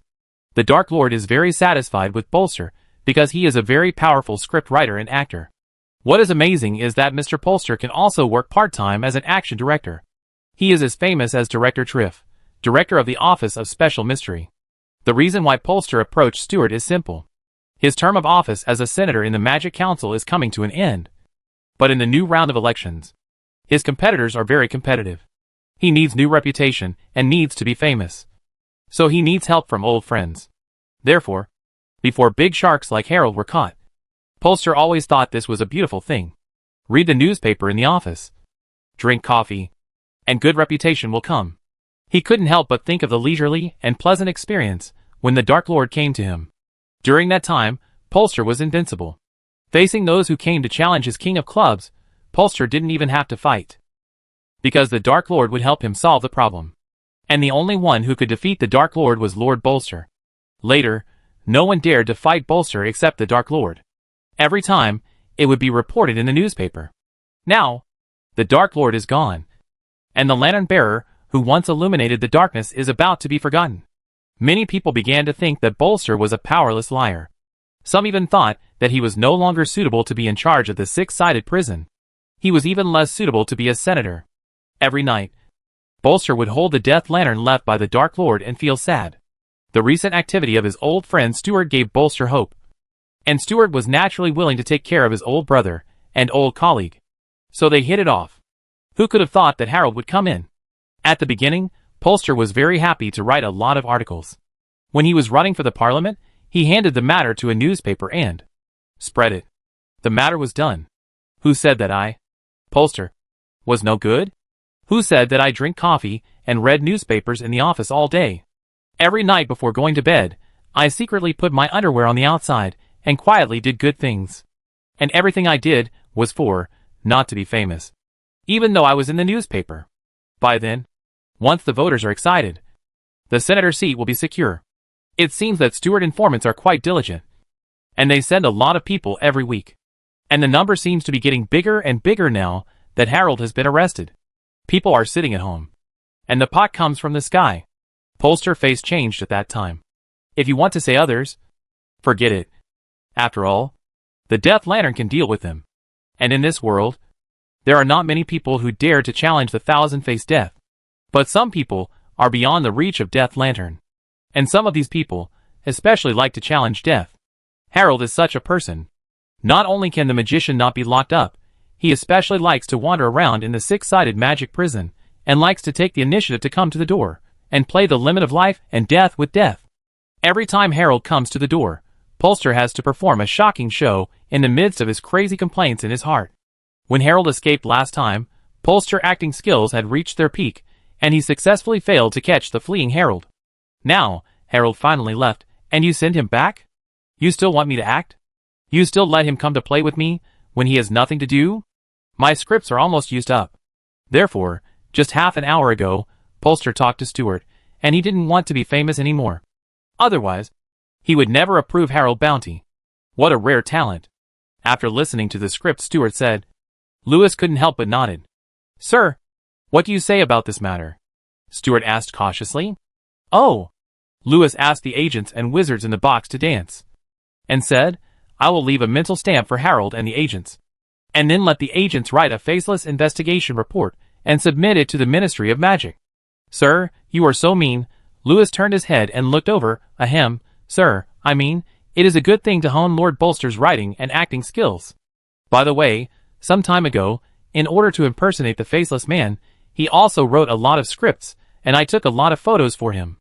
That perfect. Give me all the information Bolster gave you for breaking the news, and I will give it to the agents, so that they can find a big newspaper. Seeing Stewart still standing there in a daze, Lewis asked in confusion, How is it? Ahem, sir, I think there are still some omissions. Let's reveal them in 2 weeks. I will trick Harold Bounty first. Okay. Lewis nodded, paused. He asked curiously, How much money do I have now? The magic box is a secret place. As long as there are enough crystal arrays, the wizards can open up a very large space in it. As long as there is money, you can build a small kingdom in it. Anyway, there will be no problem with the whole manor. Lewis plans to grow some leeks. He wants to eat leek dumplings. He has some craftsmen under him. What do they say they are? Farmers, fishermen, carpenters, stonemasons, blacksmiths, hunters who can raise dragons. When Lewis heard about these professions, he became interested. They can definitely farm, and build houses and castles. It seems that Harold originally intended to raise dragons in it. But it seems that he was short of money, and could not build a large crystal array in the secret realm that could maintain the magic elements of the dragon zone. So it has never been completed. Now that Lewis has sold Harold, the money is probably enough. Lewis also plans to get a few dragons to play with in the future. It would be best to get a giant dragon or something. This thing is bigger than a fire dragon. And it can talk. Then give it some treasures. After transforming, you can sleep in it when you have nothing to do. Chapter 53. Should I give him some praise? After Lewis asked about the money, the butler steward took out the account book. Sir, there are quite a few spoils of war. You left them all for Mr. Ross and others. But they took out a lot of money from the account, and used it as their ransom. Well, although you didn't plan to release them, the money did arrive. Total is more than 3,000 gold galleons. Add the bounty from the previous days, that more than 5,000. Harold's bounty is very high. Last time he turned the six-sided devil prison upside down, and stole a sellout. In addition to the troubles he caused in the Muggle world in recent years, the Ministry of Magic and the six-sided prison have already added many bounties. However, because the amount is too large, we can't get it all. The Ministry of Magic and Polster have to make arrangements. After the usual proportion is divided, the remaining amount is estimated to be around 38,970 gold galleons. More than 30,000 gold galleons? Lewis was stunned. This number surprised Lewis. If converted, it is equivalent to more than $5 million US. Right? If we look at the salary of professors, take Osikris as an example. She is now a director-level professor, and is only one step away from being the vice president of the branch. And she also teaches, but her salary is only 100 gold galleons. More than 30,000 gold galleons, which is equivalent to her salary for 30 years. More than $5 million US is enough to buy a red wine estate near the City of England in the Muggle world. If you don't spend labor costs, design fees, and just buy materials, then you only need to spend 1/3 of the cost, and you can build a very good estate. But you have to go to the Muggle world to get some good trees, flowers, seeds and soil, etc. Among the craftsmen there are gardeners. Didn't Ross say he was also a carpenter? They are capable. More than 30,000 gold galleons. I didn't expect that this magician is a wanted criminal in the world. Indeed, sir. Stewart smiled flatteringly. His magic is quite good. Not long after, Stewart made a budget list for Lewis, the most expensive of which was the crystal array. If this thing were put in modern times, it would be a large diesel generator. The price is much more expensive than a luxury car. Stewart suggested buying a crystal array with an energy level of 1200. This kind of array is usually used for magic towers, secret realms, or magic laboratories. Individuals can't afford it, and it's useless to buy it. Who plays computers and drives large diesel engines? But Lewis now has something that needs this thing. In fact, two. One is a magic mirror, and the other is a magic box. They are both secret realms. So this 1200 energy level crystal array is Stewart purchase suggestion after careful calculation. Actually, according to Stewart, the magic mirror does not need a crystal array for the time being. It is enough to buy a 1000 level crystal array for the newly built manor and potion garden in the box. But Lewis felt uncomfortable looking at the broken crystal array on the magic mirror. So he added a 200 level array. For the remaining money, in addition to purchasing materials for the manor, windmills, mills, livestock, potions called leeks, etc., I suggest buying some climate blankets. They can transform into desert, rainforest, ocean and other climates. With them, your secret realm will have climate and 4 seasons. They consume the energy of the crystal array. A 1000 level array, apart from the consumption of supporting the secret realm and the daily consumption of wizards, supporting several large climate blankets is not a problem. In addition, I suggest getting some magical creatures such as sunworms and moonworms. After all is said and done, there is still more than 1,000 gold galleons left. Stewart basically spent this money to the limit. In the end, he could build a manor and castle with about 600 acres of land and a sufficient magical environment. Sir, if you buy a 600-acre piece of land with a manor castle, it will be more than this number. You know, The current land price is very expensive. Just buying a castle, maybe it will cost nearly 40,000 gold galleons. But sir, after the manor is built, you will have income. After all, the craftsmen under you are very good, this manor will be run very well. After the first batch of magic potions, grains, magical creatures grow up, minus the maintenance costs of the manor and the secret realm, and the expenses of some tools and materials for wizards, you can probably earn more than 1,000 gold galleons per month. You can get your money back within 3 years. If you can collect more magical creatures and potion seeds, your income will be higher in the future. Well, give Ross and the others some wages. While playing, Lewis said, "How much is a carpenter's salary per month now?" Ahem. Probably around 2 gold galleons. Stuart's face was a little interesting. Okay. If Ross and the others heard this, they would definitely cry.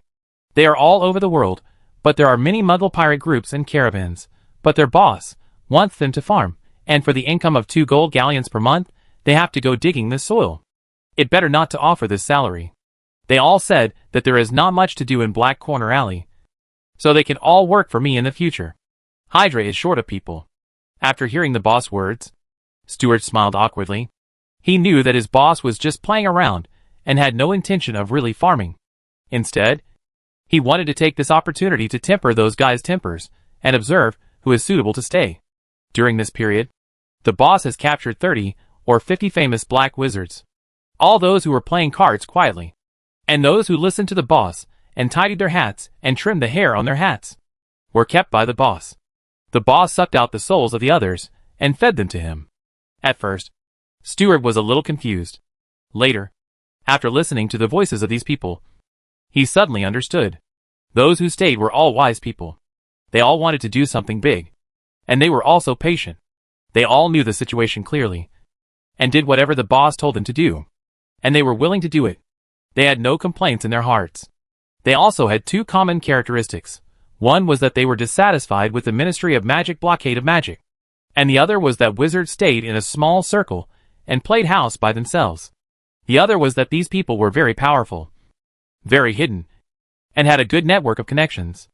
They were easy to be whitewashed and sent to the Ministry of Magic. Stuart felt that the boss should be planning to cultivate power. What the boss is doing now is to keep the eagles awake. If these people are trained by the boss, sent to the Ministry of Magic, and become a helper of the boss' public identity, then there are too many things he can do. Lewis could hear all of Stuart's thoughts, but he didn't say much. He sprinkled the last crumbs in his hand into the box like feeding fish, then clapped his hands, rolled up the box like paper, and stuffed it into his sleeves, and went back. He returned to the office first, but this time he did not change his magic robe, but changed it into a beautiful antique suit, and the wizard hat was changed into a tall hat. After communicating with Harold, his transfiguration was inspired by Harold and was very different. Before, he could not change the magic robe blessed by the spell. Looking at himself in the mirror, Lewis nodded with satisfaction. During the time he stayed in the academy, he found that the people here seemed to be dressed like ancient people, and some men wore aristocratic stockings. But Harold, a wizard from the Muggle world, was dressed very fashionably, wearing a Victorian-style tall hat and antique suit. Perhaps the development of the Muggle world was almost reaching the level of World War I. It seemed that wizards had closed themselves in a small circle for a long time, and there was a huge generation gap and estrangement between them and the Muggle world. Those wild wizards from the Muggle world seemed to yearn for magic, but they could not find any magic. However, wizards guard the treasure of magic knowledge, but do not cherish it. Moreover, they are arrogant and do not innovate.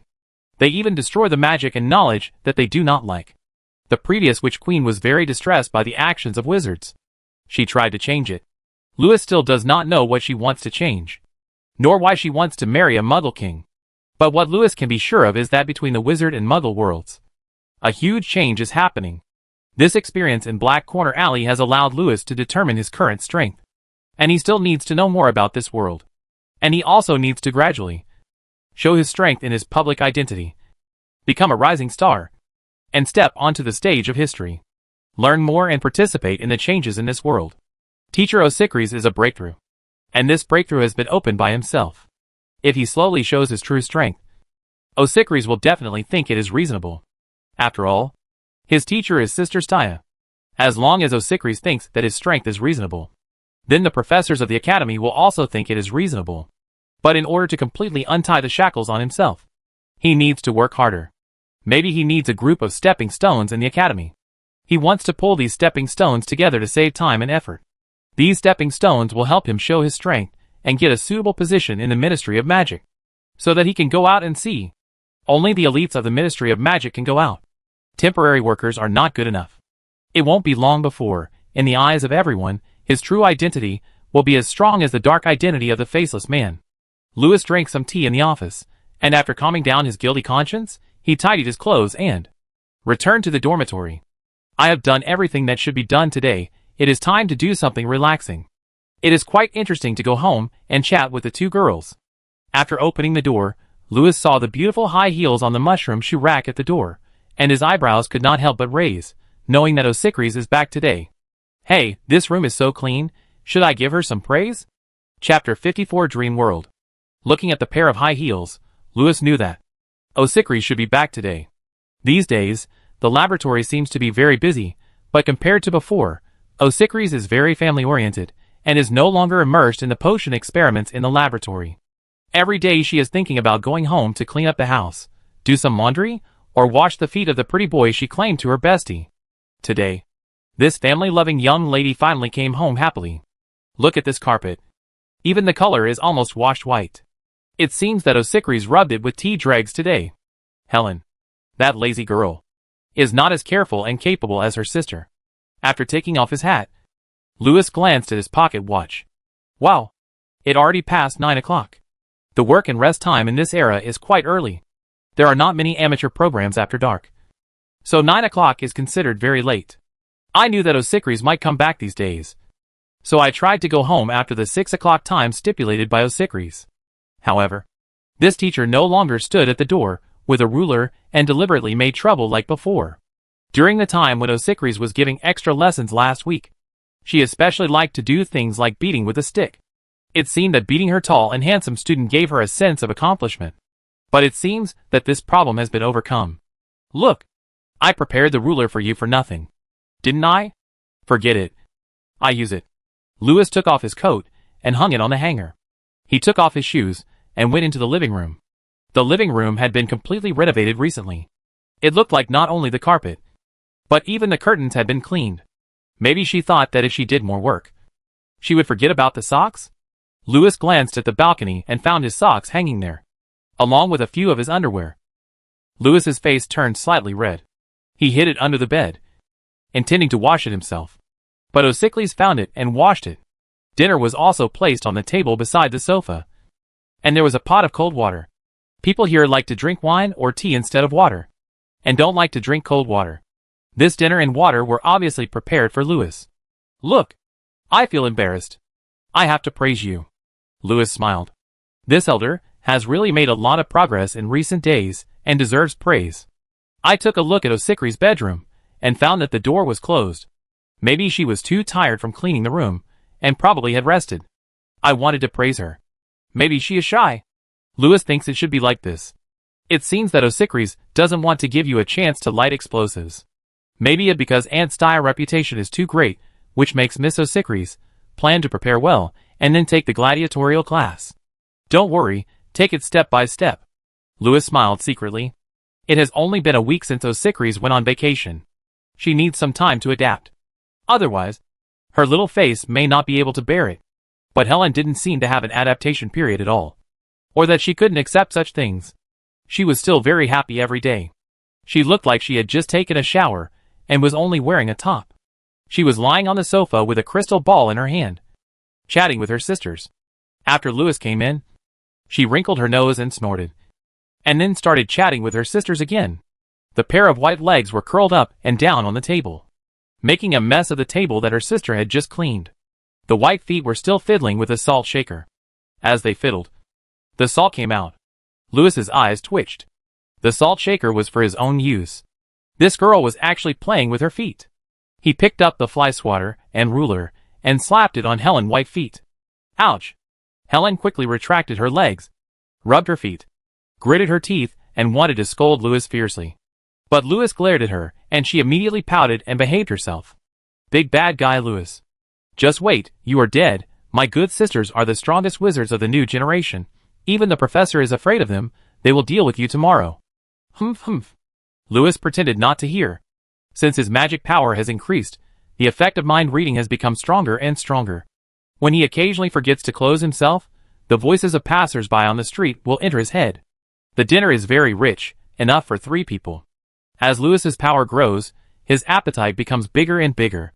Soon, this powerful warrior cleaned up everything in the dish. When washing up, Helen had already washed the dish with a pout. After dinner, Louis took a bath and lay down on the bed. He was indeed a little tired today. Stuart had called him many times. It seemed that Stuart had fought with Harold many times in Harold Dream before. And finally Stuart borrowed some of Louis' power to defeat him. After all, Louis' nightmare spell has reached level 6. It is much more powerful than Stuart. Stuart hopes to devour all of Harold Dreams, and is waiting for Louis to make a decision. Louis does not intend to eat his dreams. Just a part of them. More or less magic power is not important. What is important is that Harold is a subordinate worth recruiting. Moreover, Harold comes from the Muggle world and seems to have been a wild Muggle wizard. This made Louis look forward to it. Soon Louis fell asleep, and then Stuart could not wait to pull him into the dream of magician Harold. Harold's dream was bizarre, but it seemed that he had been completely controlled by Stuart, and a 3-headed monster snake was wandering around, swallowing the starry sky. This was Louis's nightmare curse. Louis followed Stuart to search in the dream for a while, and before long, he saw a shivering fat man in a corner. He was standing on a blue mushroom meadow with chocolate flowing. When he saw Louis coming, he stood up. "Sir, you are finally here." Harold took off his hat and bowed slightly. Then he grabbed his hat and looked a little restrained. "I really want to talk to you. I have been waiting for you for a long time. I am also willing to give some of my dreams to Mr. Stuart. But can you leave some for me? These dreams are the source of my imagination. If I can't dream anymore in the future, you might as well kill me." As he said that, Harold looked up at the sky, where there was a 3-headed monster snake wandering around. He knew that it was the dream-eating snake, the thing in the faceless man dream, and this thing could eat all his dreams. Before Louis could speak, Stuart laughed coldly. "Now you know how terrible my boss is. Right? It too late. It too late to say anything now." Hey! Before he finished speaking, it turned into a funny little rabbit with a confused look on its face. Then, Louis pulled out 7 candy carrot sticks from the void and threw them to Stuart. It seemed that the moment Louis came in, he had already completely controlled this place. "Humph! You are lucky this time. Harold, you know, you are a heinous criminal. In the past, when people like you were caught by the Master would never show mercy. But this time, he not only let you go, but also helped you clear those unbearable dreams. Be content," Stuart said while chewing on the carrot. So sweet. These 7 candies were what Louis had just found in the depths of Harold's dream. They were all dreams that Harold did not want to recall. At this time, they were all found by Louis. After Stuart ate these candies, Harold felt as if he had forgotten a lot of embarrassing pains, and he felt much more relaxed. But after Stuart ate all 7 candies, he became drunk. Harold's magic power was more than 300 plus. Stuart could not withstand such a strong dream power, and could not digest it. Louis waved his hand, and the monster snake in the sky swooped down and swallowed Stuart in one gulp. With Louis's help, Stuart would digest the power of these dreams, and feed back a lot of magic to Louis. According to the prophecy of the storybook, within a month, Louis's magic will be able to increase by 1/3. In addition to the dozen agents, there are also 6 black wizards, whose dreams have not been eaten. These dreams are enough to stimulate Louis's magic for more than 2 months. Chapter 55. You are the first person who can understand. Okay, Harold, I will tell Stuart, so that he will not harass you in your dreams anymore. Louis retracted his gaze and looked at Harold. Thank you for letting bygones be bygones, and for showing mercy. I know I have killed many people, but those people deserve to be killed. Harold's eyes showed a trace of pain and anger. Louis had seen some of Harold's dreams on the way here just now, and he didn't want to make too many judgments about what Harold said now. Harold looked at Louis with complicated eyes and said, "Sir, Stuart told me that you are Polster, but I don't believe it." Louis said nothing more. After reading these dreams, he did not intend to change Harold's subconscious mind. It was too low level. It was enough to leave the impression that the faceless man was Polster to the agents. "Harold, you are a wise man. There is no need to say more about some things. Harold suddenly laughed, and he bowed slightly and said, Sir, in this world, I am afraid that only the thousand-faced Grim Reaper with lantern is worthy of being your shadow. Lewis nodded, thinking of the scripts that Stuart mentioned. Polster used the pseudonym Bull in the Muggle world. Bull, the legendary writer, is almost like Shakespeare in the hearts of people in this world. Not to mention the distant past. Even O'Sicries has several sets of Bull books, and the scriptwriting enthusiast in the office is eager to display Bull masterpieces. And it can be seen that Polster is a person with richer imagination and creativity than Harold. He is indeed talented. Lewis could not help but nod. Harold's eyes suddenly lit up. Even the faceless one was so sure of Polster. It seemed that Polster did not lie to him. He deliberately let him go. This time in the six-sided prison. I must have fun with him. Okay, Harold. You said before that you had some interesting things to tell me. Tell me quickly. Lewis withdrew his gaze from the sky, looked at Harold and said, I just saw some of your ideas in the dream. But it seems that there are many mistakes. Harold opened his mouth and was stunned for a while. And suddenly there was a kind of enthusiasm and excitement in his eyes. He wanted to talk about these things with others. Few people have been able to understand these things. But maybe he can communicate with the faceless man.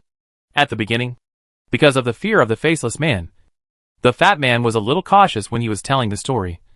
But later, the fat man became more and more excited, and even began to dance and talk about it. Lewis would nod occasionally and praise Harold. Creativity is based on insight and knowledge to some extent.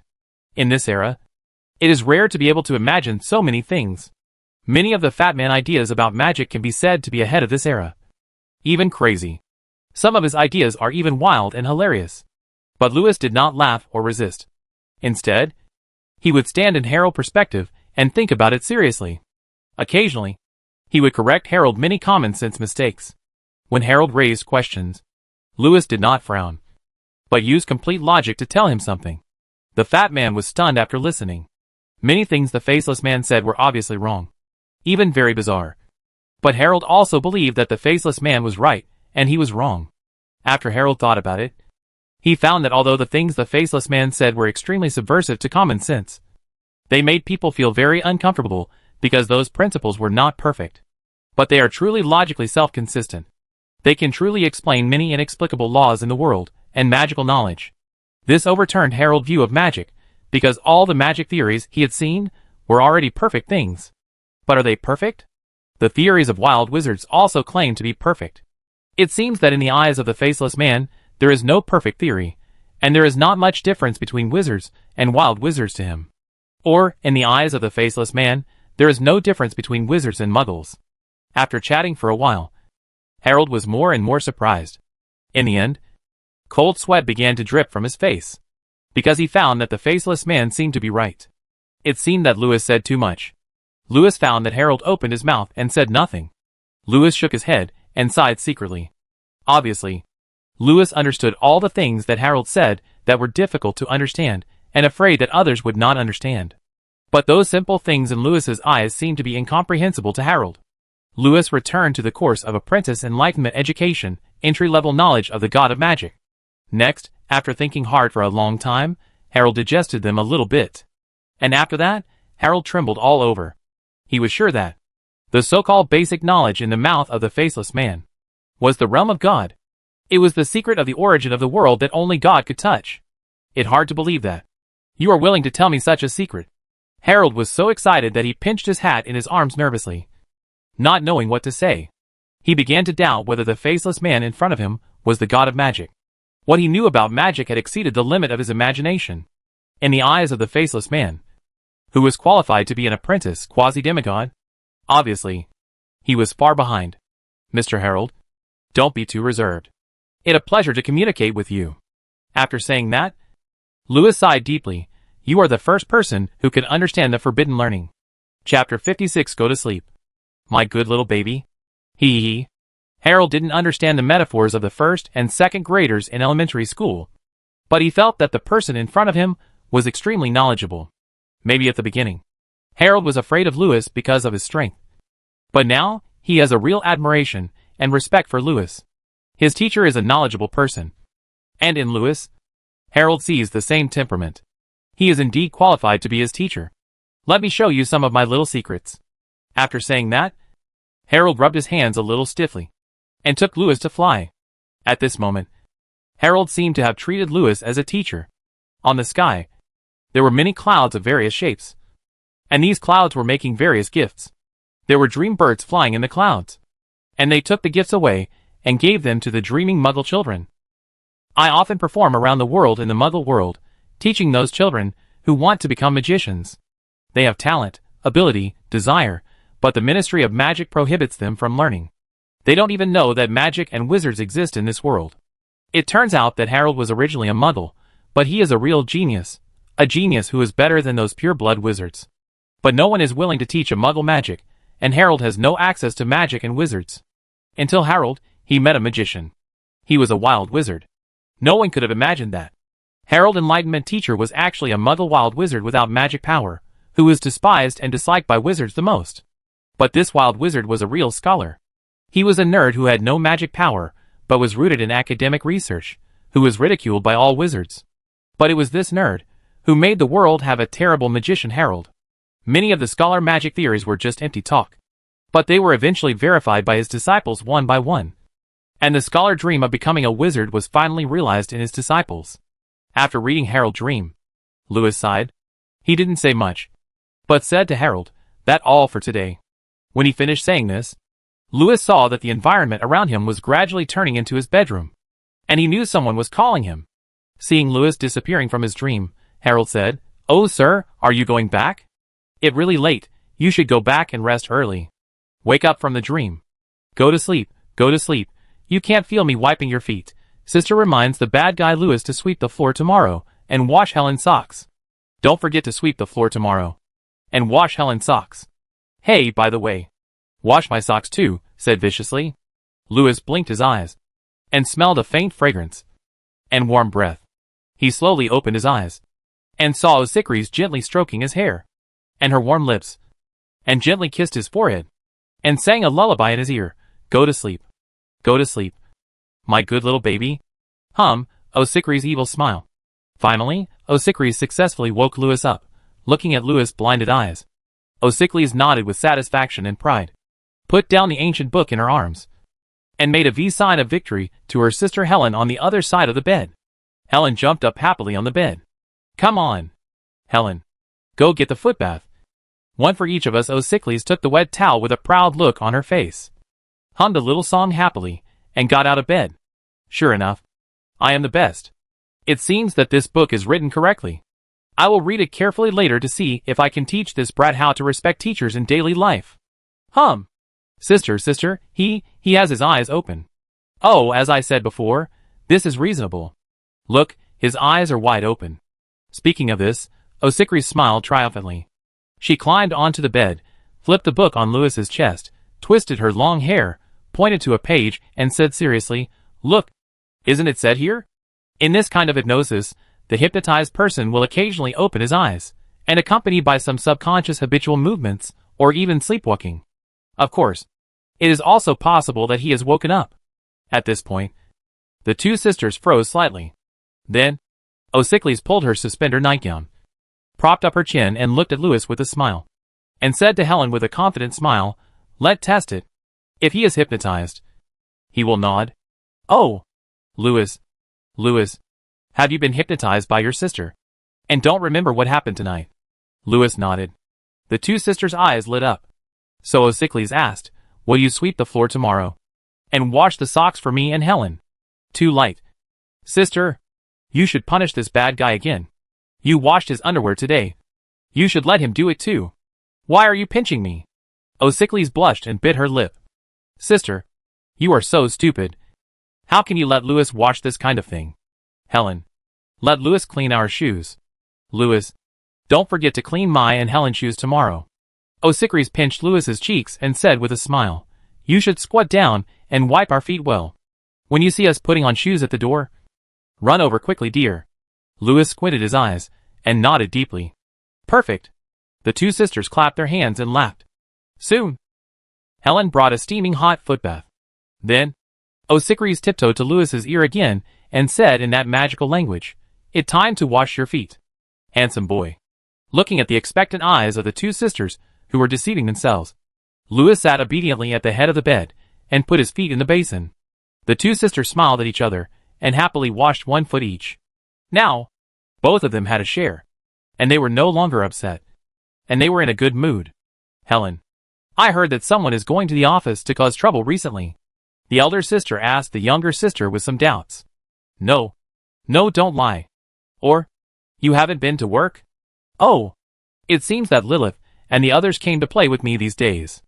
Listening to the conversation between the two sisters, Louis's eyebrows could not help but rise. In the past 2 days, Louis did see some threatening and warning letters in the crack of the office door. He also often saw some fox ruffians and little girls hanging around at the door.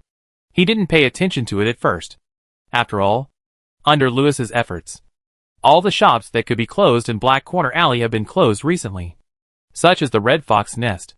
So there are many idle people. But from the serious look on Osikri's face after she mentioned Fox, Louis found that things didn't seem to be simple. Foxes seem to be a notorious group of foreigners in the academy.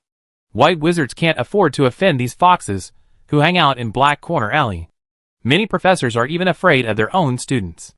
The so-called debt collection and business dealings are naturally irregular debt collection and dealings. Some professors have borrowed from loan sharks, and some professors have purchased things from foxes.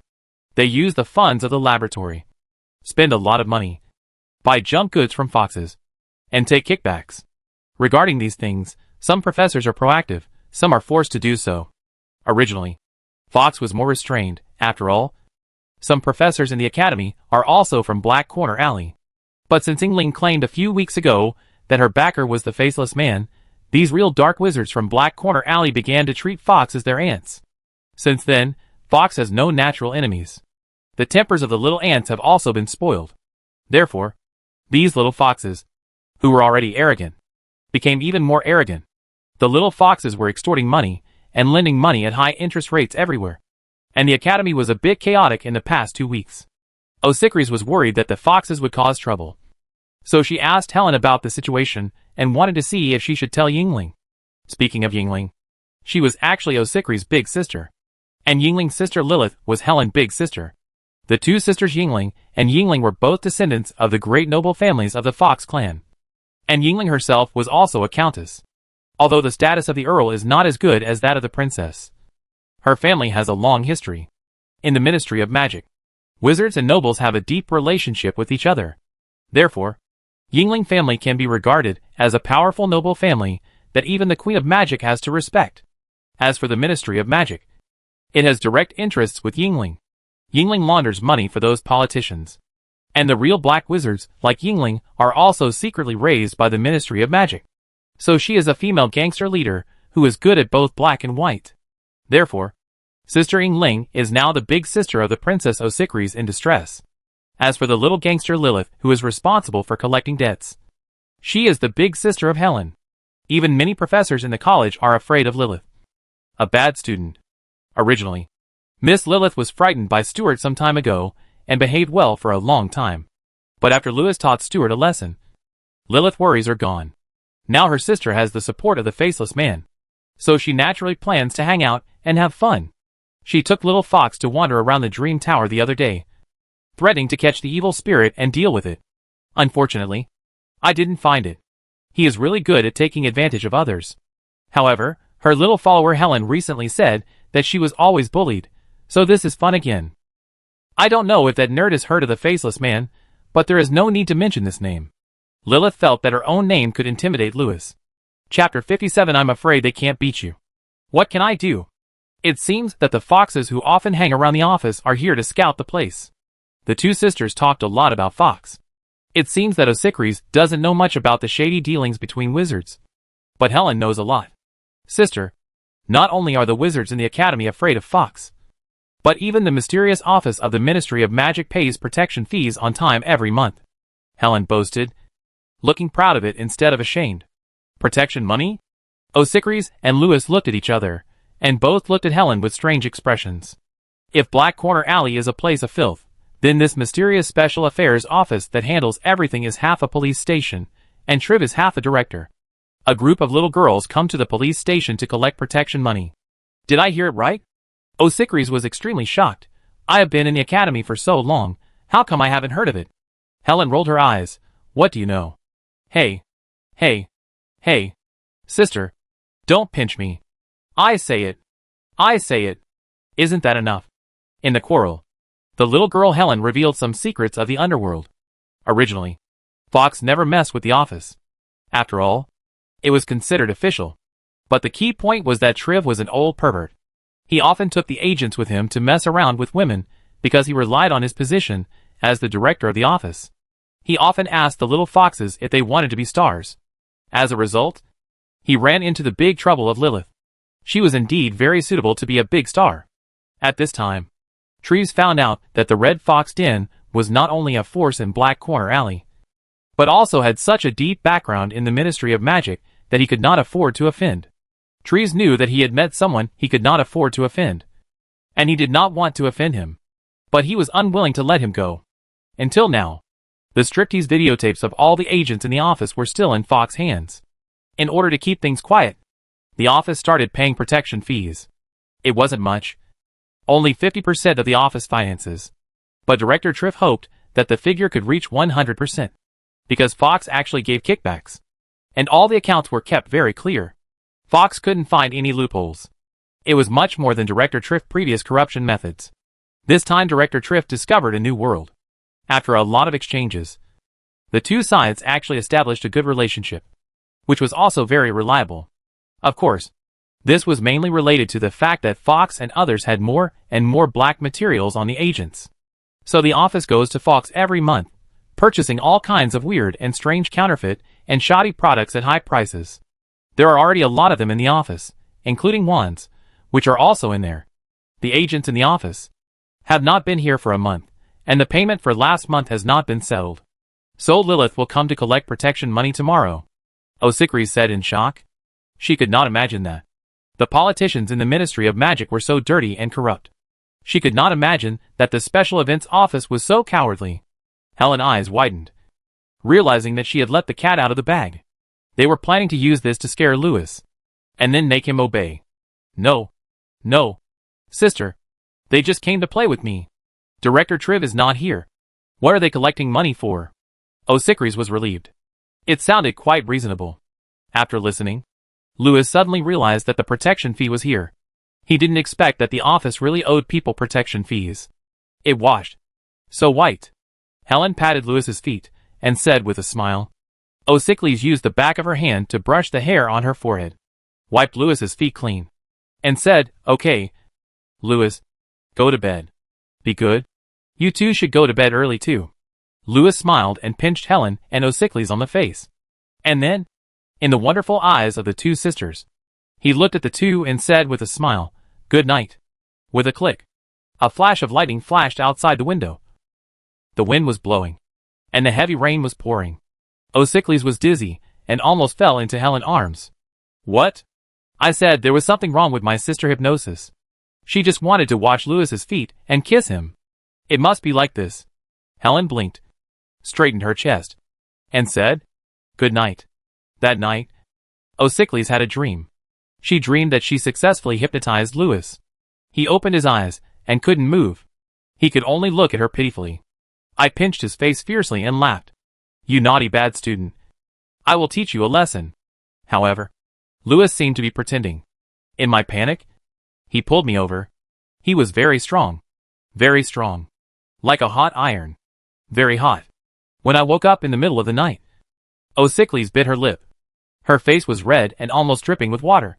Her legs were tightly clamped around the pillow. And she tossed and turned and couldn't fall asleep. She actually dreamed of her bad student again. The next morning, Lewis got up early. As expected, that silly girl Helen was still sleeping in the house, not taking what happened last night to heart. But O'Sicries got up early, had already swept the floor, made breakfast, and seemed to be planning to go out early. Look at her red eyes. Maybe she was so moved by my good night that she didn't sleep last night. Right? Looking at the tidy living room, Lewis felt very relieved. With my encouragement, Her Royal Highness the Princess is getting more and more motivated, and is full of energy every day. When he went to the bathroom to brush his teeth, Lewis noticed the movement in the living room, and planned to sit there and have breakfast with her, and chat with her. As a result, when Louis walked out of the bathroom leisurely, with a towel on his head, O'Sickles was already at the door, adjusting her black high socks, and preparing to change into high heels. She raised her head, and saw Louis actually coming over. Her body stiffened slightly, and she looked at Louis with her eyebrows raised. But her little finger trembled. Her face was also slightly red. She was obviously a little embarrassed. The events of the past few days had caused the princess to be a little upset. Then, she saw, Louis half squatted down, picked up the rag, and gently wiped his high heels. O'Sickles' head buzzed, and she almost fainted on the spot, wondering if she was dreaming. She couldn't help but think of the dream last night. She bit her lip, and looked at Louis with a red face. Her eyes were about to drip with tears. The other high-heeled shoe that had not been changed was also wiped. She saw that Louis actually picked up her feet, and put the shoes on her feet. At this moment, O'Sickles felt the warm big hand on her feet. She felt dizzy and blank in her mind. Her heart almost jumped out. He really wiped my shoes. Am I dreaming? Okay. O'Sickles saw Louis stand up, showing a charming gentleman's smile, and then patted his back, saying like an older brother, "Let go. Don't be late." When O'Sickles went downstairs, her head was still dizzy, and she couldn't help but look back at Louis standing at the door. She suddenly felt extremely excited, as if she had received a great reward. She couldn't help but smile happily at Louis. Louis responded with a smile. "Come on. Be good." "Yeah." Seeing that O'Sickles' face was flushed and she nodded, Louis smiled, waved his hand, and closed the door. O'Sickles waved her hand and went downstairs, as happy as a little deer. She began to have wild thoughts in her mind. She even had a very strange idea. Maybe next time she should just bring the foot washing water over and wash Louis's feet.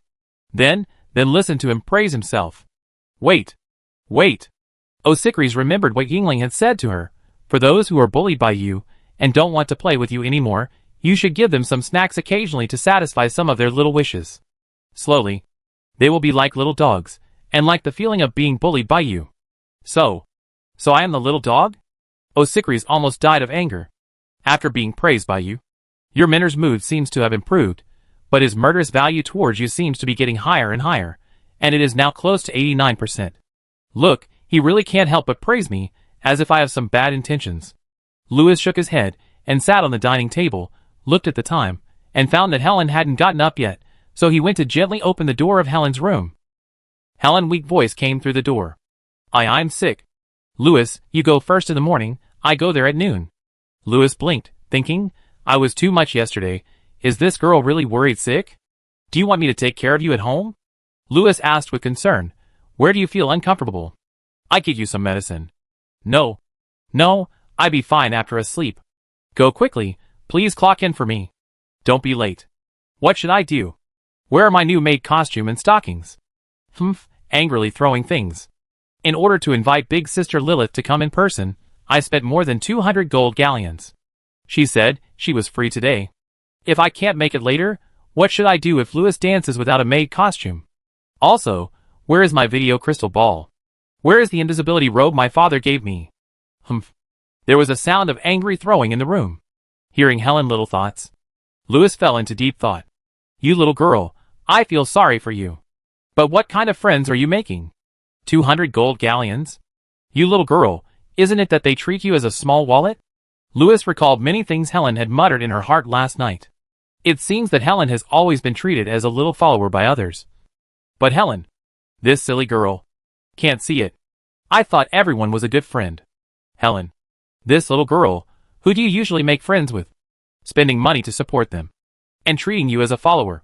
Is this just treating you as a money jar? The so-called showing you the world. Is it to take you to blackmail? Louis became more curious about Helen's best friends. He packed breakfast and prepared to eat it on the way. Then I go first. Helen is going to bring her little sisters to play today. So I have to clean up the office first. Entertain them well. And let them have fun. Just as Louis was about to leave, Helen's door suddenly opened. Helen, who looked weak, waved to Louis weakly. Louis went to her room and saw Helen lying on the bed in a sickly state. The room was in a mess. This girl was quite attentive to details when she was acting. Louis, I cough. I may not be able to go in the morning. Ifly, cough.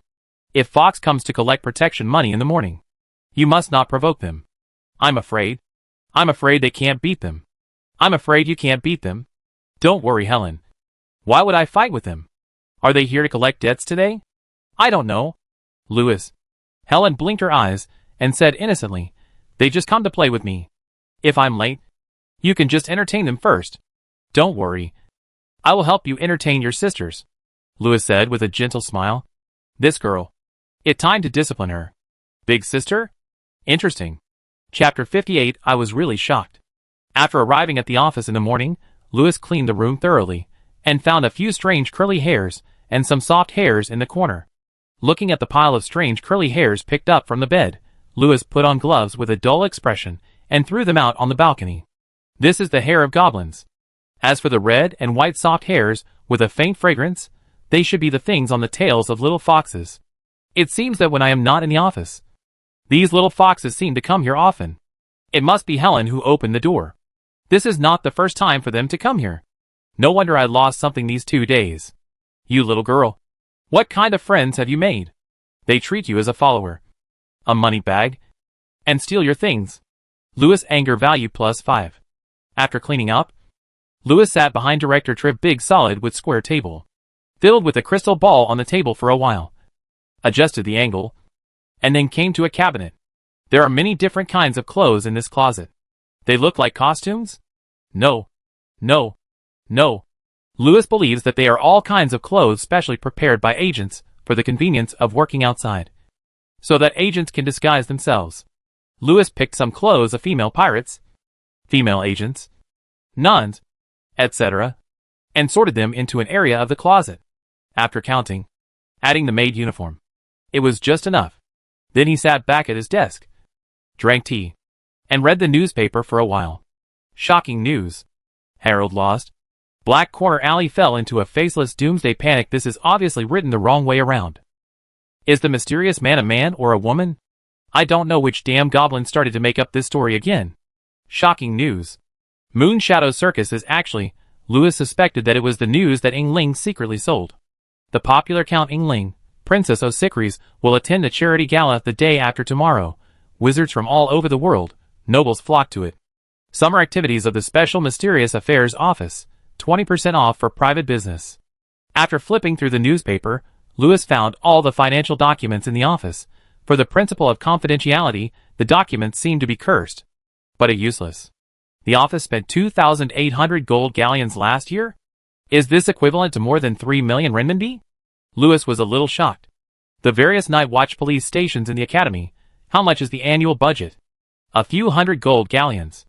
And the office is not as serious as the night watch, it is a dispensable department. To say that a few hundred gold galleons are given a year, that a lot. Director Triv, you are really a talent. How did you deduct this money from the Ministry of Magic? So my office has to pay Fox 3 million protection fees every year? Louis narrowed his eyes slightly. After looking for a while, Louis curiously looked up everyone's salary expenditure. Last year's salary plus travel expenses, allowances, a total of 6,976 gold galleons. There are 21 temporary workers in total, most of whom have a monthly salary of 2 to 3 gold galleons, and a few temporary workers have a monthly salary of 4 to 5 gold galleons. The total is more than 200 gold galleons. In addition, there are a total of 5 official agents with the Ministry of Magic. Monthly salary of 20 gold galleons? And various subsidies? Is there such a big difference? Official agents are the boss. Temporary workers are all all temporary workers. Among the 5 agents, the highest monthly salary is Director Triv, 40 gold galleons a month. Is this considered an annual salary of 500,000 yuan for Inspector Triv? This level is high enough. However, it seems that Professor Idletree still has the highest salary. Many people have an annual salary of over 1 million RMB. After looking at it again, Louis suddenly felt something was wrong. Hey! 5 agents a year. Only a little over 1,000 gold galleons. If you count the temporary workers, the total is less than 2,000. Who are the 5,000 gold galleons paid for? After flipping through it again, Louis' face became strange. There are daily wages? Temporary employees? Louis' face became more and more strange. He found that some people had very low daily wages, such as some students, who were basically paid 1 silver fox a day, and a box lunch was provided. There are also some people who have very high daily wages. It seems that most of them are from the Red Fox Den, and they have no names but stage names. The highest paid one, whose stage name is Snow Fox, came here a few times last year, and it didn't take that long in total, but the total cost was more than 2,000 gold galleons. And this year she seems to have been hired, and is now on a business trip with Director Triv and others. What kind of business are they on? Putting down the documents, Lewis was confused. At this time, a sneaky little cat climbed in from the window, with a cloak tied around her neck and a small bag on her back. Obviously, Helen didn't want to miss this good show today. Lewis pretended not to see the invisible little girl and continued to read the documents. As a result, the little cat kept swaying in front of him, as if she wanted to see if Lewis had noticed her. Lewis couldn't read the documents anymore, so he had to pretend to drink tea and bask in the sun. Helen couldn't help but feel proud. She changed back to human form and changed clothes in the cloak. As a result, when she stuck out her little butt, the cloak was lifted up. Lewis couldn't help but rub his face hard, put away the documents, and went to the cabinet to organize the bookshelf. After Helen changed her clothes, Lewis turned around and took a script written by Bowl pen name, and started to read it. Just when Lewis was reading happily, a sneaky figure crawled under his feet again, tied the laces of Lewis's 2 shoes together, and then laughed evilly over there. Even a blind person could hear the laughter. It seemed that there was no more fun to play. This lazy girl lay on the sofa beside the fireplace, crossing her legs and secretly chatting with her sisters through the crystal ball. At Helen's request, her sisters finally came over to have fun. 5 little foxes kicked the door open and came in. Each of them looked about 17 or 18 years old, but they were dressed quite fashionably. Some wore pirate-style clothes and long boots, and the upper body was an open-necked small jacket, with a bunch of colorful decorations, and a shirt inside, which was tied together, revealing a white little rabbit. Some people were wearing the kind of witch jumpsuits, but the skirts were either cut open with a large slit that exposed their hips, or torn from the bottom, making them into short skirts. Lewis suddenly realized that he had prepared costumes for them in vain. Compared with their clothes, the office costumes were simply non-costumes. Speaking of which, these little foxes were quite aesthetic. But in this era, these costumes were all non-mainstream and strange, or exposed short skirts. In addition to their good figures, they attracted a lot of attention wherever they went. When the professors saw them, they would definitely curse the world in a low voice. What was even more interesting was that these little girls were chewing gum and didn't talk after entering the room. They fiddled with this here, kicked that there, or secretly put something in their sleeves. After a while, the office was in a mess. They were definitely a group of little hooligans, plus a thief. There were also 2 little foxes, who brought a set of antique cameras, lighting panels, and the magic lampshade of the moonlight bug. Lewis was stunned. This equipment was quite complete. Seeing Lewis looking at them, the 2 little foxes smiled at Lewis mischievously, then chewed gum and began to assemble. While working, the 2 little foxes kept swearing, occasionally deliberately mentioned a certain adult wizard or professor who was blackmailed yesterday, and then deliberately glanced at Lewis. After the 3 little foxes messed up the office, there was a very tall little fox who sat directly on Lewis's desk, playing with the things on the desk, and said cheesy love words to Lewis with a sly smile. He even wanted to pick Lewis's chin. Lewis was stunned. Helen was the same. She gnawed. "You little bitch. I strip you naked when I get home tonight."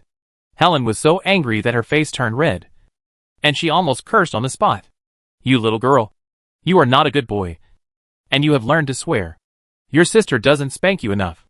Seeing the hand reaching up to his chin, Lewis rolled his eyes, reached out with a fly swatter, and swatted the hand away. The little fox, Kenya, screamed in pain, and said with a smile, "Boy, you have a temper. I like you." At this moment, a tall woman in her 20s, wearing a black witch robe with a large slit, and black noble suspenders and high stockings, walked in. She was Miss Lilith, the chief assistant of the great potion master Dylan, and one of the most famous new generations of the Fox family in the Holy Tree Academy. Or, in other words, she is the super big sister and one of the big brothers in Helen's eyes. A small cancer, compared with these big sisters and big brothers. Lufield is just a good little baby. Lilith is a super repeater. Most repeaters are people who have passed the wizard assessment in order to obtain the title of a Saint Tree Bachelor or be evaluated for a professorship. They choose to continue to study in the same tree. However, Lilith stayed in the academy not for further study. Because this little cancer, although very talented, has no knowledge. So she failed the entrance exam. The reason she stayed in the academy was because she liked staying in the academy. There were many followers and bootlickers here. It was fun to be a big devil when she had nothing to do. As for her sister Mischief, her elder sister Yingling never cared about it, and even gave her some family affairs in the academy, asking her to run errands. So Lilith had a new reason to stay in the academy. For business. Business sounds like it is indeed very prestigious. At least among students. There is indeed some business. After all, the great potion master Dylan is actually an employee of the Red Fox Den. And Lilith is the manager of the Red Fox Den, so her own teacher is actually her subordinate. Professor Dylan is indeed a little afraid of her, or rather, not only Professor Dylan, many professors dare not mess with her. A repeater who scares professors, a student who has dealings with various forces in Black Corner Alley. Many students admire her very much, and are also very afraid of her. In the academy, if any student knew Lilith, or if Lilith had spoken to them, it would be a great honor. And if one could be her follower, they would definitely be called the boss by ordinary students. Helen admired her super big sister very much. When this tall lady in a black high-level witch robe came into the room, the little foxes in the room became quieter and became a little cautious. Lines of narration and options appeared in front of Lewis. Looking at the content line by line, Lewis was stunned. Chapter 59. Fortunately, you met me earlier. After Miss Lilith entered the room, she sat on the sofa and put on her high heels. She looked at her new fingernails with a bored look. Then, a little girl raised her head and glanced at Lewis. From her surging arms, she took out a stack of IOUs. Among these IOUs, there is the official seal of the office. This is true. There is the signature of Director Triv. This is also true. There is also a part of Lewis's signature. The official seal looks like it is carved from a carrot. The notes are also very delicate. It seems that Miss Lilith's handwriting is not bad. And she is also very arrogant. She is blatantly arrogant. What do you mean? Lewis picked up the IOUs and looked at Lilith with curiosity. Such a big shot. Naturally, would not bother to talk to someone like Lewis. If it weren't for her little follower Helen, who took out more than 200 gold galleons and begged her to deal with him, she would not bother to come. Of course, collecting money is also an important matter. Helen has agreed to help find all the account books of Director Triv. When the time comes, I will do something tricky, and Director Triv will have a hard time defending himself. So dealing with Lewis is a simple matter. A little girl smiled coldly, and took out a crystal ball from her waist bag. After playing the crystal ball, it was full of some shady things in the office. There was also a fake video. The back looked like Lewis, but anyone with a discerning eye could tell it was Lewis. So it was meaningless. But it was enough to scare the nerd. And after all, after today, the real video came. Obviously, Ms. Lilith specially prepared a big gift for you. Even Helen could not have imagined that Lilith would play so big. She is worthy of being the big sister of the Black Skull Society. So excited, so stimulating, so interesting. The debt of 2,000 gold galleons is an astronomical figure for a temporary worker. It seems that Mr. Lewis did lose a lot of money gambling in the Red Fox Den, and even embezzled the public funds of the office. Obviously, a temporary worker cannot pay back the money, so Ms. Lilith made a break and decided to leave you a way out. You decide. Looking at the options below, Lewis was stunned. Ms. Lilith, I have never signed this. You do this, aren't you afraid that I will report it to the Ministry of Magic? I am the disciple of Her Highness Osikris. You are blackmailing the wrong person. Completion reward. Director Triv helpless complaints *1. Osikris request for help from Yingling *1. The female gangster leader Yingling was dealt with *1. The board of Helen. Lilith and others *10. Random attribute +1. Oh, Osikris, how can you not even deal with a student, and you have to ask Yingling for help? I am really worried. Don't do that, don't make me wear that, please, woo woo woo. Face the camera calmly, dance boldly, show off your 8-pack abs and giant-like strength. Finally, you become the host. Completion rewards. Little Fox's Joy *6, Helen crying and anger *1, Helen Joy *1, long-term contract for the male lead of the movie *1, Sakura Ling interest and attention *1, experience +50. C. Ha ha ha. Idiot. Tear up the IOU in public. Completion reward. Fox Black Skull Society anger and entanglement asterisk in. Ensuing curses asterisk 1. Movie actor. Queen asterisk 6. Random attribute +1. Seeing these options, Lewis couldn't help but pat the fly swatter in his hand, nodded and smiled. Storybooks have the power of prediction, so these entries that appear are all things that the little foxes may do today. Lewis felt that it was too boring to deal with them directly. Today, he wants to try a new trick. Everyone must have a good time. Otherwise, it would be a waste of time. How about it? Sir Lewis? Have you thought about it? Lilith lifted her hair and looked at the handsome little wizard, who was so scared that he couldn't speak behind the desk with a smile. Or, you didn't understand what was in the crystal ball, and you want to see it again? Lilith gave the minions a look, and the two little foxes sitting on the table started to fight, and frightened Lewis again. They laughed evilly, and someone stretched out his hand to pick Lewis's chin, and someone stretched out his hand to lift Lewis's clothes, and someone deliberately looked at the fireplace sofa provocatively. Helen, who was hiding on the sofa, opened her mouth wide. Her eyes were about to burst into tears. She regretted calling these terrible guys. What are you doing? Why are you doing this? This is not what we agreed on. Woo woo woo. I called too many people. Lewis can't seem to beat them. Lewis used a fly swatter to push away the white and fragrant little hands that stretched out to him, straightened the crystal ball that was tilted on the table, and then shouted angrily, Do you still have any shame? This is the Holy Tree Academy, a holy place. Do you know what you are doing? There are so many people around here. If someone shouts in the house later. Several little girls stopped chewing gum, looked at each other, then laughed wildly. Ah, look, look. He still wants to call for help. This kind of thing must be done in this holy place to be exciting? Right? The little foxes looked at each other, became unscrupulous, and laughed grimly. Scream, little wizard. Even if you scream your throat out today, no one will hear you. Who doesn't know that Lady Lilith is here to do something today? Everyone on the 6th floor has already left. Oh, Lewis nodded in realization and raised his eyebrows. Little dog, crawl over here quickly and put on your maid uniform. As long as you are obedient, I will let you suffer less. A little fox said what she usually heard from prostitutes, and seemed to know what the word little dog meant. After she finished speaking, she felt dry mouth and flushed face. But she was very excited. The cowardice of this handsome little wizard made the malice in the hearts of many little foxes rise up, and all kinds of flowery words came out of their mouths one by one. After hearing these words, Lewis couldn't help but blink his eyes. These little foxes know a lot. Not bad. What more interesting is that? It's obvious that these little girls are all rookies. They blushed after a few words, but they all pretended to be little witches. It was as if they felt that this was very unscrupulous, arrogant, and grim. It looked really fun. However, it seemed that no one knew how to play. Moreover, they were obviously not suitable for such roles. At this time, a little fox actually turned on a record player in the office, played an old-fashioned music, and then shook his head unscrupulously to the dynamic and fashionable rhythm. The little tail, the little ears, were shaking their heads, swaying back and forth. Very cute and fun. Lewis almost laughed out loud on the spot.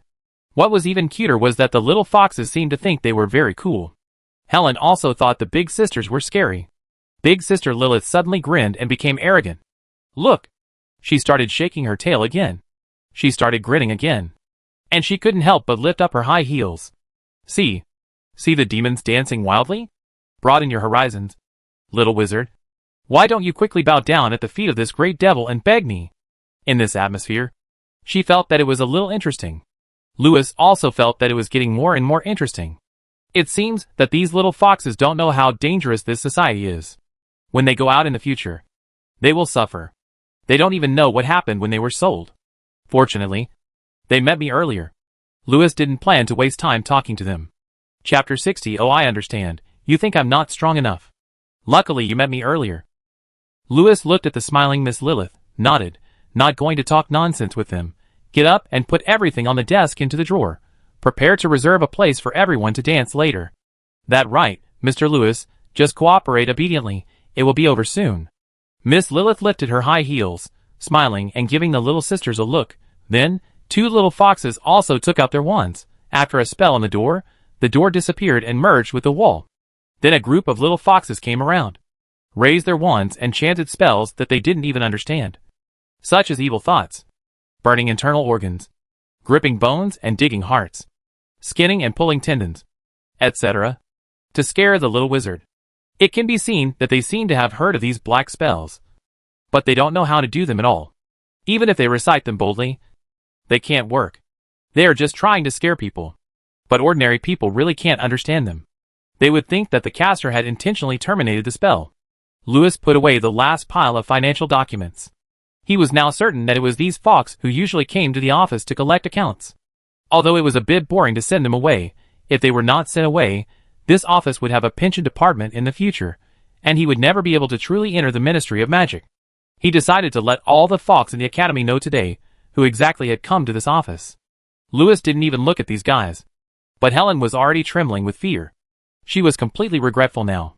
She stared at the little hooligan chanting spells in the hall in amazement. She wanted to take out her wand, but she was trembling cowardly. Miss Lilith felt that her visit today was not in vain. She was already wiping tears with laughter.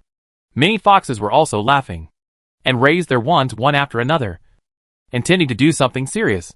But at this moment, the timid little cat suddenly lifted his cloak, jumped on the table, and turned into a half-human, half-cat little cat. The kitten eyes were filled with tears and anger as he shouted, "You are not allowed to bully Lewis." At this moment, everyone's attention was drawn to him. Lewis drank a sip of tea and nodded. "You better stop now, or else the 7 of you will dance mean together today." Big Sister Lilith laughed in anger. "Helen, you have to think about it today." Big Sister Lilith looked at her fingernails, raised her feet, and was a little angry. "Today you..." Before he finished speaking, a scene that stunned everyone happened. At this moment, Helen, the half-human, half-cat standing on the coffee table, used all her magic power, and suddenly a 7-color light shone from her body, and 3 7-color rainbows gradually condensed. "Yumi light wave," Helen yelled. And then, with a puff, 2 small rainbow farts suddenly appeared behind Helen, but there were also 2 fewer rainbows on her body. Seeing that the last rainbow was about to dissipate, Helen's face was full of despair. But at this moment, a spiritual force adjusted the magic field around Helen and condensed the last rainbow on her body. The rainbow burst out, and in an instant, all the little foxes in the hall were covered with a layer of rainbow. They were frozen like stupid geese. Sweat continued to flow from the little foxes' foreheads. In the effect of time delay, they slowly turned their heads and looked at Helen in amazement, their eyes full of fear. "Lewis beat them to death." Helen collapsed on the sofa and shouted viciously. "But I saw that Lewis was drinking tea with a smile." Looking at Lilith. "That enough." Lilith took out an incense burner from her arms with a sullen face. Then, with her magic spell, smoke flew out of the incense burner and flew around the little foxes, dispersing the faint light on the 5 people. The 5 little foxes were freed from their restraints. But when they looked at Helen again, they were already full of fear, and no one dared to point their wands at her. However, there is someone here who scares them even more. Lilith waved her hand impatiently. "Tie up that little bitch for me. Let her see what kind of person she saved. She has really grown up. For a little white face, she dared to fight with me. Don't cry there. Go over there and record the video." Lewis put down the teacup and pulled out his belt. "Where is my fly swatter?" "Woo woo woo." "Lewis, why did you give up?" Helen was almost fainted when she saw Lewis untying his belt with a smile on his face. "You see how pretty she is? And you surrender. Woohoo. I really, hiccups, will never be friends with you again this time." 2 little girls used a spell to tie up Helen's hands and feet, blocked her mouth, and then walked towards Helen. While Helen was crying, they carefully moved her to a good position, intending to let her watch. "This is what Miss Lilith asked us to do. Don't blame us." "Helen, stop arguing. The elder sister is angry." As if afraid that Helen would cause trouble in the future, a little fox explained quietly. On the other side, the 3 little foxes saw that the little wizard seemed to be trying to take something out, and 3 spells flew over immediately. Then one little fox was confused, trapped by several red ropes, and looked so embarrassed. This was the spell she had just cast. The other 2 little foxes, screaming, covered their witch skirts and hung upside down, as if someone was holding their feet. In the midst of the shouting and screaming, the high heels were kicked off. This was the spell they had just cast on Lewis. At the same time, a leather belt also flew over. It made 2 crisp sounds in the air and started to whip the buttocks of the 3 little foxes. Suddenly, one of the little foxes cried out in pain. After 3 hits, the 3 little foxes began to sing in unison. Seeing this scene, Lilith and the rest of the people turned their heads in amazement and looked at Louis. I found that he was smiling and took out 6 voodoo porcelain dolls from his arms. And then he slowly placed them in a row on the table. Seeing this scene, Helen's eyes widened, and she kept crying for a long time with her mouth blocked. Lilith's mind suddenly rang with the sound of Osikri's magic mirror. This is the little wizard who just put the spell on her by mistake. He actually knows such a profound spell. Every wizard who knows this spell can be called a magic mirror master. If there are a few more voodoo dolls on him, then all the spells attacking him will not work, and will be reflected back to the caster himself. Lilith stared at the porcelain doll on the table. Lilith wanted to rush to the table and break the porcelain doll, but Louis grabbed her collar halfway and lifted her up in the air like a chicken. Lilith fell on the sofa with a scream, and then a big hand grabbed her hands and hung her in the air. And then she was pressed on the back of the sofa, and then she felt 2 hard slaps, and she struggled and screamed in pain, "I will kill you! I will kill you!" "Oh, I understand. This is a secret code. You think I'm not strong enough." Louis hit harder. Of the remaining 3 little foxes, one did not believe in evil and wanted to save her sister. She cast a tap dance spell on Louis, who was looking for a fly swatter. Then the spell bounced back.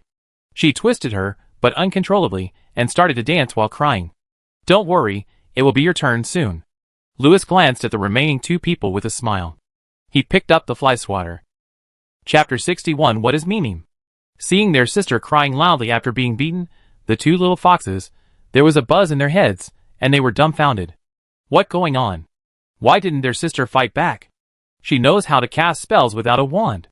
She wouldn't like this. Would she? She quite courageous. I kill you. She even dares to recite the black spell in public. Just wait, you dare to do this to me, I kill you. Do you know where this place is? Woo woo woo dare to come here to cause trouble. Stop fighting, woo woo woo. Go open the door, go open the door. Lilith lay on the sofa in despair, crying and struggling, while shouting that the Osikri's magic mirror. Go find someone. The 2 little foxes felt dizzy, and then they knew what magic Louis used. To deal with this trick, the best way is to fight. The 2 little sisters saw the berserker who lifted their sister in the air with one hand, and suddenly glanced over again, and were scared to death. Wiping the cold sweat off her face, she ran to the door with her wand, trying to unlock the door. However, after reciting the unlocking spell for a long time, the door did not reappear. They cried and slapped the wall in a hurry, hoping that someone outside could hear them. Unfortunately, the entire floor had been cleared by Lilith. At this moment, an invisible force suddenly grabbed their legs and dragged Zinnia and the other person, who were slapping the wall at the door, back to the hall. When they looked back, their jaws dropped. The wizard was grinning and holding a fly swatter towards them, and then used the fly swatter as a wand to cast 2 spells at once. Then, the leather belt on the ground that was often used by Zinnia to beat people flew up, as if it was alive, and made several crisp sounds in the air, and then came behind Zinnia and the others. Zinnia and the others had just been dragged back by the invisible force, and were hit hard. Obviously, this beater was much better at beating than Zinnia. The pain made the hair on their tails stand up, and they ran towards the door crying. However, this spell of dragging people seemed to be a cycle. Every time they ran over, they were dragged back by their legs and beaten with the belt. If they wanted to avoid being beaten, they had to run to the door, but they were dragged back every time. After several times, the carpet was torn in the desperate crying of the 2. But the belt did not become lighter, but became more and more severe. Lilith, on the other side, was beaten so hard that she swung her feet wildly, and her high heels were kicked off. "Didn't you say that even if you scream your throat out today, no one will come? Stop it. Please. I'm really wrong." Louis smiled coldly, took out a pile of money from his arms, and threw it into Lilith's arms. There was Lilith's signature on it. Looking at the pile of money, Lilith suddenly felt cold all over. "Mr. Louis, I didn't sign this. You did this kind of thing. Aren't you afraid that I will report it to the Ministry of Magic? I am Yingling's sister. You blackmailed the wrong person, woo-woo. You can't do this." As Lilith said this, She tore up the IOU while crying, showing that she would never sign it. Strength +1. Louis smiled and nodded, pointed at the maid outfit with his chin, and laughed. Dancing is okay. Miss Lilith, you brought the clothes specially, put them on quickly. You damn bastard. Do you know who you have offended, woo-woo? Stop hitting me, stop hitting me. Lilith stopped looking at her fingernails, and crossed her legs this time, and began to beg. Louis laughed, and put down the fly swatter in his hand. Seeing Helen still looking at the fireplace sofa like a goose, he urged Lilith, who was still pouting, to slap her, and then walked towards the camera. Then, Louis turned around with a smile, and looked at the desk. Lilith, who had just begged, jumped onto the desk like a little fox, and kicked all the dolls to pieces. Then, Lilith laughed wildly. Ha ha. Idiot!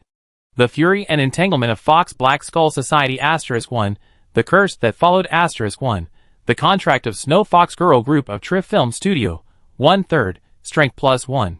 After kicking the last porcelain doll to pieces, Lilith picked up the magic wand, and pointed it at Louis fiercely. Dance quickly. Hey! Hey! Stupefied, Lilith suddenly twisted her waist, waggled her tail, and danced a strange dance. She raised her head in surprise, and saw Louis not far away, and reached into her arms with a smile again, and slowly took out 6 more porcelain dolls, and then slowly placed them one by one on the table next to her, and arranged them in a row. At this moment, Lilith's face was full of despair. And what made her even more desperate was that the maid uniform on the ground suddenly flew up, and was put on her head. Don't do this. Don't let me wear this. Please. Helen is watching. Please. Don't let me wear this. Helen, big sister Lilith begged. Louis Joy *6. Helen, fear and curiosity *1. Blank *1. Yingling, anger and visiting, to be received *1. King *1. Experience +50. In the end, Helen watched helplessly, and saw her big sisters lined up one by one, crying and dancing. Yes, good boy. Don't you all like dancing? Woo woo woo. Don't hit me. Don't hit me. Woo woo woo. Miss Pirate stands on the left. Miss Maid stands in the middle. Female agent stands on the right. Stand in a row. Why are you so stupid? Woo woo woo. Don't hit me. It hurts. Miss Maid Lilith should be the center. Has anyone heard of Futhan or Mimim? What is Mimim? A little fox asked, crying.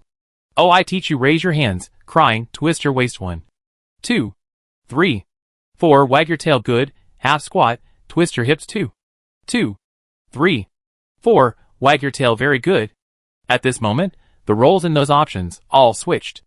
A sneaky little kitten covered with an invisibility cloak climbed quietly towards the balcony, but before it got there, its tail was caught by someone. Huh? Woo woo woo, Louis, I was wrong. I really didn't ask them to deal with you, really.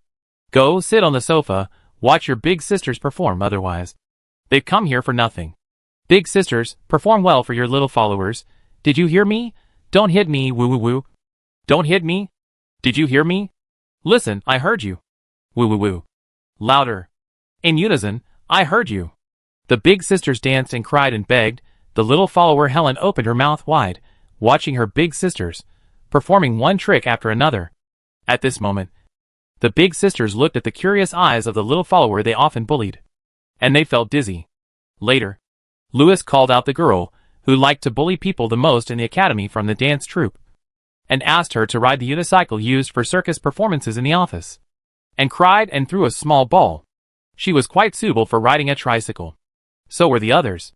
The 5 big sisters sang and danced in the middle, and a big sister rode a unicycle around them and threw a small ball. They were like a group of monkeys.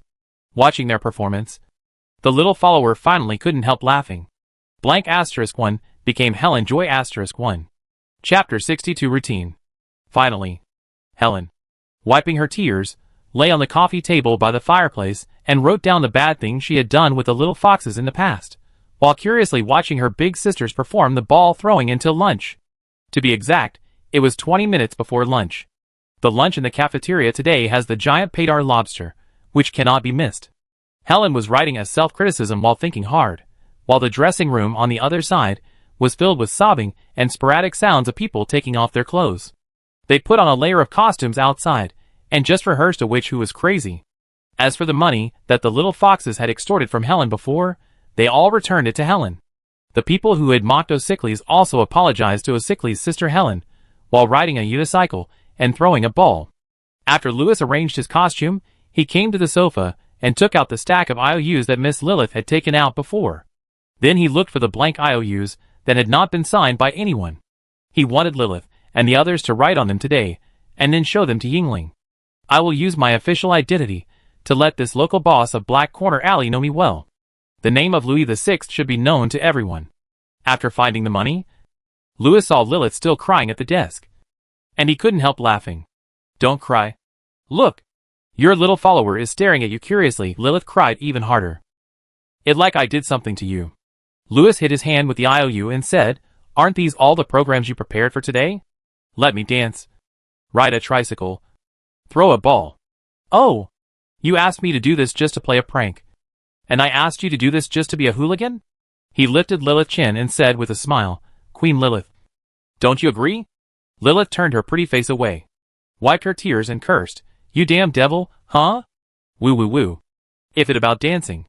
It fine. I'm from the Red Fox Den. No matter if I've eaten pork or not. What kind of scene haven't I seen? I thought it was some kind of dance, huh? But it was a bit vulgar. But riding a tricycle to throw a small ball, and letting the little follower Helen watch this, left a deep shadow on Lilith and others. Obviously, in the end, everyone rode once. The good ones rode a unicycle to throw a small ball, the stupid ones rode a tricycle to throw a small ball.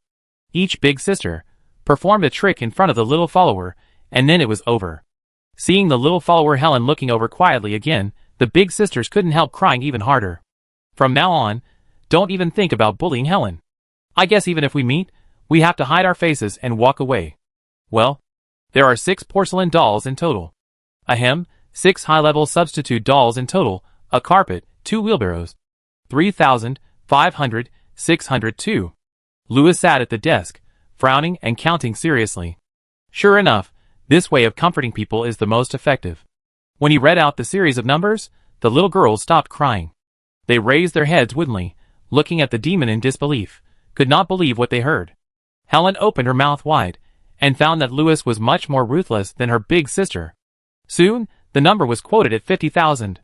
2 little foxes who had just been scared, after hearing Louis read out 50,000, continued to add more, and almost fainted from hiccups.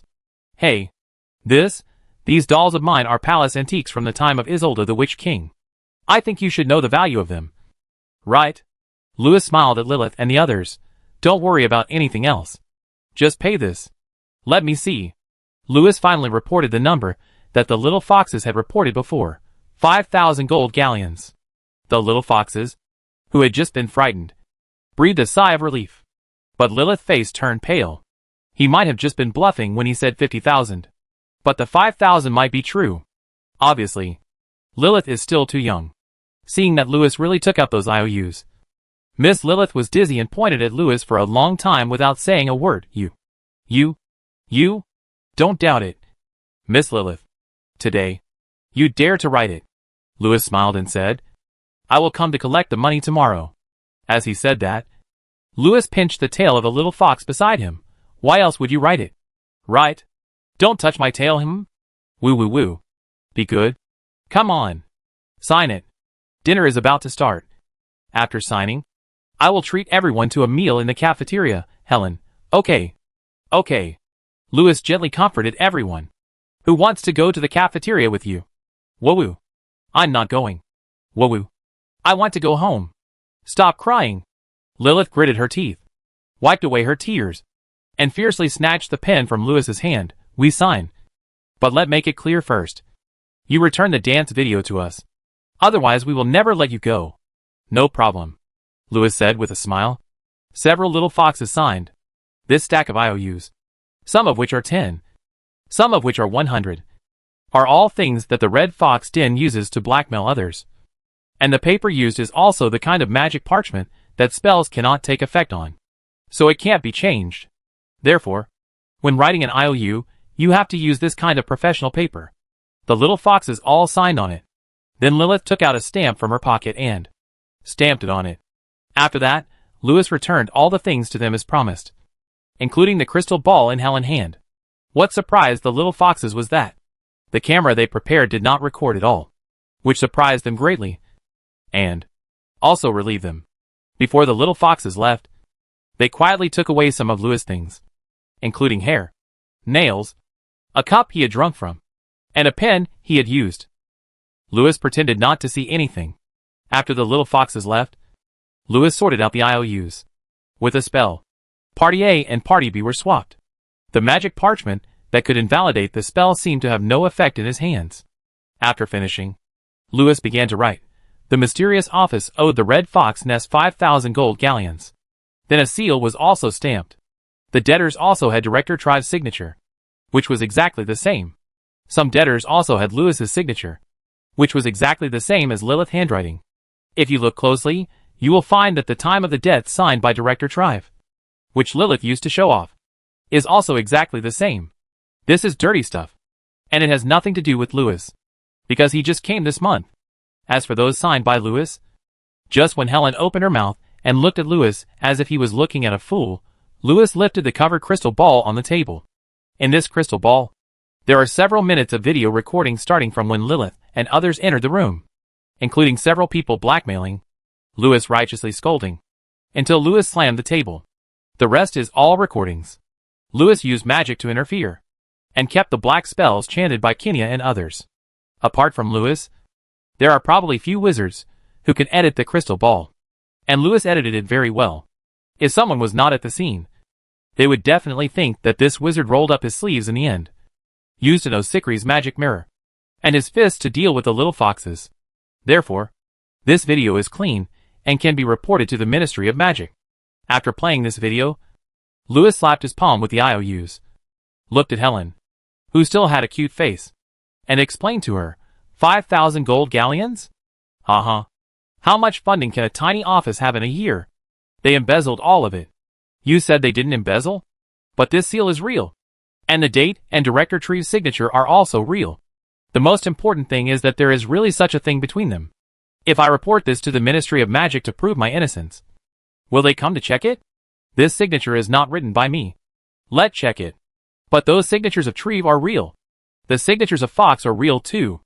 Indeed, Director Treve and the little foxes only have a monthly income of more than 200 gold galleons. But the IOU for 5,000 gold galleons is written here. Do you think the Ministry of Magic should check it first? It's a big case. As long as we investigate, is Director Treve afraid of the investigation? Are Fox afraid of the investigation? You said you didn't join forces to defraud the Ministry of Magic funds, and you didn't blackmail the professors, who would believe it? You said you didn't take kickbacks, who would believe it? Fox has done a lot of dirty things. Just investigate and you know. There are witnesses and evidence, anyone's words are nonsense. Such a large number, as long as it is reported to the regulatory authorities, it will definitely attract an investigation, and then everyone involved in this matter will have to pay the price. But the key point is, in this video, Louis was removed and looked like a silly, temporary worker who insisted on justice. As for Helen, she was the hero who saved June. So if this thing is really exposed, the two temporary workers might be praised in the newspaper. Therefore, as long as Louis is unhappy, Yingling and all the foxes related to the Red Fox Nest will be in trouble. So, if a real big sister comes to find trouble tomorrow, it will be a good show.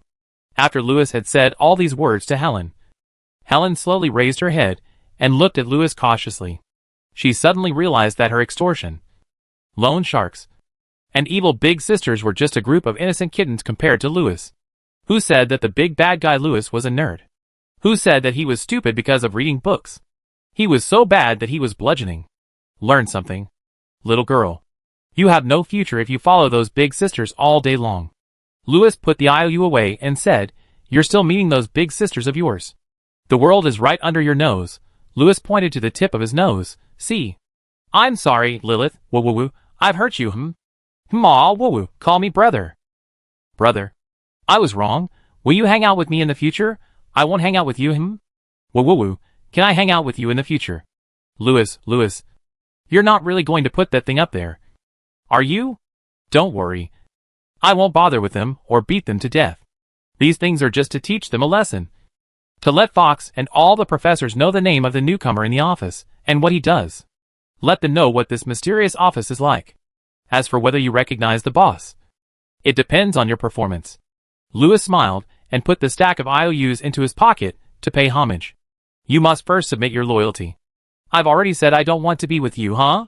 Whoa. What the benefit of hanging out with you in the future? Lilith praised me so much. Just wait and see the world. That day at noon, Lewis took his little henchman Helen to see such a big scene. Looking at the goblins and the little yodel people who lined up at the entrance of the cafeteria on time and kept greeting Lewis. Helen was stunned. Lewis, last time you said you robbed the cafeteria and knocked out your front teeth. Is that true? Chapter 63 Steaming Hot. After lunch, Lewis sent Helen back home and also left a list of books for Helen so that she could read more when she had time. When he was going back to the office, Lewis's eyes suddenly moved slightly, and he raised his head with some surprise. Through many walls and floors, he glanced at the office. He saw several male fox and human wizards, who were sneaking into the office under his nose. He searched for some of his things. It seems that he was looking for my items to cast a spell. Were they sent by Lilith and the others? No, didn't they take my things? Maybe they are admirers? They are quite thoughtful. It seems that the little foxes are quite popular. Lewis decided to help them. He deliberately dawdled for a while, until the group of wizards had stolen everything, and then he returned to the office. Sure enough, not long after, curses followed. Most of these curses were pranks. But they were all very bad. At that time, Lewis was lying on the old man rocking chair on the balcony to bask in the sun. He suddenly felt a little itchy all over his body. After scratching, he opened his eyes and looked toward certain areas in the academy. He could see the scene in the distance clearly. It seems that these wizards must have cast them. The girls were all cunning and knew that ordinary magic could not deal with the magic mirror. They shouldn't be so stupid as to tease me with such a rubbish spell. So it seems that these wizards acted recklessly without knowing the situation? How can they chase girls when they are so stupid?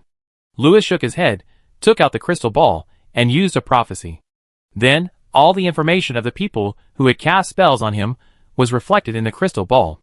And through this information, Lewis can also imitate the effect of the magic mirror spell, and absorb or resist these curses, or bounce them back. After all the information came out, Lewis stood up and went to the desk, and made a list of the curses, and people released by those people. He did not rush to fight back, because these curses were too unimaginative. After waiting for a while, he finally met a few bad guys. The most ruthless one was a tall and handsome wizard. His name seemed to be Bob. He was quite good. He even knew how to bewitch people. The effect was also quite interesting. 10 minutes later, he went to the cafeteria to eat in public. Lewis casually returned the spell with a fascination, satisfying him. Then he picked a few people who had used fascination on him, and returned them one by one, all of which exploded more than 10 minutes later.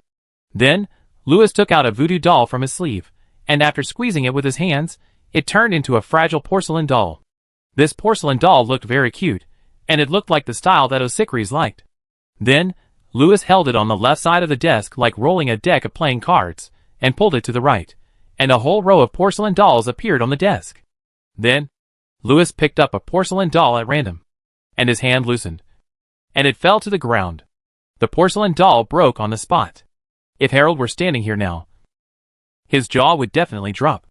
After counting the number of porcelain dolls, Lewis nodded, and then compared the list and magic he had recorded. Holding the magic wand in one hand, he touched each of the dolls, and cast some special spells. In this way, when he used the magic mirror spell, the porcelain dolls would only absorb the spells. Only when the porcelain doll is broken, the spell will backfire on the caster. Today, he wants to give these people a good lesson. Teach them how to use witchcraft. The principal seems to have been paying attention to the dispute between the yodels and the foxes recently. And Stuart once said, when he was vomiting the secrets of the academy, that the principal bird student always flies to the book outside the window of the Fox Lounge. These few tricks are just right for showing Principal Oliver. Francesco is Oliver's student. Lewis suspects that the headmaster has some real books in his hands. That guy might be a college student. Lewis intends to use this matter, through the yodel people, to become the headmaster student. That is, Osikri's classmate. In addition, although the yodel people have no power behind them in the high level of the Ministry of Magic, but they are very famous in the detective class of the Ministry of Magic, and they are also very powerful. And there are many reformists among them. 12 dark wizards alone are not enough to survive in the Ministry of Magic. Lewis plans to slowly win over the Yodel tribe to his side. As for the Foxes, from today on, the descendants of the high-ranking officials in the Ministry of Magic, the descendants of the Foxes, the second-generation officials and the second-generation rich, will call him Grandpa. After Bob quietly finished his tricks, he found that his infatuation had taken effect. He showed a confident smile and returned to the lounge with his followers.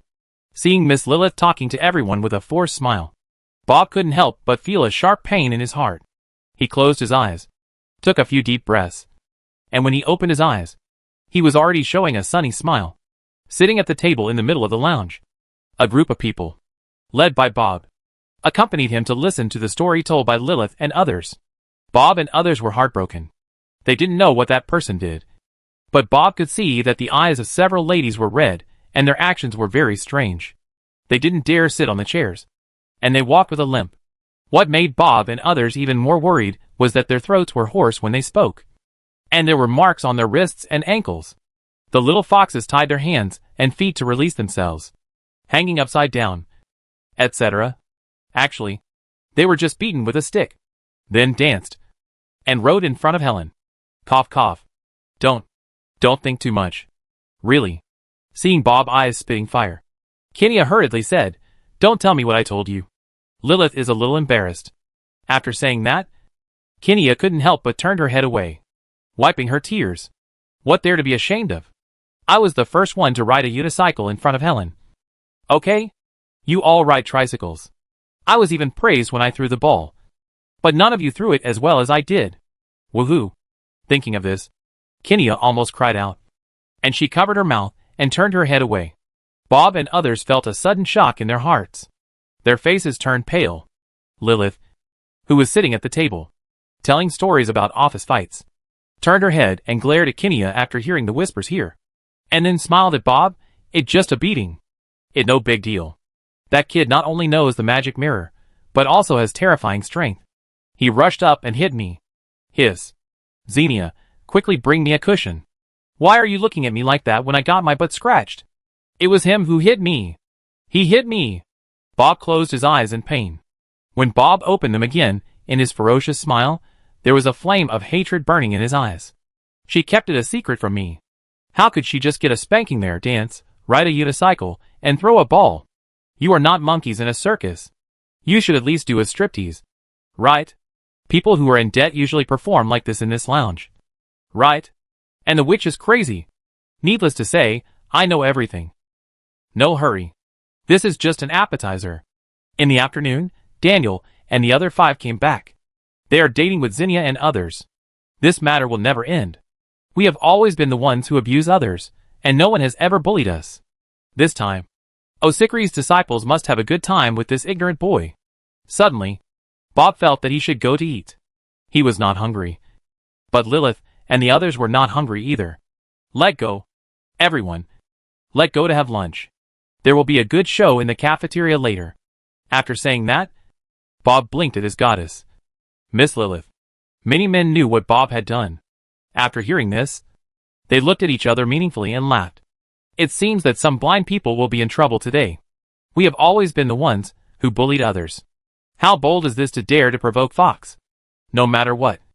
After watching the performance, many ladies will be happy again. Many gentlemen were mysterious, and several ladies were a little confused. My dear Miss Lilith, let go to the cafeteria for dinner. Bob made a gentlemanly gesture. At this moment, he looked at the pure holy lotus in his heart and felt that his heart had become purer. I won't be able to eat hot food in a while. It was already past 12 o'clock, and the dishes had basically been served. The students and wizards who stayed on campus had already sat down to eat. Because there were only a few canteens open during the holidays, the restaurant was already crowded, and there were no seats left. But Fox and the others seemed not to notice, and walked to the best seat in the center of the restaurant while chatting. Many people who were originally sitting here lowered their heads and walked away after seeing this group of people coming. Only a few greedy yodels didn't notice who was coming, and were still eating and drinking. Originally, Lilith and the others were in a much better mood with the humorous conversation and praise of the gentleman. But after seeing these little yodels and goblins, they couldn't help but frown. Seeing these little yodels reminded her of those tricycles. These ugly dwarfs are getting more and more outrageous. Several gentlemen saw Lilith frowning and said unhappily. Several strong fox wizards went up and slapped the yodels on the head. Bob even used several prank spells, making the poor little guys crooked like drunk clowns, tap dancing with their heads covered, taking off their clothes, and running away crying with their bare bottoms. When they left, they also said 2 harsh words. You wait until the end of the get off work. Woo woo woo. I'm going to find my boss. If you have the guts, don't leave after get off work. The words were harsh, and the legs moved fast. Seeing Fox and the others were going to hit them, the little yodels ran away in a flash. Seeing this funny scene, Miss Lilith's smile finally returned. These little guys are getting more and more courageous recently. Are they allowed to sit at these tables? If the ladies didn't have to eat soon, I would have to feed them shit soup again, and then hang them outside in the sun for a night, so that they can remember it well. Amid the noise, some people had already sat down, and some foxes went to the kitchen. The kitchen manager and yodel chefs were all resting, but after seeing this group of bullies, they didn't dare to say anything and had to make some new dishes. Soon, the dishes were served again, and many foxes had already started eating. But Bob always felt that something was missing. Bob, you guys are so mysterious today. What show have you prepared? A fat girl asked quietly. Will it be another hanging goblin clown? Or a little yodel riding a unicycle? In the past, people often played such bad tricks in public for fun, but playing such things all the time is a bit boring. The fat girl words made Bob suddenly remember something. The secret cannot be revealed. Bob smiled mysteriously and then said to everyone with a smile, I go to the kitchen to ask the butler to prepare some new dishes. You eat first. After saying that, Bob patted Lilith on the shoulder and went to the toilet. Seeing Bob being so considerate, everyone couldn't help but smile, and the ladies gradually felt more relaxed in the humor of the many gentlemen. For a while, the table was very warm, and many foxes who had secretly cast a curse today even livened up the atmosphere. In this atmosphere, Lilith and others also forgot about today's unpleasantness. Let's discuss it after Daniel and the others come back in the afternoon. Bob, the loser, was very attentive, but it was useless to talk to him. Only Daniel Witchcraft could break the guy trick. Thinking of this, Lilith couldn't help but grit her teeth. Everyone was a little hungry at this time, and some new dishes were served. Bob seemed to have not come back yet, but the table was gradually becoming lively. But when a figure, carrying a large iron plate that was steaming slowly, sat there in a chic manner, the whole hall suddenly became quiet.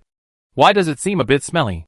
Lilith, who was chewing a piece of bacon, could not help but frown, raised her pretty nose, and sniffed in the air. What that smell? Shinya, do you smell it? Shinya nodded woodenly. She was already dumbfounded. Lilith followed her gaze, and was also dumbfounded. Eat, don't just stand there. Come on, Miss Lilith, you eat one too. While wiping the dark chocolate off his mouth, Bob enthusiastically shared the food with everyone. The plate was full of ology. Bob's mouth was full, and his face was full of the stuff. After saying that, he seemed not to see the strange look, grinned at Lilith strangely, lowered his head, and started eating. And the elegant gentleman and fox, who had been cursed today, suddenly jumped onto the table with wild laughter, took off their pants and squatted there. Some people even squatted over Bob. We had some snacks to everyone, ha ha ha. Crackling. Many people around vomited directly and stumbled out, and several students at nearby tables vomited on the table. But the yodels and goblins, who were always bullied, covered their mouths and laughed secretly. Instantly, the cafeteria was in chaos. Looking at the weird scenes, Lilith and others opened their mouths wide. These people were fascinated. They suddenly remembered someone, and knew who these guys had offended. Chapter 64 The Strange Witchcraft of the Red Queen Family. When many foxes helped the unlucky ones who had fainted and hurried back to the repeater lounge, they found that the lounge was crowded with people and patients who were cursed, and people who were trying to remove the curse. It seemed that many people had fallen today. There was a tall human man and a burly fox man with pockmarks standing in the middle of the lounge.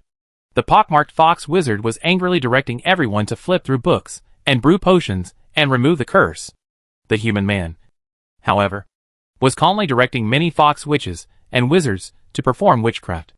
The chairs and benches around this group of people were filled with various voodoo dolls, substitute dolls, cursed items, and strange objects.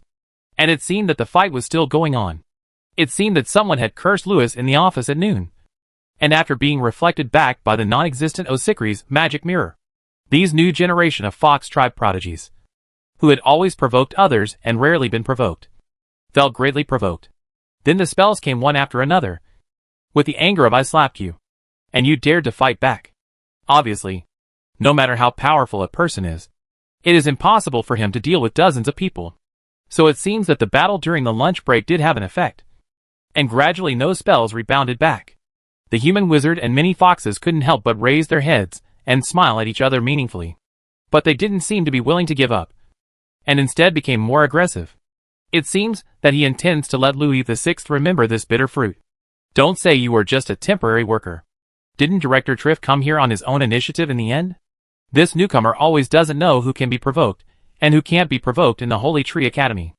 Relying on having a princess teacher, you think that others dare not touch you. There are many people born in aristocratic families in this academy. Which family, Osikris must deal with a smile. You got yourself into big trouble, and you couldn't beat them, and you also got your teacher into a lot of trouble. This kid who has never left the academy, and doesn't know how high the sky is, and how deep the earth is, must be taught a lesson, so that he can be honest, so that he can remember. After seeing Lilith and others come in, the human wizard and several leaders of the new generation of Fox smiled and waved to them.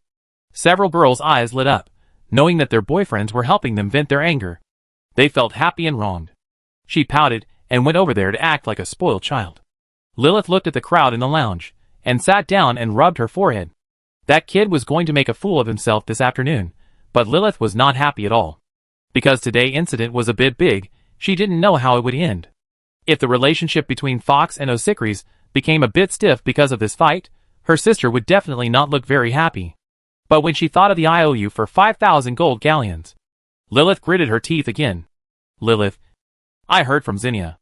The tall man of the human race sat down opposite Lilith gently. He grabbed Lilith's hand on the table, as if he wanted to comfort her.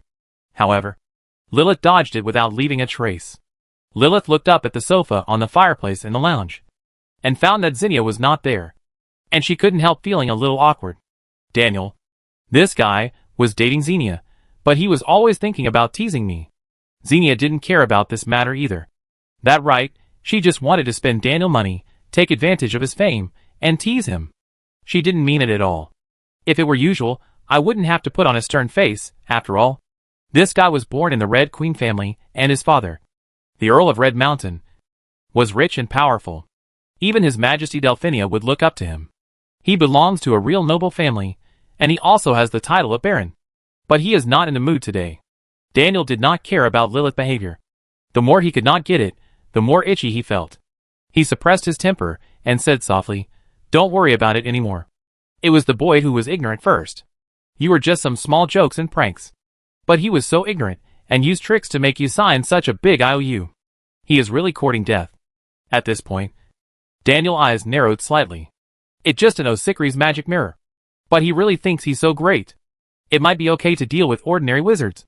But in front of the Red Queen family, he doesn't take it too seriously. Lilith and her little vixens are so slippery. They always keep me hanging. This time, they finally get into trouble, and come to me for help. When the time comes, I get the IOU in that kid hand. And if you play tricks on me again, don't blame me for using force. Doesn't Miss Lilith always like to play house here? Do you think of yourself as the queen of the new generation, and like to be flattered?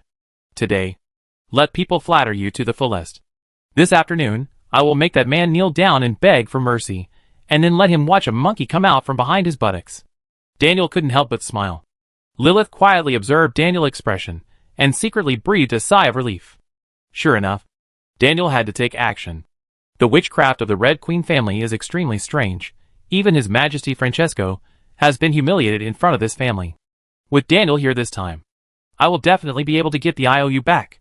But after this time, I'm afraid I owe him a favor. I think it better to talk to my sister about this. But it's too embarrassing to go to my sister when there's something wrong. Besides, my sister has such a good relationship with Osikris, and she might drag me to Miss Osikris to apologize. Now that Helen has betrayed me, I can't cover up this matter anymore. That girl has also heard people say bad things about Osikris. If my sister knows everything, she will definitely slap me in public in front of Miss Osikris. If all these things spread, How can I be the president of the Red Skull Club in the future? But after this incident, Daniel will not ask for my position as president. Right? Lilith is here foolishly thinking about her playing house. But Daniel has already calculated everything.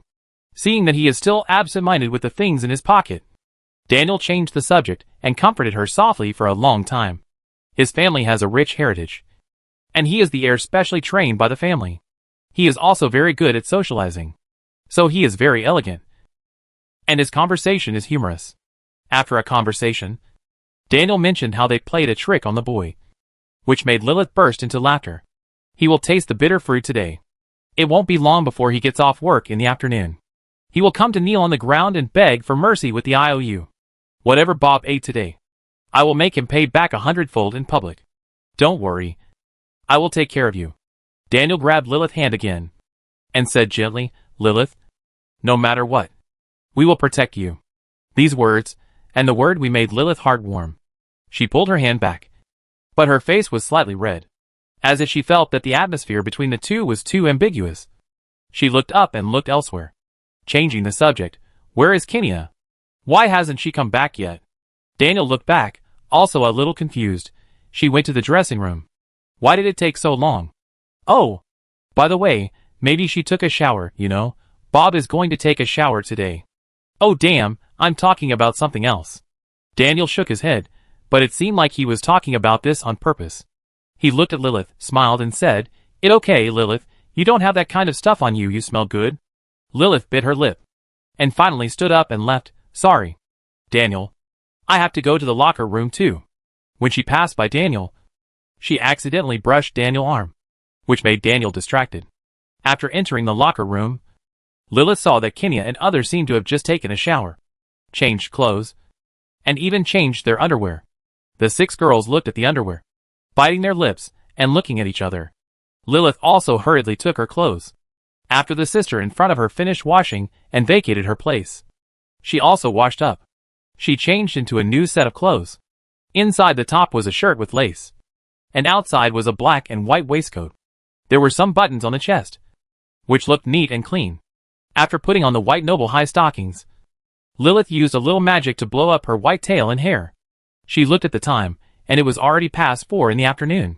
She tied her hair up and hid her little ears in her hair. After cleaning up, the 6 sisters were in a much happier mood. When they returned to the living room, they found that the wizards were already celebrating with champagne. Some little yodels who had just come to deliver champagne were standing in a row crying, being sprayed by the champagne. Looking at the lively scene in the hall, the 6 sisters felt warm in their hearts.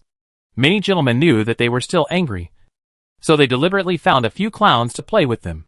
Since Headmaster Oliver, yodels have not had an outstanding new generation in recent generations. Most of them come from families of scholars or big businessmen and are very good at both learning and business. But these 2 types of people serve the Ministry of Magic and the nobility.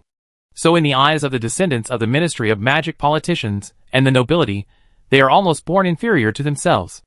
Especially Fox, their entire tribe not only has a very deep network of relationships in the Ministry of Magic, and the yodels have been their vassals in history. So the relationship between Fox and the yodel people in the academy is a little delicate. In addition, the prophecy that Fox will bow to the yodel people.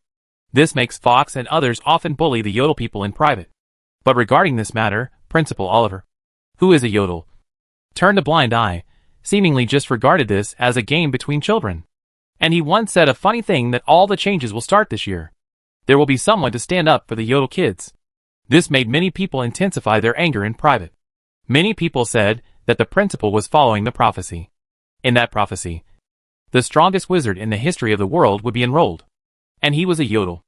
I wonder if the principal is ready to find a good teacher for him. Seeing the Daniel people waving to them, the 6 little foxes temporarily put aside their previous unhappiness and entered the crowd. They took the champagne handed over by the men, and in the noise, they smiled evilly and watched the little yodel people. The little yodels just cried and howled, standing there without daring to move, not even to hide. Seeing their cowardly appearance, the little foxes laughed. Lilith couldn't help but imagine that this was the little wizard. A sense of revenge arose spontaneously, and she felt a little more relieved. After playing for a while, the little yodels were finally ignored. They stood there and continued to stand as punishment. Only when they were completely dry They could leave. This was the routine. But these little yodels have been getting more and more outrageous recently. Just now, after being scolded, one of them did not go into the house and stand there obediently, but turned around and ran away. And he threatened to wait until the end of the get-off work. He said this again. I will deal with him when I have time. Fox and the others chatted leisurely. Lilith, it all settled over there. Daniel put the champagne on the table. He winked at Lilith, looking mysterious. Chapter 65, Giving Birth to Monkeys. Giving birth to durian. After hearing what Daniel said, Lilith felt relieved. With so many people going after one person, the result should be obvious. And today, Daniel is also involved. His level should be about the same as that person. I don't know what I was worried about before. Today, the new generation of Fox can be said to have gathered. Daniel, the foreign aide, knows the weaknesses of the magic mirror spell best. Under his leadership, the witchcraft of many gentlemen will surely have extraordinary effects. He did? With Daniel's confident smile, and the companions around him, Lilith gradually regained her sense of security and confidence. She sat in the center of the sofa, among the stars, and thought with a smile about how to deal with that guy later. IOU? How can this matter be settled by just collecting the IOU? When that damn little wizard comes to beg for mercy later, I will make him lick my toes in public. Thinking of this, Lilith couldn't help but lift her high heels, and asked the many gentlemen standing around with a smile and some curiosity, today's program, how is it arranged? Daniel looked at the people around him, patted his chest slightly to Lilith on the sofa, and said, in a moment, I will make a monkey come out of his ass. Another gentleman blinked and smiled. I gave birth to a shot put. I gave birth to a cat. Shame on you, I gave birth to a durian. The pockmarked and burly wizard Fox said proudly. Everyone exclaimed, and was amazed. As expected of the outstanding wizards of the new generation, the magic in their hands was extraordinary, and they also had great imagination. After hearing the speeches of the wizards, many ladies couldn't help but cover their mouths and laugh. A passerby who just passed by the door couldn't help but applaud. Fox is the most imaginative indeed. Boss. Boss. It them. They hit me on the back of the head at noon. Sounds came from the door, breaking the harmony and warmth of the lounge. The hall gradually became quiet, and the Foxes frowned and looked over to see who was the blind man who came here to cause trouble at this time. After all, the most outstanding and proud children of the new generation of Fox are all here today. After seeing the person coming over, everyone smiled at each other. Many Foxes also looked at him with amusement. It was expected that he would come over.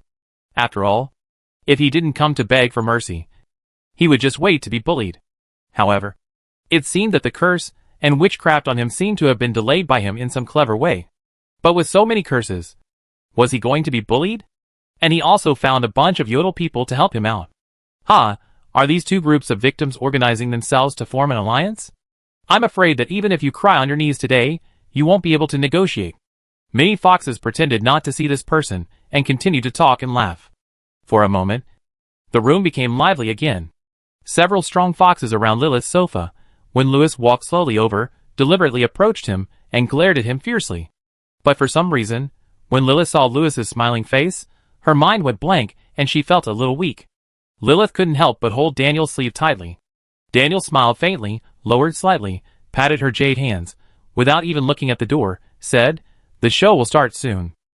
Yes, what am I afraid of? It should be him who is afraid now. Lilith suddenly felt a sense of humiliation and anger in her heart. Looking at the many Foxes looking at her intentionally, or unintentionally, Lilith knew that everyone was waiting for her speech.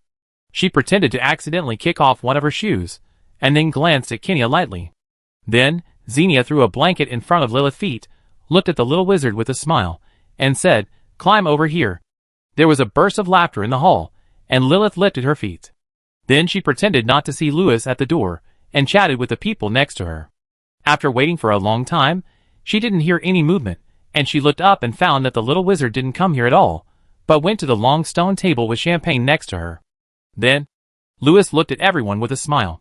He then took out a pile of porcelain dolls from his arms without any hurry. He placed them on the table. 2, 3, 4, 36, 37 were slowly arranged in a row. At this moment, Lilith and the other 6 looked at this familiar scene, as if they had seen a nightmare. They couldn't help but feel dizzy. But then, they were furious again. He was deliberately humiliating himself. He was about to die. and he dared to humiliate himself. Many foxes had not experienced the scene in the morning, and did not know what it meant. So they looked at Lewis as if he was a fool. This guy seemed to have some skills. It seemed that he had temporarily sealed all the curses and witchcrafts that were cast in the afternoon in the voodoo dolls. So he brought these voodoo dolls here to ask everyone to help him break the curse. Otherwise, once the voodoo dolls broke, he would be affected. But foxes had never seen anyone use a porcelain doll as a voodoo doll. He was simply a fool. Wouldn't it break if it was dropped? Moreover, these porcelain dolls looked like some girls. These porcelain dolls generally have two characteristics. One is expensive, the other is useless, specially sold to those extremely wealthy girls, such as O'Sickeries and Helen. These local witches all like to collect the voodoo dolls of Bayou Garden. So this voodoo doll is just a vase. Why is he putting it here? Tell us that he is a gigolo?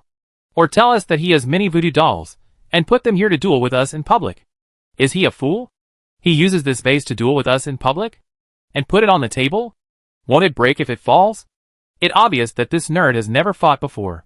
A few fox girls, looking at the serious and stupid look of the little wizard, couldn't help but turn their heads away and laugh out loud. Mr. Lewis, what are you doing here? Daniel pretended to be very surprised and asked even though he knew the answer. The surrounding foxes burst into laughter. I have nothing to do, so I come and take a look. Lewis placed the last porcelain doll in his hand on the table, looked up and said with a smile, by the way, I teach the repeaters in our academy. He saw several fox wizards picking up the porcelain dolls. The tall and strong one in the lead, with a pockmarked face, was looking at him with a strange expression. So Lewis smiled and said, be careful. Don't break them. These are for today class. They are expensive and easy to break. Class? Several fox ruffians looked at each other and nodded in understanding. Oh. After that, someone accidentally dropped the expensive porcelain doll in his hand to the ground, and with a crack, the porcelain doll broke. Come on, let all attend class properly. Go! Go! I let you go. Several fox ruffians mocked, and sneered with their mouths crooked, and fell one after another there. The fox gentlemen in the hall, who were just chatting and laughing, suddenly turned pale, and their eyes were straight and their butts were sticking out. Chapter 66 Porcelain Doll. Several fox gentlemen were in so much pain that their faces turned purple. They couldn't even scream. Unfortunately, there were so many people in the hall that no one noticed the strangeness in the crowd for a while. Andrew, don't be so rude. Lilith lifted her hair, glanced at the leader of the fox ruffians, then smiled and said to Lewis, let Mr. Lewis finish his words first. Seeing that the goddess had spoken, Andrew kicked the table in dissatisfaction. With a clatter, the table swayed. The two porcelain dolls on the edge of the table fell on the table, then slowly rolled towards the edge and fell to the ground one after another. What a coincidence. Mr. Andrew? Mr. Daniel? Lewis smiled and nodded. Okay, Andrew. Daniel shook his sleeves gracefully, patted Andrew's chest, glanced at the shoe at Lilith's feet with a half smile, and then looked at Lewis and said, Mr. Lewis has something to say to Miss Lilith. Hiss. In the severe pain, Daniel suddenly pinched Andre's arm fiercely, faced Andrew with a sullen face, and stuck his butt out. Andrew was chewing gum and sneering, suddenly, also turned sullen, and stuck his butt out towards Daniel. The two of them faced each other. Lilith and others frowned and looked over in confusion, then saw their two knights, with their facial features twisted together in pain, facing each other, and sticking their butts out. His whole body trembled like a sieve. Then, everyone was stunned to see that the back of the two men's pants was torn by something with a sizzling sound, and then a monkey came out of Daniel's buttocks with a squeaking sound. And Andrew was forcibly pulling out a huge durian. Daniel, who was just elegant, and Andrew, who was arrogant and domineering, shook their heads in the convulsions, and made a gurgling sound, and fell to the ground with their buttocks sticking out, facing each other. The pain made him faint. Then the half-monkey jumped out, excitedly grabbed the durian, lifted it up, squeaked, and ran around. The hall was dead silent, and the foxes were all dumbfounded. They turned their heads woodenly, stared at Lewis with wide eyes, and then looked at the porcelain doll on the table. They opened their mouths, as if they had seen a ghost. A burst of laughter and whistles broke the dead silence in the hall. Ha ha ha, I'm dying of laughter. The little yodels at the door clapped and said, I said the boss is a wizard. And the little yodels who were standing in the hall were wiping their tears, clenching their fists and crying, Beat these bad guys to death. Just wait and see. Many little yodels were making noises there.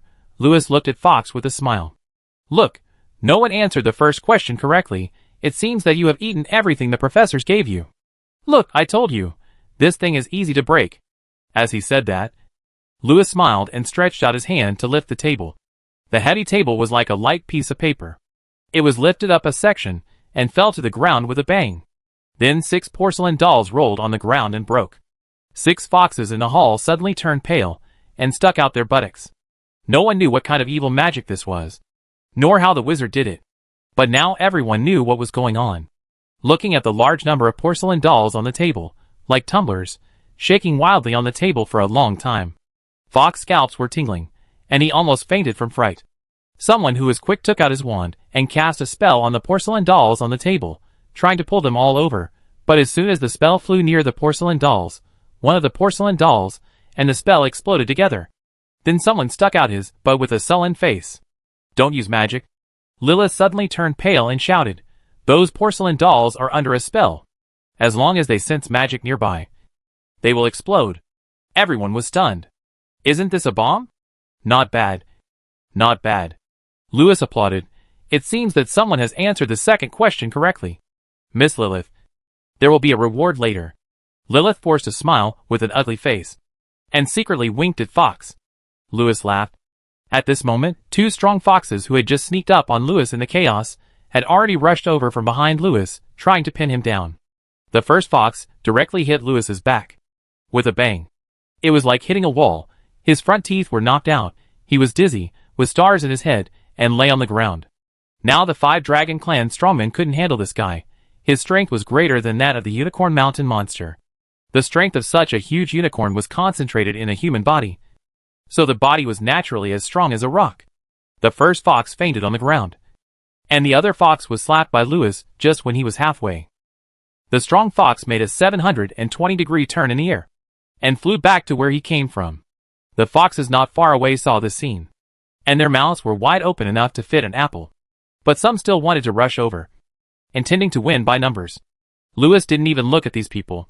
He kicked the table casually. The huge and heavy stone table flew diagonally into the air. After landing, the dolls on the table fell down and rolled to one side. Several fox fainted on the spot. It over. It over. It all over today. It all over. Everyone is going to have babies together. Seeing that all the porcelain dolls were about to fall to the ground, Louis's sleeves blocked the edge of the table. The foxes breathed a sigh of relief, and some wiped the sweat off their faces. Everyone couldn't help but force a smile and looked at Louis. Sir Louis. Big Sister Lilith spoke. She bit her lip, looked at Louis with a trembling voice and said, "Let talk." Louis glanced at her, and directly pulled up his sleeves, and the porcelain dolls rolled down. At this moment, Fox stared at Louis with wide eyes, as if he was looking at a devil. Seeing that a dozen porcelain dolls were about to fall to the ground one by one, many foxes were so scared that they twitched on the spot. At this critical moment, a clever boot caught all the porcelain dolls one by one. None of them broke. Looking up, it was the smiling Louis. The whistles and applause at the door rang out, and the little yodels started cheering again. I said the boss is a nightmare, assassin. Just wait and see. Fox was all dumbfounded. Is this a wizard? With this skill, he is better than the nightmare and nightingale in the Red Fox Den. And the long table, it made of stone. But he kicked it lightly, and the table almost flew up. This man definitely has the blood of a dragon. In the tense eyes of the crowd, they saw Louis lift up the porcelain dolls on his legs one by one, and then the porcelain dolls all fell back on the table accurately. Afterwards, Louis looked at everyone with a smile, reached out to the table, lifted it for a while, swayed it for a while, and the porcelain dolls also rolled around. Fox and the other little hooligans and little girls stared with their big eyes, and their hearts trembled with the swaying table. A few fox ruffians could not withstand this kind of stimulation. Their legs softened, and they knelt down on the spot with a thud. "Grandpa, we were wrong. We shouldn't have cast these witchcrafts on you today." There was the bachelor fox, who knelt on the ground and surrendered, and some slapped their mouths and made amends. "Why are you kneeling to me? Go find the little yodels." Louis withdrew his hands, put down the table, and patted his sleeves. He glanced at the narrator. The little yodels rushed in excitedly and clapped. "The Boss Circus performance is so wonderful. Clap your hands. Clap your hands. Fox looked at the porcelain dolls on the table and smiled flatteringly, looking at the little yodels they usually bullied, and clapped their hands with them. Principal Oliver favorability plus max. Magic Cat shopkeeper favorability plus max. Academy Yodel new generation reputation, adoration. It seems that the principal still understands my magic. Louis glanced at the sneaky resting bird outside the window and thought, the principal bird student is not bad. He should understand this. This is indeed the knowledge in the academy. I don't know if Osicris has mentioned the matter of Aunt Stia to him. But in the future, whatever I do, it should be reasonable. Chat with Yingling again. And you won't have to deal with these kids anymore. It's time to use my real identity to meet the real wizards. Of course, if someone bullies others casually, then I will bully others too. Louis touched the little yodel head. If the yodels hadn't come crying in the afternoon, this education class probably wouldn't have been so vivid. Thinking of this, Louis smiled and looked at Yingling's sister, little white-haired Lilith. Her Majesty. Chapter 67 Principal Oliver. Well, I see you all learn quite well in this class. Squat down and hold your ears. Louis bowed his head and patted his sleeves. The little yodels, who had been impatient for a long time, had already held their heads high and picked up the wheelbarrows and other things in the house. They gathered around their boss. Some flattered him, and some walked around the fox crowd with their backs held high, looking for the foxes who usually bullied them. Some people rubbed the back of their heads while looking for the guy who hit them on the back of their heads today, or the bad guy who sprayed people with champagne. There were also a few clever ghosts who jumped onto the long stone table. They first rearranged all the porcelain dolls, then stood with their hands on their hips and began to tap dance in the pile of porcelain dolls. There were also people holding magic wands and threatening people. Now in this hall, if anyone casts a spell, a fox bully will be in trouble. The foxes were so scared that their hearts were trembling, for fear that someone had really cast a spell. They all squatted there and dared not move. Some of them buried their heads in their collars with pale faces, not daring to be recognized by the little yodels, who were looking for people everywhere. After a while, several foxes were pulled out and squatted together. The little yodels asked them to run handstands, to dance on one leg, and some of them took champagne and began to spray them. Now, no one of the foxes celebrated, and no one told jokes about the yodels in a gentlemanly manner. They all knew what they were doing here. The circus performance began in the hall. Lilith and others saw Louis patting his sleeves and came over. They were so scared that they closed their eyes and shrank on the sofa, shaking all over, afraid that the big warrior would slap them. And Xenia even lay on the ground and began to sneak towards the door. In the end, Louis grabbed her tail and pulled her back crying.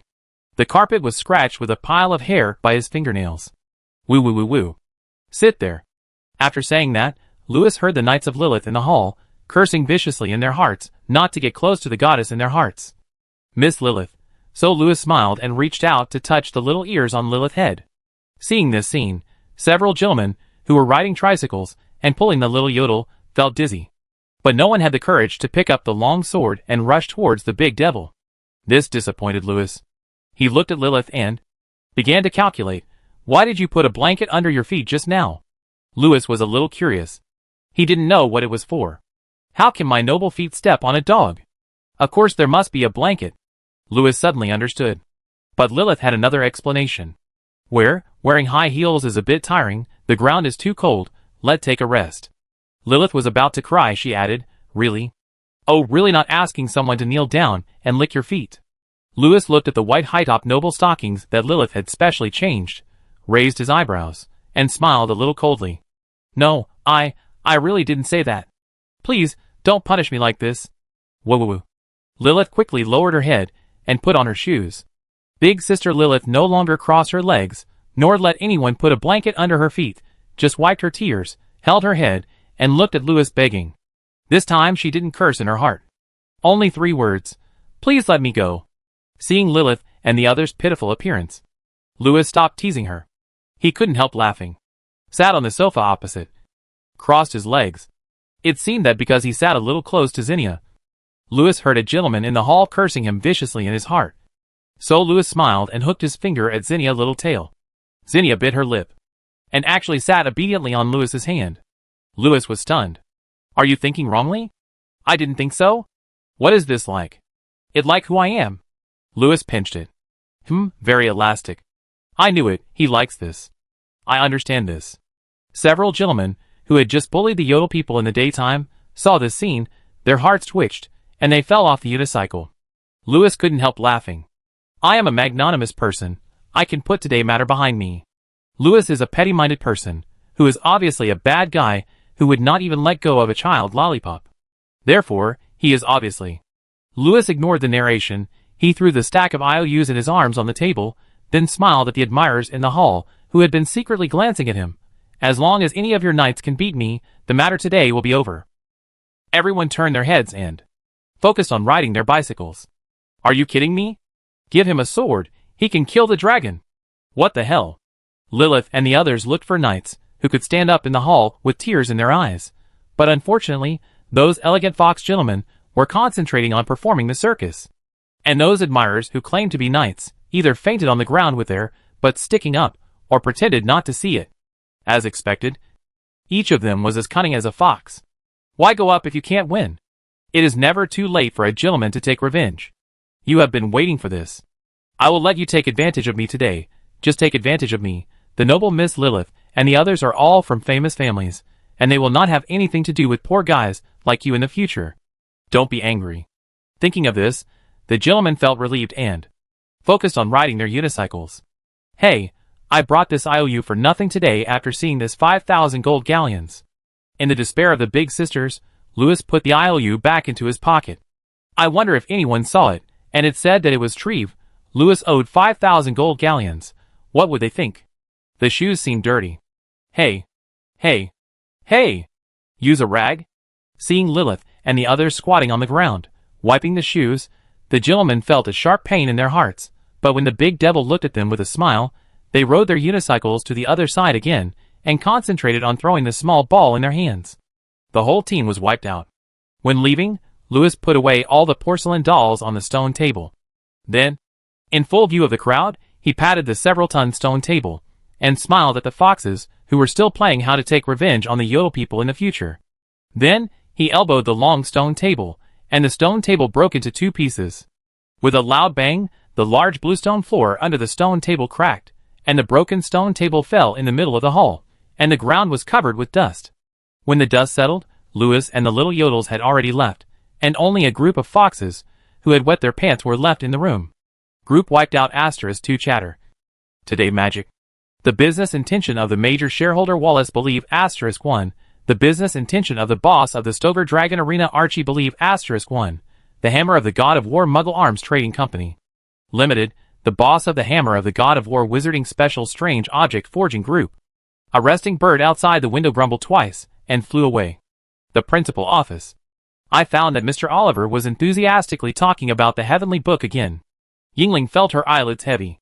She was holding her chin, and nodded and dozed off. I came here to flatter him, but the teacher got interested and started to teach me again. I should have brought Osicris here today. Speaking of that damn girl, I don't know what happened to her recently. She has been mysterious all day, and I can't see her. I heard a few days ago that she was tutoring that pretty boy student. My mother said he was a pretty boy, but she was not happy. But now, she treats him like a treasure every day. She even tutors him secretly. Thinking of that pretty boy, Yingling felt her eyelids were not heavy.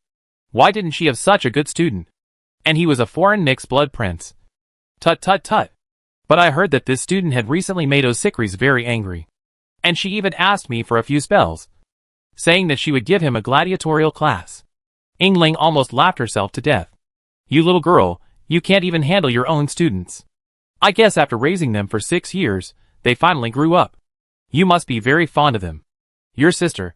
I have already taken the initiative to ask you to clean up the mess. I will definitely teach them well, and send them back. In the end, you got angry with me. But remember, the mysterious office, it seems that they haven't been accounted for a few months. Do you want to go and tease them? It's okay for a sister to teach her sister students. Right? After he behaves well, Osicris will be grateful to herself. Yingling suddenly felt no longer sleepy, and wagged her tail with a smile in her eyes. A piece of chalk hit her forehead, and Yingling sat up straight and listened to the class seriously. Not long after, she was resting her chin on her hand again, and nodded with heavy eyes. Principal Oliver. who was standing on the table and talking enthusiastically, sat down on the table with a look of loss on his face, and puffed on his pipe. Nowadays, these young wizards are getting more and more impatient. Few of them are calm and focused on knowledge. The only one who makes people feel a little relieved is the little girl Osicris. After the last setback, she finally calmed down and studied. Look at the past 2 weeks. She stayed in the library every day. This may be influenced by the foreign student who was nominally under her tutelage. Because, no matter which teacher, having such a knowledgeable student will feel some pressure. It was really amazing. He was also very good at playing witchcraft and voodoo dolls. He cleverly used a knowledge point that all students had learned. And he dealt with all the Fox new generation. No wonder he dared to go there alone to make trouble. It seems that he is not a nerd who only knows academics, but not applications. He is already qualified to be called the Grand Master of the Idle Tree. I hope to see his thesis on my desk this year. The Ministry of Magic and the Magic Council should add some young and thoughtful new blood. It's time to change. It's been 300 years.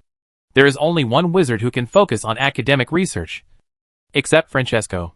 He hasn't released any magic for 6 years. And he only focuses on academics. I heard that he was also like this in the academy before he came to study abroad. Judging from these days, and some of Osicris' words, he is not incompetent, but focused on knowledge. I don't know how many books this little prince from abroad has read, but from the records of the Icon Tree Library, he is likely to have read all the key books in the Icon Tree Library. Unfortunately, the current Holy Tree Library no longer has so many books, and is not worthy of the name Dawn Library.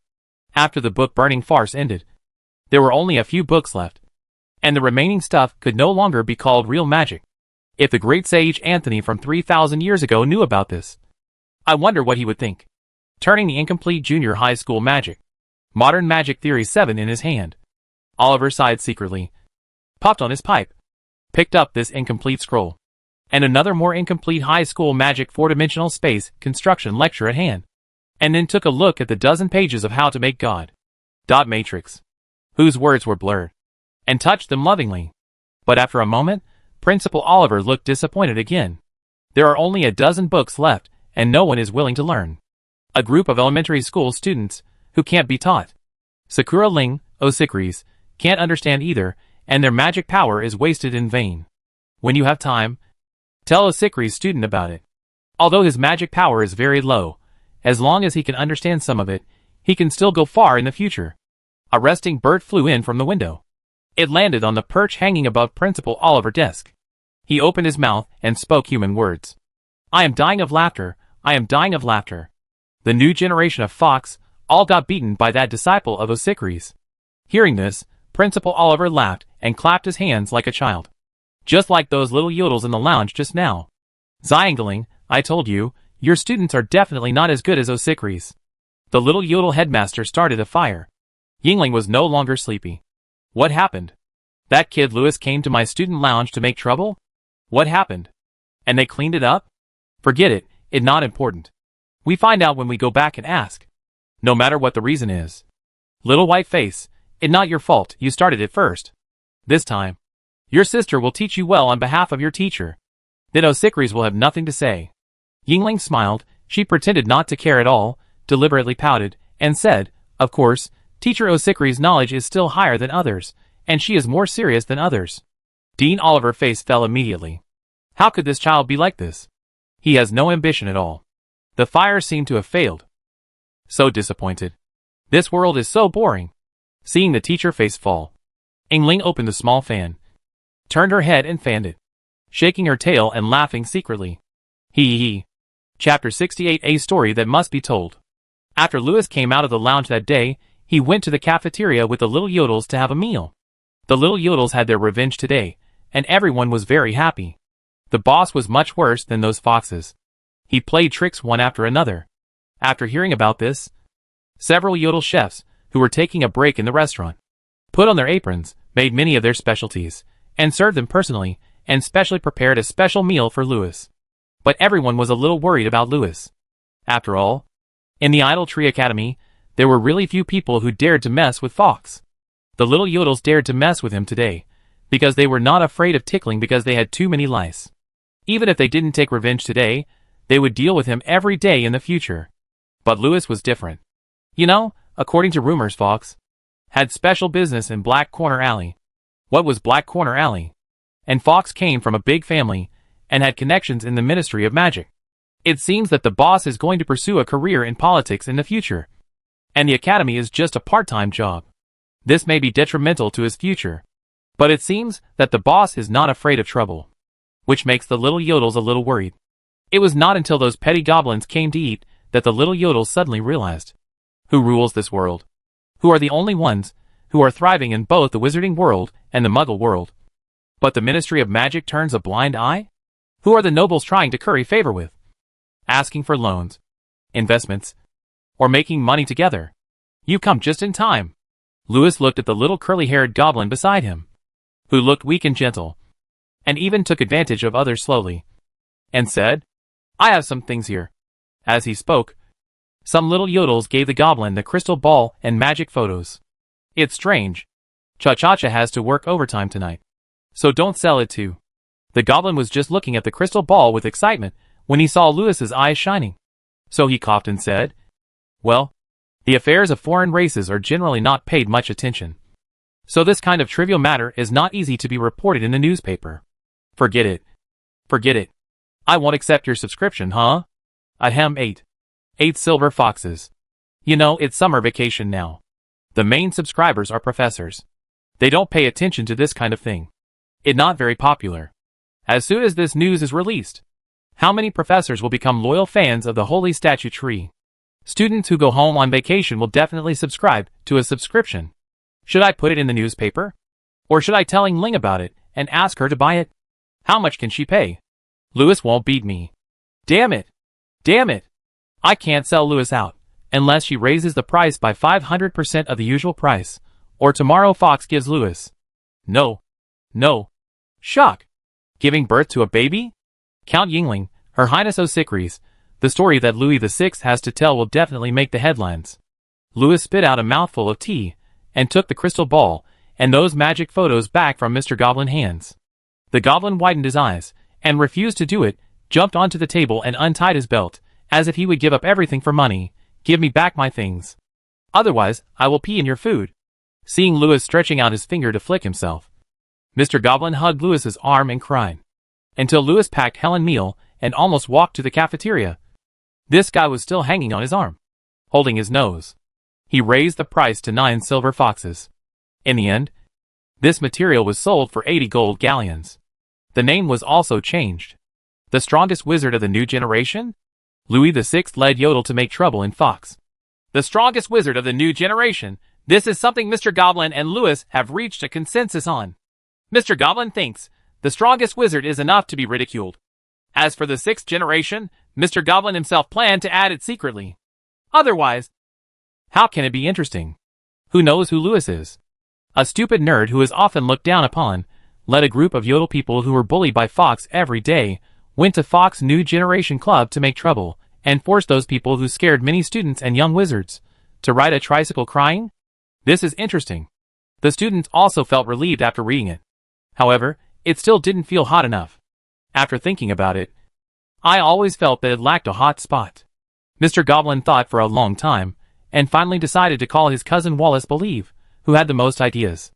Even if it was a needle business, he could sell it for the price of a cow. There was a big charity banquet in these 2 days, and any news related to the princess and the earl could be a hot topic. Fox story itself has some selling points. With the cousin advice, it will definitely make a big news. Mr. Goblin shook his head and left happily. On the other side, Louis had already entered the dormitory door with a lunch box. Looking at the small mushroom shoe rack, Louis knew that O'Sickeries had not returned, and Helen was lying on the sofa, pouting her little mouth and studying seriously. As expected, when the sister is not at home, the younger sister will be hungry at home. In order to finish those difficult homework, this girl even forgot to order food. When Louis put the lunch box on the dining table and opened it, the special aroma of the hot steam immediately made Helen jump up. Seeing her eating with a smile, Louis checked her homework. After watching for a while, Louis was a little surprised. This girl actually finished all her homework, and also read a lot of books. It seems that she is not lazy. It turns out that there must be pressure and thread to make progress. For this kind of lazy little egg with no ideals, this is the way to go. Lewis put away the fly swatter. After reading it for a while, Lewis could not help but nod again. Although there were many mistakes, the idea was right. And it was very bold and daring. Unlike old wizards like Harold, these new generation wizards have not yet become rigid in their thinking and are more receptive to new things. After dinner, Lewis explained to Helen the books on the holy tree that he had revised. Then he started with a few simple spells and explained them to Helen. The first one was the activation spell, which Helen had not yet mastered. Lewis doesn't use it often, and this spell is actually difficult. Not much simpler than the anti-magic spell. So at only level 2, 12 out of 100. Barely reaching the level of wandless casting. If Lewis were to use a metaphor, his knowledge of this subject is already max. And this spell is just a question. After thinking about it carefully, Lewis explained it to Helen based on his own understanding. As he explained, Lewis found that he had a better understanding of this part of knowledge. Some vague knowledge hidden deep in his memory was also gradually recalled by him. Seeing that Helen didn't seem to understand yet, Lewis came to the back of Helen's chair, held her hand, and taught Helen several times. I don't know what this girl is thinking. Her face is red, and she is shy. Maybe she didn't understand? Lewis sat back in his seat and thought about it again and again. After talking for a while, Helen seemed to listen, raised her pretty face and thought for a long time, and asked a few questions. After Lewis answered, he helped her to sort it out again. This time, although Helen had not yet released it, she could already feel the magic power when she chanted the spell with Lewis. Lewis glanced at the storybook and found that in the prophecy of the storybook, Helen had finally mastered the spell to level 0, which was considered understandable. Lewis glanced at the narration, and then looked stunned. Your understanding of the activation spell LV2 has improved. Required proficiency -3. Required proficiency -6. Required proficiency -1. Required proficiency -13. Required proficiency -20. At this time, the activation spell has become level 2, 12/0. Lewis' mind moved, and the teapot on the table came alive. And the activation spell became level 3, 13/609. Normally, the required proficiency for LV3 to LV4 should not be 600, but 1000. Feynman learning method. When the top students explain the questions to the poor students, the more they explain, the better the top students' test scores will be. Some questions that I didn't fully understand or had wrong understandings suddenly became clear after the explanation. And many of the poor students' questions are often the result of the top students' thinking and answers. The narration is very appropriate. I feel this way now. I have indeed mastered this part of the knowledge more and more. Feeling someone pinching his leg, Lewis lowered his head in astonishment and saw Helen's little white feet under the table, pinching his calf with her toes. Chapter 69. The Magic Lovers Association of England City? Lewis, why are you daydreaming again? Helen pouted her lips, thinking, nerd, all the time he daydreams, reading storybooks, nerd. Okay. Let continue. When the first lesson was over, Helen was shocked to find that she had succeeded once by chance after dozens of attempts. She pulled Lewis's arm and shook it in surprise, her eyes full of admiration. But unfortunately, Lewis didn't notice it. This nerd was in a daze again. He found that his activation charm had changed from level 3 to level 5, 19/78426. And just now, the number after level 5 was still max. Lewis couldn't help but fall into deep thought. If you don't understand it, practicing countless times is like fishing for the moon in the water, fishing for fish in a tree. When you have time, you can give lessons to those dark wizards. Their magic is very interesting. After the first class, Lewis told Helen about the rule information recognition method in Sister Stya notebook. However, Lewis prefers to use another metaphor to describe it, spelling. If Her Majesty Delphinia were standing here now, he would definitely know what this is. Once this spelling is learned, it will be able to understand all languages. With a little trick, you can understand all written words and languages, including spells. This knowledge is undoubtedly close to the source of truth. Isn't this the realm of God? Lewis opened the book and told Helen about the rule information identification method or pinion. The pinion of God. After the first class, Lewis left some practical homework for Helen. Looking at the spells that she had never seen before, Helen used the rule information identification method that Lewis taught her, and after thinking hard for a while, she identified them. Soon, she successfully recited them, although she couldn't perform them, but she knew their meaning. Helen opened her mouth and looked at Lewis with admiration. Somewhat unbelievable. If she had tried to interpret these spells before, she would have had to read dozens of books to know how to recite them and what they meant. But she just spent more than half an hour to read them out. And Lewis only taught her a lesson. Helen suddenly felt that her more than 10 years of learning at the Holy Icon Tree seemed to have been wasted and meaningless. I learned for more than 10 years in vain. You are so annoying. Lewis, what else did Aunt Stia teach you? Teach me something else soon. Helen shook Lewis's arm and started to act like a spoiled child. My sister asked me to secretly ask Lewis what he had learned. I'm so curious. Lewis rubbed his face and thought about what to teach them. I guess I should start with Aunt Stia Notebook 1. To use a vivid metaphor, it is Pinyin, information recognition method. The second grade is addition, subtraction, multiplication and division, basic operation method of magic rule structure. The third grade is picture recognition, initial introduction to magic field theory. Alas, an 18-year-old, a 23-year-old girl, still have to start from these most basic things. How many years have I studied in the Forbidden Sanctuary? It feels like just a fleeting moment. It shouldn't be too long. Right? I can't remember some of it clearly. A lot of the knowledge is a bit rusty. It's just right to review it during the lecture. Learn to walk first. I believe you will learn quickly. Lewis encouraged, and then left a bunch of exercises for Helen. If Her Majesty Delphinia was here, she would definitely run away with these books after Lewis finished correcting them, and then never come back. She is now biting her nails all day long, studying this kind of god Pinyin. But I couldn't understand it. But with these Pinyin exercises, it will definitely help her to embark on the path of becoming a god from a mortal, or to graduate from the first grade of elementary school. When Helen heard Lewis say that she would learn it soon, her eyes lit up. Helen is so smart, she must be able to learn it before school starts. Right? My sister is smarter than Helen. She must learn faster. Lewis pretended not to hear it, but he complained in his heart. This Osikris, she will not come to challenge me after learning a few Pinyin letters. Right? If you are so rebellious, I will teach you who is the teacher. After correcting it, Lewis threw the homework back into Helen's arms and said, Do it first. Yes. Yes. Helen took it and put it on her legs, kicking her feet, waiting for Lewis to continue assigning questions. Lewis wrote a few more copies, and then thought to himself, if you learn the content of 1 to 3, you don't need magic agreements and spells. And you can break the spell your sister cast on you too. I wonder if Osikris will study hard if I use this to seduce her. Helen blinked her big eyes, looking at the exercises in her hand, asked innocently, Lewis, if I master these things, will I be as good as you? Lewis glanced at the Pinyin exercises on Helen's lap, took a sip of tea, nodded, and said, Better than me, I haven't learned it completely yet. We study together then. Helen's eyes lit up again. She picked up the Pinyin exercises with great motivation, lying on the sofa, kicking her legs, biting her fingernails, and studying them.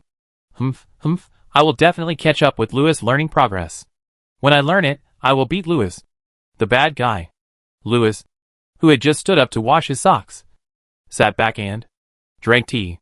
That night, after Helen finished her homework, she pouted and washed her socks. Humph, bad guy, I won't be your spy. I will show all the exercises to my sister. When my sister learns Pinyin, I will deal with you. Humph. That night, Lewis returned to his room and started reading as planned. These 2 days, he was reading the history of wizards and the history of magic. While reading, Lewis kept shaking his head. The 3 forces, the Great Wizard Family, the Ministry of Magic, and the Magic Council, have been doing 2 things in the 3,000 years since Anthony's death. The first thing is to block magic. The second thing is to block knowledge. Then, there is infighting and suppression. Prevent new things from emerging. They use knowledge as a tool of class rule and control it in the hands of a few people. In other words, only a small group of people are qualified to access knowledge. Moreover, each family has a copy of this knowledge. Even the Holy Tree, which is known as the world's largest magic school, has only 5% of its books.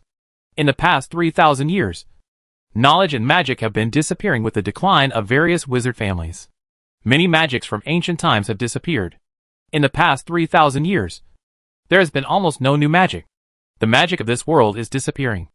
Anthony Bai has turned the moon god into a dot matrix. If he knew, he would definitely open the coffin and jump out. Strangle all of them to death. I am also now. I have seen that magic has gradually declined. People are not interested in playing this anymore. Shaking his head, Louis felt a little lost. He returned to the bed, took out a piece of paper, watched the cartoon of the magic box secret for a while, and then in the dream, he brought the 12 black wizards together with Harold and Stuart. In the holy tree in the dream, he gave a lesson to everyone, and assigned some homework. Unfortunately, although these students are talented, they still cannot understand my magic. Except for Harold. Others can't learn anything from me. If no one understands, and they just memorize by rote, then it won't take long for this knowledge to become like the game of passing on messages in variety shows, becoming more and more distorted. Especially the later knowledge. It is even more difficult to understand. This is impossible to pass on all my knowledge. Louis realized that he might not be able to leave much of his own things behind. Obviously, there is no way that there will be any more gods of magic in this world. But Louis felt that, since he had come here, he should leave something behind. At least, to prevent magic from disappearing from this world. Let these guys who can't learn, do something truly meaningful. Louis especially left some tasks for the Dark Wizards. Let them sort out all the magic they know, and write books. On the one hand, Louis wanted to see these strange and interesting magics. On the one hand, magic needs a large number of bases to develop and innovate, so that 100 flowers can bloom. So whether it is yourself or others, you need these things. In the future, I will continue to collect craftsmen in magic, and let them improve this book. This book will become the only encyclopedia of this world. With this thing as a foundation, even if no one in this world can graduate from university, future generations can gradually find the laws and theories of magic from these countless applied science, magic research. Collecting magic. When Louis mentioned this, the Black Wizard and Harold looked at their master with fanatic eyes. They knew what their master was going to do. However, the Black Wizard and Harold thought about some of the same things, and some of them were opposite. Seeing that everyone was excited, Louis was a little confused. In order to prevent other people's voices from affecting his thinking, he usually closed himself off. At this time, he opened his mind and listened to everyone's ideas. Dark Wizards. This world belongs to noble wizards. Those bastard wild wizards, and the damn muggles, should have been enslaved and ruled long ago. But the Ministry of Magic and the Magic Parliament prohibit the development of real magic, which makes us unable to defeat the muggles. There is no doubt that as this book continues to improve, it will become our, and help us rule the world. Cleanse the muggles. And the magic secret realm is our future Dark Academy. Dark Wizards. But these magics must be well sealed. And Muggle Wild Wizards must not learn them. Muggle Wild Wizard Harold, the Ministry of Magic and the Magic Council have been sealing magic, which has prevented many talented Muggle children from coming into contact with and learning magic. The boss must have thought of the same thing as me. Our British City Magic Lovers Association doesn't have many real magic books yet, which is really great. After hearing everyone's voice, Louis blinked. Chapter 70 Wild Wizards. After the class, Louis kept Harold and asked him about the Muggle Wild Wizards. Wild Wizards? Oh sir, in fact, my teacher and I are both wild wizards in the eyes of wizards. We are from the Magic Lovers Association, and my current identity is the Vice President of the British City Magicians Association. Don't be surprised, sir. There are still many craftsmen like me in the association. Harold couldn't help but think of some people, of course. There are indeed some scum among them. Thinking of these scum, Harold couldn't help but shake his head. Last time, he temporarily helped Earl Crawley to suppress the things on his wife. I don't know how it is now.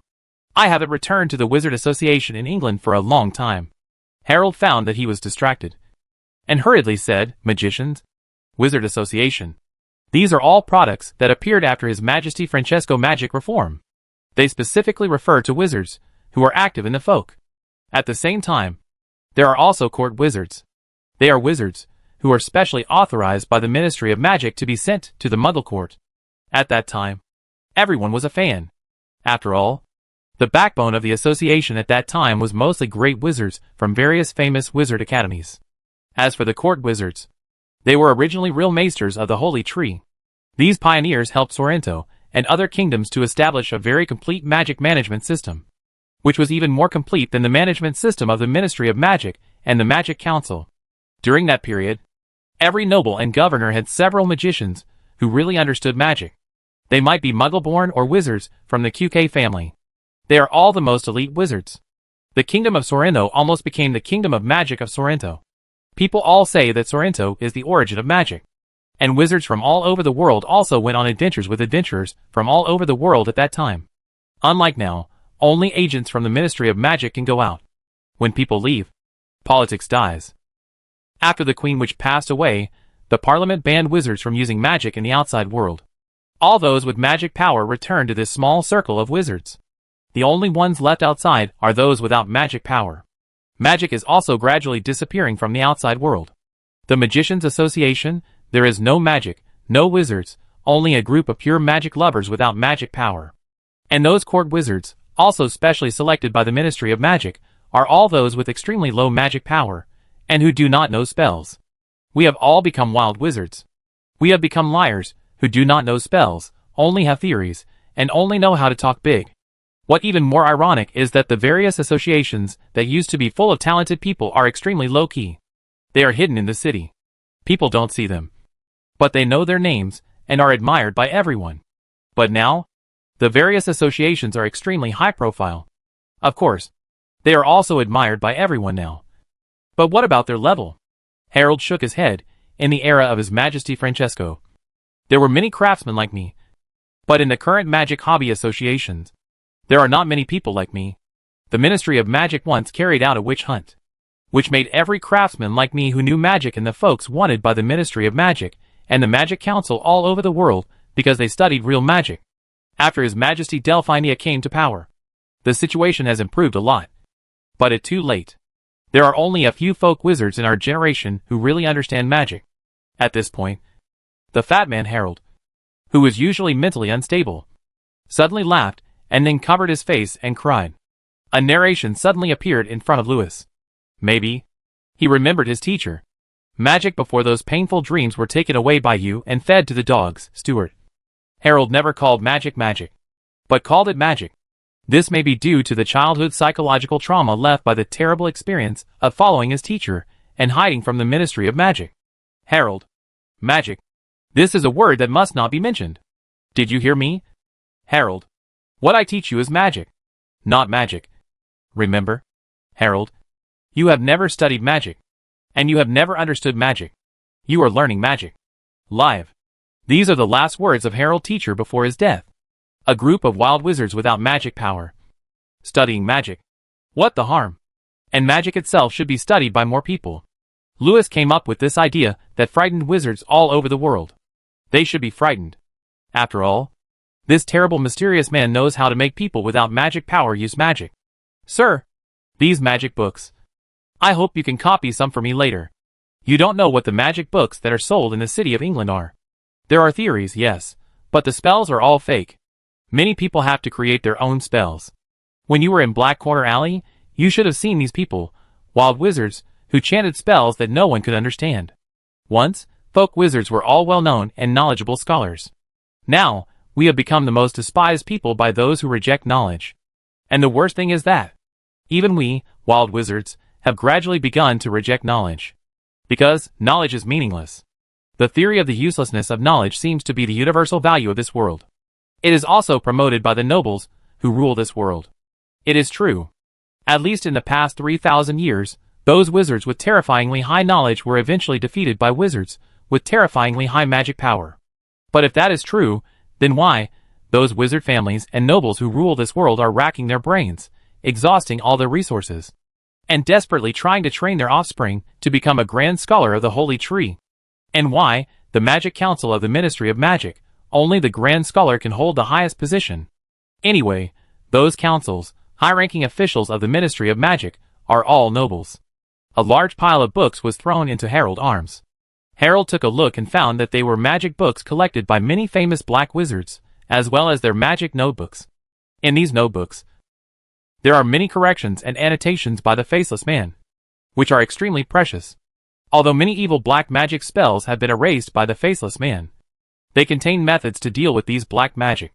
This will undoubtedly enrich the collection of wild wizards. The total number is more than what Harold has collected in many years. What is even more rare is that these books selected by the Faceless Man are very suitable for beginners. Or it may be something that the Dark Wizards passed down. Moreover, many of the spells on it were changed to be very simple by the Faceless Man. And there were even many special knowledge notes on it, such as what kind of spell materials can be used to assist if the magic power is not enough, or what method can be used to form a formation, so as to mobilize the magic elements in the environment to cast spells. Harold, I don't have time to write on these books, but the dream world in the mirror has my thoughts, so these books, notes, and notes are all the on-site interpretations that I just let the magic mirror use my thoughts in the dream. Therefore, these words will only exist in this dream, so you need to copy them down. On the last page of the first book, there are methods for entering and exiting this mirror dream, and methods for bringing items in and out of here, through this mirror dream world. You can go anywhere. I will tell Stuart to leave a door for you. Remember, if someone learns what I give, but does not do good things, my lord, Harold choked up and said, I will bring his body and soul to you to apologize. That all for today, Harold. Lewis heard a knock on the door outside his dream, and estimated that it might be past 6 in the morning. I have something else to do today. After I finish, I will leave a base for us in Black Corner Alley. If you can't find me in an emergency, you can go there to find Voodoo Lord Ross. Well, just leave this flatterer there. Lewis walked out of the dream. Only Harold was left there, holding a book and crying. Obviously, there are some things that Lewis has not told Harold yet.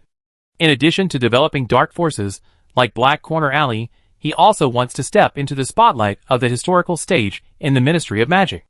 And today, he will take the first step on the road of light and darkness. A few minutes later, the real world. Early in the morning, some little yodels knocked on the door. Go open the door. Helen. Lewis rubbed his eyes and went to the bathroom. Helen curiously opened the door and found that it was someone sent by the Magic Cat restaurant. The owner of that restaurant was a yodel. We will cover your meals from now on. You're welcome. Take it.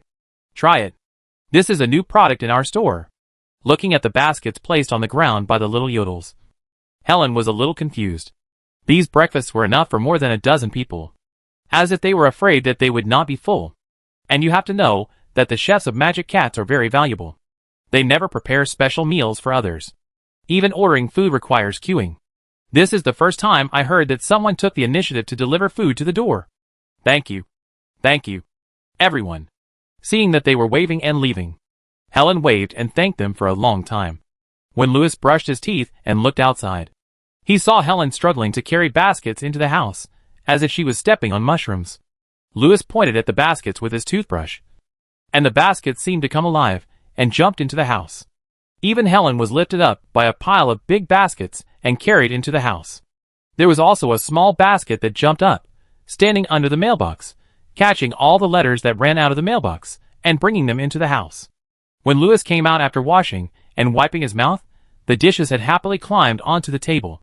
Helen was looking at the exquisite dishes with bright eyes, as if she were looking at a treasure. Seeing Helen looking over curiously, Lewis hung the towel on his shoulder, sat over and said, "Oh, I helped the kid of the owner of the Magic Cat fight yesterday. Eat quickly." Lewis didn't know who those little yodels were, he made it up. After Helen heard it, her eyes lit up. Eliminate evil and treason? Be chivalrous. Is it something from the office? Lewis, why don't you call me? I will definitely go next time. Hee hee. Lewis looked at Lilith, former little follower, and didn't say much about the Fox Lounge. He opened a letter, read it, and said, "Wait for this weekend. I take you to England City for a tour. The territory of the victim introduced by Believe is in the countryside outside the City of England. At the same time, there is also a Magic Lovers Association in the City of England. Of course, according to their own words, they are not enthusiasts. They are the Magicians Association. When they stay there for a while, they can do things together." Helen jumped up excitedly when she heard that she was going to the Muggle City. It seemed that pure-blood wizards like her had never been in contact with the outside world before they became adults. She was already 18 years old this year. After entering the office, she had been looking forward to going out to play. This time she had the chance. Helen was flattering him. And Lewis continued to read the letter.